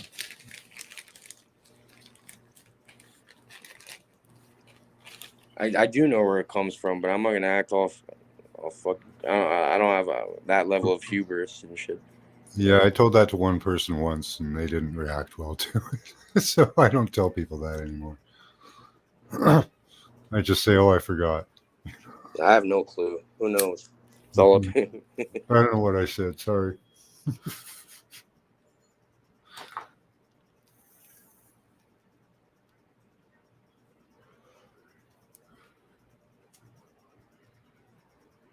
But I haven't seen, and I've been waiting for it, this supposed wave to come through, or the age of Aquarius to take effect and people to become enlightened. Or do we have to wait several generations for that to happen? Well, that's a one to elaborate on. I don't know how deep you want to get into it.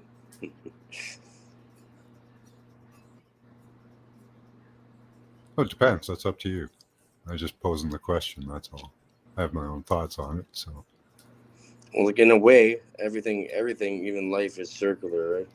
So let's say you get into enlightenment. Simply, it's enlightenment and ignorance is the exact same thing technically.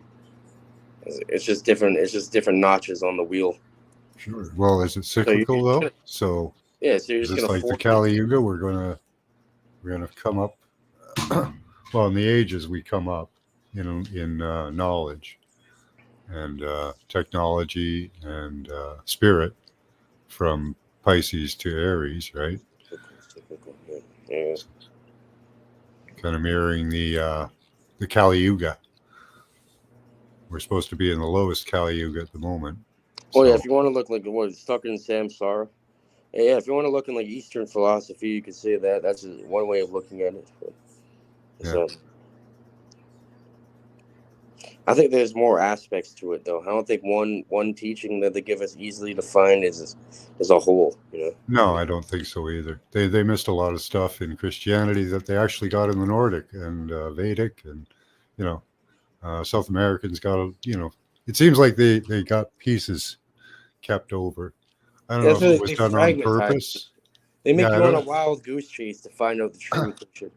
Yeah, it could have been done on purpose. Yeah, I've thought that before because it does seem very specific that like the Christians are missing they have the information the same as others, but a lot of it's a lot more hidden. Christos looks like he's trying to talk. Christos, I hope you know you're muted, my friend.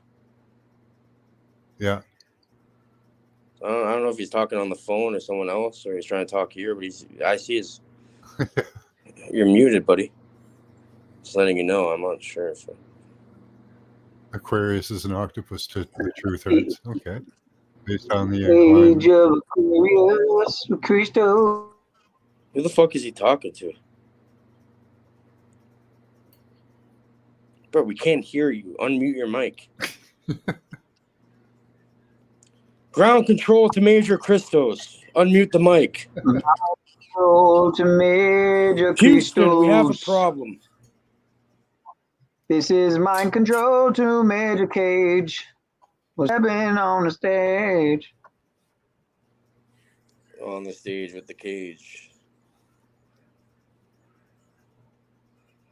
Yeah, I think he's on a call with somebody. He must be talking to someone. I don't know if it's... Okay, good. Because he was having a lot of like fucking internet problems earlier, you know? So... I wasn't sure. I wasn't really paying attention.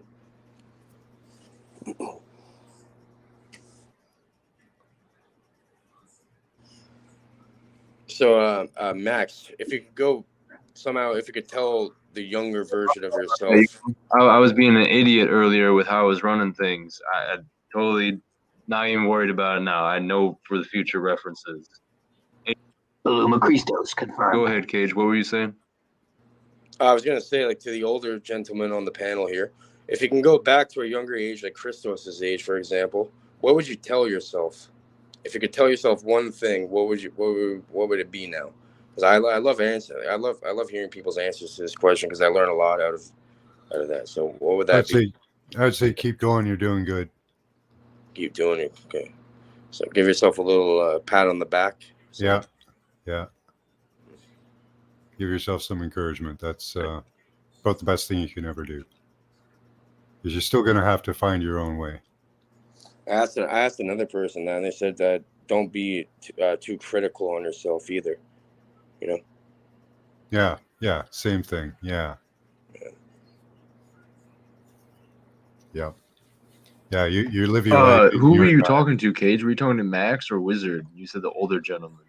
Well, anyone. They're both OGs. Well, we're both Which OGs. One, who were you talking to, Cage?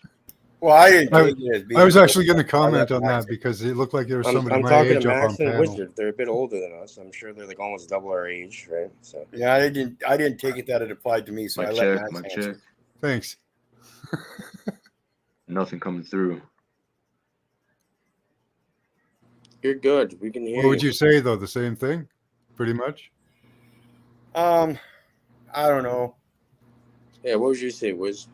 If I could go back, I would definitely tell myself to stop doing what you're doing now and learn what you're learning as of now.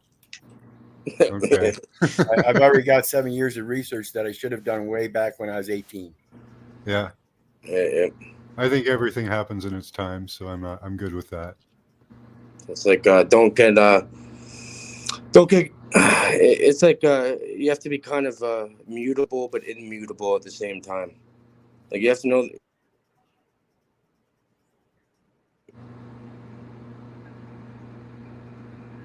Mic check. Am I coming in clear? Cage. Yeah, I got a call. I'll be back, guys. We'll continue this conversation in a minute. Okay. Yeah. Hey, no doubt. No doubt. Yeah, I'll be back soon. Okay. Looks like Christos is with us. You guys can hear me right now, correct? Yeah. Okay. Video's out of sync for me, but I'm not on StreamYard. There we go.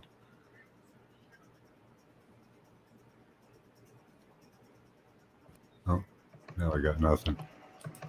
Sorry. So yeah, sorry about that. My headphones are acting up right now. Normally I should be able to use them and like walk away from my laptop and be able to talk to you guys, but for whatever reason, it's not letting me do that option in the audio. So I have to like come here to the laptop and talk. But anyway. All right, so I'm here again. Sorry about earlier coming and going, but you guys carried the vibe for me, so I appreciate y'all very much.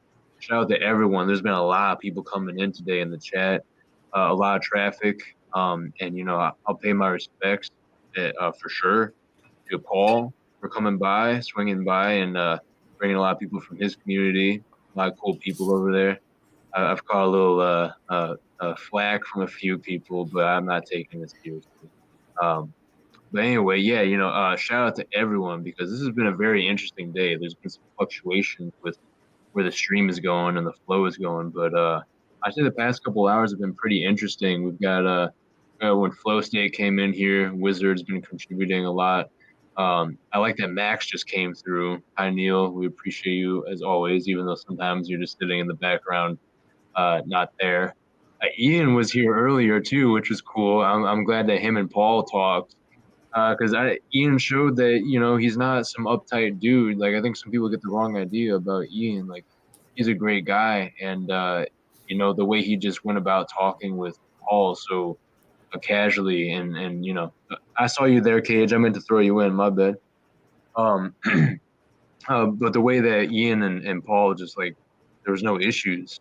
It's like okay, yeah, like Paul was doing the restreaming thing, but like it wasn't personal. Ian wasn't getting offended or making some issue because Paul may have said some things when he was restreaming and had commentary about like the panel or people on the panel. And it was a good thing to see, and I was really glad to see that Ian is chill. He's not trying to start drama. He's not like uptight or getting pissed off or worried about small little things. And some people are just ready to incite unnecessary energy and drama. And it was just it was a dynamic panel earlier. I know a couple people that like have issue with Paul, but at the same time, I think we're all getting to a point where it's just about building. Let's not tear each other down. If there's issues, we can bring them to each other. Let's communicate. Let's have it like we had earlier with Jack Talcott on and Aluma Tommy was there for a little bit. We need to have these things out in the open sometimes, maybe sometimes in the background, but if anything, these different dynamics, they should be worked through. We need to unravel the knots and get rid of the kinks. And having discourse is just going to be important. Whatever the situation is, even if people have contempt or really disagree with other people, like you saw earlier, I was just letting people on that let them on. Okay, let's get Jack up here. And there was a lot of back and forths, but I think it was productive. I think it was enjoyable to some degree.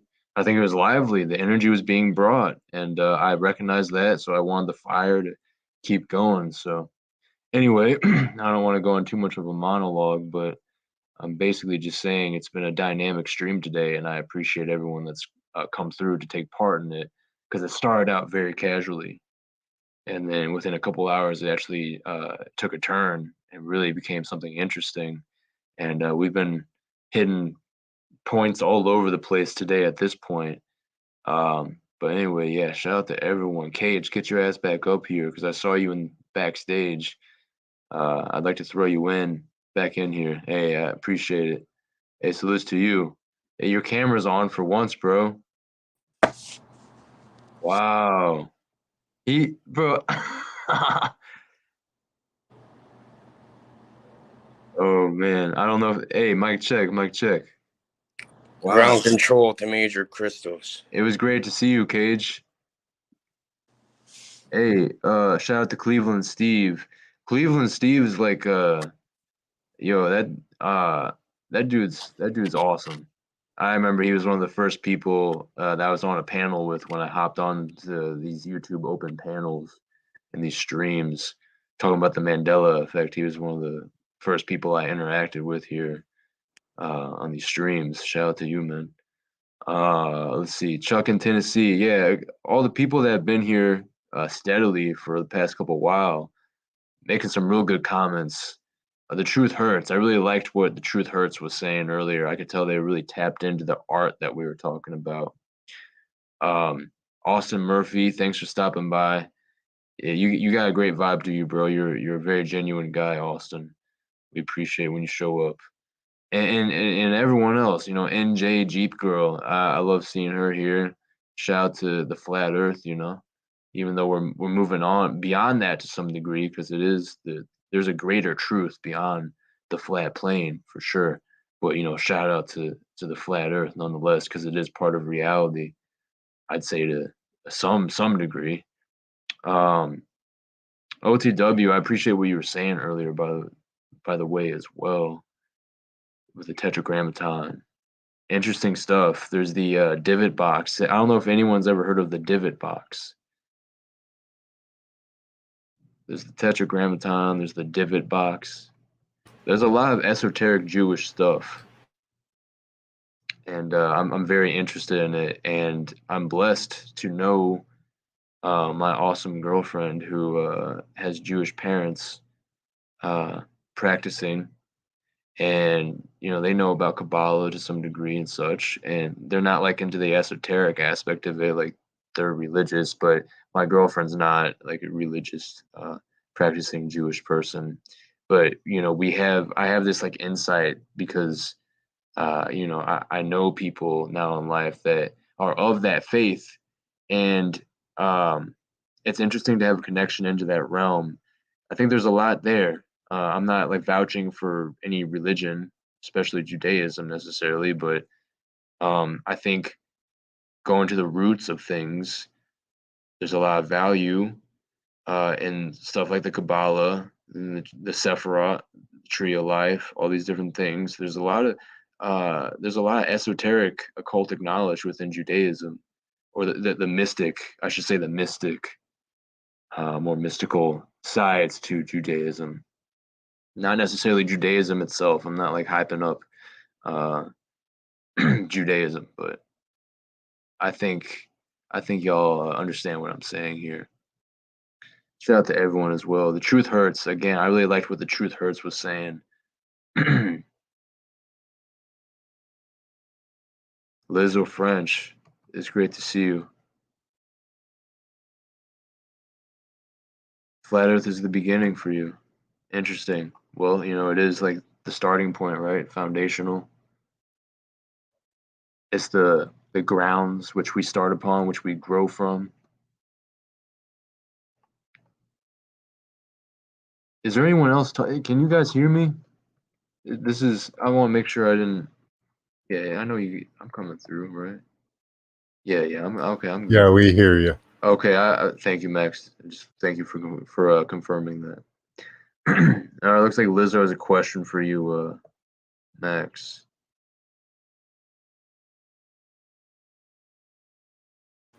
Yeah, I'm just checking that out right now. Oh, okay. Right. Oh, yeah. Nice. Okay, I see what you put in there.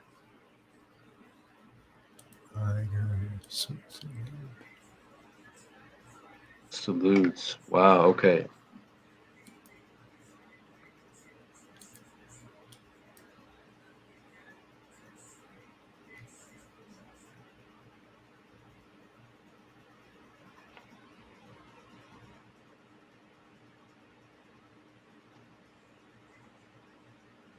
Boom. Okay. Let's see. I'm gonna pull something up while you're searching for that.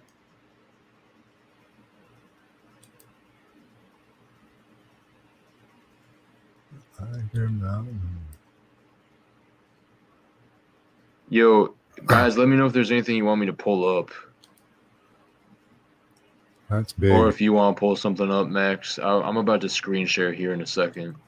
That's something big.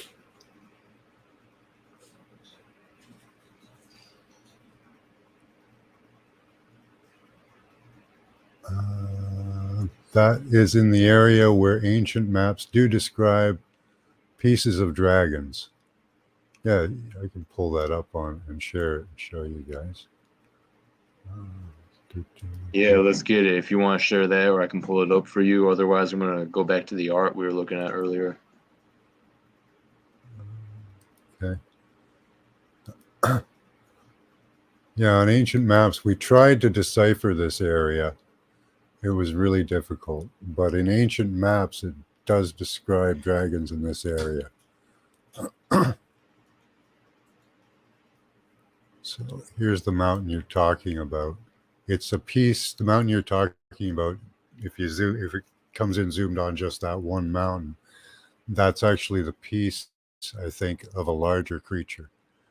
And yes, probably part of a dragon. What part, I can't tell you, though. There's 2 or 3, I think, mixed into this area, bits of them. Are you guys sharing my screen there? Yes. Yeah. Okay. Okay, so we started in on that mountain is right down around here in this area.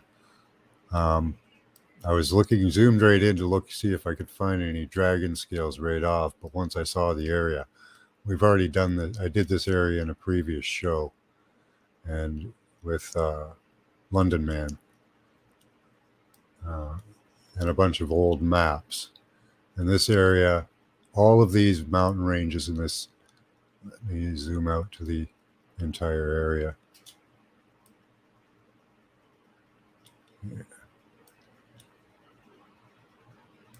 So yeah, all this area here that I have framed is pretty much in depictions of old maps, dragon parts.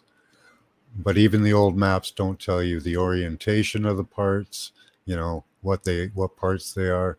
They just show long mountain ranges that are dragon parts.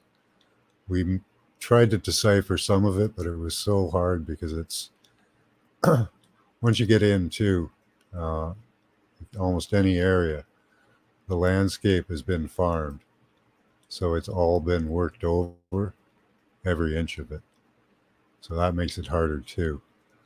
But in the old maps, it shows dragon. And it's somewhere in here we did find dragon scales, but I can't remember where.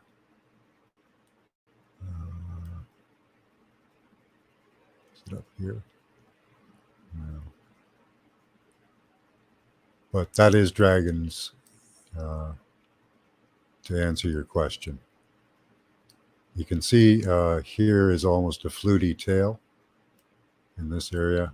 I hate when it does that. Yeah, there. Right in the middle. Bosnia-Herzegovina. That's probably a dragon tail because it looks like it's kind of terminated, but I can't be sure. Some of them are really well defined, some of them aren't.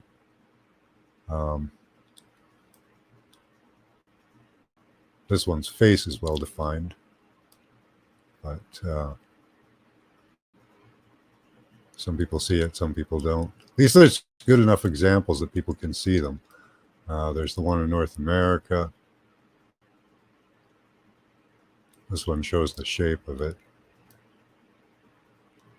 See the head here. He even has a little beard coming down. I live on his tail. Oh, somebody else lived in Canada here too. Okay. So he goes all the way up along here. Yeah, I live right here. I'm in Hamilton. I'm on the dragon's tail. Well, close to the dragon's tail. It ends right about here. But some people can see that one easier. There's one in Morocco. I want to get zoom out. Very interesting. This one here eating the fish, well, spitting on the fish. Spitting on the fish. Yeah, he's putting his dragon's breath. Here, I'll show you the dragon's breath that he spits out. It's nasty stuff. Looks like venom.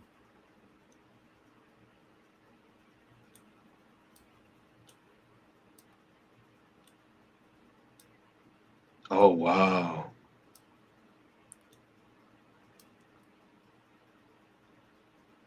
But that comes out of this dragon's mouth. Well, beard or mouth. Here's his head.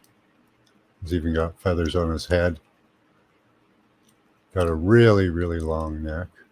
Whoa, I see that. Wow. Especially when it goes down the neck. And this one, yeah, you can see the dragon scales on this one really easy. Whoa. Okay. Okay. So there's the dragon scales. And you'll see all these patterns repeat all over the place when you find them in this orientation like that.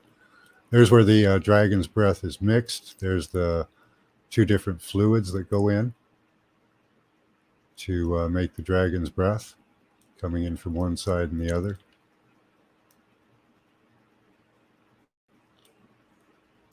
But like even like the Chinese dragon, they have those like fluty feathers or whatever. I don't know what they're called. They're not quite feathers, but they are.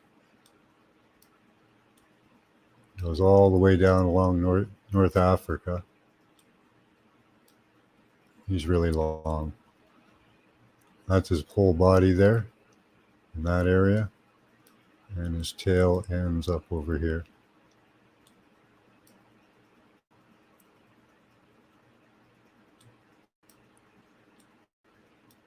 And of course the fish. Giant fish with his fish scales. I think it's a gar pike. The head being down over here. Quite a long snout. Probably. Oh, yeah, some of these I definitely do not think are pareidolia.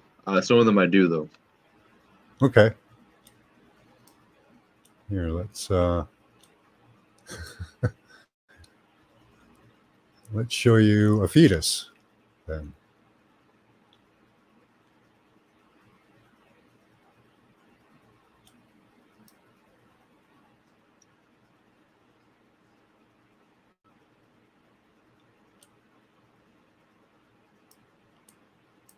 Okay, so you have what would be the brain cavity up here, with a little bit of the skull left. And if you look at a fetus at about 8 to 12 weeks, they all have what looks like an elephant nose up the front. So there's the elephant nose right there up the front. They lose that eventually. There's where the heart would be. And down What's here up, Austin? where you get black, green, and red fluids, it's where the intestines, bowels, and liver, kidney, all those things. Mm-hmm. Yeah, some of these really do blow my mind. Yeah, there is something to what you're saying. This one. I can't completely disregard this type of thinking or information. Everyone likes this one.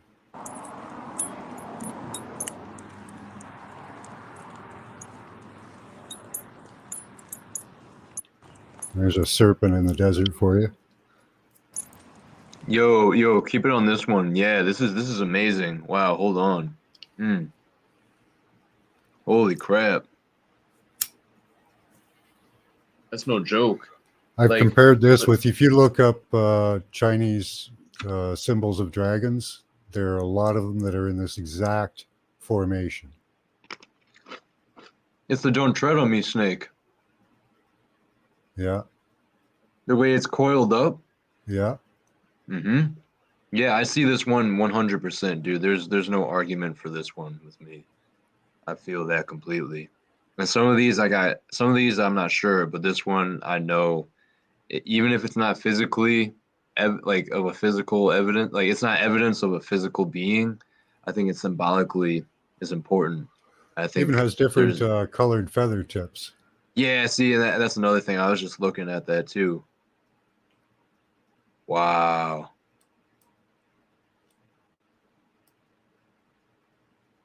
Hey, thank you, Pioneer. Thank you, doing a good mod job, throwing out Max's channel there for him. Appreciate that. Thank you. Yeah, salutes to here's one of my first penile and favorite. I received a Christmas present. Here's one of my first presents for Christmas. I call him Sammy.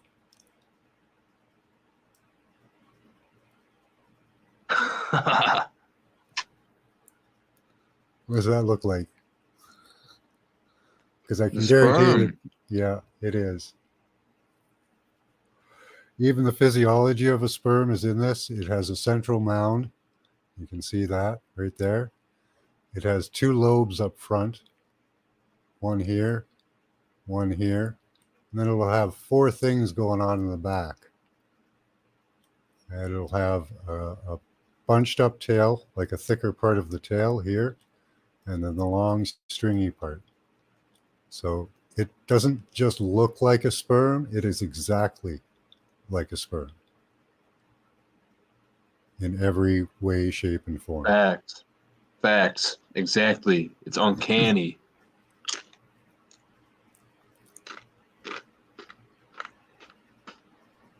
And that's a field of sperm, by the way.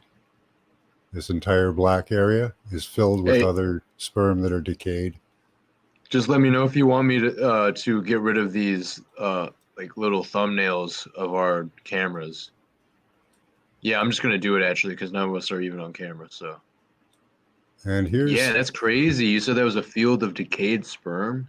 Yep. And just below that field of decayed sperm is the labia of Libya.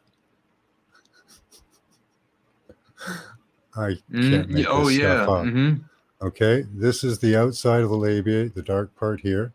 It goes around in a circle, comes to a pinch point. But this is a dragon labia. Okay, it has extra appendages. See this structure right here in the middle? That is a, let me show you guys.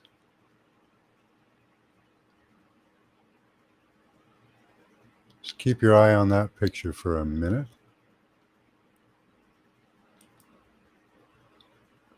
And look at the structures coming out the side here.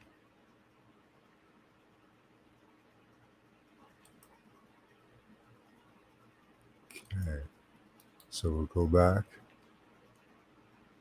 You can see that it's dark on the end. I'll go back for you. Oh, no, I was saying what the, because I thought you completely closed out the other tab and then we're going to reopen it. I was like, wait, why did you just keep it open? Okay. Never mind. That's why I said that. But I am, I guess, still trying to look at it and see what you're pointing out here. Okay, so look at the one on the left-hand side there. Yep. Darker. Okay. Darker on the end. Here's the darker on the end in the middle now. Of this long structure that goes along above the labia. And I'm showing you a lizard vagina or labia. To show you that they're the same. This is so random. but like I think I'm not undermining what you're saying when I say that. Okay. It's bizarre. Know. Exactly. It's That's what I mean. Man. It's messed up. So there's the. It's weird, yeah. Yeah, like I that's why why I talk about it so much, because figure it out. How is our world even put together? We need to address the reptile in the room, you know? Yeah. Now let me show you something else. I'm going to show you the same type of structure. I'm going to show you the same type of structure, but it's over here. That one was 200 miles long. This one's 50 miles long, but I believe it's a male, because if we look at the end of this structure, right here, we can see the black end, darkened end, but we see 300 miles of sperm coming out from it. Now that's some power. But there's one there, and I'll show you there's the remnants of the other one on the other side, because they come in pairs. The one over there in Africa was washed out. But this is in Yemen. This is the semen of Yemen. Notice how the names are the same? Libya, labia, semen, Yemen. Just one letter difference. But this guy's got some cojones, 50 miles of cojones. Oh my God, I remember we were talking about this, yeah. It's messed up. The labia of Libya, that's a good one too. It's got that word magic with it. Right? So how many other things, like oh man, what does that mean? Is that woman? I don't know. But there is another lizard belly over here as well. I'll show you the same type of fabric. And this is probably a male because of the fabric.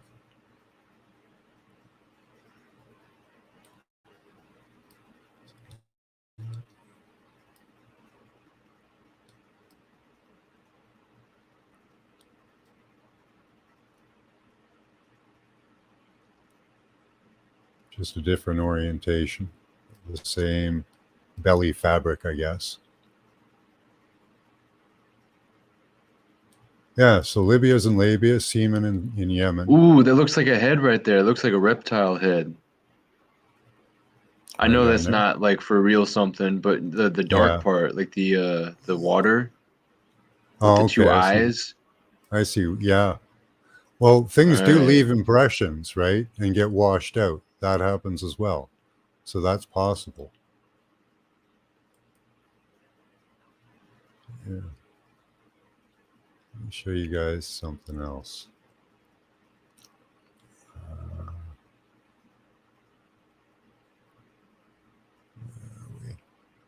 Snakes. Snakes on a plane. Here's snakes on a plane. In a train. That's actually the name of one of my videos. I did a 20-minute video on this.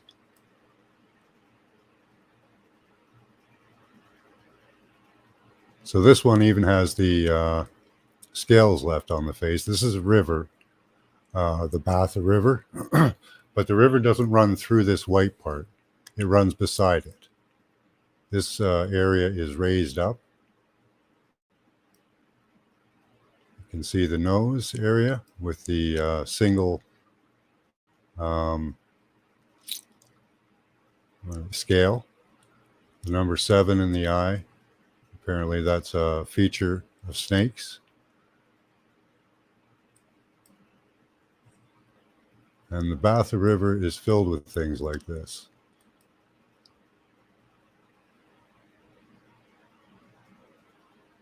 Let me show you skin.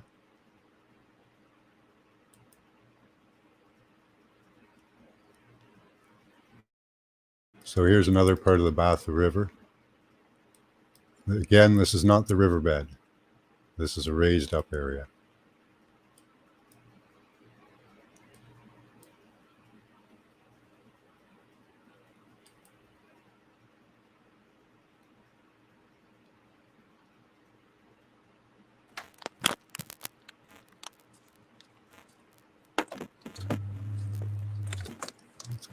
Like, check, is that me or what the?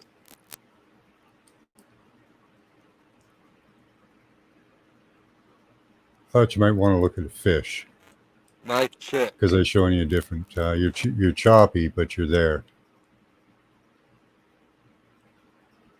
Where did everybody go? We're here. Oh, okay. Gross, man. There we go. Okay. All right. I should be coming in clear now. There you go. Okay. Gross, man. Oh, gross, man.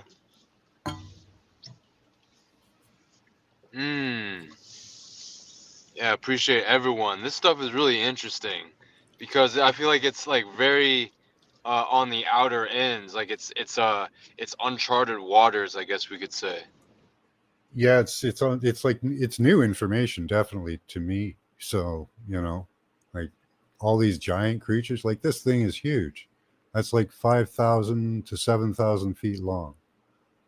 That structure, if it is a fish, right? Here's another one. That's around 3,000 feet long. But we find these things all over the place. I find tons of them. Yeah, how long have you been looking into this?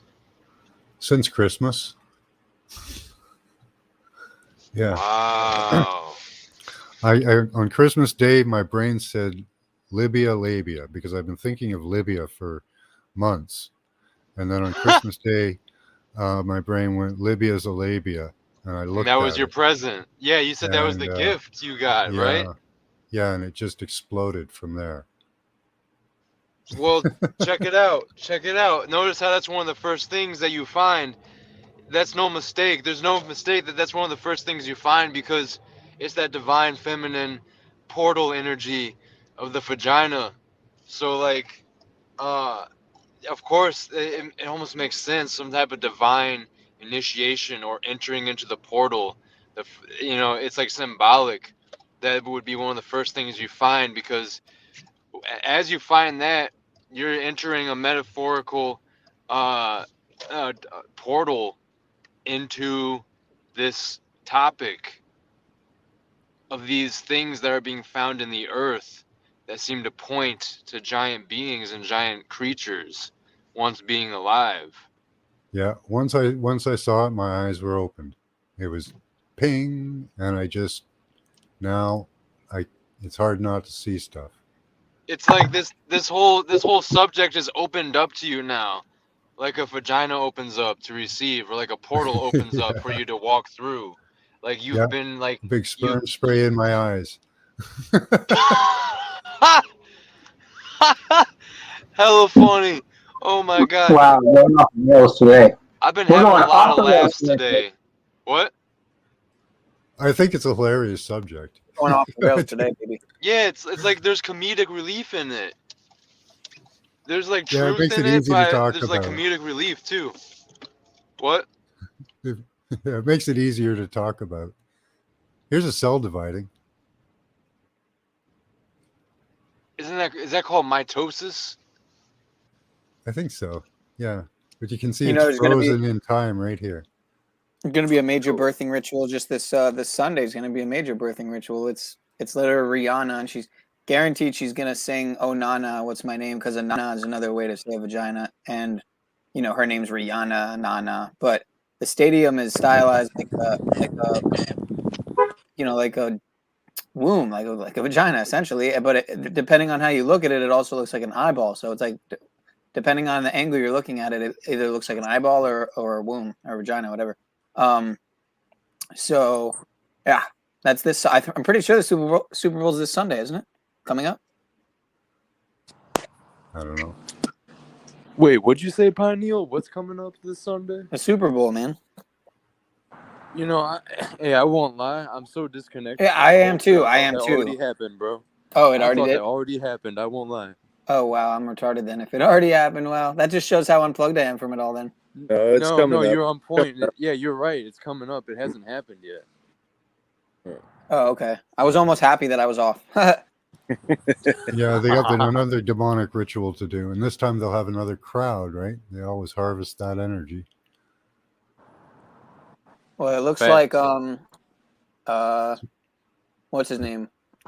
King James just passed LeBron James just passed Kareem Abdul-Jabbar's record, which is crazy because he just, he did first it was Kobe in 2020. So he's like the king now, and it just goes all hand in hand with the, King James, how they want it all played out. I feel like he's got to be I don't even know who's human anymore at this point. But did you see this, bro? Christos? Zach's last video, LeBron passes Kareem, scoring 38 on the 38th day of the year at age 38 in the 38,000 range. 3,883 days after. Wow, dude. That's crazy. That's like 7 fucking sinks.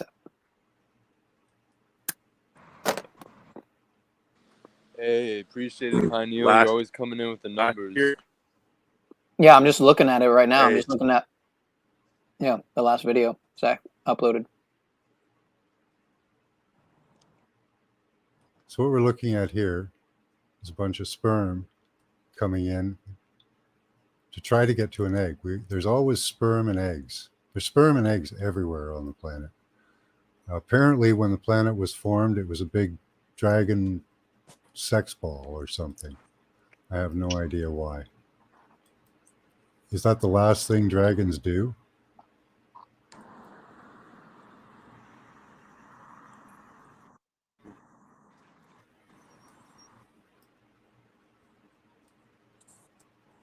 Let's see where are we here.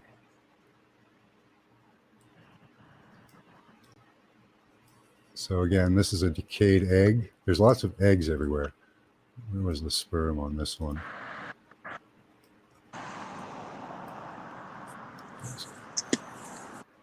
Ah, there you are. So where is the shape? Let's try a different one. Did you guys watch the Super Bowl last year? No. All right. I didn't either. What'd you say about the Super Bowl roster? So last year, I don't watch the fucking Super Bowl. I don't watch fucking sports anymore. I don't give a fuck.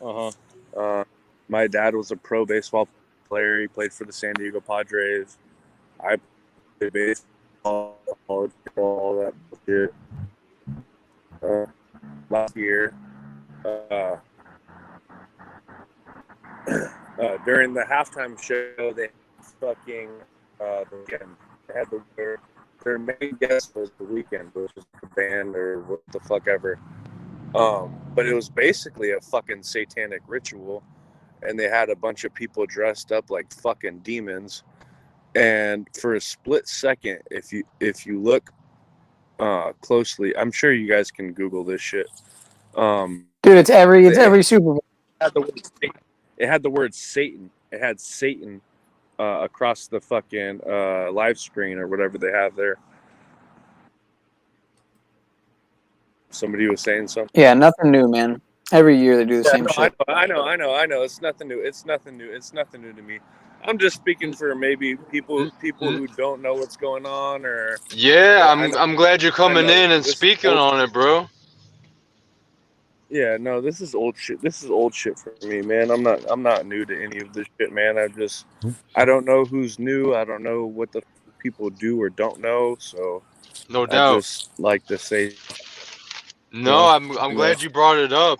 I'm glad you brought it up. It's actually something I'd like to give some time to talk about and think about, to be for real, to some degree. Even, we know it happens every year and they got the numbers and the symbolism, but like I think it's still worth just kind of like looking into a little bit and taking note of what's going on and what they're doing, because it tends to be the same type of ritualistic, dark occult stuff that they're doing. But it's interesting. Yeah, it's interesting. We still ought to watch the moves that they make, nonetheless. Yeah, you never know. You know somebody who's asleep might see this 3 years down the road and see this video and be like, holy fuck, like let me look up the Super Bowl from 2022, right? And then fucking look up the halftime show and then see that. So it's like, I know you guys are fucking awake. I know you guys aren't fucking retarded. Who was Pineal giving you shit about bringing up the Super Bowl? I don't No, I wasn't giving him shit. What? No, I was just saying, yeah, we are. I mean, yeah, every year they do this Yeah, garbage, man. This satanic fucking bullshit. Yeah. Dude, it makes me want to do my own form of it, as well as I can and as White grand as I magic can. to counterbalance. Yeah, I don't have all the resources to go do some crazy show like they do at halftime, but like, you can still get together with people that are spiritually minded and have their intentions, and they have their connectivity to this realm and to spirit. These things can be tapped into. They tap into it. We can tap into it too. We need to do our part. There's a great unbalance because we're not really living in our power at all. As cliche as some of this is and how I'm saying it, but like, people need to practice more magic. People need to get creative, and people need to just tap into that right side of the brain, and like start tapping into the subconscious more, and the collective conscious and unconscious. Like, we need to just be honest with ourselves about what's going on in this realm and what's going on within our own bodies. There's a lot of there's just a lack of integrity in general, a lot of ignorance, and it's allowed us to become this sick as a people, humanity. A lot of ignorance. We gotta face that ignorance. Face that ignorance and become honest. And when we do those things, we can really start working with the inherent energy that's within us. Things that they call the occult or magic, energy work. It's simple things too, like working out. Like, this doesn't have to be having a sacrificial dagger or sacrificial blade or whatever, and some crazy costume and you have to get some crazy whole scene going on for some ritual. Like, all it takes is, you know, you being creative and you having intention and you doing that work and you getting things outside of you to represent what's inside of you. So you're making that bridge.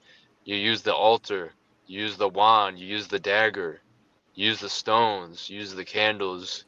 You know, you use all these different things, whatever you want to use for whatever you call magic or rituals. But the point is, we need to tap into this energy that they're tapping into, but we need to tap into the constructive, I guess, more light or positive side of it, because there's a lot of dark, definitely dark satanic rituals that they're doing.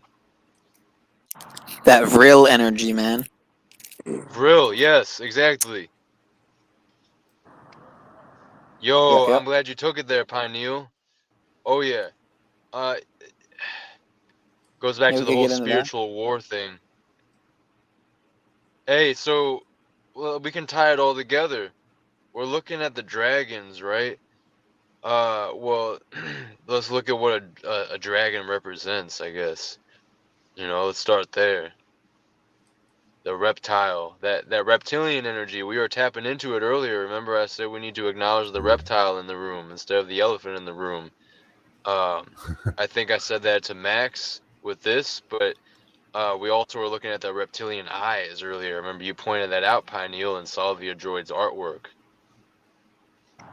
So there's something going on here, you know. So we might as well bring it full circle and link things together in some form or manner. Because there We're is talking about the something to the whole reptilian agenda. reptilian archetype. What? Yeah, well. Hey, Christos. I'm muted, my bad. Oops. Hey, Christos. What's up? Do you think... Can you hear me? Yep.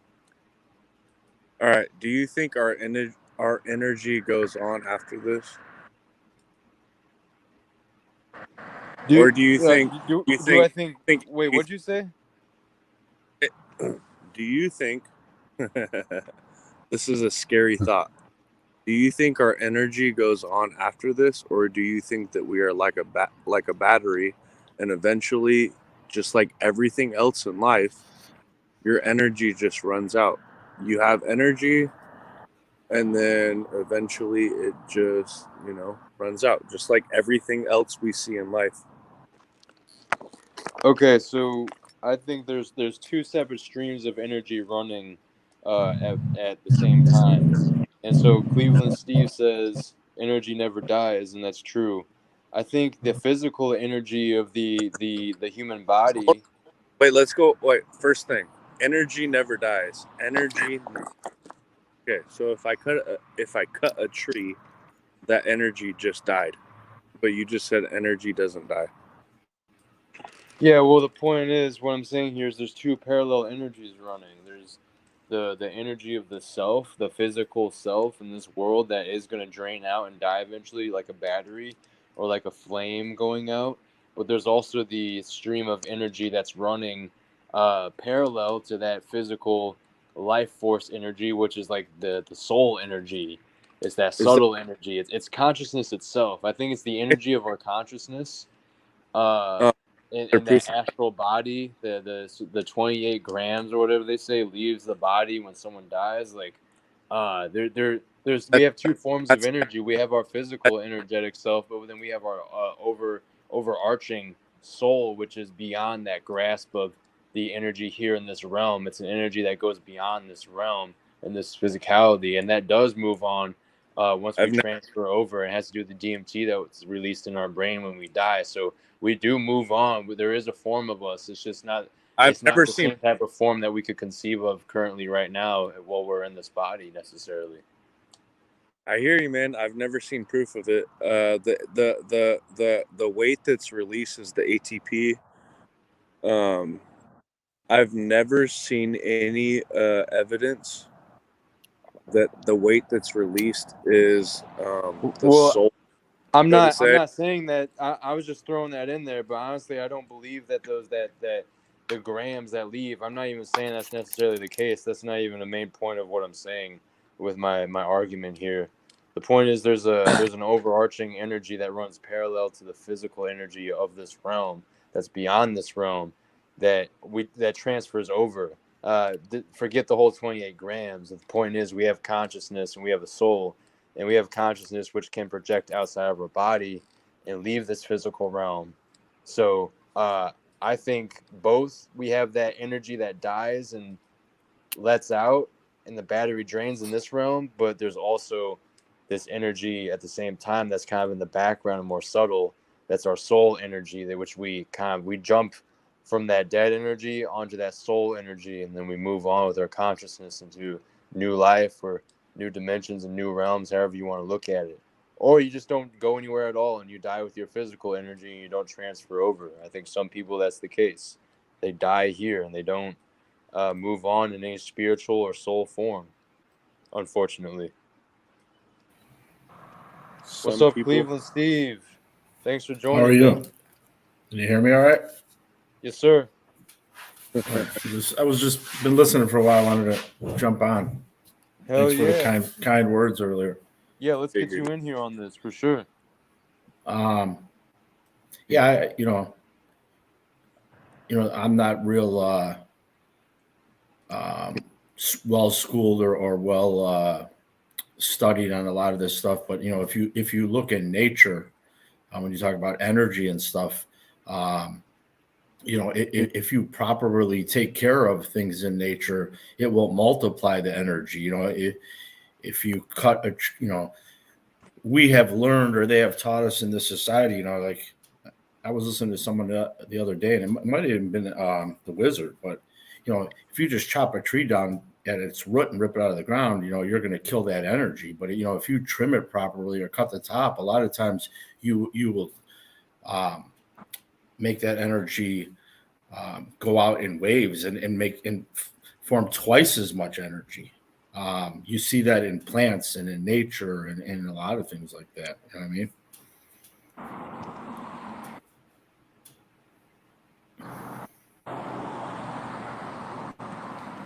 You guys there?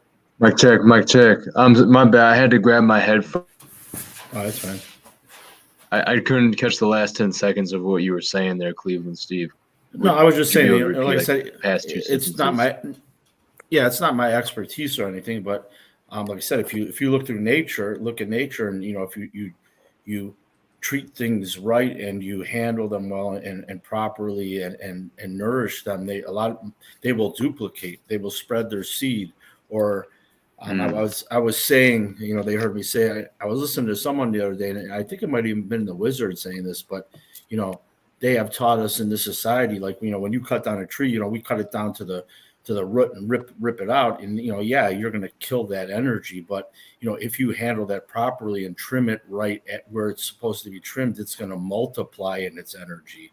It's going to bring more fruits. It's going to,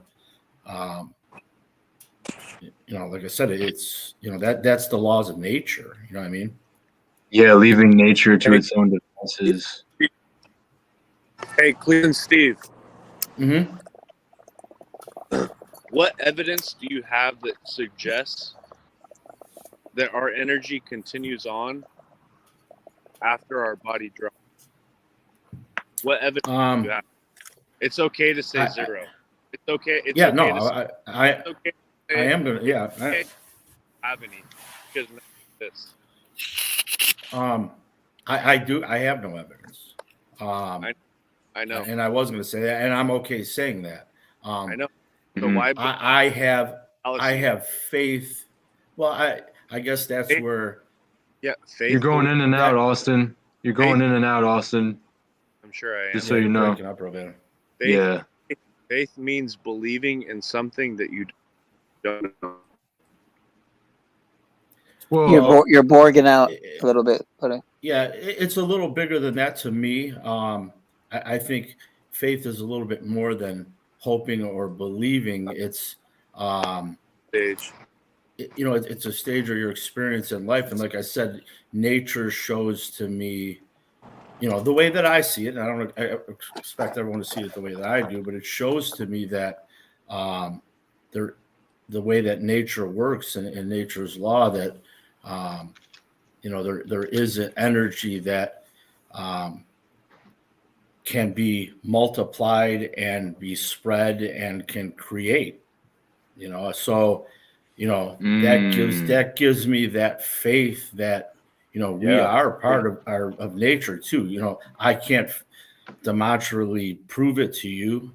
I quite that. So that's I think a lot of the questions that we all have and the search for truth that we're all on. I mean, that's the ultimate question. But through my journey, and I speak for myself, I've come to a place, like I said, where I have faith within myself that there is something more, and that's all that I can really say. That's not hard proof. I don't think you're not going to get that. You have a belief. I don't like now we're just playing with language. To me, you're cutting out real bad. I can't hear what you're saying. Yeah, Austin, you're still cutting out. Leave and come back in. So you finished your thought, Cleveland, Steve, or I can hop in if you finished. But I can definitely have. And you may, Crystal's, kudos to you. You're a wise man, and you can sometimes project, or not. I don't want to say project either, but say things in a certain way that is different, or get a message across in a different way. But this is to me, and this doesn't have to be for you, Austin, but faith and belief to me is a different thing. And this is where language really gets into being a weapon, or making us all be in confusion. But I'll let Crystal explain that. But to me, faith is something, I don't know how to define that, but it's something different than belief. Faith is something that through my experiences and through where I have been, that has led me in a direction to feel that these things are true, I guess. Right. Yeah. I agree. There's been a lot of things that have led me in that direction. Maybe I can't say 100%, but I'd say I'm pretty solid in where I stand with this, just because to what you're saying, Austin, I have 1 second, let me type this to Wizard. Okay, I have a solidity to how I feel about it because of my personal experience. I'm not necessarily going to try to prove it to other people, but I know that it's like more than a belief or opinion. I know like I said, I know that there's an inner knowing within myself because of my personal experiences I've had with what we call consciousness, and being able to separate consciousness from the mind and the physical body. And I mean, hell, even, I mean, people like to think that our dreams are just like a projection of our psyche. But I mean, when you're on the spiritual path, you do get to a point where you start realizing that it almost makes more sense to think about your dreams as like other dimensions of existence. The dream world is kind of like the astral realm or the afterlife, and the spirit world in some ways, that it's like that other side, that archetypal other side, and we go there every night, whether we realize it or not, or maybe that's just a projection of our psyche. But I think things like certain plants and things of this earth that we can use and we can eat and smoke seem to show us that there is more than the physical, that we have a consciousness that can go outside of this physical realm and have experiences that are just as real as this one to a certain degree, if not realer. I think that's what I would say. I think that's what tells me. That's what gives me a knowing, is what I would think I would say to this topic and what you're saying, Austin. Yeah, my personal experience of going outside the body. Yeah. And Austin, I understand where you're coming from. and I understand what you're saying. But because like I said, that's the ultimate question of everyone, and everyone is looking for physical proof in this physical reality, and I don't believe that we are going to find it there. So that's where you have to go to that spiritual side, and like I said, I have a faith there, but am I 100% positive? No, I'm not. Go I'm not to gonna that sit around. and pretend. Oh, Based off nothing. try I again. can't You're hear still you. cutting out. Yeah, my bad, Austin, your Austin. mic sucks, dude. Hear me? Yeah, a little bit. Keep trying. Did you change something? I've never in all the years I've never had mic problems until just now. Well, you sound good now. If you. Oh wait, maybe not. Did you change the setting? This is the first time in years I've ever had a mic problem. Oh really? Well, that kind of came through for the most part. What are the Okay, you're a little better. You're still kind of going in and out, but it's a lot better than it was a second ago. I don't know if you changed something. No, I haven't changed anything. I've never had mic problems before. This is the first time ever. Yeah, you're coming in way Could be the clearer now. screen You're share. good, bro. Yeah, it sounds better now. Yeah, it sounds a lot better. Yeah. So, anyways, faith, belief, not knowing, belief. I think faith is not as bad of a word as some make it out to be. Right. I think we have different connotations with the word faith. Yeah. And I don't think faith necessarily means baseless. Yeah, it means believing in something that you don't know to be true. Well, for me, faith Well, is well, yeah. knowing that when you do something from past experiences, certain things happen. I If was you just do it gonna say again, that. those things will happen again. This is the flip of a coin. You can flip a coin, and because it's got two sides, you can almost guarantee that it's going to land on one of those two sides. However, there are certain instances where if you flip a coin, it is very, very rare that it will land on the third side, the one that rolls, the one that moves. When you flip a coin and it lands on the side that rolls, it moves. But if you flip it and it lands on one of its flat sides, it lays still. So again, faith is knowing that if you flip a coin so many times, 50% of the time it should land heads up. 50% of the time it should land heads down. However, in our own private experiences, the faith is knowing that when we get on a bike, we fall. We know that we can get on the bike and eventually learn how to ride it because we see other people doing it. That's faith. Yes. Believing that you can ride a bike is one thing. Doing it and getting off or getting up and getting back on it when you fall off, that's faith.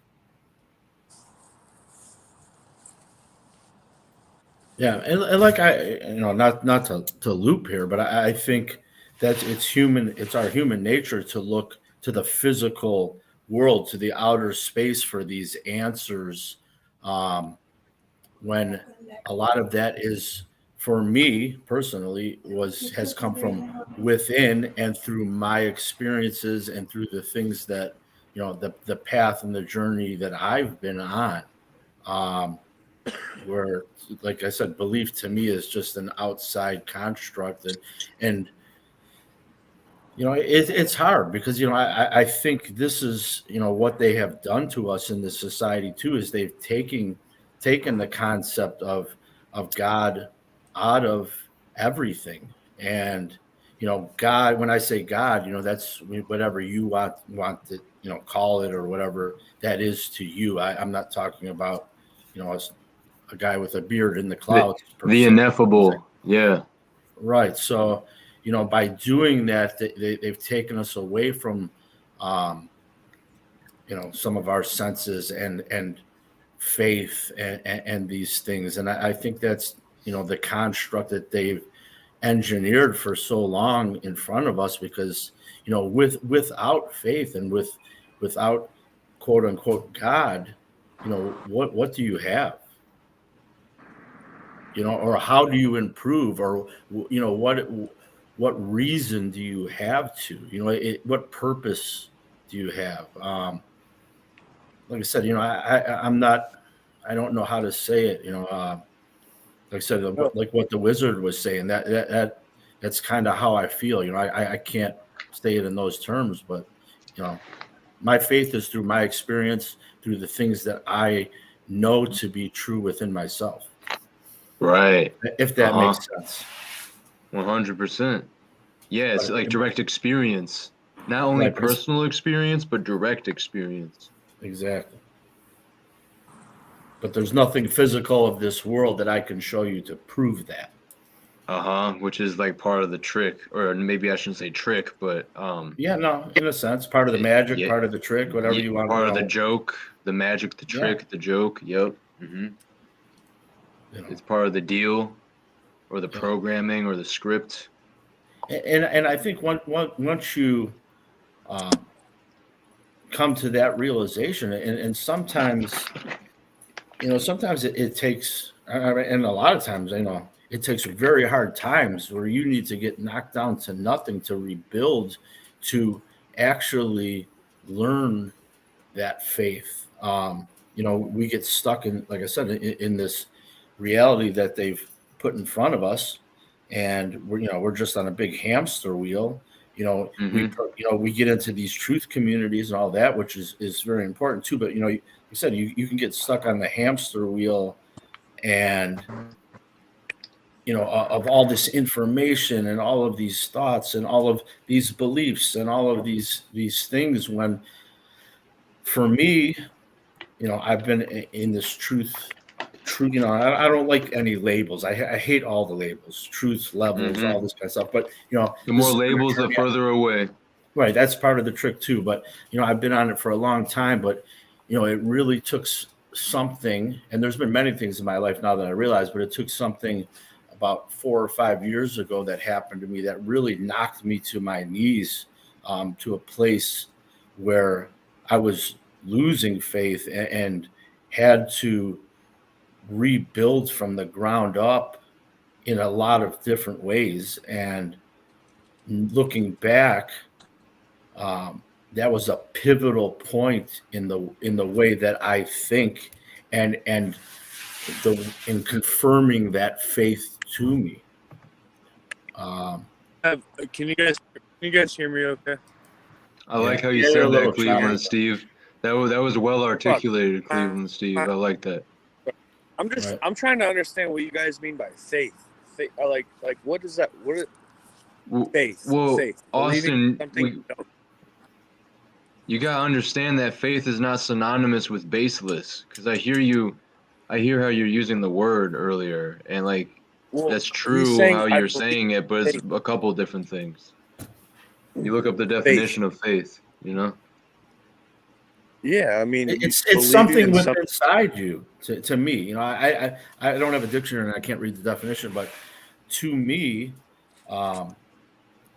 it is something. Faith is something within. It's something that I have learned, and something that maybe I'm completely wrong, but it's something that I have learned within myself, and it's something that I have experienced, and it's something.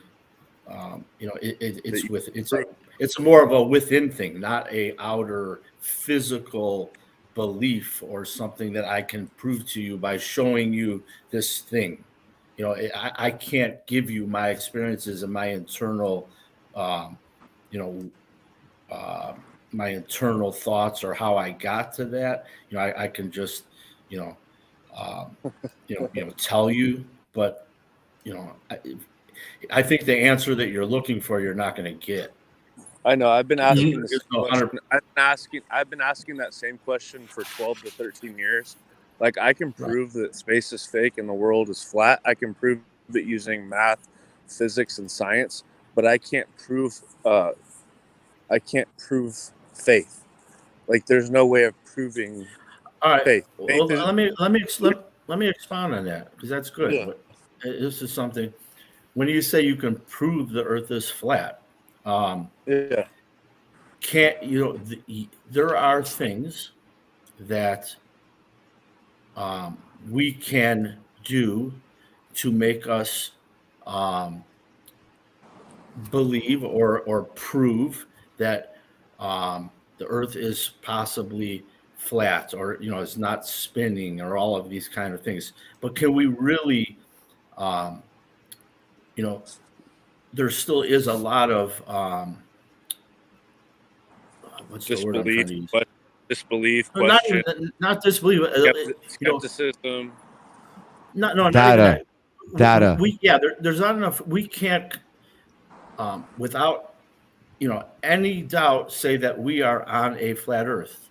Everything points to that through the things that we see and the few things that we can do, and our senses telling us that.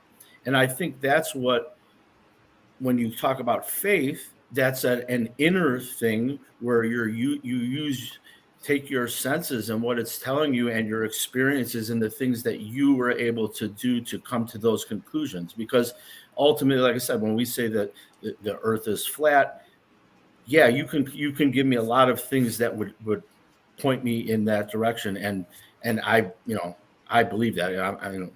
But at the same time, there's a lot of arguments that people can give you that can make you think that it is a ball too. But your senses tell you that it's not. That's where you go to your internal and to your physical senses and nature, and prove it. Facts. Prove it to you, and the facts to prove it to yourself. Because I hear you, man. I gotta run. I hear you. I'm listening. I'm hear you. It's kind of deep. That's a hard Perfect question. timing. Faith is a human characteristic. Yeah, I'm at the dog park, and I gotta go for a second. It's all All about good, man. putting your Thanks, faith into Austin. whatever you Yeah. focus on. So it's a human characteristic, which it's bound to your own personality. The faith is, you can either have it or not have it. It's just like it can be an illusion just as much as it could be tangible and real, to all depending on what kind of person you are. So Wow, I like how you said that, OTW. Yeah. yeah, and I just want to say, Christos, while I have the floor, if being a coward and being all those You're not a coward, bro. You're not a coward. I know I didn't, bro. I was at work. I know you said you. I saw the stream. You're not. That's why I said shout out to you, man. Yeah, I heard you, man. I OTW. understand the whole thing, and I get that, and it's all right. And look, the guy, he can say whatever he wants. It's 6 feet over my head, man. Seriously, what credibility does he have when he's there talking behind my back? So I'm not even there to, if I would have known that he was there and he was talking about me at the moment, because I was also busy and I also have a life, But if I would have known, I would have went up. I would have had that conversation with him. I've been asking him to have that conversation for fucking days now. I started a stream this week, and I freaking put the link on saying, come on, dude, let's have a talk, but not on your panel, because you have control and you can make fun of me on your panel. You can't do that when I'll have either control. We can set it up on my panel. We there can you set go. up Or something in a on neutral me. space. Yeah. In a neutral Yep. space where he doesn't have any power, where only power he has are the words that he speaks. And I'm ready for those words because I've been working on that. I'm not that, anyway, whatever he wants to say about me, it's fine. I don't care. That's his thoughts. He's, everyone's entitled to their own You're beliefs. working on his thoughts, just work on your own, bro. Who cares what they say? Just you, bro. Yeah. Right. Yeah. Concentrate yourself. Exactly. I agree. I've moved on to that this. one. I move on from this. It's just that now some people haven't. All right. Yeah, I did say I went to war. Big deal. I said a lot of things when I'm angry. Fuck yeah. Who gives a shit? You're gonna dwell on my words? What are you, dumb? That's the whole thing. You understand? I have literally moved on from this. I don't even want to bother. Bro, I with it feel anymore. you, bro. I feel you. That's what all I me want to and do is another- continue yeah. doing what I was doing when I was on Bro Sanchez's panel, and when I come up on panels, is what I love doing is building, man. So it has nothing to do with whatever. OTW, my friend, you know who you are. You know who you are. Yeah, I know. Well, that's why I'm not So- like here defending myself. I'm just saying, Yeah, like, so don't allow people to fucking or anything. But this is how the Matrix. No, but I'm this is how just the pointing program out that acts. I'm not It's trying to afraid. fucking- I'm not afraid of this person, and he could come up on the panel at any given moment, and I'll talk with this guy. You understand? And if he thinks it's because I'm Who too much of a coward. Who are you talking about, OTW? Yeah. Oh, I'm talking about Paul. I'm sorry, I didn't Well, mention his name. it's funny. I was there earlier with Paul, and I was saying things to him and he would not even respond. He just all he could do was ignore it because and then he was just like focusing on that meth head guy pointing like flagging himself with a machine gun and shit. You know what I mean? His own narrative. His own narrative. That's it. See, the only power he has I told is him, I'm over like, meth Paul, why heads. do you, I don't know. I'm like, Paul, why do you go after low hanging fruit and shit? That's what I was telling you. You would not even respond once to me at all. Stop going after low hanging fruit, Paul. That's what I was telling you. See, he can't mute you on Christos's channel. That's the whole thing. Exactly. Paul, come up here. Let's talk, man. And then he can't mute me, so he mutes himself. I'm glad I had him on earlier.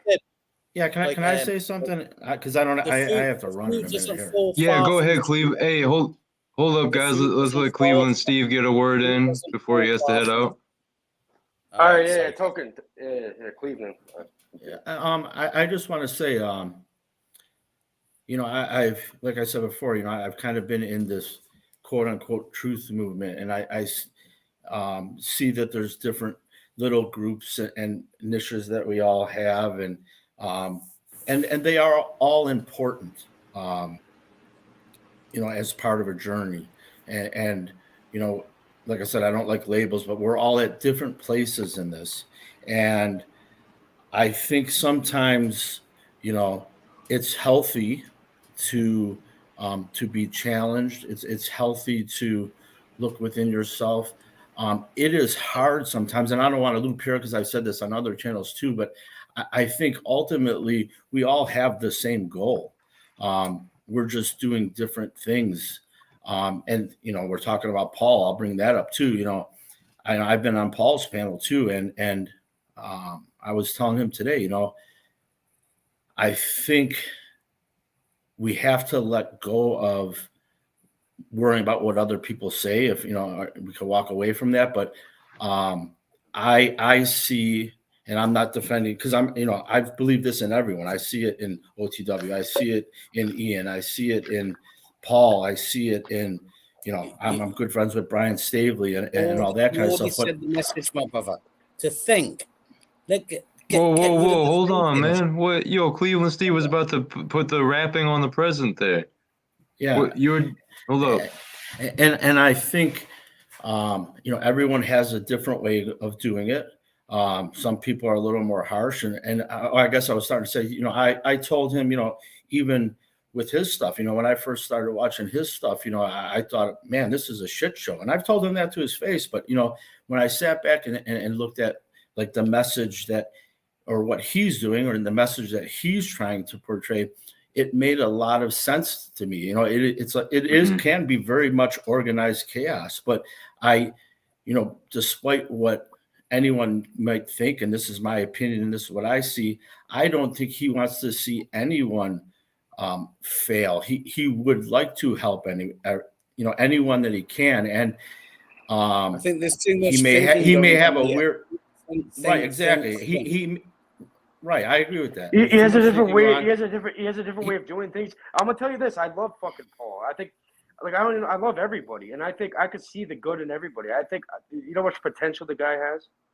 You know what I mean? 100%. 100%. And I'm, kind of to 100%. wrap up, I'm kind of glad to see what happened here today, because, I like I said, I think we all have a common goal. And one thing that I've said, on a couple of, different streams and all that too is, and this is what, we all have to come to, and we're all at different places. No one needs validation or anything like that either, but it is very hard to, at times, to tell someone the truth, particularly someone you love, like my children, all that. But I have learned that I am going to tell you the truth, whether you like it or not. And I'm not saying that I'm right. I'm going to tell you the truth that I know, whether you like it or not, because if I don't and let you walk from that, I have just failed you. And I've in my mind, I have let you walk away to fail. At the same time, I want everyone to tell me the truth. And this has been something in my life before all of this truth and Paul and all of these things too. I used to tell people, I want, tell me the truth, because I cannot become a better person. I cannot increase my truth. Steve, can I tell you the truth, Mhm. please? The truth is, we need more people thinking like that. Yeah, and it, like I said, it may be harsh, but and like I said, sometimes maybe it gets carried away. Emotions get involved, egos get involved. This is part of the dialogue. But sometimes when I tell you, I want you to tell me the truth, because that's the only way that I'm going to be able to improve or see things or do the inner work. There may be times where you need to scream in my face to get my attention. And if that's what has to be done, I want you to scream in my face and get my attention if I'm not paying attention. I don't, I try to keep all of that stuff out. And if my emotions, I mean, we all have emotions, we're human, if these things trigger you, or if these things maybe you don't like to hear, or can be uncomfortable, sometimes not reacting in that moment. And this is what I had to learn, because I used to be a hot-headed temper. I would just jump, this was my personality. But once I was able to drop my ego, now I like to take a step back. And don't get me wrong, I will, if you come up and punch me in the face, I mean, it's on. I'm not going to let that happen. At the same time, with things like this, especially in this metaverse thing, sometimes it's better to take a step back and just view everything from a different space and put some time to it. And that's what I've been doing over the last month. So yeah, and I recommend that, because I think if we do that, we get to understand where everyone's at and what maybe there is important to them and where they're at. And I think that if we all do that, not necessarily everyone's going to get along. I mean, that wouldn't be healthy either, because if everyone's just getting along, we're not making progress. But I think that at the end of the day, things cool down. We see things in a bigger perspective, and that allows us to actually come together and build this community, quote unquote community. Like I said, I hate all of these labels, but if that makes sense, and I can ramble on about it, but it makes perfect sense. It makes perfect sense. All right, we gave it to Steve. If you can allow Token to say something, because Token has a lot of. Cage. Yeah, and Cage, actually, I have to run. I just I wanted to put that in there, and kudos Perfect. to everyone on here. Thanks for listening to me babble on. Peace, Steve. Yeah, and Christos, I like what you're doing. I know that I know you don't need validation, and this isn't talking down to you, but maybe you hey, Steve, Steve, my you brother. have a lot of good to bring to the table. So I'm going to take off. Hey, Steve, my brother. Yeah. Much love. Yeah. I loved the way you said these things. You put it in a very eloquent way, a very great communication skills. Like that. That's beautiful. Continue on the path. This is a great work for a reason, right? Right. And I think we saw some of that today, and I hope everyone who is watching or who is here, like I said, maybe take a step back and look at what just happened today. And, maybe it's only a small stepping stone, but this is where we need to go. And sometimes we have to take baby steps. And, like I said, I can ramble on about it a lot, but I've really been sitting in the background the last few weeks and months and reevaluating, this whole truth thing and where I'm at. And I've realized that people are, like I said, in different places, have different goals, in the moment, but the ultimate goal I think we all have. And, we need to come together. They want us in fear and they want us divided. I mean, so, I'll just leave it at that, but, like I said, I got to run. I hope, like I said, I tend to babble, and I maybe can't be very eloquent with my words, but I think that's where we're at. Stop worrying about all this stuff. Take a step back. Let's all take a breath and ultimately, I think all of us, if you're in this kind of community and you're really seeking truth, you don't want to see anyone fail. Some people you're not going to be able to help, and you have to let them walk on, and you have to walk away, and that could even be people that you love, but ultimately, I don't think anyone here, I don't think Paul, and I'm bringing up that name because it's part of this conversation, I don't think he wants to see anyone fail. You wouldn't be here seeking this stuff if you did. That's my opinion, and I guess I'll leave it on that note. And good luck to you, and it's good seeing everyone, and I'll see everyone around. Yeah, man, definitely. And great segue for my comment, brother, because when it comes to the low hanging fruit, these platforms are built, and people come to these platforms.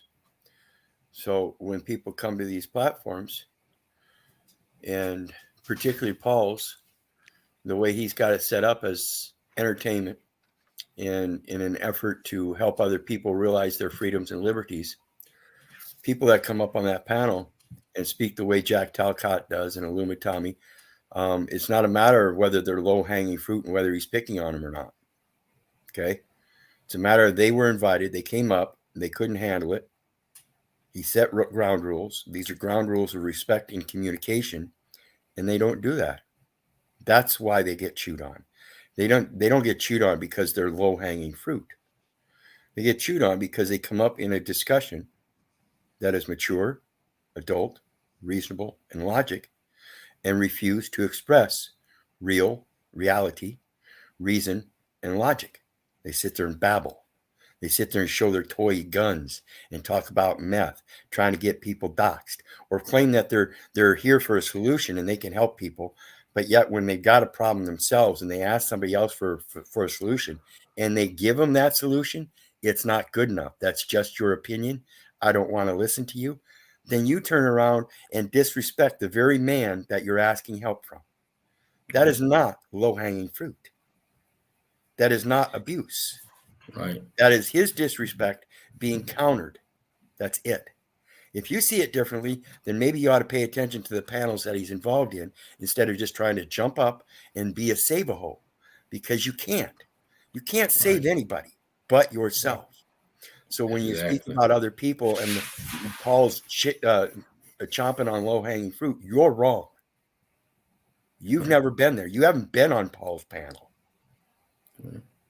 Can I add one thing to that too? Man, I gotta get the hell out of here. But I another dynamic that I've seen with all this, because I am a part of all these communities, and I've done that too, is these people, and I don't even have to mention names, but these people that do go for help and don't want to take that fruit or do not want to do the inner work, they tend to troll around from one panel to the other, and then it gets, for instance, a panel like yours caught up in everyone else's shrapnel, and then, it brings a negative vibe or attention to you. And I've seen these, certain individuals just jump around, and all they're looking for is self-acknowledgement. And it's unfortunate because, if you're not the first one to recognize it and push them away, then you become a predator for them, and they show up and they bring a negativity to your message and what you're trying to do. And they do come in with a very, what appears to be a genuine seeking for this stuff, but ultimately they're going to undermine, what you're trying to do. So, I've seen this all the time. So, just be careful. I see Christos. I see you're recognizing that, and Hey, Steve, I don't want to interrupt or interject, but Token wanted to say something right before all this and left. Yeah, and that's fine. It's possible. And actually, I do have to run. I just wanted to add that, and I hope everyone, like I said, everyone, hears it for what the message I was trying to portray. And peace to everyone. And the message has been keep conveyed. pushing forward. The lips of wisdom are Thanks. sealed except to the ears of understanding. Good Right? to meet you, Peace. Cleveland, Steve. So, Yeah, take care. Peace all. much love. Bye. Thanks, man. Okay. But Yeah. but it's very true, Apologies, though. Tokes. Here we go.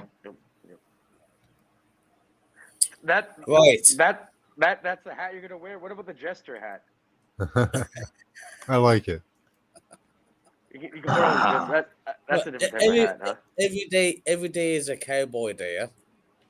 You know, like like we call it the like. Chris is Every going day to is a grab the school jester day. hat right Every now. day is a He's school ready. day. Every day is a school day, but it's a cowboy day, yeah? Because you have to like weave in between what's right and what's wrong, and concentrate on like the positivity and love that will direct you exactly where you need to go. I'm not Christian. I'm not religious, but I know nature always works.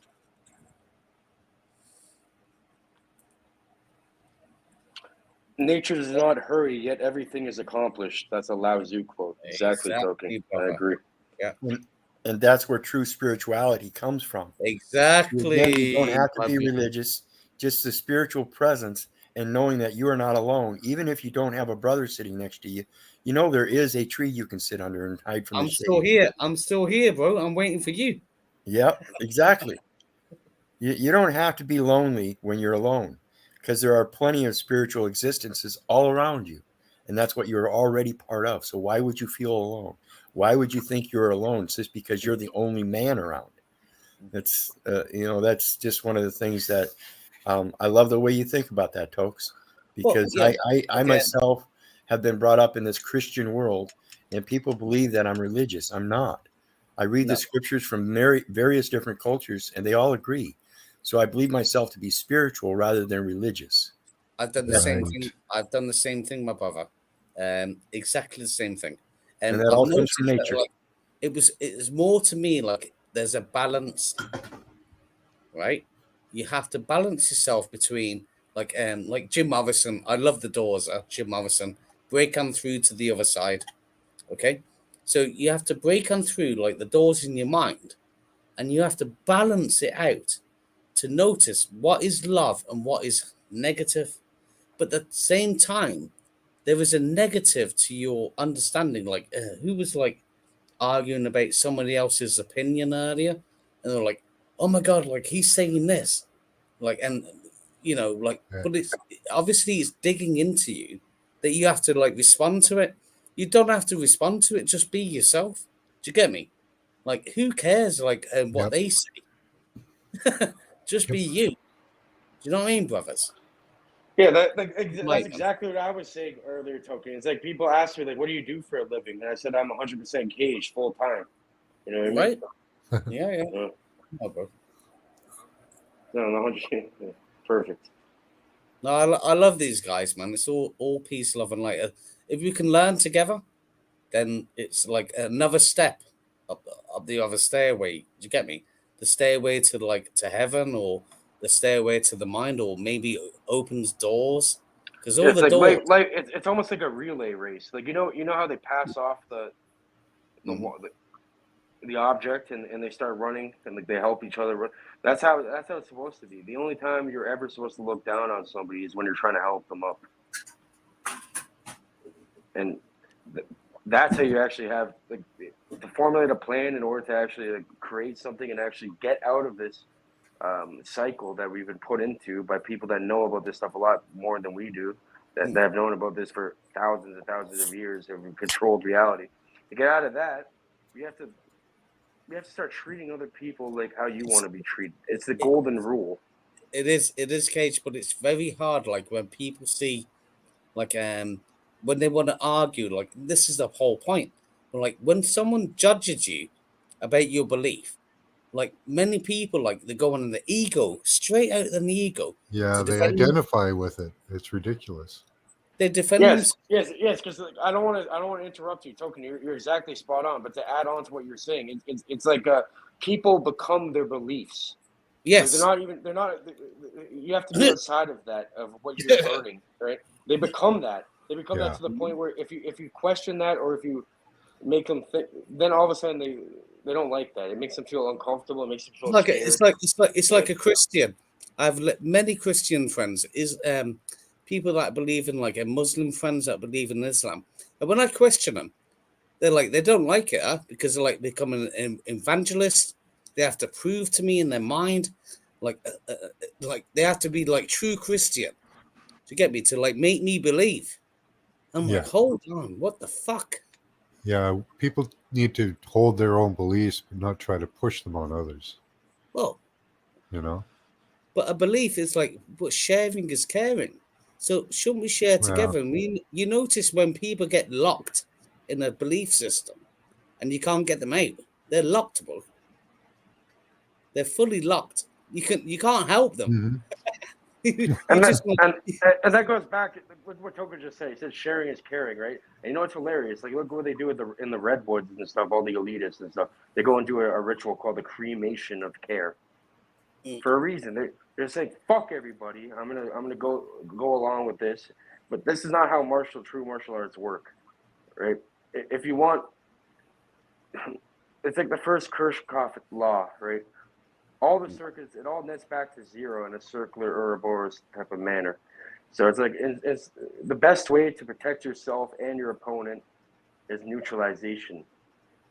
Just because you can face them with incapacitating strikes of your own, and it might even be justified. The best option would to be a neutralization where you're protecting yourself and your opponent at the same time. And this law, in every facet of reality. You know? Hold on, Cage. Like my friend, like I can't think of his name. Sorry, guys. Put up Indra's web. Pull up the picture of Indra's web.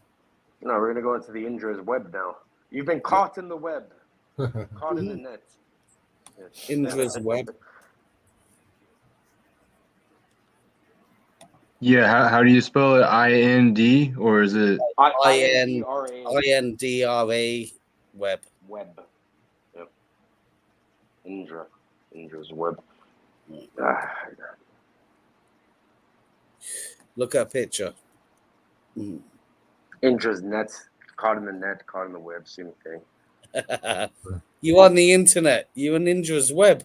I went on YouTube and got caught in the net. Welcome back. So like fractal Tetragrammatron. It's fractal, exactly, bro. It's all fractal. Thanks for bringing that up. Yeah, I remember someone brought that up. I forgot this was a thing. Indra's web, Indra's net. Yeah, Yes. okay. Why do you think I created my own site? Weeping Of course, spiders reality may is not fractal. crawl. Wait, who said why do you think I created my own site? What were you saying? Yeah, why do about you that? think I created my own site? Weaving To spiders. push the envelope of the fractals and like continue the It's my web.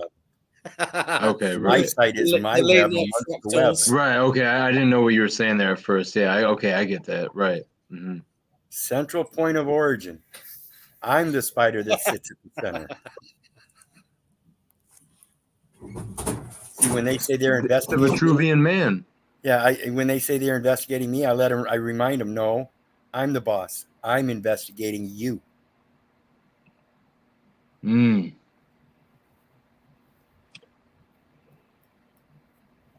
Flipping the script, literally. Yes, you strip their power by repositioning the reality of what is.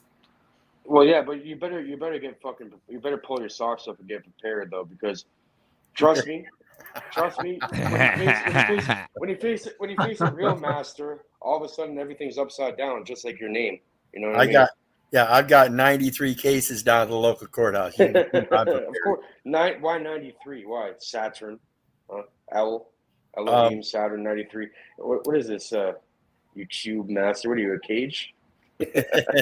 You're your own cage. That's what I want. Everyone has to be their own cage. Well, there's 93 cases of bullshit in 33 years saying that I was a slave. I was a fucking fool. I was the idiot. That was 7 years ago. It stopped because I stopped. I stopped sitting on my ass and started doing something about it. and that stopping, sitting on my ass, and doing something about it meant I quit the system. I closed So all you're not just banks. I lost sitting my there. job. I Yeah, sold hold on. everything You're off. not I'm doing just nothing sitting. but barter and trade now. Yeah, Oh, you're cool. not just sitting there twiddling your thumbs anymore, right? Oh no! Look at my last 7 years and see all the research. See the notices I send out. I've got a notice on my mailbox. I've got a notice on my door, on my front door, and my back door. I've got notices that I sent out to the local medical society out here when they threatened that they were going to quit serving my companion in her disability. So I told them to send me a true bill. So they sent me a true bill. Guess what? There was not a single dollar sign on it, nor was there a mention of a dollar period. So I let them know, according to the observation, there is zero value here. No plus marks, no minus marks. It looks like some kind of medical equation or mathematical equation that has no ending or beginning because it makes no sense. It had zero value. I returned it for zero value. We haven't had a word back from them. That's been a year and a half. You got to let them know. Everything nets back to zero either way. Yep. So when they sent me a document saying it was a true bill without a single dollar sign and without any notation about whether it was a bill or not, I accepted it as the true bill that I requested, and then they sent as a true bill for the value that was in it and sent it back for zero value. They haven't contested that. The last word on the record was that the document they sent me had zero value. Now, if they can prove that that document has value and that it is expressed appropriately as I requested, a true bill, then please do so. But without a dollar sign on it, you pose zero value for a bill looking for dollars. Don't know what to tell you. Now, what's your definition of dollar? Doesn't matter, does it? Christos, I'm not sure if you've looked up this book before, but The Kabbalion by Three Initiates. Kybalion. Three Initiates. Okay, I'm going to write that down. That would be a good starting point, I think. I got to cut out, guys. Thanks for letting me share. It was nice meeting you all. Hey, Max. Peace. Max. Thank you for being on here, bro. Okay, I'm writing it down right now, Cage. Just search it up so other people can kind of see it. And maybe, I'm not sure if anyone here is familiar with that, but that's like a fundamental basic to look into. Okay, well, look. Like, for example, like, like characters like Mark Passio and stuff. He's pretty much just trying to explain these principles that are in the Kabbalion, and he calls it natural law. And so you can make your own version of it. I'd recommend going to the source material.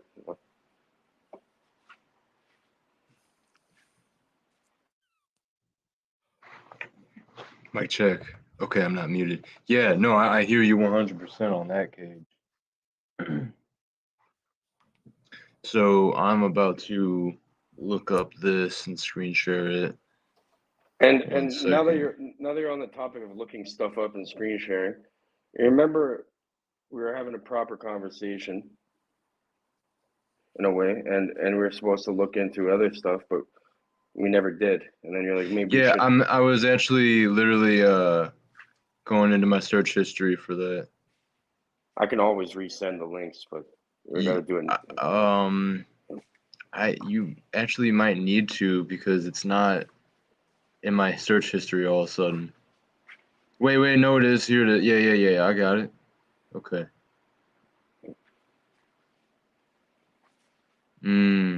Okay. Cool.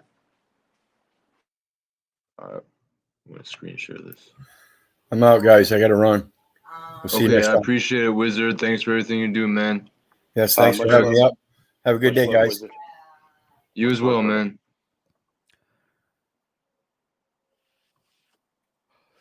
So it's the Tres Amigos once again. The Three Initiates. Oh, D'Artagnan just walked in. The fourth Musketeer. Specifically, they fall under a federal. This is not the one we already watched, right? No. Looking at I don't think so. Federation called the Jongdoryu, a hybrid style of martial arts created by Grandmaster Yong Sok Kim. In this video, I wanted to detail a bit of his history developing it. Master Kim grew up in South Korea in the 1950s, just a few years after Japan ended its brutal occupation there. This was also at the same time as the arts of Taekwondo and Hapkido were officially born. He began studying martial arts as a child when his father enrolled him in Hapkido classes to toughen him up. He spent several years training under various first-generation masters of both Taekwondo and Hapkido, before eventually opening his first Hapkido dojang in Seoul in 1969. He continued training and teaching with other up-and-coming masters of the time, most notably Master Kim Nam-jae, who still operates his dojang in Seoul today, as well as Master Kang Mu-young, who also continues to teach out of San Diego. In the year 1976, Master Kim moved to Colombia to begin spreading these Korean arts to the Western world. At the time, martial arts were not very familiar on this side of the world, especially in countries like Colombia. He was among the first 5 Korean masters to bring Korean arts to Colombia. Over the next few years, he opened and developed his own academy in the city of Medellin, teaching to survive as he had no knowledge of Spanish yet and was working to support his wife and 2 young daughters. In 1980, due to the growing danger and threats to his family, as well as the rapidly increasing drug trade in Medellin, Master Kim set his sights on the United States. He left an extremely successful academy in Colombia that continued to thrive after his departure. He found an opportunity here in the city of New Orleans, where he started by teaching at the local police academy before eventually opening another studio of his own. It quickly grew to success.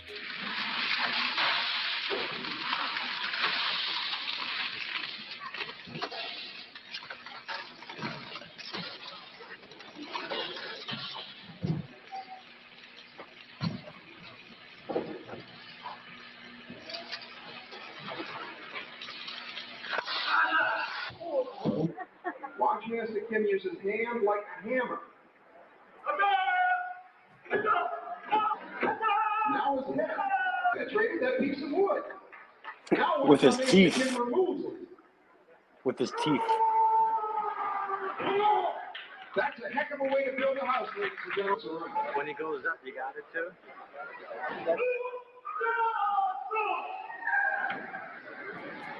And then again in 1983, it was time for Master Kim's next chapter.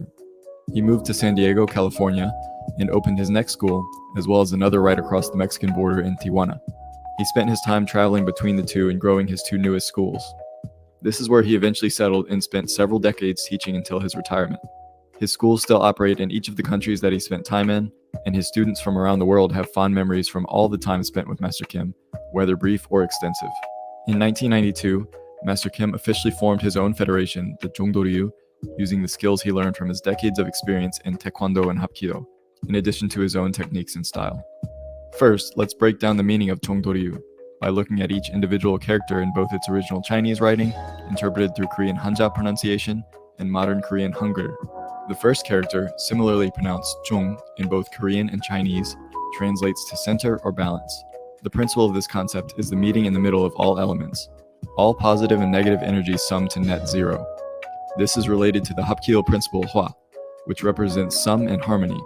The Jung also represents the marrying of Taekwondo and Hapkido, the 2 arts that Master Kim used to create Jongdo-ryu. This principle is also about remaining in the middle when conflict is present. Master Kim once told me, "Only the wind knows where the wind comes from and where it goes. I will not stand in front of those winds." Wise words. The second character, pronounced Dao in Chinese and Do in Korean, translates to way, method, or direction. This is formed by 2 Chinese characters, Shou, meaning head, and Chuo, meaning go. This is one of the most common characters seen in martial arts, at the ending of both Taekwondo and Hapkido, for instance, but also across many others, like Judo or Karate-do. This signifies that there's a procedure or system behind the techniques in the art, a proper way to go about them. Do also signifies direction and purpose. In the words of Master Kim, to achieve right direction, humans must achieve harmony at 3 levels: thoughts, feelings, and actions. Now, the third character, pronounced Liao in Chinese and Liu in Korean, translates to flow or style. This is the same character as the water principle in Hapkido, hence the correlation between flowing and water. What this character represents for us is organization and the constant sharing of knowledge to develop and learn from one another. The Liu, or flow, is the only way we can grow. We all contribute to it and we all rely on it. The advancing of martial arts from ancient to modern times and then to times in the future is reliant on generations to continue to learn from the past and work toward a better future. Water is arguably the most essential element of life, but when misused, can cause death and destruction. Ryu represents both the calm and the potential danger. So put together, Chongdo-ryu directly translates to the way of flowing in the middle, which we call the way to righteousness. A martial artist training in Chongdo-ryu learns to be open-minded and treat every interaction as a learning opportunity, no matter if it is a positive or negative interaction. We're not just here to learn how to defend ourselves, which is a simply reactionary practice, but instead to learn how to carry ourselves as humans in the most optimal way possible, to train ourselves physically, mentally, and spiritually to be able to contribute the most to society and those who live around us. Our martial art is not simply a sport or weeknight activity, but it is a way of life. Our style is traditional in the sense that its roots come from traditional arts, and we preserve many of their practices, but it is also modern that we have adapted techniques and practices to fit better with culture and time period. Master Mauricio, who was Master Kim's first student in Colombia, explained some of this briefly in our interview on this channel. The difference for me with Grandmaster Jonas Kim is that in Colombia, he taught the full range of martial arts, which comprehended not just the physical part, but the philosophical, mental, and many other components like breathing, meditation, and so on. For example, we had every Saturday we had an 8-hour class, and part of that class was physical conditioning. Part of that class, was forms and kicking and sparring. But a long piece of that class was learning other things like acupuncture, philosophy, meditation, and so forth.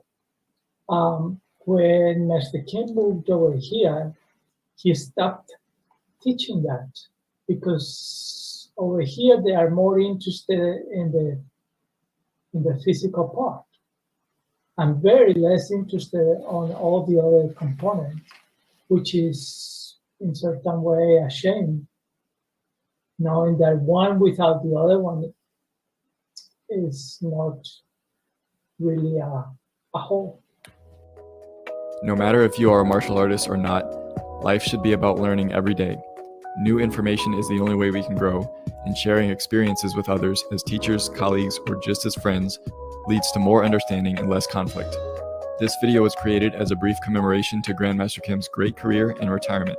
Hopefully this video can help reach his ideas to new people. I'm only scratching the surface here of the life and teachings of Master Kim. If you want to learn much more about him or the Chongdo-ryu, I will put a link up to his book titled Chongdo-ryu, The Way to Righteousness. Stock is very limited. Congratulations, Master, and thank you all for watching.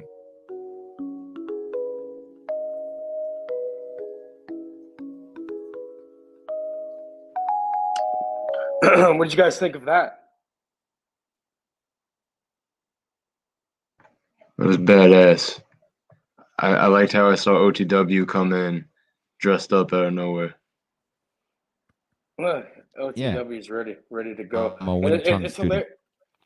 Yeah, and I love the fact how he was talking about the yang or the yin yang, but in Hapkido they use the red and the blue, just like how OTW has that in his background.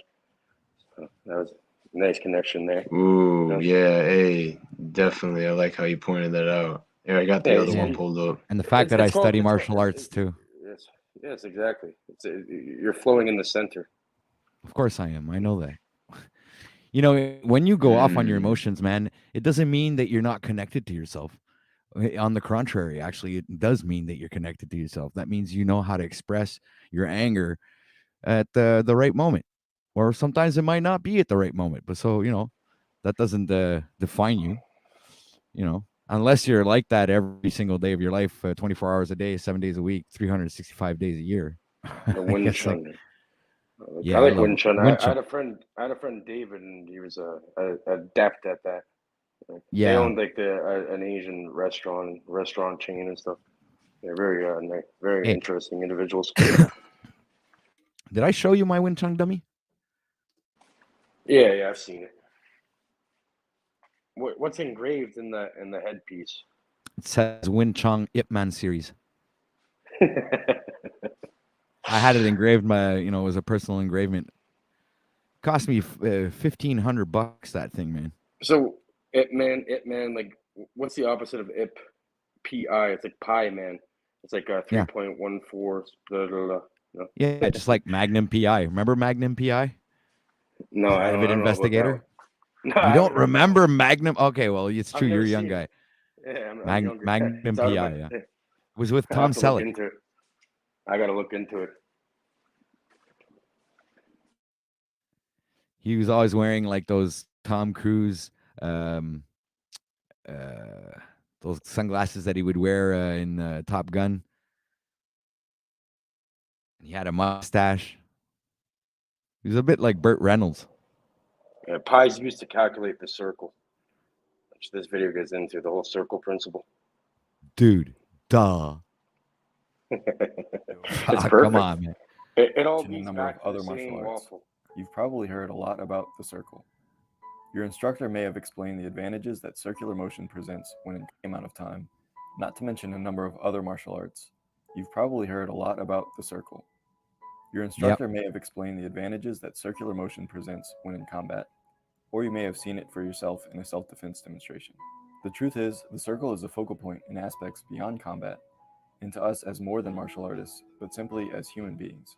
But let's first talk about those aspects in combat. Hapkido is usually considered a soft style art, though it can use hard style techniques as well, which nothing is absolute, right? Everything should be able to pull from multiple styles in order to be more complete. But that's a topic for another video. Anyway, you can simplify things by generally viewing circular movements as more soft, whereas straight and direct techniques are, quote, hard style. The principles of Hapkido, in the realm of self-defense, rely and focus on redirecting instead of blocking attacks.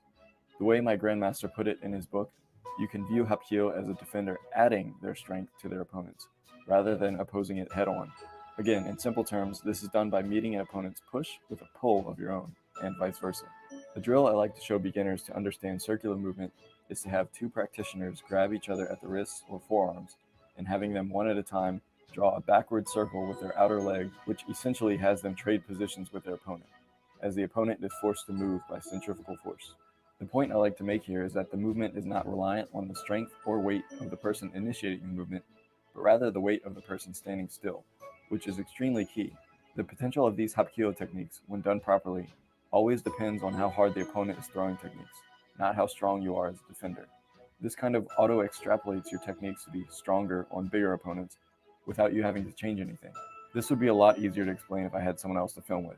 Thanks, COVID. Also, it is generally easier to block oncoming strikes using a circular movement, a redirection, than a standard hardstyle block. It can also usually help you set up whatever you're moving into next, without having to stop and start. The fluidity of these soft movements gives you the advantage to move into a counter or escape with relative ease. So all of that is probably the main material you'll learn with the Way of the Circle. So what else is there to cover? Hopefully something else you would have learned in Hapkido is the Danjon breathing, which you may hear called circular breathing. This is another important application of the circle you will use in martial arts, but ideally in your everyday life. The reason it's called circular breathing is because you are taught to slow down your breathing substantially while moving energy circularly through your body. As opposed to breathing linearly and quickly in and out of your lungs, you imagine inhaling through the nose, taking it up through your head and all the way down deep into your diaphragm, and then back out through the mouth, thus completing the circle. I have some videos on this if you want more information. I think What Wing else is Chun is a step, physically, it's but a, let's get a step philosophical. higher than this. Life is circular if you think about it. How many times have you heard the term life cycle or circle of life? Even just in martial arts, you start as a beginner student and may eventually become a teacher someday, and your students start at the same beginning of the circle that you once did. The difference is you try to smooth out the areas that you may not have done properly the first time around, as all teachers should strive to make their students better than themselves by using the lessons learned from mistakes along the way. But all life is cyclical, where our society constantly evolves, trying to right wrongs from before so that hopefully the next generation can advance and live a better life than the one before it. Because if you're not growing, you're dying.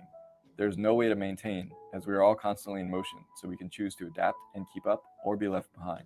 My ultimate goal is to relate the principles of martial arts to real life, so I hope covering these aspects can at the very least inspire your mind to think more deeply.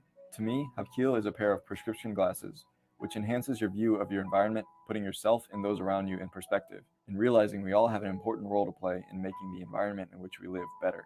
Whatever martial art you practice, or if you're just watching this for fun, just make sure that you're doing something you enjoy, and that it's something that causes you to think more positively instead of negatively. Thanks for watching. Yeah, I'll fucking drink to that. It's a pair of prescription glasses, huh, OTW? Yeah. Hey, dude, seriously, but the other art that's mixed in with like I do agree with a lot of what he was saying. Like in Wing Chun, it's Tai Chi, the soft part of Wing Chun. Wing Chun is the hard, it's the but what I like about Wing Chun, which is much different than what in this one, Tai Chi shows a lot of circular motion and all this. But what I appreciate about Wing Chun is it's a defense strike. It's both at the same time. So when you defend yourself, it's also an attack at the same time. So this is what I appreciate with it. You understand? There's no moving around for nothing. It's the block is the strike. So you can incapacitate the opponent in a couple of strikes. That's it. It's over. The game. The fight's over. Wing Chun is very the way I've seen it, it's in my opinion, it's like one of the most maybe not deadliest, but lethal, one of the most lethal martial arts out there, because it's designed to incapacitate your opponent extremely quickly. Well, like the way I was taught, like the person who taught me, they literally told me, I was like a little kid. They're like, he literally told me, it's like, I'm not teaching you self-defense. He's teaching you how to fucking kill people, So yeah, that's it. Well, that's what yeah, Wing Chun's all about, man. It's not a fucking lovey-dovey thing. That's why it goes good with Tai Chi, because Tai Chi teaches you to have control over your because you can take it too far, obviously, right? So Tai Chi keeps your chi in line, man. It keeps your energies focused and your keeps you balanced. Because in Wing Chun, you could go all out, and if you don't have balance, you could literally kill someone like that, So the Tai Chi is very important. Same with Aikido is one of those. Yeah, Aikido is one of those. Hapkido. Yeah, but the Hapkido. Hapkido, yeah. It's Hapkido. Yeah, with Hapkido, it's the same. If you use these techniques in a serious manner, yeah, you're gonna fucking really hurt somebody badly. Like, so that's what self defense like teaches you. You don't want to hurt people unless you like really, really, really, really have to, So. Yeah, and what I like about Wing Chun is instead of using circular motion, it's micro explosions that deviate it's crazy. The micro explosions deviate the whole balance of your opponent in one single movement of your wrist. All right, which is fucking crazy, man. You can just one movement of your wrist, just turning your wrist like this, has more power than a punch. Okay, just turning it. Well, like, look, move your finger and move your hand, move your leg, right? That energy that's produced there can light up every human eye that's ever existed. That energy. It's a simple calculation. So. Yeah, so these micro explosions can literally deviate all the energy into a different direction, which gives you all instantaneously gives you the the advantage. Once you learn how to master the micro explosions, man, you can literally break branches, but you see, thick branches, and you could hit tree trunks without it even hurting you. Exactly. Like you see how what they're saying, OTW, like they're saying they're saying this could be used. We could use these principles though, just like on YouTube, like talking to people, Yeah, you know what? I think I'm even going to show you an example live. Watch this. Hold on a sec. Oh no. Yeah, hold on a sec. Let's see OTW. Let's see the OTW kick. Should I go on camera and show some technique off too? I don't know. You might have to, bro. All right, guys. Hey, I see you with that bench press. Hey, Mark Basket, shout out. Mark Basket's always talking about bench pressing. You see OTW. Yes, sir. This guy's a whole little gym and shit in there. Yeah, of course, man. What do you think? I'm fucking. That's right. I train. Awesome. I do all kinds of shit, man. I'm fucking. What do you thought? Well, I've been lazy lately, but anyway. So yeah. So here I don't know how I'm gonna set up the phone so you guys can see. Why don't you put me full screen? No, hold up. All right, so. All right, so.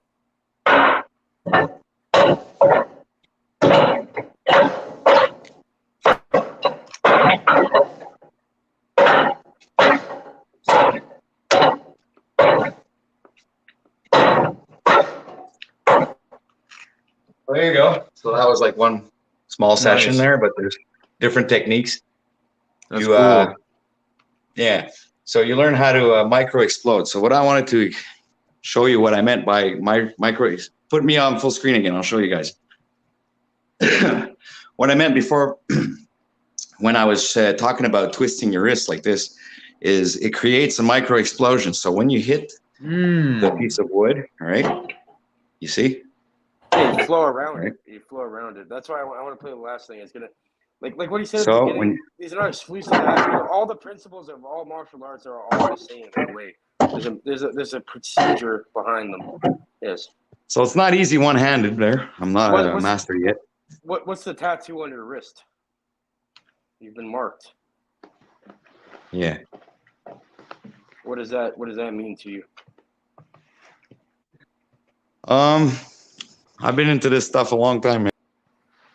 Okay, we'll leave it there. It's not for YouTube. Okay. Never mind, dude. You don't want to know.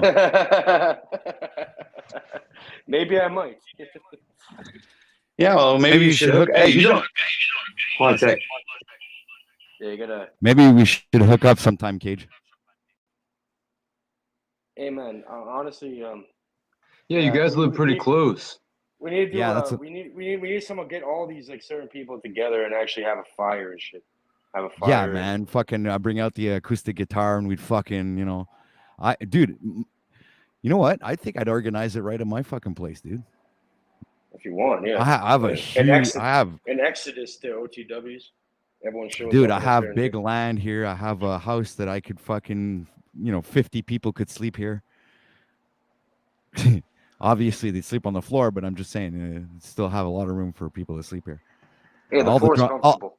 Yeah, and I have another part of this, the house, where it used to be an indoor swimming pool, but now it's like condemned. But I turned it into like a stage in my studio and everything, and so I could invite over at least 30, 40 people just in that place there alone, and we could I have a big stereo system, and have a big fucking party and go all out, man. Dude, I could see that happening, honestly. So can I, man. You guys better fucking prepare yourself, because if I show up, I'm gonna put you guys through fucking hell. Dude, you have my address, man. Fuck off, man. You fucking If I come show over up, here with it. I'm gonna put you guys through hell. Like, bro, I'm gonna make, but it's like good. It's gonna be good. Like, we're gonna be fucking. You're gonna be like almost having a heart attack. Dude, we should be planning this. We should seriously organize a fucking powwow or something, man. Like 1 week there where we fucking hang out and fucking have a great time, man. I'm down with that for sure. You can make like a retreat or something. Yeah. It's a fucking treat. Either way.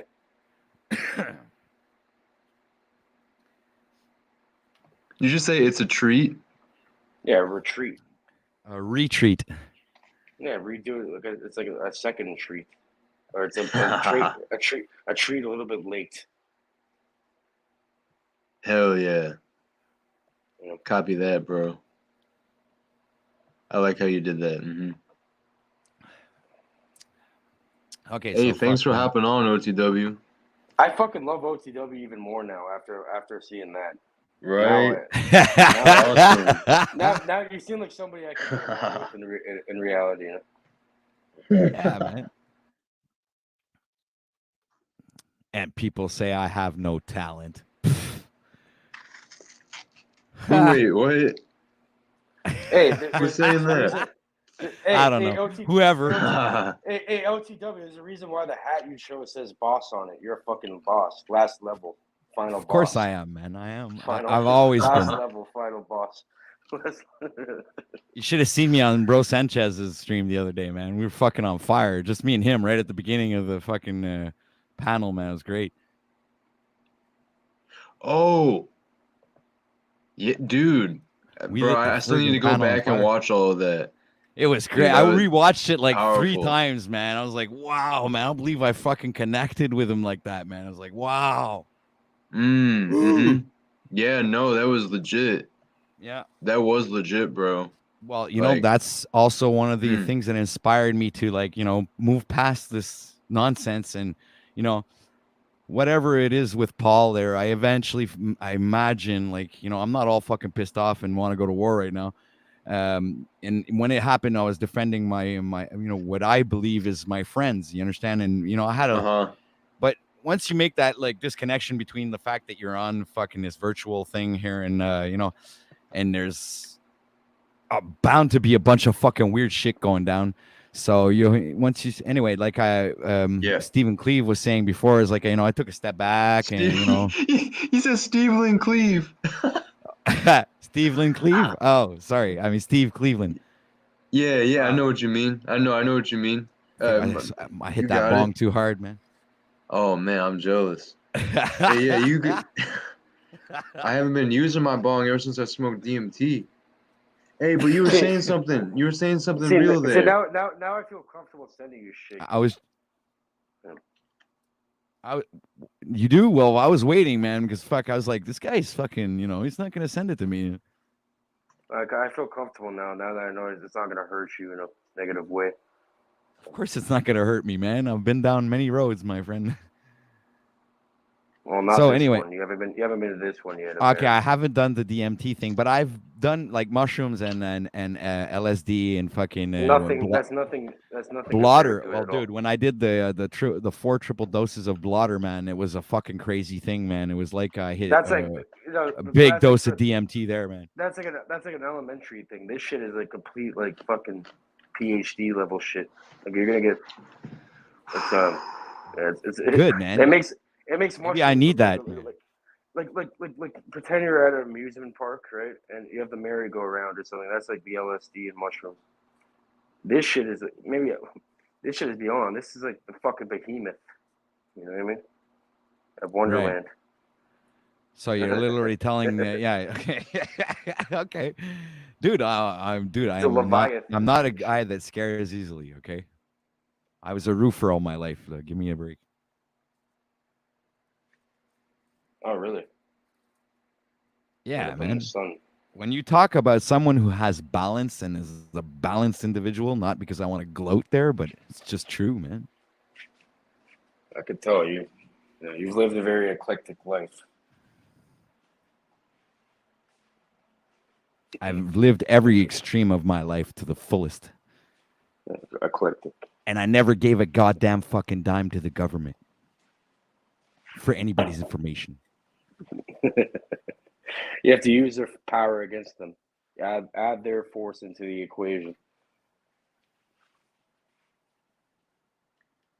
Hi, Neil. I'm gonna take you off the panel. I'm not sure why I have you up here. You're in the chat, but you're not here on the panel, I guess. I kind of forgot I even had you up here. I know you're AFK or whatever, I guess.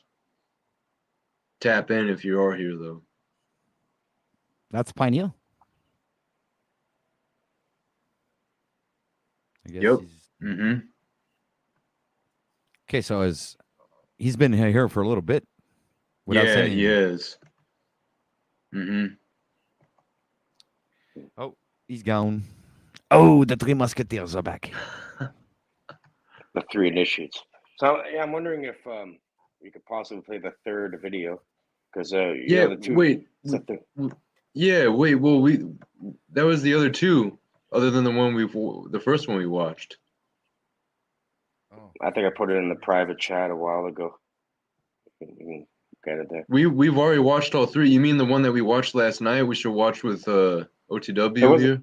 It wasn't last night, but yeah, the one we watched without YouTube, right? Because this will give more context. Like it's good to my rewatch. bad. Yeah, not last night. 2 nights ago. It's like, for example, if you're studying a text, right? You're not gonna get everything the first time around. It's better to relook, and every time you fucking look into it, you're gonna learn something new. Yeah. That's real. That's very real, bro. I'm glad you said that. People Yeah, you need to could just be reminded of that.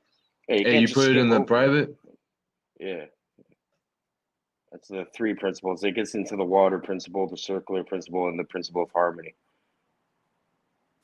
Bro, this is okay, cool. Let's It's get the one we watched, and then right. Boom. This stuff is valuable, man. super valuable. I'm telling you. OTW knows. Look at him. He has a whole fucking gym. I Yeah, wish I had a gym. I wish I had a little gym like that. I live in a fucking apartment. You know? yeah, I got a little gym like that in my basement as well, bro. It's Dude, nice. you know how it works, Cage. Just manifest what you want, man. If you want that big house and the big thing and the whole thing, just I don't ask, want just it. manifest it. I'd rather just be in the forest and shit. To be honest with you. Well, honestly, I'd rather be in a place where there's no snow ever. Okay, but so I'm still working on trying to manifest summertime where I live all year round. It's just tough because I have other people who like snow around Like here. I don't want that because the things that you own end up owning you in a way. You know, it's like I'm good with nothing. You can just I'll take my shirt off my back and give it away to a homeless person. Dude, that's I've been there, curled up done again. that. You know what? All of this shit there just fucking came to me, man. I never wanted any of this. I never even asked for any of it. Just fucking fell in my lap, man. Yeah, so you don't you don't really get what you want. You get what you need. So that's what you needed in your reality. I guess so, man, because it's not something that I, like it's not as if I worked like fucking really hard to like 40 hours a week and did like the slave job and all that and fucking no, man, that's not what I did. This is literally a gift from God, man. This is all a gift from him for sure. I give all the credit to ever since my spiritual awakening, my path has brought me here. So this is that's it, man. So this is what I understand. The odds of this are insurmountable. Exactly. It's like it's like winning the lottery 10 days in a row. You are the lottery. Yeah, it's exactly. That's why I've grown all these laws and legislation and all this stuff. And dude, I've already been down those rabbit holes years ago, man. So, when I got caught up into manifestation, that's where I stopped. You know why? Because that's where it all that whatever you want in this life, you can literally manifest it for yourself. That's the way it goes, man. That's all. It's that simple, man. Obviously, there's ingredients to that recipe. There are things that you have to do. There's actions, words, and thoughts, intentions. All of this is involved. It's an alchemy. But once you've learned to, and it's not something that you can do overnight. It's you have to practice. It goes back to the first video we watched, OTW. Remember what GM Kim said? He said you must manifest it. He said you must manifest it through thought, emotion, and action. It's the same three principles that everyone says. They even teach you this in martial arts. But like what he said also, he said like when they brought it from Colombia over here, like this style, like the people, the westernized people, they're not interested in the other aspects. They're more interested in all the physical stuff, and they're not very interested in the spiritual side of it. Because Wing Chun is also a way of life. Wing Chun is a way of life as well. Once you let's talk about them. So is Kung Fu. First Kung off, Fu is this a way is of not life, to man. say these ideas were created by Hapkido practitioners, nor are they exclusive to Hapkido. But this distinct combination of fundamentals is what defines our outlook as martial artists. The first principle is the water principle. You can see here the Korean and Chinese characters, pronounced Ryu and Liao, respectively, and this word directly translates to flow. As a side note, this word is also part of the federation I am a part of, the Chungdo-ryu, which also directly translates to the way of flowing in the middle, or as we say, the way to righteousness. Anyway, this principle can have multiple meanings. Just think about water and its many purposes. Most martial artists immediately think of Bruce Lee's monologue about water. This is what it is, okay? I said, empty your mind. Be formless, shapeless, like water. Now you put water into a cup,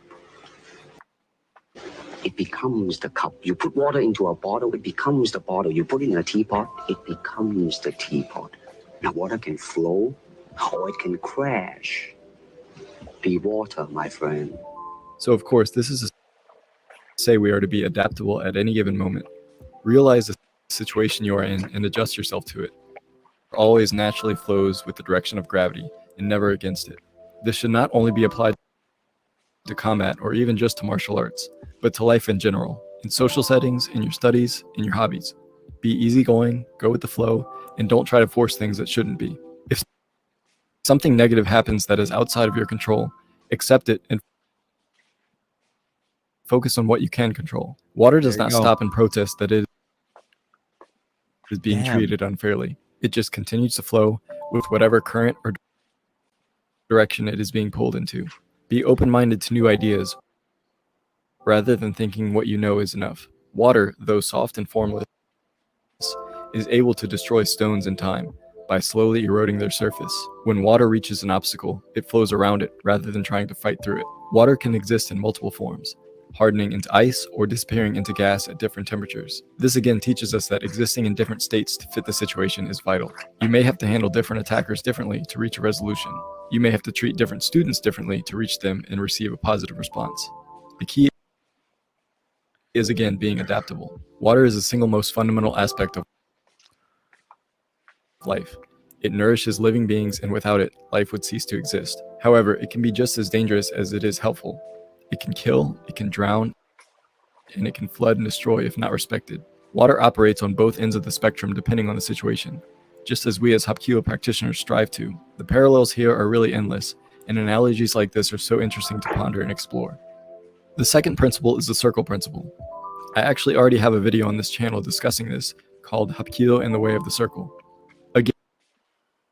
Again, you can see the Korean and Chinese characters represented here, pronounced won and yuan, of course, translating directly to circle. Hapkido is generally considered a soft-style martial art, in great part because many of its movements in self-defense, for instance, are derived from circular blocks and takedowns, rather than direct straight lines, which are more synonymous with hard styles. Taking down or controlling an opponent who weighs more than you is more easily done with a circle because it includes their weight in the equation, rather than just you relying on your own strength. Circles help you to redirect attacks, to flow at them as stated in the water principle, rather than opposing them head on. Circles create or continue momentum that then give us options on where to go next, depending on what the situation offers. However, this principle also applies to more than combat. Life itself is circular. We learn things and evolve from them, before hopefully passing off better experiences to the next generation. The idea is, like in a relay race, we pass off our experiences to those who come after us, with more knowledge than we had at their age, so that they can advance further than we did. If we were to hoard the things we learned and expect the next generation to learn the same way we did, facing the same hardships and making the same mistakes we did, we would severely halt the progression of society. Technology and medicine are able to advance as much as they do because each generation passes off the progress they made, so the next can build from it rather than start from square one. In the same way, we as martial arts teachers, or even parents, or simply members of society, should contribute what we can, because we were given opportunities of our own in our lives. It is our responsibility to try to make the world a better place than it was before us. That is the principle of the circle. What we call the golden rule, treat others how you want to be treated, is the foundation of the circle principle. Circles have no edges or ends, and are therefore less predictable. Our thinking is to be open or circular, rather than closed-minded thinking in a straight line. The earth shows us as it spins in a daily cycle, complementing days with nights, while also revolving in a larger annual circle that, being circular, keeps us intact and around our focal point of the sun, thus sustaining life. With each passing revolution or year, we become wiser, and we then spend the next year building from the progress of the last.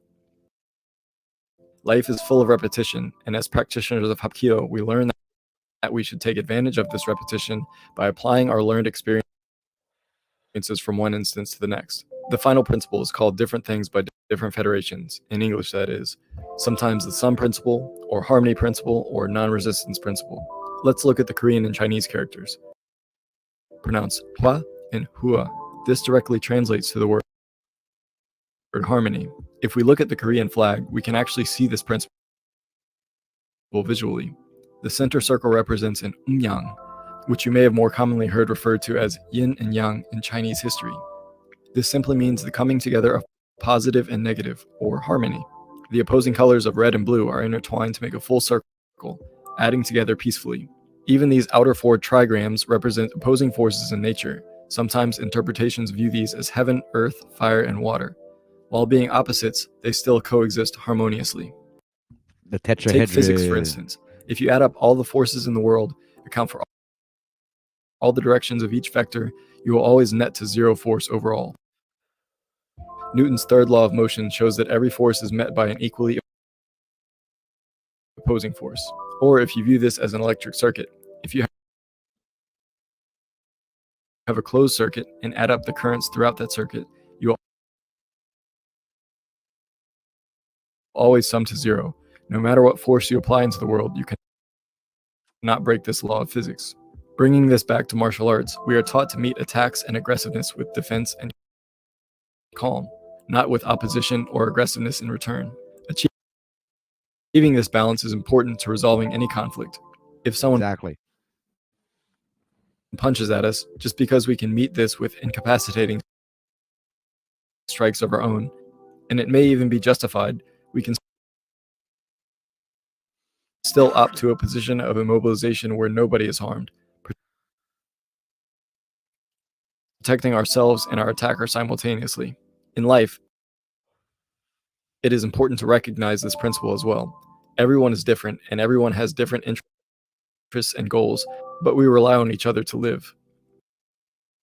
Farmers who produce food need to rely on engineers who provide electricity, who need to rely on construction workers who provide infrastructure, who rely on doctors to provide medical care, who rely on the farmers who provide food. The list is endless and repeats itself because all exist together to create harmony. Difference and variety are not only welcomed, but necessary. The three principles tie together when we can see that meeting an attack with a circular diffusion and peaceful outcome show that we can flow with what we are presented with, like water, moving in a circle, obviously like the circle principle, and bringing conflict to peace with the harmony principle. You cannot have one of these without the others. I personally love viewing these in different contexts and with different analogies to see how our training is not simply intrinsic, but reflects how we live our lives. A true martial art affects the practitioner and every form of living and creates a better human being from the one who began their training. The techniques we teach and learn are important and vital, but as I grow older and wiser, I see that these principles hold much deeper and more profound value because they are the keys to furthering society and bringing our differences together to achieve peace. I hope you learned something from this video, or at least had your mind open to more ideas. I know I did. Thanks for watching.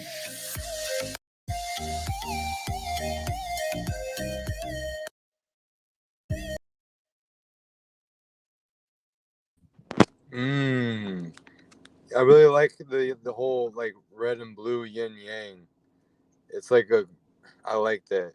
It's Yeah, like they a call nice it. They call change it. from the white They and the call it. black. Yeah, it's like the red pill and the blue pill. They call it the Young. That's where Pepsi got their logo from and shit. Yeah. Neo should have taken. He should have took both pills. Right, exactly. Yeah. Right. Hey, so have you guys ever heard? Oh, you got it. Okay, no I didn't man. say anything. Oh, okay, my bad. I No. thought. Continue, Christos. Yeah. I'm listening to you. So, that's a great point. I think a lot of us have come across that thought at times of, it's the concept of why A or B when either you could do A and B, or you could do C, but C technically in a way you could say is A and B. That third option is to take both of them. It's the hidden option. It's like the Trinity. The C. Yeah. It's like thought, emotion, and action. It's the symbiosis and the coming together of thought, emotion, and action and physical reality that shapes reality. And it's like this. Like think about it like this. Like if you're a god, if you're the creator, the grand architect, you can make one point, right? Like let's say we're mapping it out on graph paper. Like we're using a pen and a piece of paper. You make one point. You start by just touching it, one point, and then from there, right, you make a second point, and what does that create? That creates a line, right? One point A to point B, like you were saying.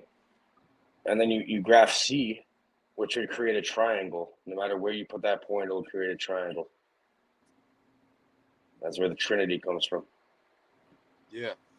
As soon as you map the third point, it becomes the strongest geometric pattern. Like a triangle is the strongest shape in the Oh 2D yeah. realm. Right.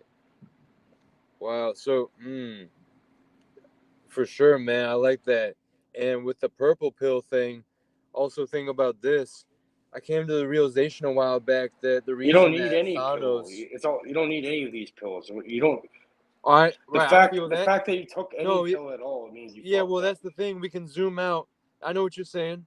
We zoom out far enough when we see the construct of like the fact that we're even calling these things pills, and we have it in that form, in that cage, in that construct. So I feel you on that, but just I'm talking about just the whole conception here of that middle point, the combination of the blue and the red making the purple, and the idea of taking both and synthesizing them as we're saying. I'm applying that to Thanos. You know, it occurred to me a while back that it could be possible that Thanos from the Marvel movies is purple because you can see in the movie how he's depicted. It's like he's the bad guy, but he's also like the good All guy in because he's gold. doing this for the greater good and he's doing it for balance. The whole thing was balancing out the universe with Thanos, right? So that's why he was purple. Like there was no mistake there, you know? And the he dude is won. literally purple. And he was wearing gold. Dude, hey, check it out. Yeah, I was thinking about that stream we did a while back, Christos. OGW, with the colors of Christos. It's funny how they use like the colors of the belts too in certain systems. But if you add all the colors together, what do you get? Add all of what together? All the colors together. What do you get? The rainbow. No, you get white light. Gold? Yeah. No, you get white. I don't know. What? No, wait. You said not the Yeah, rainbow. you're right. You're talking about literally mixing all the colors, you said? Yeah, if you mix all colors, white light has all the spectrum, all the colors within it. You know? Yeah, but I think if you mixed all the colors together, it gives black. Black or white. It depends how you mix them. You know.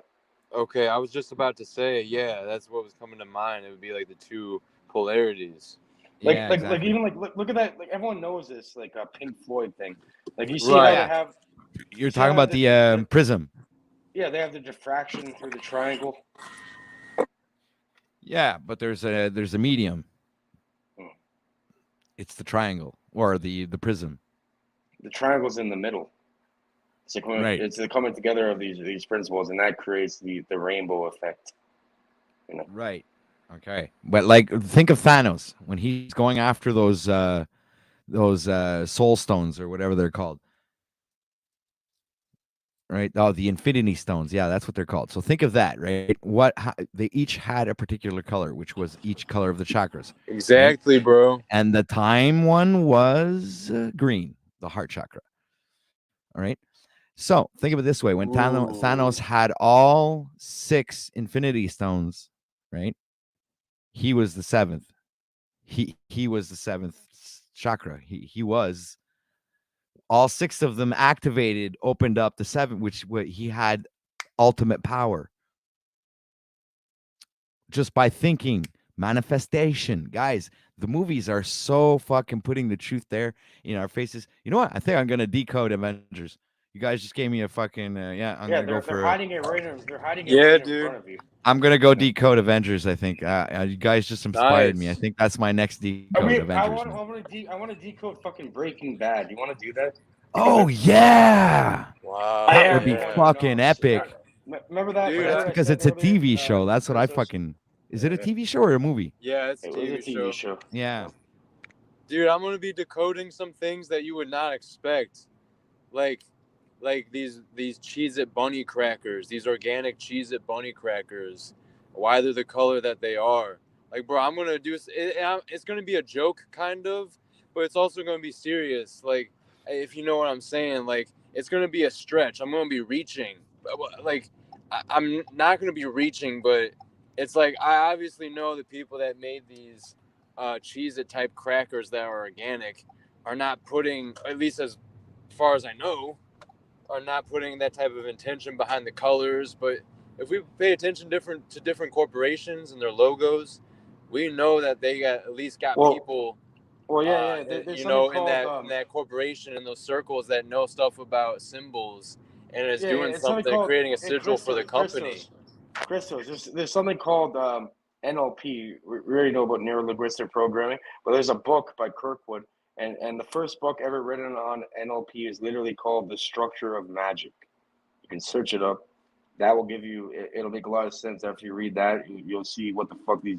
It's like a bunch of idiots read that, and now they're trying to impose shit onto people. But Okay. you see that link? I put a link in the private chat. It's not a video. It goes back to the whole color thing, adding all colors to create white. You add the three colors together, you create white. Three main colors. Just like you see, like remember old school, like the AV, like with a TV. Remember when you're like plugging a TV into those projector televisions with the three Yeah. colors: blue, green, and red. No, RGB. You had the three. Yeah, you had the RGB. You had the three cores to plug it in order to visualize it, right? Yeah. Those were the Yellow, first red, and composite. white. Yeah, it was the first composite. Like it was the original HDMI, if you will. Yeah. That was like, yeah. And then they moved So, on to. If you're looking at this article, maybe Christos or OTW, one of you guys can read some of it. The Pink Floyd thing. I literally searched the first thing I found. It brings up that fucking whole logo and everything too. It's not even theirs. It's hilarious. Well, what do you want to? You're talking about the prism. What do you want to know, man? The triangle. Prism, triangle. A prism. It sounds eerily similar to a prison. Prism. Right. You know? It's the cage. Okay, hold on. Right. But the article is called "Play with." Dude, a cage is like a skeleton. It can be the foundation. It can be the like the cage can be like the skeleton. Actually, we can look at a cage differently as The bones. like constructing and holding up. Yep. And for an example, the article is called "Playing with Light and Color," and they gave a quote from Isaac Newton, and it says, "The great English scientist Sir Isaac Newton, 1643 to 1727, used a prism to separate the colors that make up white light, making each color visible, combining these same colors to create the white light." So this is where that band got this whole thing from. You know, you can play around with certain things in a way, try to understand them. For sure.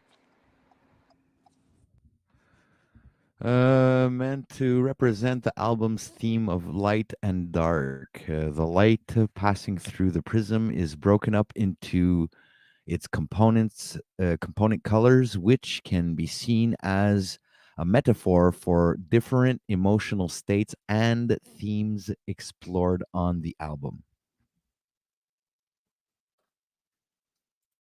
Was that okay? Like the main colors though are red, blue, and green. You know, like remember in school they called it Roy G. Biv. That was like Yeah. the What about families. Alvin and the Chipmunks? What color were they? Yeah. There you go. Yeah, of Those course three they love colors pie and come stuff back. like that. Yeah, that's part of the subconscious programming, I think.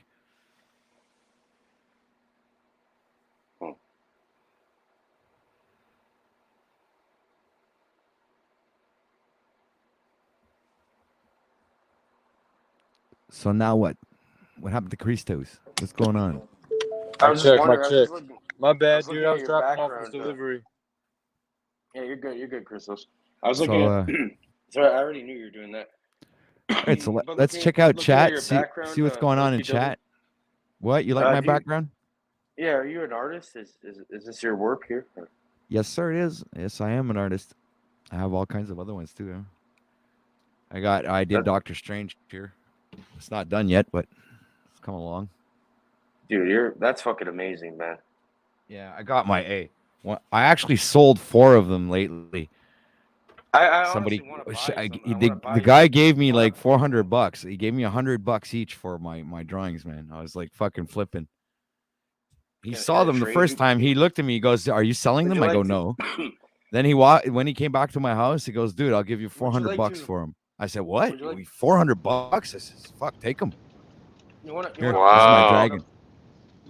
Nice. It's not done. Can you See, draw? like right here, I'm still have this part to draw out Do and, you do and color in. do you do commissions OTW? Like I'd love to trade you something for some of your art. Sure. Yeah. What do you want me to draw? I love drawing things for people, man. Draw the That's cage. inspiring. This is I made this one for my Venom. girlfriend. Oh, the Venom. My thing? girlfriend loves Venom. She wanted me to draw a picture of Venom, so I put him inside of Bro, a. bro, you're a very talented artist, OTW. Yeah, you see how I got that like effect going with the lines? Yeah. Bro, that's amazing, bro. Bro, that's Yeah, it's got like that 3D effect there, like as if Venom was literally Picasso ain't got shit on alive in OTW. the image. Nice, bro. That's no joke. Yeah. Very, very good, man. See, the more I learn about you, OTW, the more I fucking like you, bro. What's there not to like about me, man? That's the whole He's thing, man. That's what I awesome. don't understand about other people that don't like me, and or I'm this and I'm that. Is like, what the fuck? What did I do to you? You know, that's one thing I also find very fucking peculiar. It's easy to make me look like the bad guy, okay? But I don't go on fucking, I don't start up panels of fucking destroy people. I don't do that stuff. I don't talk behind other people's back. You don't see me go fucking in like other people that I won't mention, go into other people's chat room and then start fucking bitching behind other people's backs. All right, so obviously you'll never find me. You'll never be able to. All I've seen so far are people who are able to that talk shows behind. that shows your that. Hold on, that hold shows on. your Let him character. finish. Let me finish, Cage. All I, Yeah, what sorry. I see other people that are willingly and able to fucking talk behind my back and bitch about me in chat and do all those things that I don't do. Okay, and sorry, man, it's just like it makes me laugh the level of fucking stupidness that I have to deal with sometimes, and they make me look like the bad guy. You get it? When I don't do any of those things, and I'm the one who's being looked at sideways, I'm the one's being called a coward, but I'm not doing any of those things that these people are doing that makes them look like cowards. And then they fucking come out and feel all fucking righteous. What would you do? You're talking behind my back. I'm not even fucking on the panel. I can't come and defend myself. I can't even fucking say nothing. Who cares, OTW? No, but at the same time, I mean, it's like, anyway, just like sometimes it comes back to me and I'm like fucking traumatized, man. Guess what? Fucking. Well, get used to it, my friend, because we are in Yeah. booth. We're in this realm, right? So they're fucking human beings. You have to expect them to act like human beings, right? They're not gonna act like you. So. Yeah, but it was just coming back to the fact that, like how you said that. Nobody really has any reason not to like me, and except for the fact that when I go all out and fucking get pissed off, I swear. I mean, like, oh, you're a fuck you, piece of shit, motherfucker, whatever. The only reason why OTW is because, bro, the only reason why people don't like you is because they don't like themselves. That's what it boils down to, my friend. Yeah, or there's something a part of themselves that they don't like. That's in They me. don't And like so maybe they can't you know look what? in the mirror. I've You made show that them- same reflection. I've made that same reflection. You're a type of individual that holds a mirror to somebody's face, and trust me, a lot of time people smash the mirror and boom, 7 years bad luck, whatever, I understand. And yes, I am the type of guy who'll put a mirror in your face. Absolutely, man. Because I know who I am. I know where I stand. I know the values that I fucking promote and that I fucking hold dear. A lot of people dish certain things out, but then when the mirror gets shone back, back on them, they can't handle it.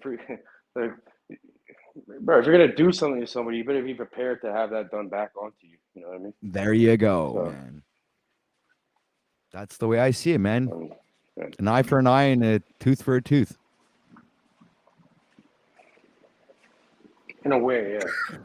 I'm not the type of guy who goes with the turning the other cheek kind of, but I am willing to compromise. I'm a very negotiable person.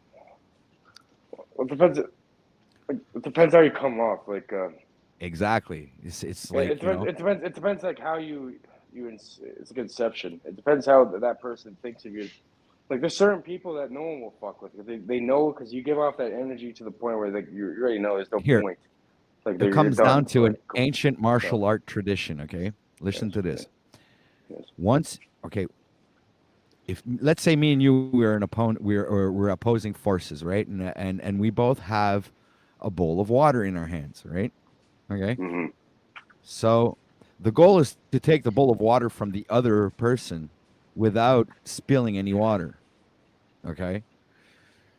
So the way this is supposed to work out is if you do it forcefully, you'll never get the bowl of water and you'll most likely end up spilling your own water. Okay. In every case. But if you gently go up to the person and ask them politely if you can exchange your bowl of water with their bowl of water, they will most likely exchange it. And that's how you get the other bowl. You understand? So this is like a metaphor for saying things can be done. Is that why you sent me your address, OTW? Yeah, sure, of course. In a way, right? Yeah. When you think about it, it's pretty comes down to that, And I would look forward to exchange bowls of water with Paul. You understand? Yeah. But is he going to come on trying to take my bowl of water away from me? That's the thing. I'm a very metaphorical person, dude, and I live by these things. My life is based on that kind of stuff because I've been working on that. I've been working on myself for years, and this is like in any given situation in your life, you always have to remember that you're still human, and you are allowed to make mistakes. You are allowed to be in error as long as you acknowledge your errors, and it's the way you pick yourself back up from that situation that makes the difference of who you really are, right? Yeah. So I don't believe that there's I don't believe that OTW. there's no situation that can't be resolved as long as both parties are willing to communicate. Of course, yeah. Because there's like 10 different ways, if not hundreds of different ways to misunderstand each other when we communicate. Agreed? Yeah, things get lost in translation, right? And in perception. It's like my mom, she sent me like this cute little message on Messenger. So I answered back. I says, all I ever wanted, Mom, was for you to be proud of me. And I love you much more than you even know. That's what I answered. So she calls me up. She goes, what, are you depressed or something? Like, what are you talking about? That sounds like you're fucking happy.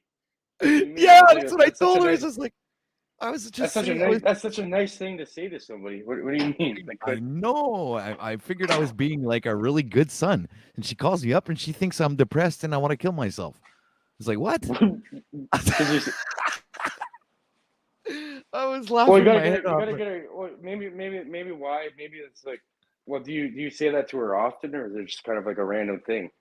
that you No, it's said just to her? because it was like It's just like a random. she So maybe sent me a she's nice like, little she's thing. like, She sent me one of them. You know how moms are. They send you like these gifts and whatever, and it says things. And so she was like, "Oh, to my son, I'm so proud of you." Da da da da da da. And I was like, "Oh wow, that's something. If I don't answer something to this, is she's gonna think I'm I'm ghosting her or something." I said, anyway, so I just want to make sure I answered back, and I wanted to answer something that was like from the heart, right? So I answered. That's what I answered. I says, "Well, Mom," and I was actually touched by what the message that she sent me. So it was actually hey, you know what? heart. You know what? OTW. Sorry to interrupt you. I guarantee your mom's proud of you. I'm proud of you. And I'm not even your fucking family. I guarantee Stop your mom's licking my proud of balls, you, man. too. Stop doing that. I don't like that. No, I'm not even joking. Like, All right, I'll take the compliment. I'm good. But I try to be humble, man. I'm not a guy that takes to compliments be well. well, to be honest with you, if you tried, well, I'll give you some reality into this. If you try doing those like Wing Chun moves on me, you get absolutely destroyed, my friend. You know, but Maybe, but I know how to adapt. You would. I guarantee it. It's like Yeah, it's but not I even don't a just fight. know Wing Chun. That's the Well, whole thing. if you, but I've I'm been through a saying, plethora of different martial arts to get to Wing Chun. I'd fuck you up so badly. Wouldn't even be a competition. I feel bad for you. I don't even want I don't want the smoke. Yeah. Oh God.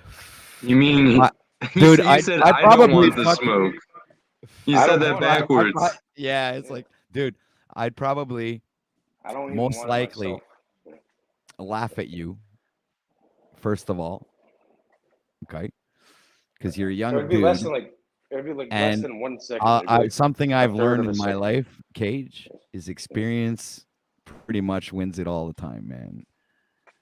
So you better fucking eat your fucking peanuts, buddy, because you got one other king thing coming when you think you can knock me out in one shot, dude. Many have tried. Well, I wouldn't even. laugh, I man. don't even have to do anything. I just have to show up. You know. So. Yeah, you know why you knocked me out? Probably because you hit me with a bong of wax or something, man. Fucking knock me out one shot with that, man. That'd be good. No, I could do it. I don't even have to. I don't even have to physically touch you at all. I just, boom, you're going to sleep. That's it. Yeah, that's true. I can do that to you too. I just look at you and you fucking run away. You can call me Mr. You know what? Sandman. I and could shit. even I'll bring you a manifest. fucking dream and shit, bro. Dude, I could even manifest you blowing away in the wind. See what I mean? So, Master Kim said, dude, Master Kim seriously, said he doesn't know where the wind. He doesn't. this would be a know where the battle of wind wizards comes now, from. Cage. We're at the point where this would be a battle of wizards because we wouldn't even be able to touch each other physically. Yeah, that's how it end up, because that's where I'm at, in my level where I think I am at. I'm beyond the physical shit, you know, in my mind, and don't want to toot my horn. I'm just saying I've been past that a long time ago, man. I could tell. I've been working on manifestation for years, man. I've been doing it like at least fucking hardcore, doing it for like 4 years for sure. So When did you wake up? When did you quote unquote have your awakening or whatever? When did you switch up? When were you initiated? October 2017. Oh, I remember exactly. I like around the 13th of October, maybe the 10th. No, it's not the 10th. It was like about a week after the 10th. So maybe on the 17th of October, somewhere around. You know when I did that? Nope. Like 1999, and remember this. It was back in 1999. That's when I started practicing this kind of stuff. And remember, I'm like less than half your age, right? So God knows what I'm going to be on when I'm your age, you know. Yeah, exactly. Because I spent my whole life, like obviously, I spent my life. I did a lot of martial arts. I did all kinds of stuff. I was always artistic, and I was always, and like I said before, I was never into the government, and I was always anti-government. I was always all of this stuff, man, all my life. But my spiritual awakening, my spiritual awakening happened when I was 40. So it's like, and I've talked to many different cultures, and the ones that I found. I was 6 years old when mine happened. And Wow. I think I was born with it. So yeah, Dude, I was like you know literally what? 6 years. I think I I'm had like- one when I'm I was like 18. 34 Yeah, I think I had one when I was 18, but ahead, I didn't accept it. Like I brushed it off. I didn't understand what was going on, so I like fuck that, and I went back to my normal life. But when it happened to me when I was at 40, man, that time it hit me so hard I couldn't ignore it this time. And what was what set the stage for that? Like what happened in your reality? What like Dude, I was doing same thing I was doing every single night. After supper, go take my shower. I come out in my fucking robe, go into my little fucking computer room, sit down, roll up a big fucking doobie, and start fucking going on YouTube and checking out. Like, usually I'm a musician, so I was always watching music videos and stuff like that. So I wasn't really watching any conspiracy stuff. I didn't even know about any conspiracy things, dude. The only one that I knew about that I had figured out for myself was 9/11. But besides that, I never knew about anything else. Okay. So you're that like a night, fucking bot. You were like a bot and shit before. exactly, Okay. exactly. I was a fucking NPC, dude. Literal NPC, game player. I was like every other fucking dude, normal as shit. And that's that, man. But that night, I don't know what happened, dude. I just don't fucking know, man. I don't know, man. I was watching this fucking thing on YouTube, and all of a sudden things were getting really, really weird, man. Okay, like, dude, the things that were showing up on YouTube were fucking weird. Like fucking, I don't even know. Like you started formulating the reality with your own subconscious. You started noticing the pattern and shit. Okay. Well, something was going on YouTube, and I started fucking seeing it, man. And then all of a sudden, I was like clicking through the videos, and I was seeing the same thing everywhere, and the other patterns were coming back. And all of a sudden, everything went dizzy, man. And then boom, it struck me like God came down with a fucking 2x4 and smacked me in the face with it, man. And then I started panicking, and I was freaking. I dropped to my knees, and my hands fucking like fused together, and I was like shaking, Exactly. like You I wouldn't was want to, fucking but you see shaking, man. that. You see what instilled that. You wouldn't want to fucking face that, would you? How are you going to No, use your? well, you know what happened? How are you going to use your Wing Chun figured against God? You can't fuck with you God. can't, You know what you I mean? can't fuck with God. But you know what happened? That's exactly it. I came in contact direct with God, and what was happening at that moment was I was realizing how teeny weeny little weeny I was compared to him, and how powerful he You really know was. what? But that's the true. So master, that's when the real- you yes. for the first time, because they always say you cannot be a reborn Christian if you do not have the fear of God. Okay. That was the first time in 40 years that I had ever feared God, literally. Okay. And that's when Test you get your might. You know. boom, Finish man. him. Illuminati confirmed. Fight. So anyway, yeah. So it's like you're level 1 and you're going up against the the last boss at no, I wasn't even going up against him. My girlfriend actually put her hand on my shoulder and told me God is love. He loves you. Don't worry about it. And I was probably, at that moment, hey, God was probably LTW. speaking through her. LTW, you know about the man in the mirror, right? There's only do not fear anything except the man in the mirror and God, if you want to call it that. Well, you are pretty, your own worst enemy. You know that. Yeah, exactly. You're also your own God too. If you want to say it like So that. if you're your Well, it's own not worst that. enemy, God gave you the. This is where the idea of free will comes from, right? Yeah. Because you're Look at- able to shape your reality, and you're your own Exactly. self-imposed cage. You're your own fucking Yeah. cage. You're your own God.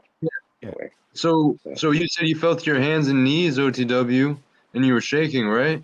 Yeah, and then Yeah, that's what happened to me when I had the second DMT trip. Is I literally it was like archetypal, you know. I literally actually when I put the bong down, I was on my yoga mat, and I literally felt in my hands and knees and started feeling the adrenaline. Okay, and but just it Christos, smacked imagine me. you- It literally you- it was like yeah, that's when the whole thing ensued. It's like it's really interesting because I had But a listen to similar this, feeling though. in my body. Reaction was This Very feeling did interesting. not leave, Christos. It never left. This is the fucking whole thing about it, man. All right. However, how much weed I smoke, I can't get stoned. Okay, that's how fucking powerful this shit is. And there's this another thing. Ever since that day, all right, I've been able to hear things and see things differently, right? As if I was given like this certain discernment that was I had never had before. But I could literally hear things in the music, and I could hear different frequencies. And these frequencies, Christos, I could hear them for fucking weeks on end, dude. Okay, until I had to fucking as if I had to pour wax in my ears so I wouldn't hear that anymore. But not that I literally did that, but it's like a metaphor to you have to concentrate to keep that frequency out of my ears. You understand? Because there's like another frequency in the radio that we don't hear. And it's not fucking good music that's playing.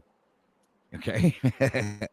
There's literally another frequency playing demonic music on that's piggybacking the radio frequencies that we listen to. Okay. That's the first thing that I started to hear. That's the first truth that I realized, that there's more than one frequency that we hear. and that they're using that to our disadvantage. Mhm.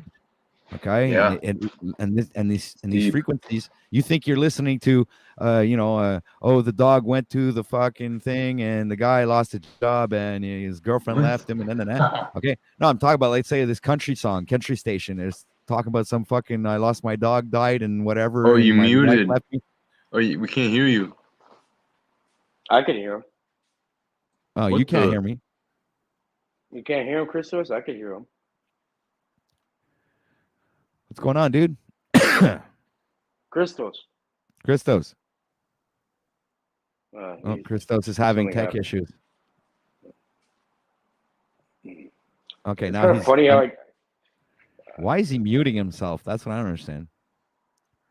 well, like I don't know if you guys are getting this. Like I don't know if he was like intentionally muting that video. The last video you watched, like it's being muted every like 2 seconds. But I liked it. I didn't say anything. Oh, it wasn't because muted. It was because it was lagging.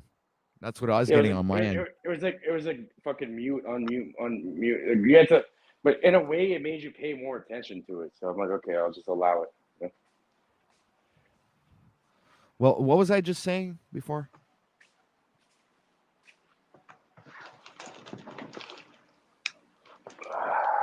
Mic check. Oh yeah. So Hold like, on, I'm are you- getting do you audio hear us? issues here. Do you hear us? Mic check. Oh, this is Christos. really bad for a stream.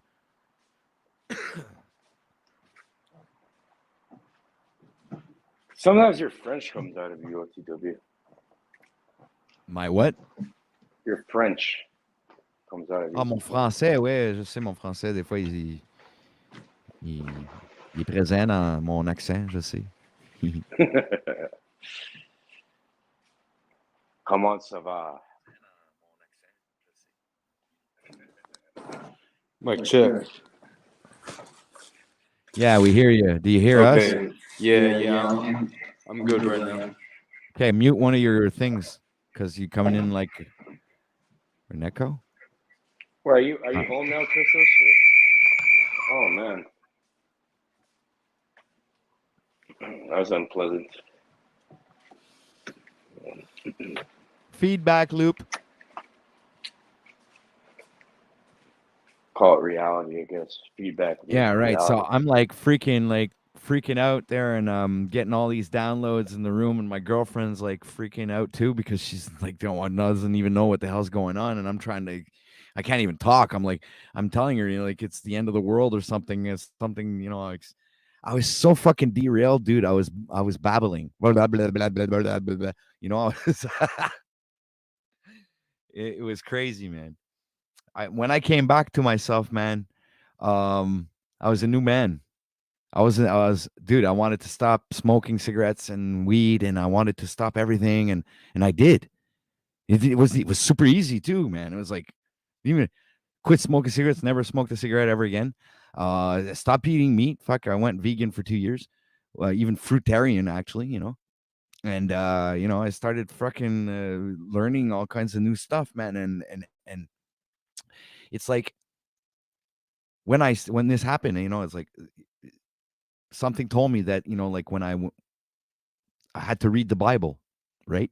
So I decided to read the Bible again. And man, when I read it, I was blown away, man. I could not see it at all like it was before, man. It was like it was talking to me. It was It's like talking to me, man. you Literally. you found like a cornerstone Yeah. or the keystone, whatever you want to call it.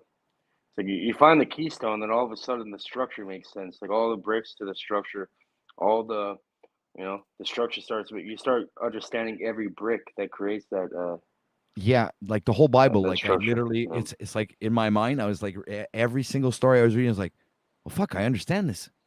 How come I understand this? Well, I don't get it. How come I'm understanding this? Like, what's going on, man? I'm freaking out. And then because for my whole life, man, I've read the Bible more than once.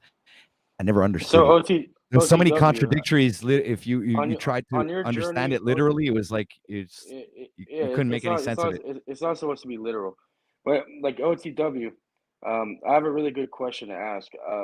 Like through your journey, through coming into a quote unquote enlightenment or whatever you like to call it, do you ever feel afraid of certain things? Like, do you ever, and how do you deal with that fear? Like, what's 'Cause I know everybody does feel kind of afraid with certain things, regardless. Like when you're learning new stuff, it's but like Yeah. how do you Well, deal with the that? first truth. Yeah, I'll tell How you. do you transmute that fear into courage?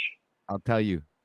Yeah. Because what happens is in the beginning, when you first wake up, God reveals the truth about who you are to you. Okay.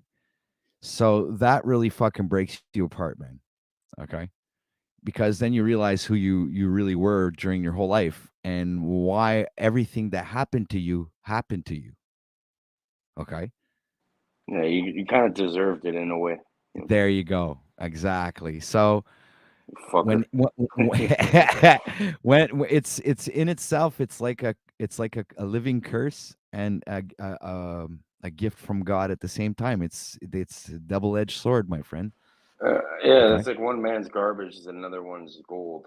You know. Yeah. So what's going on here is when I the only fear I have now, okay, when it comes to me is the fear of fucking manifesting shit again in my life like a dumbass and not fucking being conscious of my thoughts and you understand? I have to that everybody needs to be always filtering their thoughts at every given moment. You guys have to be the watchers.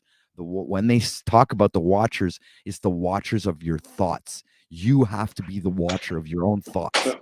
You have This is to literally fucking like minusculely OT, fucking yeah. dissect every single thought, okay? You know the And funny not thing about dwell that on them. OTW?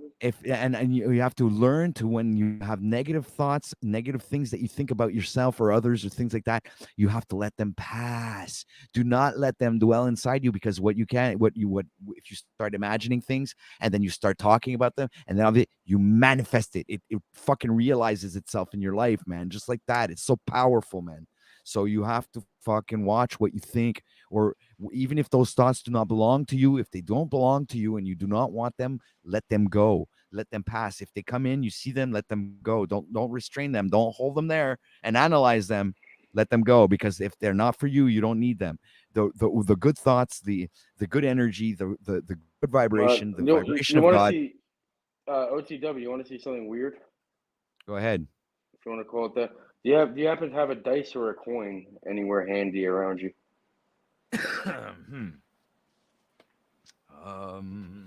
Yeah, I do actually. Nice. What do you have? I have a toonie and a loony. Okay, so choose one of the, or you can use both if you want. But whatever you want. Okay, so I'll do I the want, loony. so I like the loony. hold on. Okay, we'll use a loony because it's like a mixture of both. So let's look at the let's look at the loony, right? What year is it from? Oh fuck! Hold on, let me get out my my thingamajiggy. You're farsighted.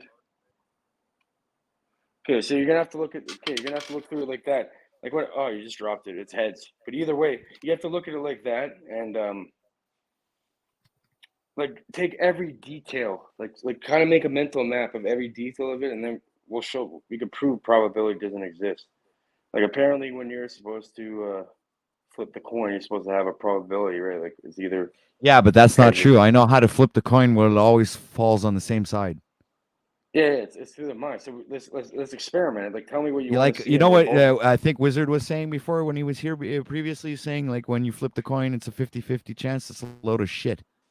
You can Yeah, it's a literally whole load of shit. control I don't what believe side that in coin will fall. probability. Yeah, I don't believe in probability. And this goes No. back to your point you were making earlier. So yeah, what do you want? There you See? go. You got it. Yeah, you got it. I Do it got it. again. Yeah. Do it Look, again. I'll tell You you. could do it. I'll do it. You Tails. could do it. You could do it infinitely. Boom. Tails. Yeah, exactly. Fuck, Do it man. again. I'll do it again. But Tails. slow it down. Don't Oh, be shit. afraid.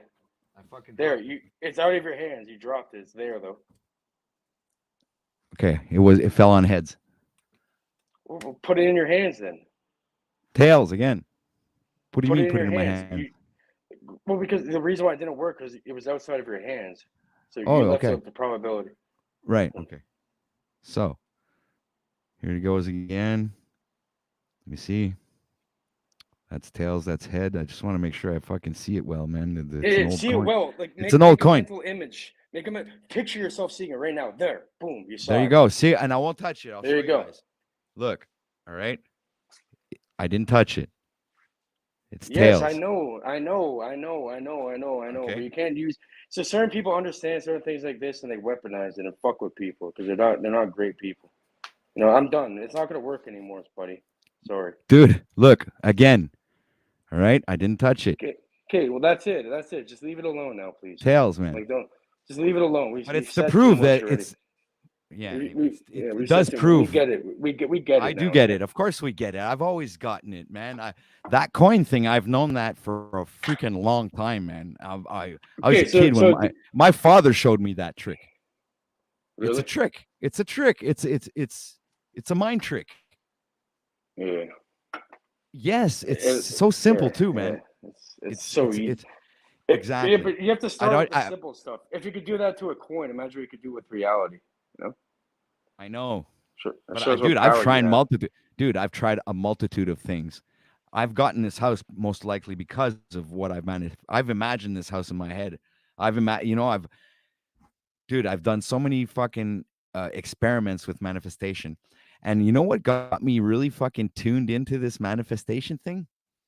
I was just reading about it like that, really, really kind of like off, but it wasn't something that interested me that much. And until one day I went with my girlfriends to the store. Okay.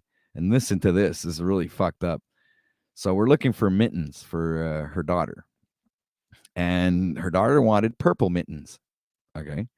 So there are 3 racks of mittens in the store. Only 3 racks. Okay. And we looked all over the store and we looked at those 3 racks about 5 times for sure. Okay. We never found any purple mittens. So my girlfriend turns around. She looks at me. She says, I'm sure I'm going to find a pair of purple mittens here. And I says, well, look, we looked at the racks like we've been around them 5 times. We checked every single freaking. There's no way. There's no purple mittens here. We're going to go somewhere else. We have to leave. She goes, let me check one more time. So okay, go waste your time. So I went off and looked at some other clothes. Was looking at some shirts and whatever. And fucking guess what, man? She fucking found purple mittens, man. And I was Bro, you know, fucking blown away. I said, that's impossible. bro, you can no, but you can do this on purpose though, because I know you're freaking out with the coin now. Don't get too waffled with that. But Oh, the coin I already knew you, about. like for example, like I can enter people's dreams. I'm not even joking. I don't do it anymore. But like, remember I told you I had this. It's like remember I told you it's from like 1999. I've been involved in these certain things, and it's just a little young child. And pretty much like I have an example with this. I was with my friend and his girlfriend, and we're in the car. We're driving him, and I'm in the back seat. And I'm like, let's man, we could. I was showing them about this coin stuff. Like this was like probably like 15 years ago, or 10 years. No, not 15 years ago. It'd probably be like 10 years ago, or maybe 11, something like that, like 11 years ago. And I'm like, this guy's like, okay, I want to see a baby blue, like I forget what kind of car he said, but it was like such a rare car, and like it has such a low probability of just randomly appearing. And we're like, okay, so I'm like, let's all 3 of us focus on this, and we'll see if it appears. I swear to God, we're on the highway. I swear to God, not even like a minute later, that exact fucking car drove right past us. So then I'm like, that kind of intrigued me even more, right? I'm like, what else can I do? Very Like, cool. I'm like, what else? I'm like, what else can I do? So I'm like, okay, I'm gonna try. I know Valerio. His name is Valerio. I know Valerio was he's sleeping at a certain time, and he has to get up and go to work at a certain time, and he does all. He was a butcher. His family had like a butcher business, butcher shops and shit. So I'm like, yeah, he's definitely gonna be asleep at this time. So what I did was I literally like I did I'm not gonna say how I did it because I don't want people fucking using this shit because I don't trust it. But when I went into a meditative state and I forced my consciousness into his dream. And what I did was like, you know when you like wake up from a dream after you've been shot or something, Right. or like after you die, you automatically wake up. So I'm like, I'm gonna wake this guy up and make him tell me it worked. So what I did was I went into his dream. I'm like, I invited him over to my building I used to live at. And what I did was I shot him in the head multiple times through his window in a dream. And I'm not even joking. Not even like 5 minutes later, he called me. And this is like 6 in the morning when he was like waking up. Like I woke him up from whatever the fuck he was in. And he's like, Cage, what the fuck did you just do to me? Like he knew I did something to him. Because like, we did the car thing before, we did like the dice, the coin. Like, we can even use a dice, so it's even easier. So it's even like, quote unquote easier, harder, whatever you want to call it. But I'm Yeah, saying, but since you you guys had already do stuff like experienced that. stuff, you were most likely already connected, kind of like, Yeah, like you had to. It was no, but I can do it to people who are ignorant. It's easier to do it to people that are ignorant. It's harder to do it to people that you show things to. This is why, that's why people hide things from people. Once you know about it, it doesn't really affect you. Well, yeah, If you know exactly. the opposite. Probably why I don't get affected by the subconscious programming anymore, because I wear the glasses now, so it doesn't affect me. It doesn't program me like, I guess, like it does the rest of the people. But that's the reason I put my channel up. It was to show all these occult symbolism that they use to to program our subconscious mind. That was the whole goal of my channel, actually. Michael Jackson, whose dreams do you like to invade? Oh, just the ignorant. I invade the, But the ignorant. no, I didn't want to hurt him. I didn't want to hurt him or anything. But like, I just did it just to experiment to see if it worked or not. And I then just wanted to never drop did it that again. Michael Jackson reference. I never did it again No, after stop that. it. He's ignorant. No, don't do that. I wanted to spend 5 seconds on this panel today and not be accosted by the same old fucking bullshit that I came to this panel to avoid. And I wanted to let Chris know that I rewatched it and saw his messages I didn't see in real time for me to come back. But that was a very poor choice of fucking around timing, considering the previous conversations that led up to that. What I want to know is how nobody's commented in the comment section in over 20 minutes. How is that even possible?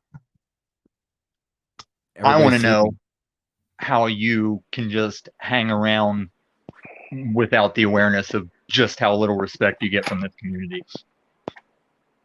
Who are you talking to? Who are you talking Penny. to, Tom?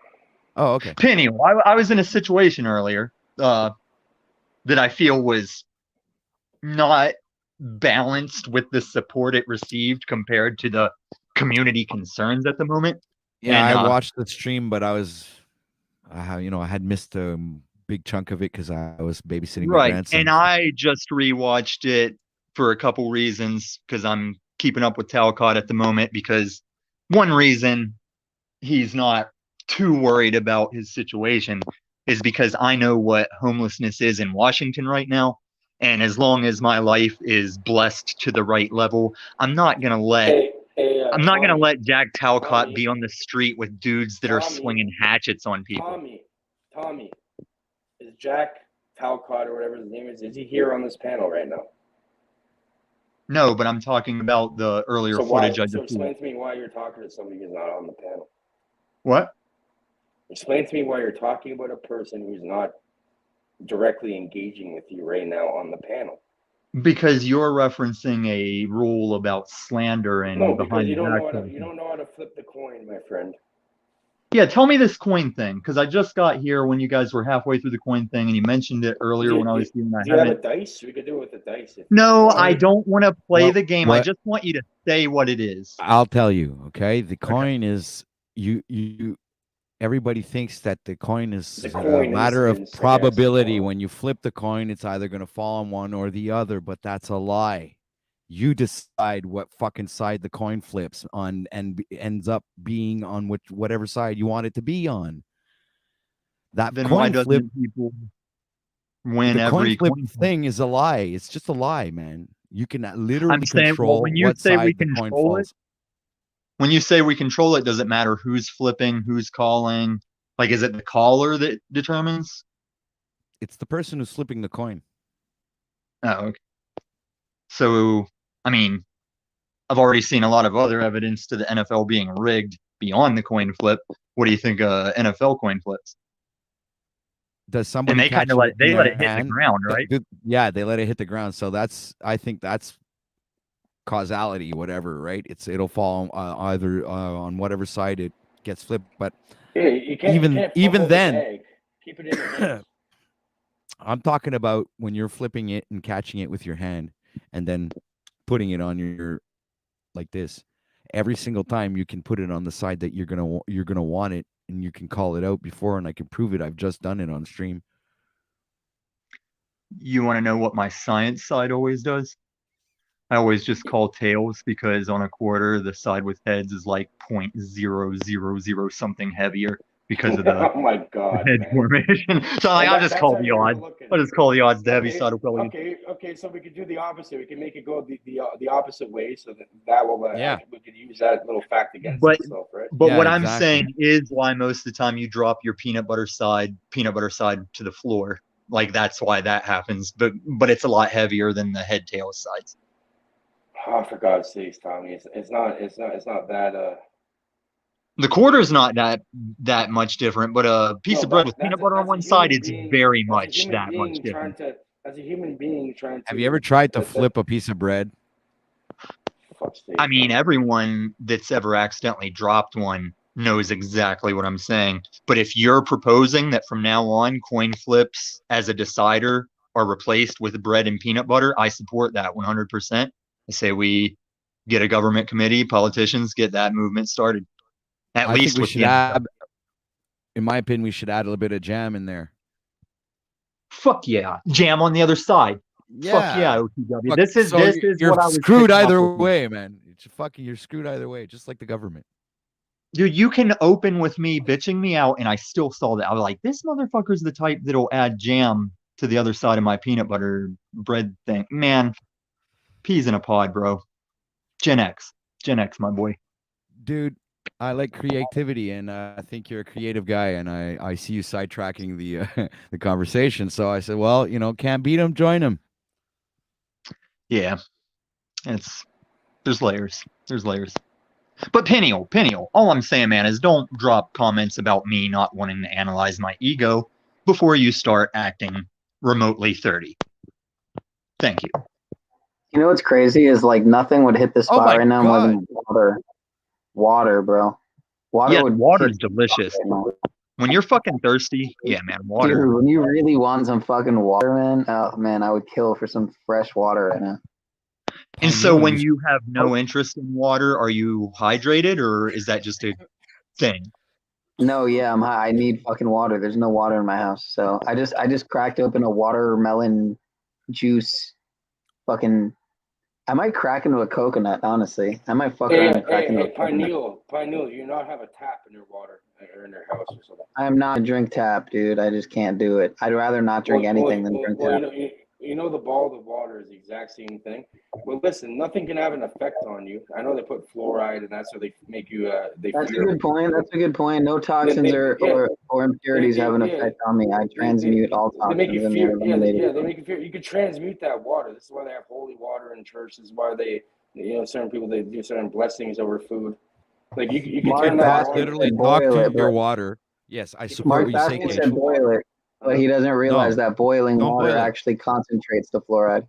Yeah, but it actually concentrates some things like fluoride. So, but you're also chemically altering the water. It's about a thought process. You don't have to physically do anything. You just Peniel, your water, man. You can transmute respect of your peers if you stop spelling EYE for I, like the letter I. Just go back to saying I when you're referring to yourself. Well, why is I and I? Think about it. Why would they use the word I to announce like your ego? Like I mean, it's a context. It depends the context. It depends what the. Bro, they're hiding it so in front of your face. It's unbelievable, bro. It's so fucking obvious. That's not the hill I'm gonna die on with this Illuminati political fight. I don't give a fuck about eyeball and I as the self context in writing.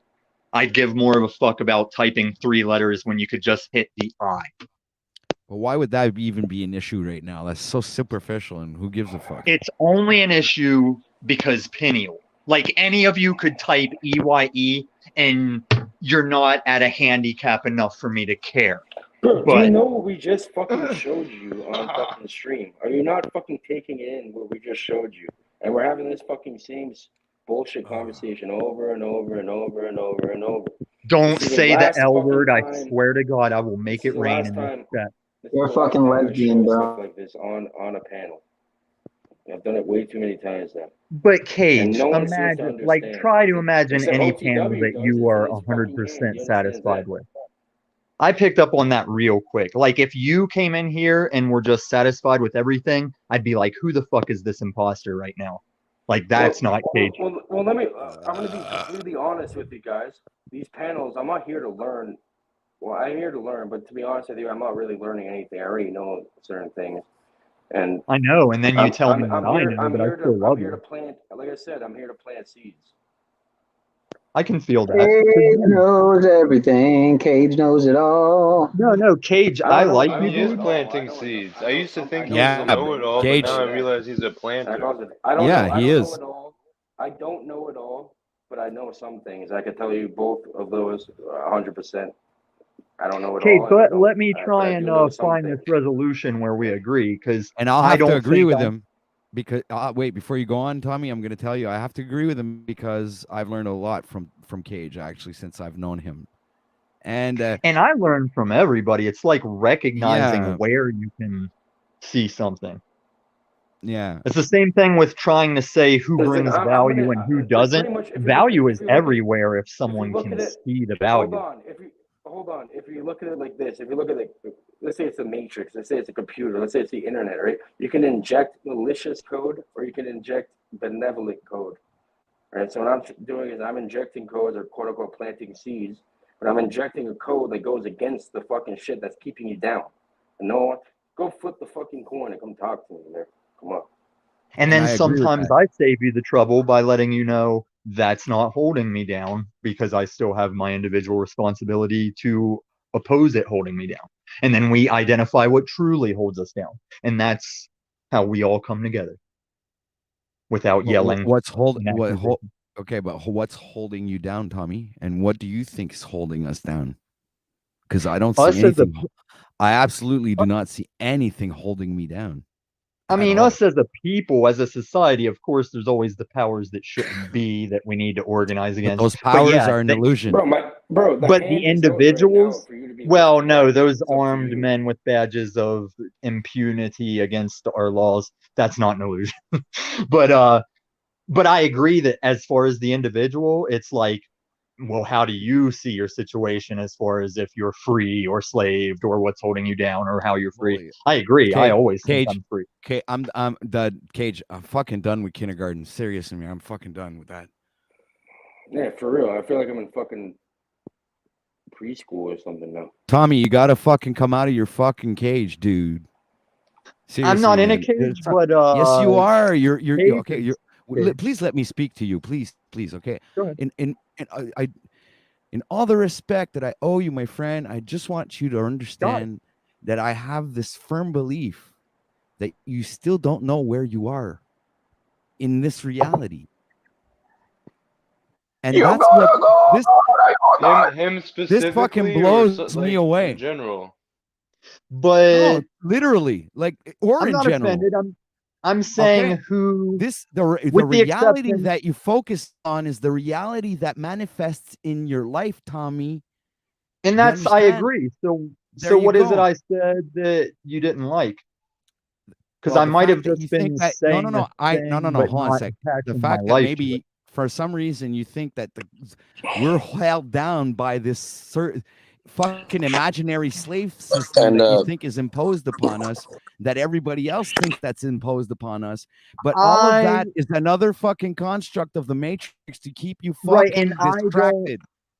listen, I don't want to broadcast as much that I'm thinking it's a slave system. Because earlier when we were talking, I was trying to say how much of it is just the actions and decisions of actually good-natured trying to advance in convenience, and then Other the human beings small, and then the trying to small manifest- tyrannical effort might grab hold of some of those ideas and use them against us. Like when your phone's listening for what it should tell you, you might want to buy.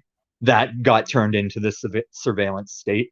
So instead of listening for things, Let me say something, Tommy. Sometimes, like what you're saying before, you're saying it's like What don't you like? That like what I said.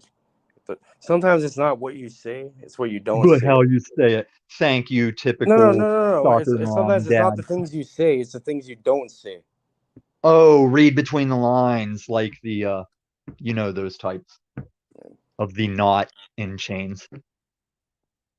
Dude, what Maybe I think maybe I'm you trying to don't. make my point is what I'm trying to make you see is try I to get think what you said, outside the OTW. box, man. Think outside the But here's box, the dude. thing, man. It's like I get what you're saying, but I also get it's hard for us to share ideas of the reality we live in without using words that make people think you're being deceived by mediocrity or whatever, you know? Like I sometimes I'm absolutely like, understand that, dude. All right, I'm gonna tell you something. A little story, really quick, a small anecdote. When I first had my spiritual awakening, man, I had the balls to go walk into a church and fucking confront the pastor. After I read the Bible and I understood what it was saying, I fucking went to the pastor and I looked at him and I told him he's a fucking liar and to stop lying to his fucking people. And I fucking got I got was chased this out of there at a by service or he was just chilling doing I was actually like invited to eat and the conversation started out with, so Patrick, what do you think about Jesus? And I Was told this? the pastor, this is after my awakening, and Mm. I told the pastor, I said, I'd rather not talk about that, and I'm just here to have a good meal and share a good time with some good people. I didn't want to go into the subject because I knew where it was going to lead me. And he opened up the door, and I fucking took it, man. So I smashed his paradigm in front of all the people in front of the table, and I explained to him who Jesus really was and the whole fucking thing, man. I laid it out on him, man. And they chased me out of there with like almost pitchforks and fucking torches, man, throwing fucking rocks at me almost like I was back in fucking 2000 years ago being fucking chased out by the Pharisees. But dude, this is it. So these people are so locked into their fucking beliefs that there's no way in hell that even if you would present them the truth in their face and they would fucking jump out and bite them, they wouldn't even see it. They wouldn't understand it. So